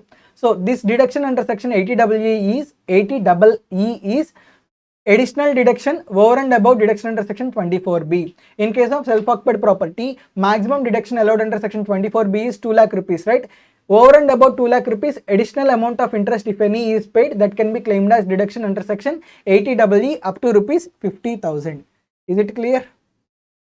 Next, section 80EA. Even 80EA speaks about interest on housing loan. 80EA is also applicable to, that means eligible SSC for 80EA is also individual. However, in order to claim deduction under section 80EA, 4 conditions are required to be satisfied. First condition is loan should be sanctioned. Date of sanction is very important. Remember, date of sanction. Loan should be sanctioned by a financial institution between 1st April 2019 to 31st March 2022. One more important thing. Loan should be taken from only financial institution. Okay, if loan is taken from friend or relative, then no interest will be allowed under section 80EE or 80EA. In order to claim deduction under section 80EE or 80EA, loan should be taken only from financial institution. Under section 80EA, loan can be taken even from non-banking financial company also. One more thing, here loan should be sanctioned in between previous year 1920 to previous year 21-22. During this period, loan should be sanctioned. Then only deduction is allowed under section 80EA. Second condition, stamp duty value of house should be less than or equal to 45 lakhs. Third condition, the individual should not be claiming deduction under section 80EE. That means what? Any individual who is claiming deduction under section 80EE, for that individual, no deduction will be allowed under section 80EA. That means 80EE, 80EA, both are mutually exclusive. If a person claims deduction under section 80EE, 80EA deduction not available. If a person claims deduction under section 80EA, 80EA deduction is not available. If one is allowed, another one is not allowed. Fourth condition, the individual should not own any residential house on the date of sanction of the loan. So 4 conditions are required to be satisfied to claim deduction under section 80EA. First condition, loan should be sanctioned in between previous year 1922, previous year 21-22. Stamp duty value of the house should be less than or equal to 45 lakhs. Third condition, the individual should not claim any deduction under section 80EE. Fourth condition, individual should not own any house property on the date of sanction of loan. If all these 4 conditions are satisfied, here deduction is allowed up to rupees 1,50,000. Under section 80EE, only up to 50,000 is allowed as deduction. Under section 80EA, 1,50,000 deduction is allowed. And this deduction under section 80EA is deduction over and above the deduction that is allowed under section 24B. Under section 24B, up to rupees 2 lakhs is allowed as deduction, right? Over and above 2 lakhs, if any additional interest is paid, that additional interest can be claimed as deduction under section 80EA up to rupees 1,50,000. Next, 80EB. These days, buying of electric cars has become so famous, right? Everyone is choosing electric cars. In order to purchase any electric car, if any loan is taken, interest on electric car loan is allowed as deduction under section 80EB. So to purchase electric car, if any loan is taken, and on that loan, if any interest is paid, interest on electric car loan, such interest on electric car loan is allowed as deduction under section 80EB. In order to claim deduction under section 80EB, 3 conditions are required to be satisfied. First condition, loan should be taken for purchase of electric vehicle, and loan should be sanctioned during the period between 1st April 2019 and 31st March 2023. That means loan should be sanctioned between previous year 1920 to previous year 20-23. Are you able to understand? Loan should be sanctioned between previous year 1920 to previous year 20-23. That means in these 4 years, loan should be sanctioned. Then only deduction is allowed under section 80EB. If loan is sanctioned after 31st March 2023, whether deduction is allowed? No, deduction is not allowed under section 80EB. Third condition, loan should be sanctioned by financial institution, bank or specified NBFC. You can claim deduction under section 80WB only if you have taken loan from financial institution. If you take loan from your friend, you cannot claim deduction under section 80WB. Is it clear? So, three conditions are required to be satisfied. First condition, loan should be taken only for the purpose of purchase of electric vehicle. Second condition, loan should be sanctioned between previous year 1922, previous year 22-23. Third condition, loan should be sanctioned by a financial institution or NBFC. If all these three conditions are satisfied, interest on electric car loan or interest on electric vehicle loan is allowed as deduction up to rupees 1,50,000. Are you able to understand? This is the concept relating to section 80EEB. Next, we are going to discuss about 80TTA, 80TTB.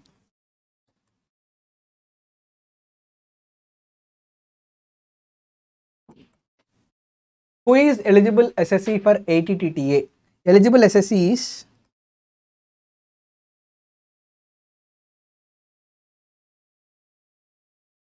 individual HUF. Individual HUF are eligible to claim deduction under section 80TTA, whether they are resident or non-resident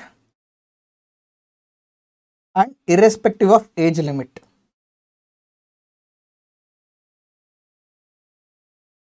So who is eligible SSE for 80TTA? Individual HUF. These two persons are eligible to claim deduction under section 80TTA, whether they are resident or non-resident, irrespective of the age limit, they can claim deduction under section 80TTA.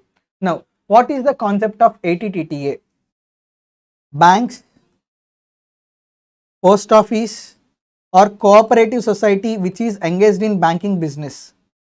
See what these people do.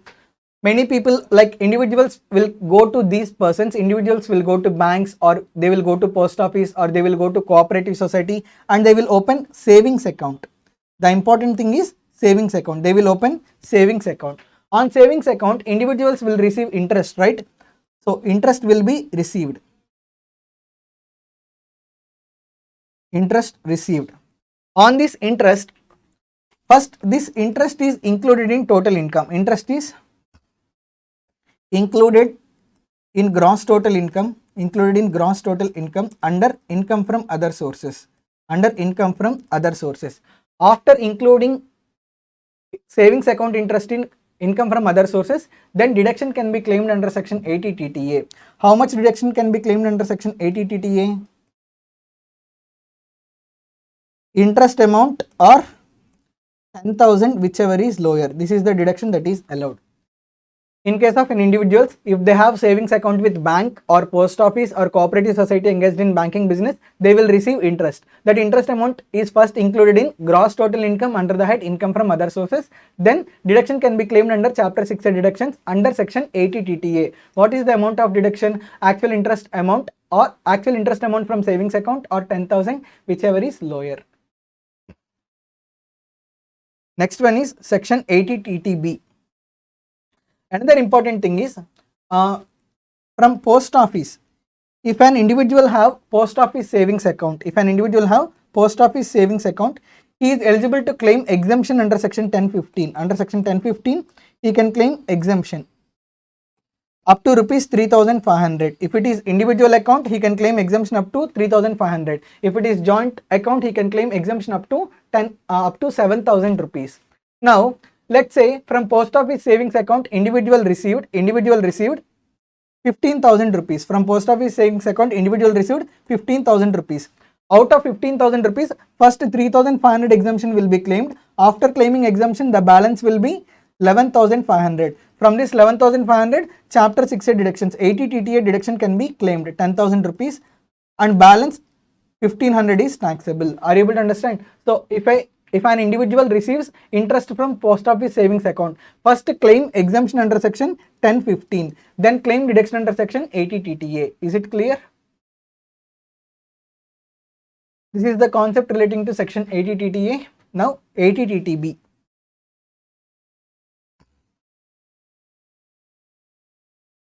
Who is eligible SSE under 80TTB?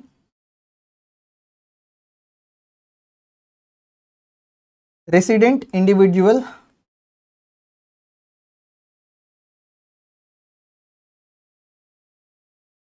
who is a senior citizen. Who is a senior citizen? Resident individual who is a senior citizen. That means, first of all, SSE must be individual, he must be resident in India, and he must be a senior citizen. If all these three conditions are satisfied, then only individual can claim deduction under section 80 TTB. Is it clear? Now, what is the methodology? What is the amount of deduction that is allowed under section 80 TTB? Banks, post office, cooperative society. With these people, if any fixed deposit or recurring deposit or savings account, with these people, in case if an individual opens fixed deposit or recurring deposit or savings account with any bank or cooperative society or post office, then he will receive interest, right? Interest will be received. Interest will be received. This interest is first included in gross total income under income from other sources head. Under income from other sources head.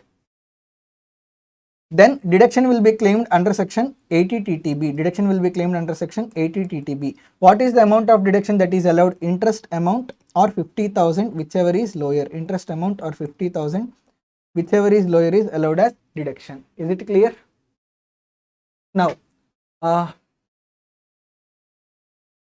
in case of post office savings account, SSE is eligible for exemption under section 1015 up to rupees 3,500. If it is joint account, up to rupees 7,000. First, if any interest is received from post office savings account, first exemption under section 1015 should be claimed. Then deduction under section 80 TTB should be claimed. Is it clear? Section 80 TTB, eligible SSE is very important. Not everyone can claim deduction under section 80 TTB. In order to claim deduction under section 80 TTB, SSE should be resident individual who is a senior citizen. Only those people, those individuals who are senior citizens and who are resident in India, they can only claim deduction under section 80 TTB.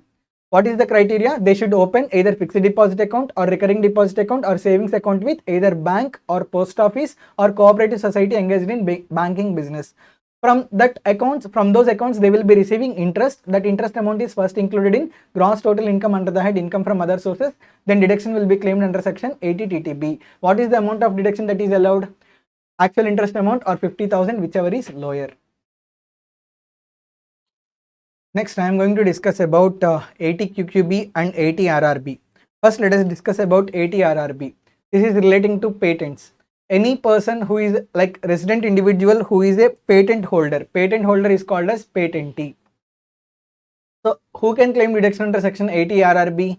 In resident individual who is a patent holder, he can claim deduction under section 80 RRB. On patents, if they are given on rent, what is the income that will be received? Royalty income will be received if patents are given on rent. So what is the amount of deduction that is allowed under section 80 RRB? The amount of deduction is amount of royalty received or 3 lakh rupees, whichever is less. So royalty amount or 3 lakh rupees, whichever is less. If royalty is received from outside India, such royalty should be converted into Indian currency within 6 months. Then only deduction is allowed, otherwise no deduction is allowed. Then only that will be considered. See, if royalty is earned outside India, he should bring such income into India in convertible foreign exchange within a period of 6 months from the end of the previous year in which such income is earned or such extended period by RBI. Only whatever the amount that is converted into Indian currency, only to that extent only it will be considered as royalty income. If it is not converted, it will not be considered as royalty income for the purpose of claiming deduction under section 80 RRB.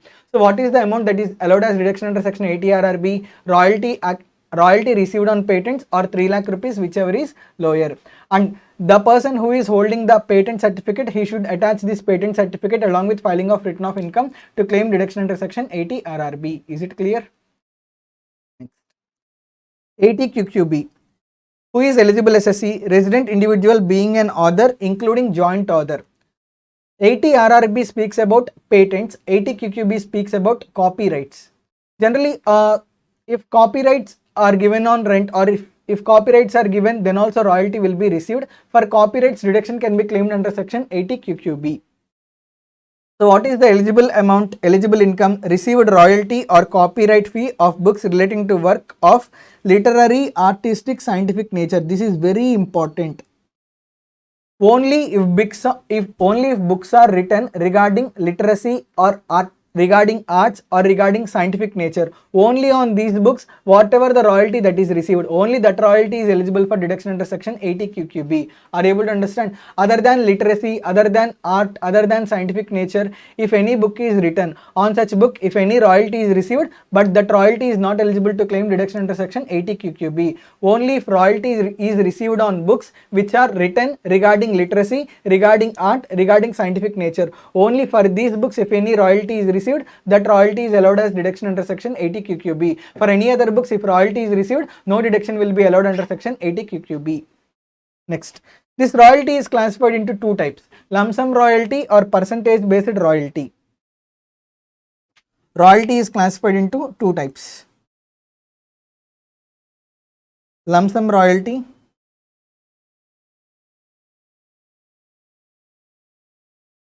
percentage based royalty.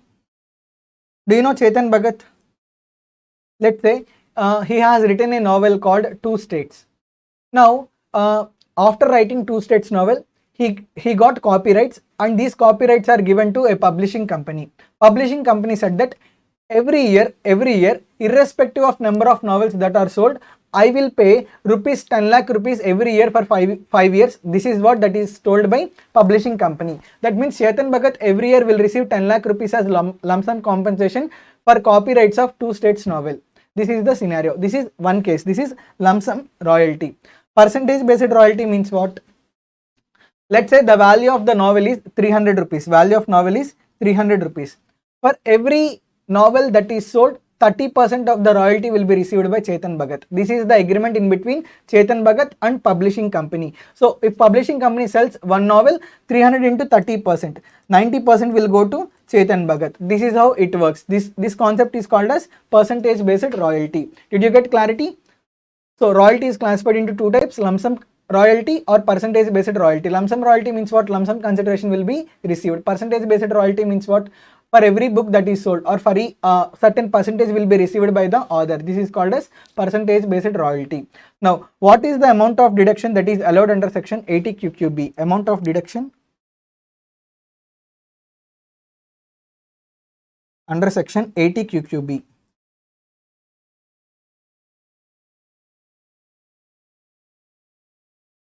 If lump sum royalty is received, if lump sum amount is received, then also there are two classifications: lump sum amount received in India,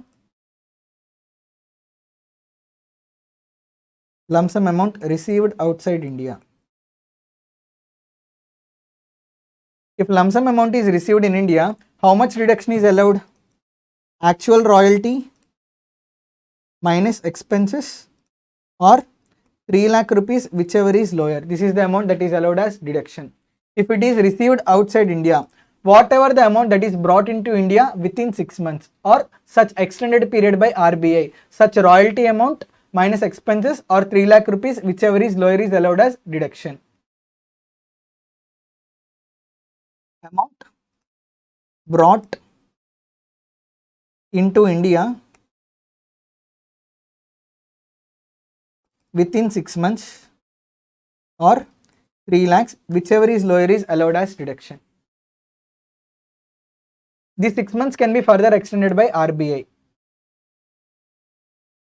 Next, for percentage based royalty, if royalty is received on percentage basis,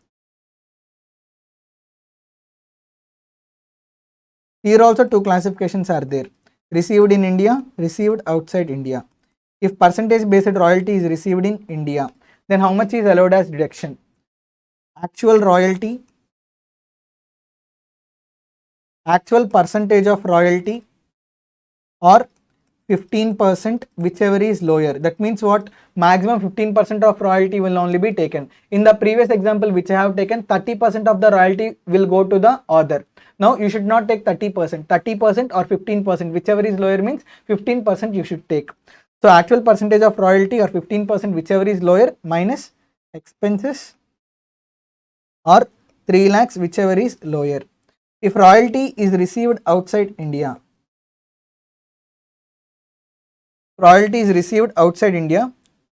then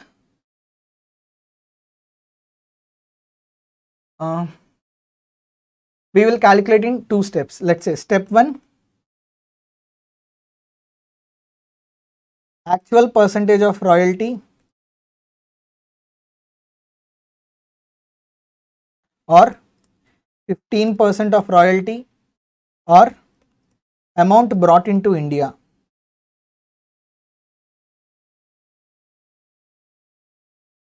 Whichever is lower, from this expenses are required to be reduced. This is step 1. From this expenses are required to be reduced. This is step 1. Step 2 is step 1 or 3 lakhs, whichever is lower. This is the formula to calculate deduction under section 80 QQB. Next, section 80D. 80C series I will explain little bit later. Now let us see 80D. Who is eligible SSC under section 80D? Under section 80D, eligible SSC is individual or HUF. That means section 80D deduction can be claimed by individual as well as HUF.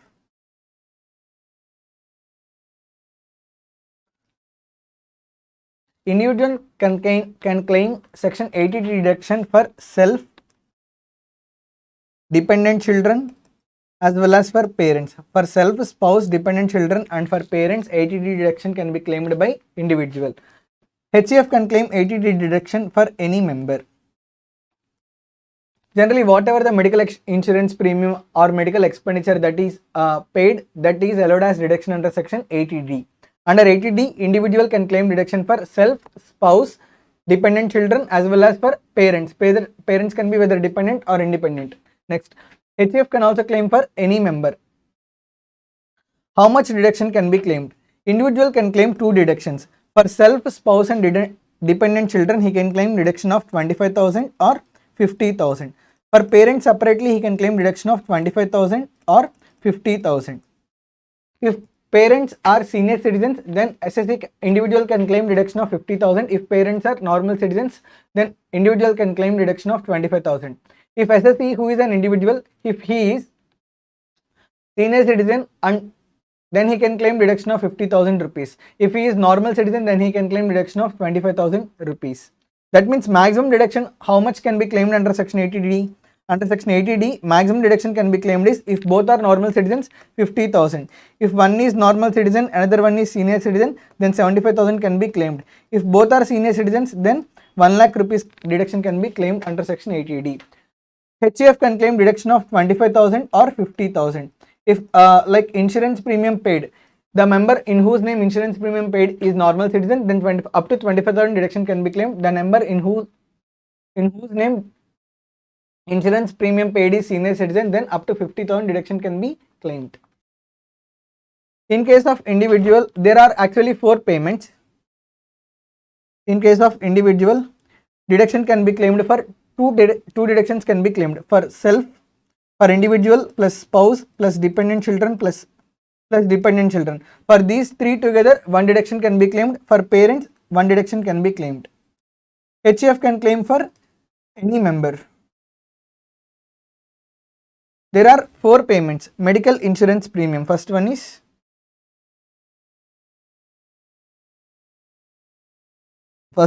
medical insurance premium. Medical insurance premium paid is allowed as deduction for self, spouse and dependent children 25,000 or 50,000. For parents also 25,000 or 50,000 is allowed. That means if parents are normal citizen, 25,000 deduction is allowed. If parents are senior citizen, 50,000 deduction is allowed. For HUF also 25,000 or 50,000 deduction is allowed based on citizenship. If they are normal citizen, 25,000 deduction is allowed. If they are senior citizen, then 50,000 deduction is allowed. There is a scheme called Central Government Health Scheme. For the Central Government Health Scheme, if any premium is paid, this is available only for individual, spouse and dependent children. What is the amount of deduction that is allowed? 25,000 or 50,000. For parents it is not applicable. Even for HF also it is not applicable. Third one is preventive health checkup. Preventive health checkup. For preventive health checkup, maximum 5,000 deduction is allowed. For individuals, spouse and dependent children, for parents, for HF, it is not at all available. Last one is medical expenditure.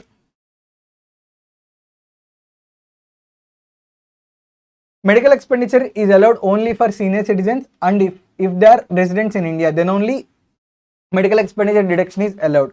How much is allowed? 50,000 is allowed only if they are senior citizens. The important thing is all these together cannot exceed 25,000 or 50,000. That means all these 4 payments again cannot exceed 25,000 or 50,000.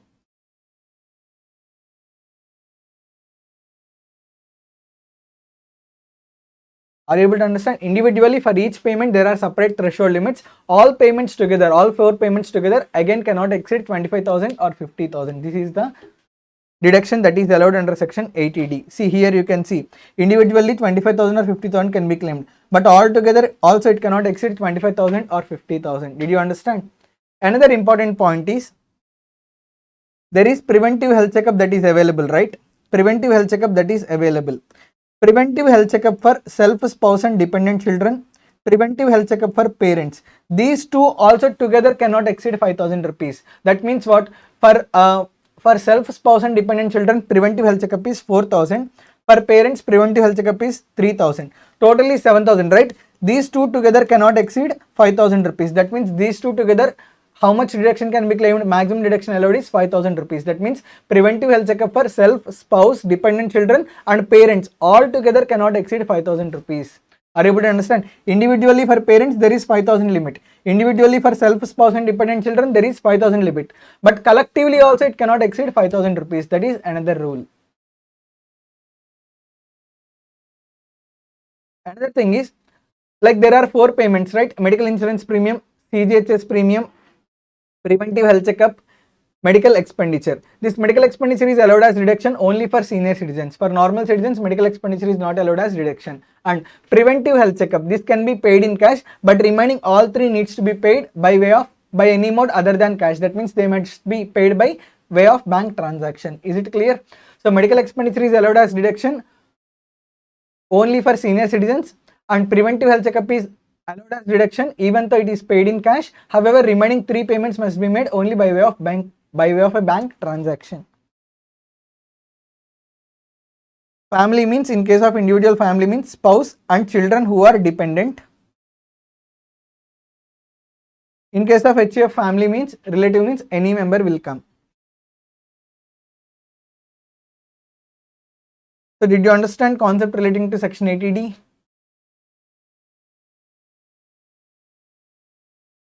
Next, section 80G.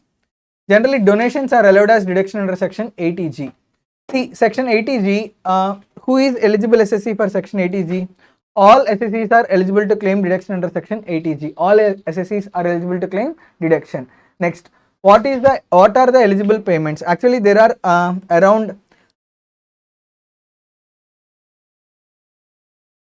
there are total 35 payments, 24 plus 4 plus 2 plus 5. There are total 35 payments. If these 35 payments are made, deduction is allowed under section 80G.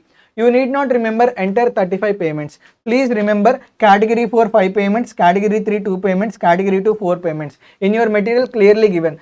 Try to remember category 2, category 3, category 4, these payments. If you remember all these payments, they will be hardly 5 plus 2, 7 plus 4, 11. If you remember 11 payments, whatever the remaining donations are there, remaining all will fall under category 1. This is how you need to remember. Try to remember category 2, category 3, category 4 payments.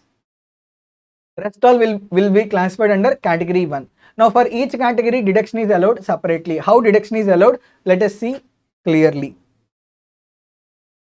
Let's say there is amount of deduction. How many categories are there? There are 4 categories, right? Under section 80G, there are 4 categories. Category 1, category 2. Let us see for category 1 as well as for category 2. For category 1, how many payments are there? 24 payments are there. Eligible amount for deduction is 100%. Eligible amount is 100%, and out of 100% amount, total 100% is allowed as deduction. Deduction is also allowed for 100%. Category 2, how many payments are there? 4 payments are there. Eligible amount is 100% amount is eligible. Whatever the amount, whatever the donation, whatever the contribution that is made, entire contribution is eligible. However, out of total contribution that is made, only 50% can be claimed as deduction. How much deduction is allowed? Deduction is allowed only for 50%. Next, category 3 have 2 payments. Category 4 have 5 payments. That means in total there are 7 payments. 100% amount is not eligible for category 3, category 4 payments. For category 3 and category 4 payments, 100% amount is not eligible. What is eligible payment? For these 7 payments, eligible payment is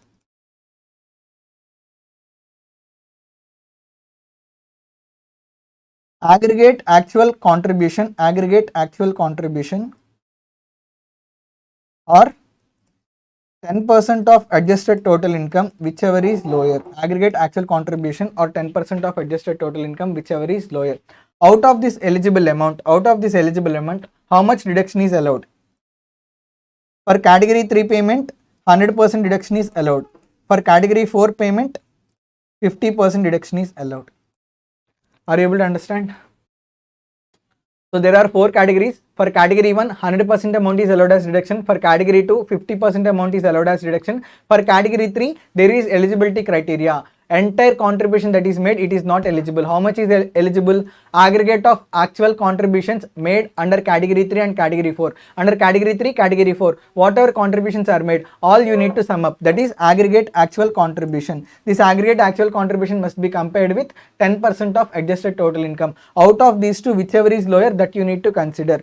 From that, how much reduction is allowed? If it is category 3, 100% reduction is allowed. If it is category 4, 50% reduction is allowed. Is it clear? Next. Now, what do you mean by adjusted total income? Previously, I gave formula for adjusted total income, right? Somewhere here. When I am explaining section 80 GG, I have given formula, I think. Like adjusted total income means from gross total income, you need to reduce long-term capital gain and short-term capital gain. You also need to reduce chapter 6A deductions. Chapter 6A deductions except section 80G. Thereby you will arrive at adjusted total income. Is it clear? One more thing is, whatever the donations that are made under section 80G, if donation made is up to rupees 2000, donation can be made in cash. If donation made is more than 2000 rupees, entire donation is required to be made by way of bank transaction. Otherwise, entire donation will be disallowed. For example, I made a donation to CMA relief fund 10,000 rupees in cash. Now this 10,000 rupees will not be allowed as deduction to me. If donation is up to rupees 2000, it will be allowed as deduction even though if it is paid in cash. However, if the amount of donation is greater than 10,000, then it must be paid by way of bank transaction only. Another thing, donation that is given in the form of kind. You went to Tirupati, you gave gold. Value of gold is not allowed as deduction. Whatever the donation that is given in kind form, it is not allowed as deduction. Only donation that is given in the form of cash is allowed as deduction under section 80G. Is it clear? 80JJAA, this is very simple only. You can study on. Next one is section 80JJAA. Under section 80JJAA, 30% of the additional employee cost is allowed as deduction. First of all, to whom 80JJAA is available? Eligible SSC under 80JJAA is any SSC engaged in business to whom section 44AB applies. Nothing but any person who is required to get tax audit done under section 44AB, only those persons are eligible to claim deduction under section 80JJAA. Another important condition is, in order to claim deduction under section 80JJAA, whatever the business that is there, that should be a newly set up business. That means that business should not be set up by way of demerger or by way of reorganization of existing business. Only for a newly set up business, 80JJAA deduction is allowed. If there is any existing business, by way of reorganization of existing business, if any new business is set up, for such business, no deduction will be allowed. Only for completely newly set up business, 80JJ deduction will be allowed. One more thing is, the assessee is required to submit audit report to the department from a chartered accountant on or before 31st October. Audit report is required to be submitted on or before 30th September and IT return is required to be filed on or before 31st October. What is the amount of deduction? 30% of additional employee cost is allowed as deduction. 30% of additional employee cost. What do you mean by this? First of all, we will calculate additional employees. For additional employees, whatever the emoluments or benefits that are paid, total emoluments or benefits paid to additional employees.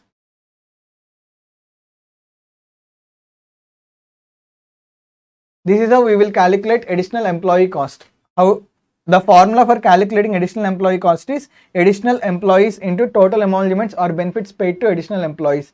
After calculating additional employee cost, out of this 30% will be allowed as deduction under section 80JJAA. See, dual benefits are available. First of all, SSE can claim deduction under PGBP head, can claim 100% of the employee expenditure. After claiming expenditure, additionally 30% is also allowed as deduction under section 80JJAA. That means this 30% amount first allowed as expenditure under PGBP head and again allowed as deduction under section 80JJAA. That means dual benefits are available for additional employee cost.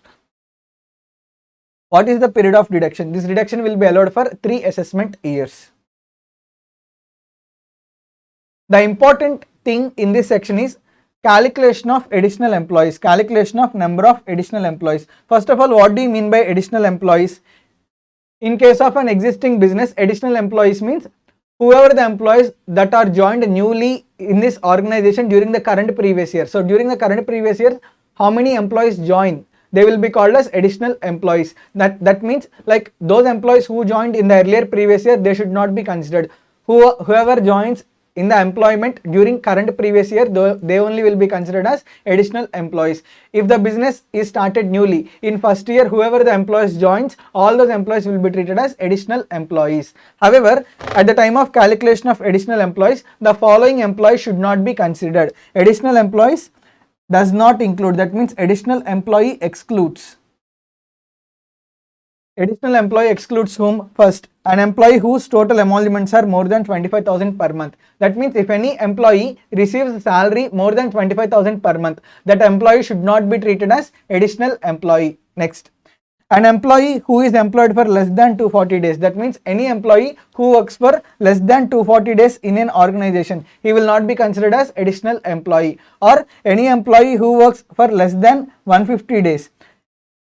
If the nature of business is manufacture of apparel, manufacture of footwear or manufacture of leather products, for those businesses, in those businesses, if employee works for less than 150 days, then that employee should not be considered as additional employee.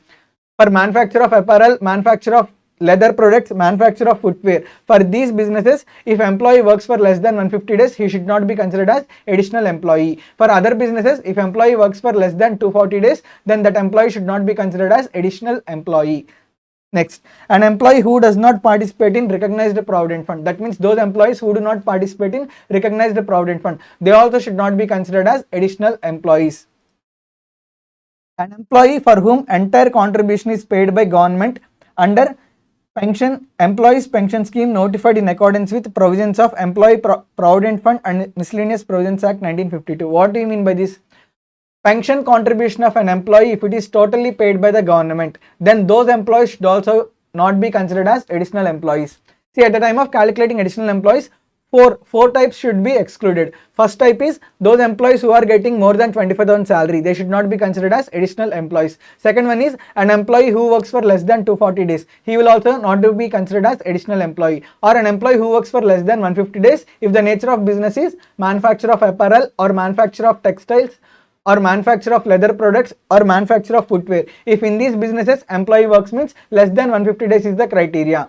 Next, an employee who does not participate in recognized provident fund, even that employee should not be considered as additional employee. Fourth one, those employees for whom pension contribution is done by the government, even those employees are also to be excluded at the time of calculation of additional employees. So when you are calculating additional employees, these four types are to be excluded. Is it clear? So you need to calculate additional employee cost. Out of total additional employee cost, 30% of the additional employee cost will be allowed as deduction under section 80 JJAA, and 30% of additional employee cost is allowed as expenditure under PGBP head. So this is the deduction relating to section 80 JJAA. Next, I need to explain section 80C series. Section 80C. Under section 80C, this is very important section, not only for examination point of view, even in practicality also. Many people, 90% of the people will claim deduction under section 80C. So be careful, there are high chances deduction from 80C, deduction from 80D definitely will be asked in the examination. 80C deduction is available to individual or HUF irrespective of their residential status. That means who can claim deduction under section 80C? Individual or HUF. Only these two persons can claim deduction under section 80C irrespective of their residential statuses. That means irrespective of whether they are ROR, RNOR or non-resident, they can claim deduction under section 80C. Eligible payments and conditions. See, there are around 23 payments. If any of these 23 payments are made, then SSC can claim deduction under section 80C. But there is threshold limit. Maximum limit that is allowed as deduction under section 80C is 1,50,000. That means SSC can claim deduction of maximum of 1,50,000 under section 80C. Is it clear? Now let us see the list of payments. You need not remember 23 payments. I will try to highlight the most important ones. Please try to remember them at least, which are frequently asked in the examination. First one, life insurance premium. This is allowed as deduction. Next, second, contribution to statutory or recognized provident fund. This is also allowed as deduction. Contribution to public provident fund, contribution to superannuation fund, subscription to Sukanya Samriddhi scheme account, subscription to national savings certificate, subscription to ULIP of UTI or LIC, subscription to units of mutual funds or UTI. Next, 17, tuition fees paid to university, college, school or educational institution. Next, housing loan. 19th one, term deposit for at least 5 years. Next, 22nd, 5 years time deposits in an account under post office time deposits. These are some of the important payments that are allowed as deduction under section 80C. These points are majoritarily asked in the examination. If you can't remember all 23 payments, try to remember at least these which were highlighted. First one, life insurance premium is allowed as deduction. For whom? If payment is made by individual, either for individual or spouse or children. If payment is done by HUF, for any member of HUF, then deduction is allowed. Whatever the life insurance premium that is paid, either for self, spouse or children. That means life insurance premium can be paid for SSC himself or spouse of the SSC or children of the SSC, whether dependent or not. For them, if any life insurance premium is paid, deduction is allowed under section 80C. However, there are some rules.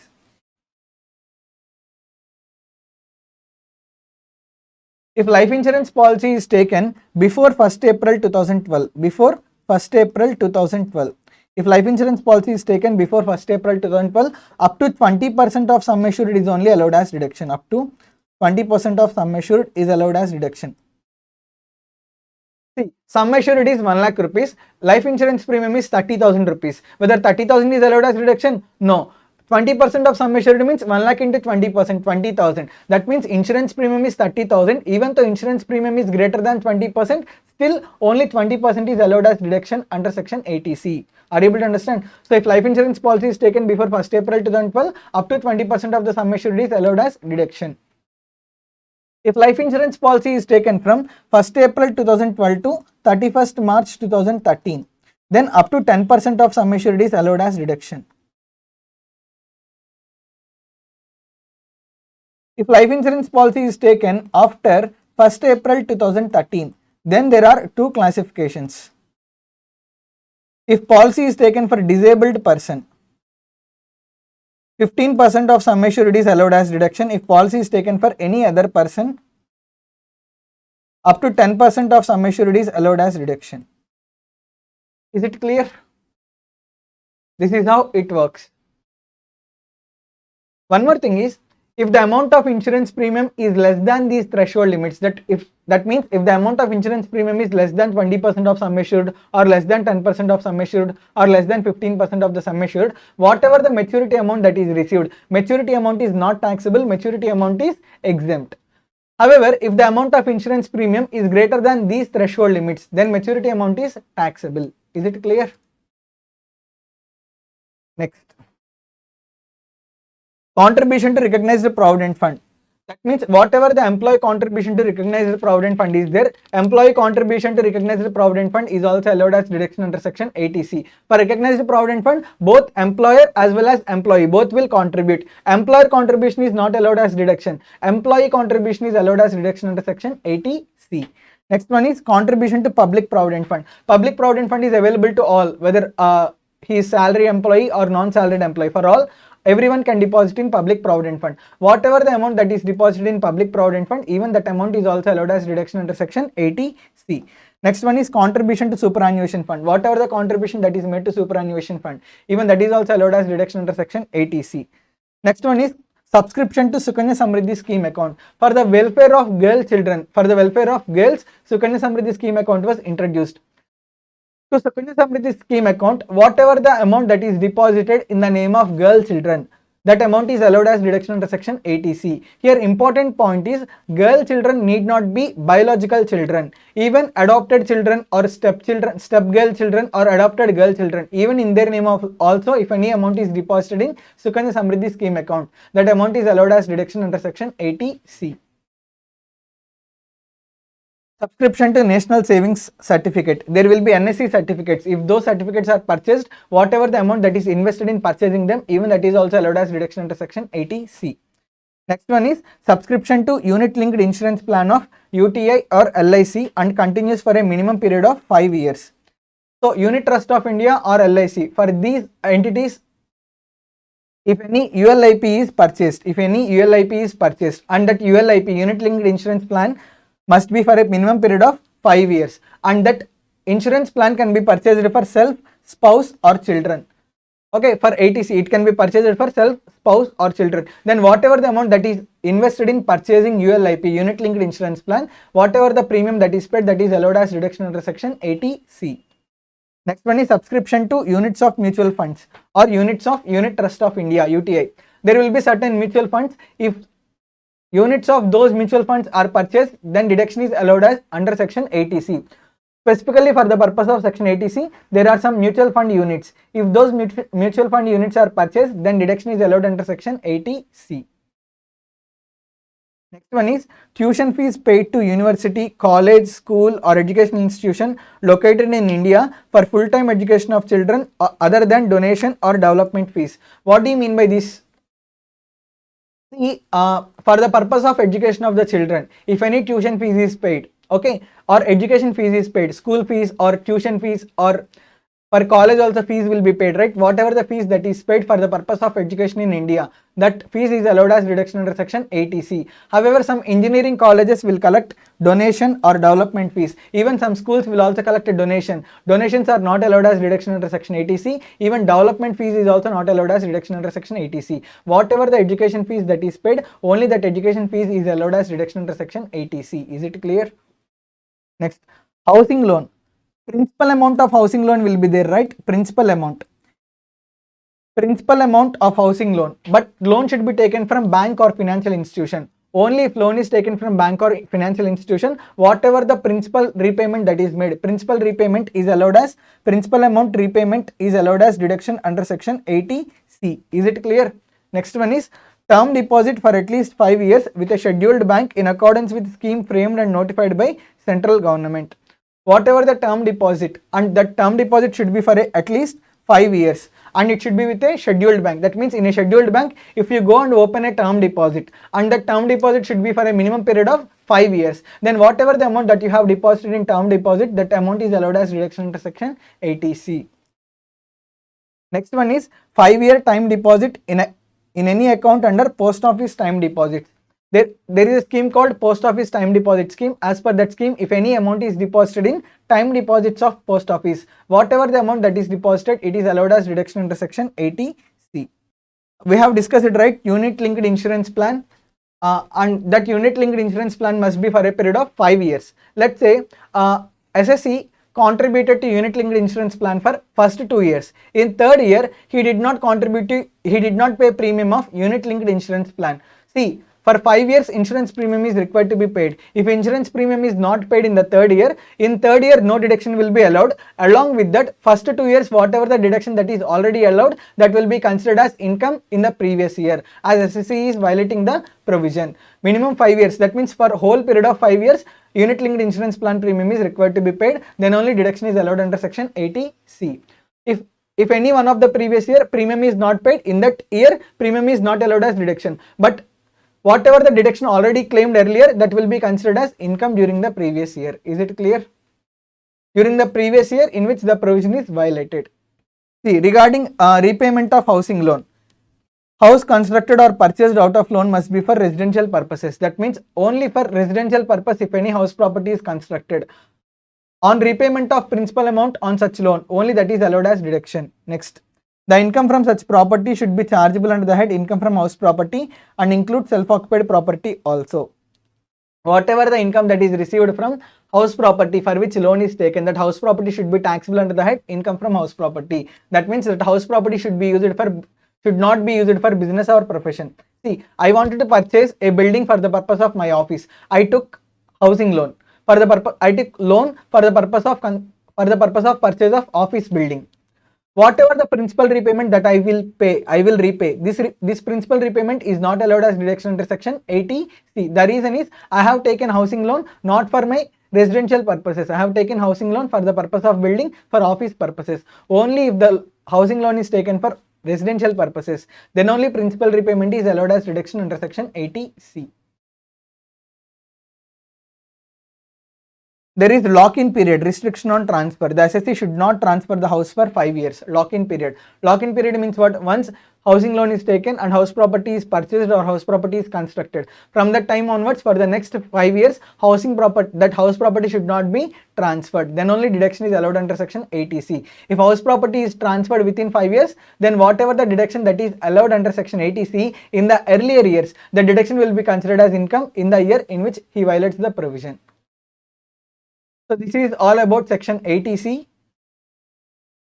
Then there is section 80CCC. 80CCC. All individuals irrespective of residential status and citizenship. Even 80CCC is also available to all individuals irrespective of their residential status, irrespective of their citizenship. What is the eligible amount? Contribution to annuity plan of LIC or any other insurer approved by IRDA. Annuity policy.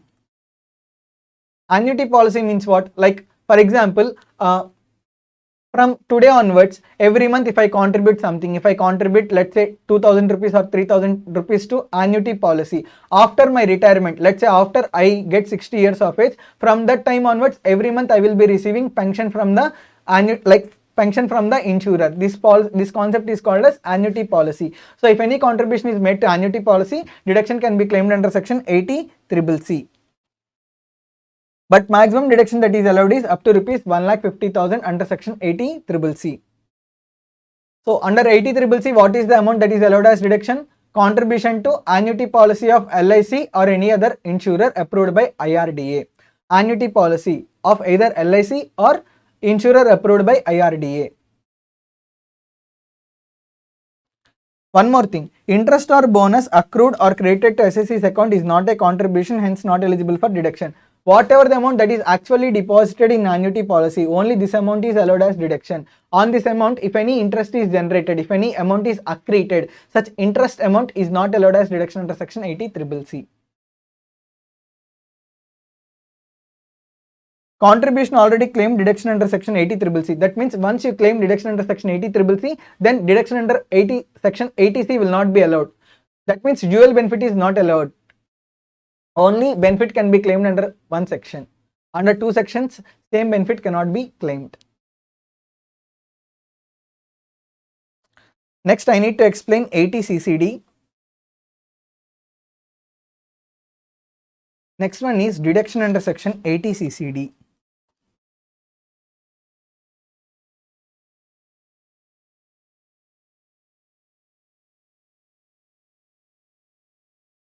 This deduction is available to individuals irrespective of whether they are salaried employees or self-employees. What is the amount that is allowed as deduction under section 80 CCD? Contribution to Central Government Pension Scheme. This is also called as National Pension System, NPS. Contribution to NPS. Whatever the contribution that is made to NPS, that is allowed as deduction under section 80 CCD. Now there is a chart. I will give you a small chart for explaining section 80 CCD. 80 CCD is available to both salaried employees and self-employees. Salaried employee as well as self-employee. For self-employed, deduction is allowed under section 80 CCD 1. How much is the deduction that is allowed under section 80 CCD 1? Up to 20% of gross total income. Up to 20% of gross total income is allowed as deduction under section 80 CCD 1. For salaried employee, there are two classifications: employer contribution, employee contribution.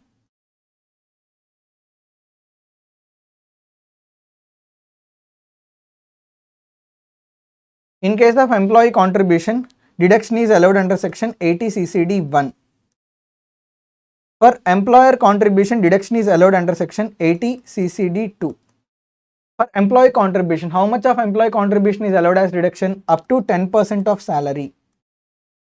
Up to 10% of salary is allowed as deduction under section 80 CCD 1. Employer contribution, here there are two classifications. In case of central government or state government employer, state government, recent amendment. Previously there used to be only central government employer, now even state government employer was also included. If employer is either central government employer or state government employer, how much deduction is allowed? Up to 14% of salary.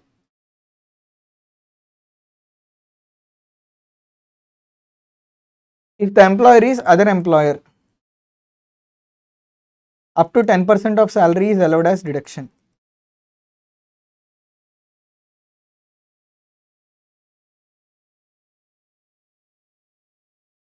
One more thing is, in case of employee contribution, whether it is salaried employee contribution or self-employee contribution, additional deduction over and above deduction under section 80 CCD 1, additional deduction is also allowed. Additional deduction is allowed under section 80 CCD 1B. That means along with the deduction under section 80 CCD 1, deduction can also be claimed under section 80 CCD 1B. What is the amount that is allowed as deduction? Employee or self-employee are eligible to claim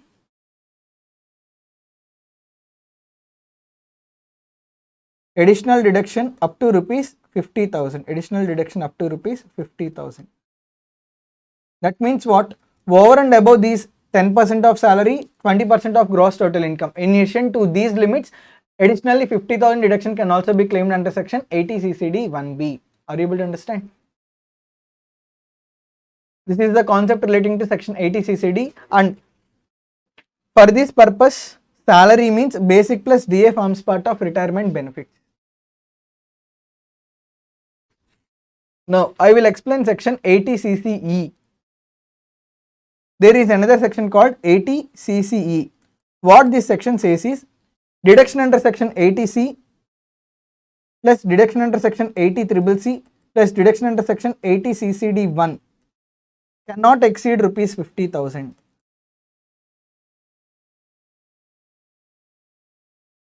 As per section 80 CCE, deduction under section 80C plus deduction under section 80 CCC plus deduction under section 80 CCD 1, all these three together cannot exceed rupees 50, cannot exceed rupees 1,50,000, not 50,000, cannot exceed rupees 1,50,000. Is it clear?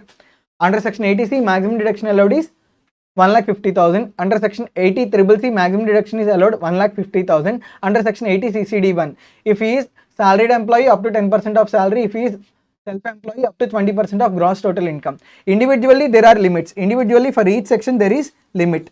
Collectively also, that means all together also there is limit. All together 80C plus 80 CCC plus 80 CCD 1, all together also cannot exceed 1,50,000. Is it clear?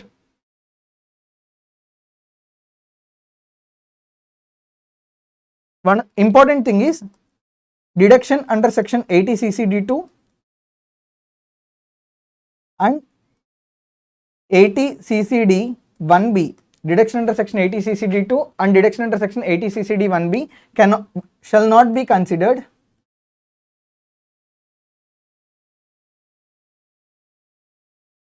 while calculating limit under section 80 CCD, while calculating limit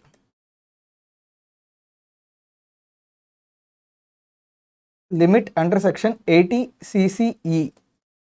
While calculating limit under section 80 CCE, you should not consider deduction under section 80 CCD 2 and deduction under section 80 CCD 1B. Is it clear? So this is the concept relating to section 80C, 80CCC, 80CCD and 80CCE. Hope this is useful to you. I wish you all the very best. Go through this video 1 or 2 times and get clarity about the concept. I wish you all the very best.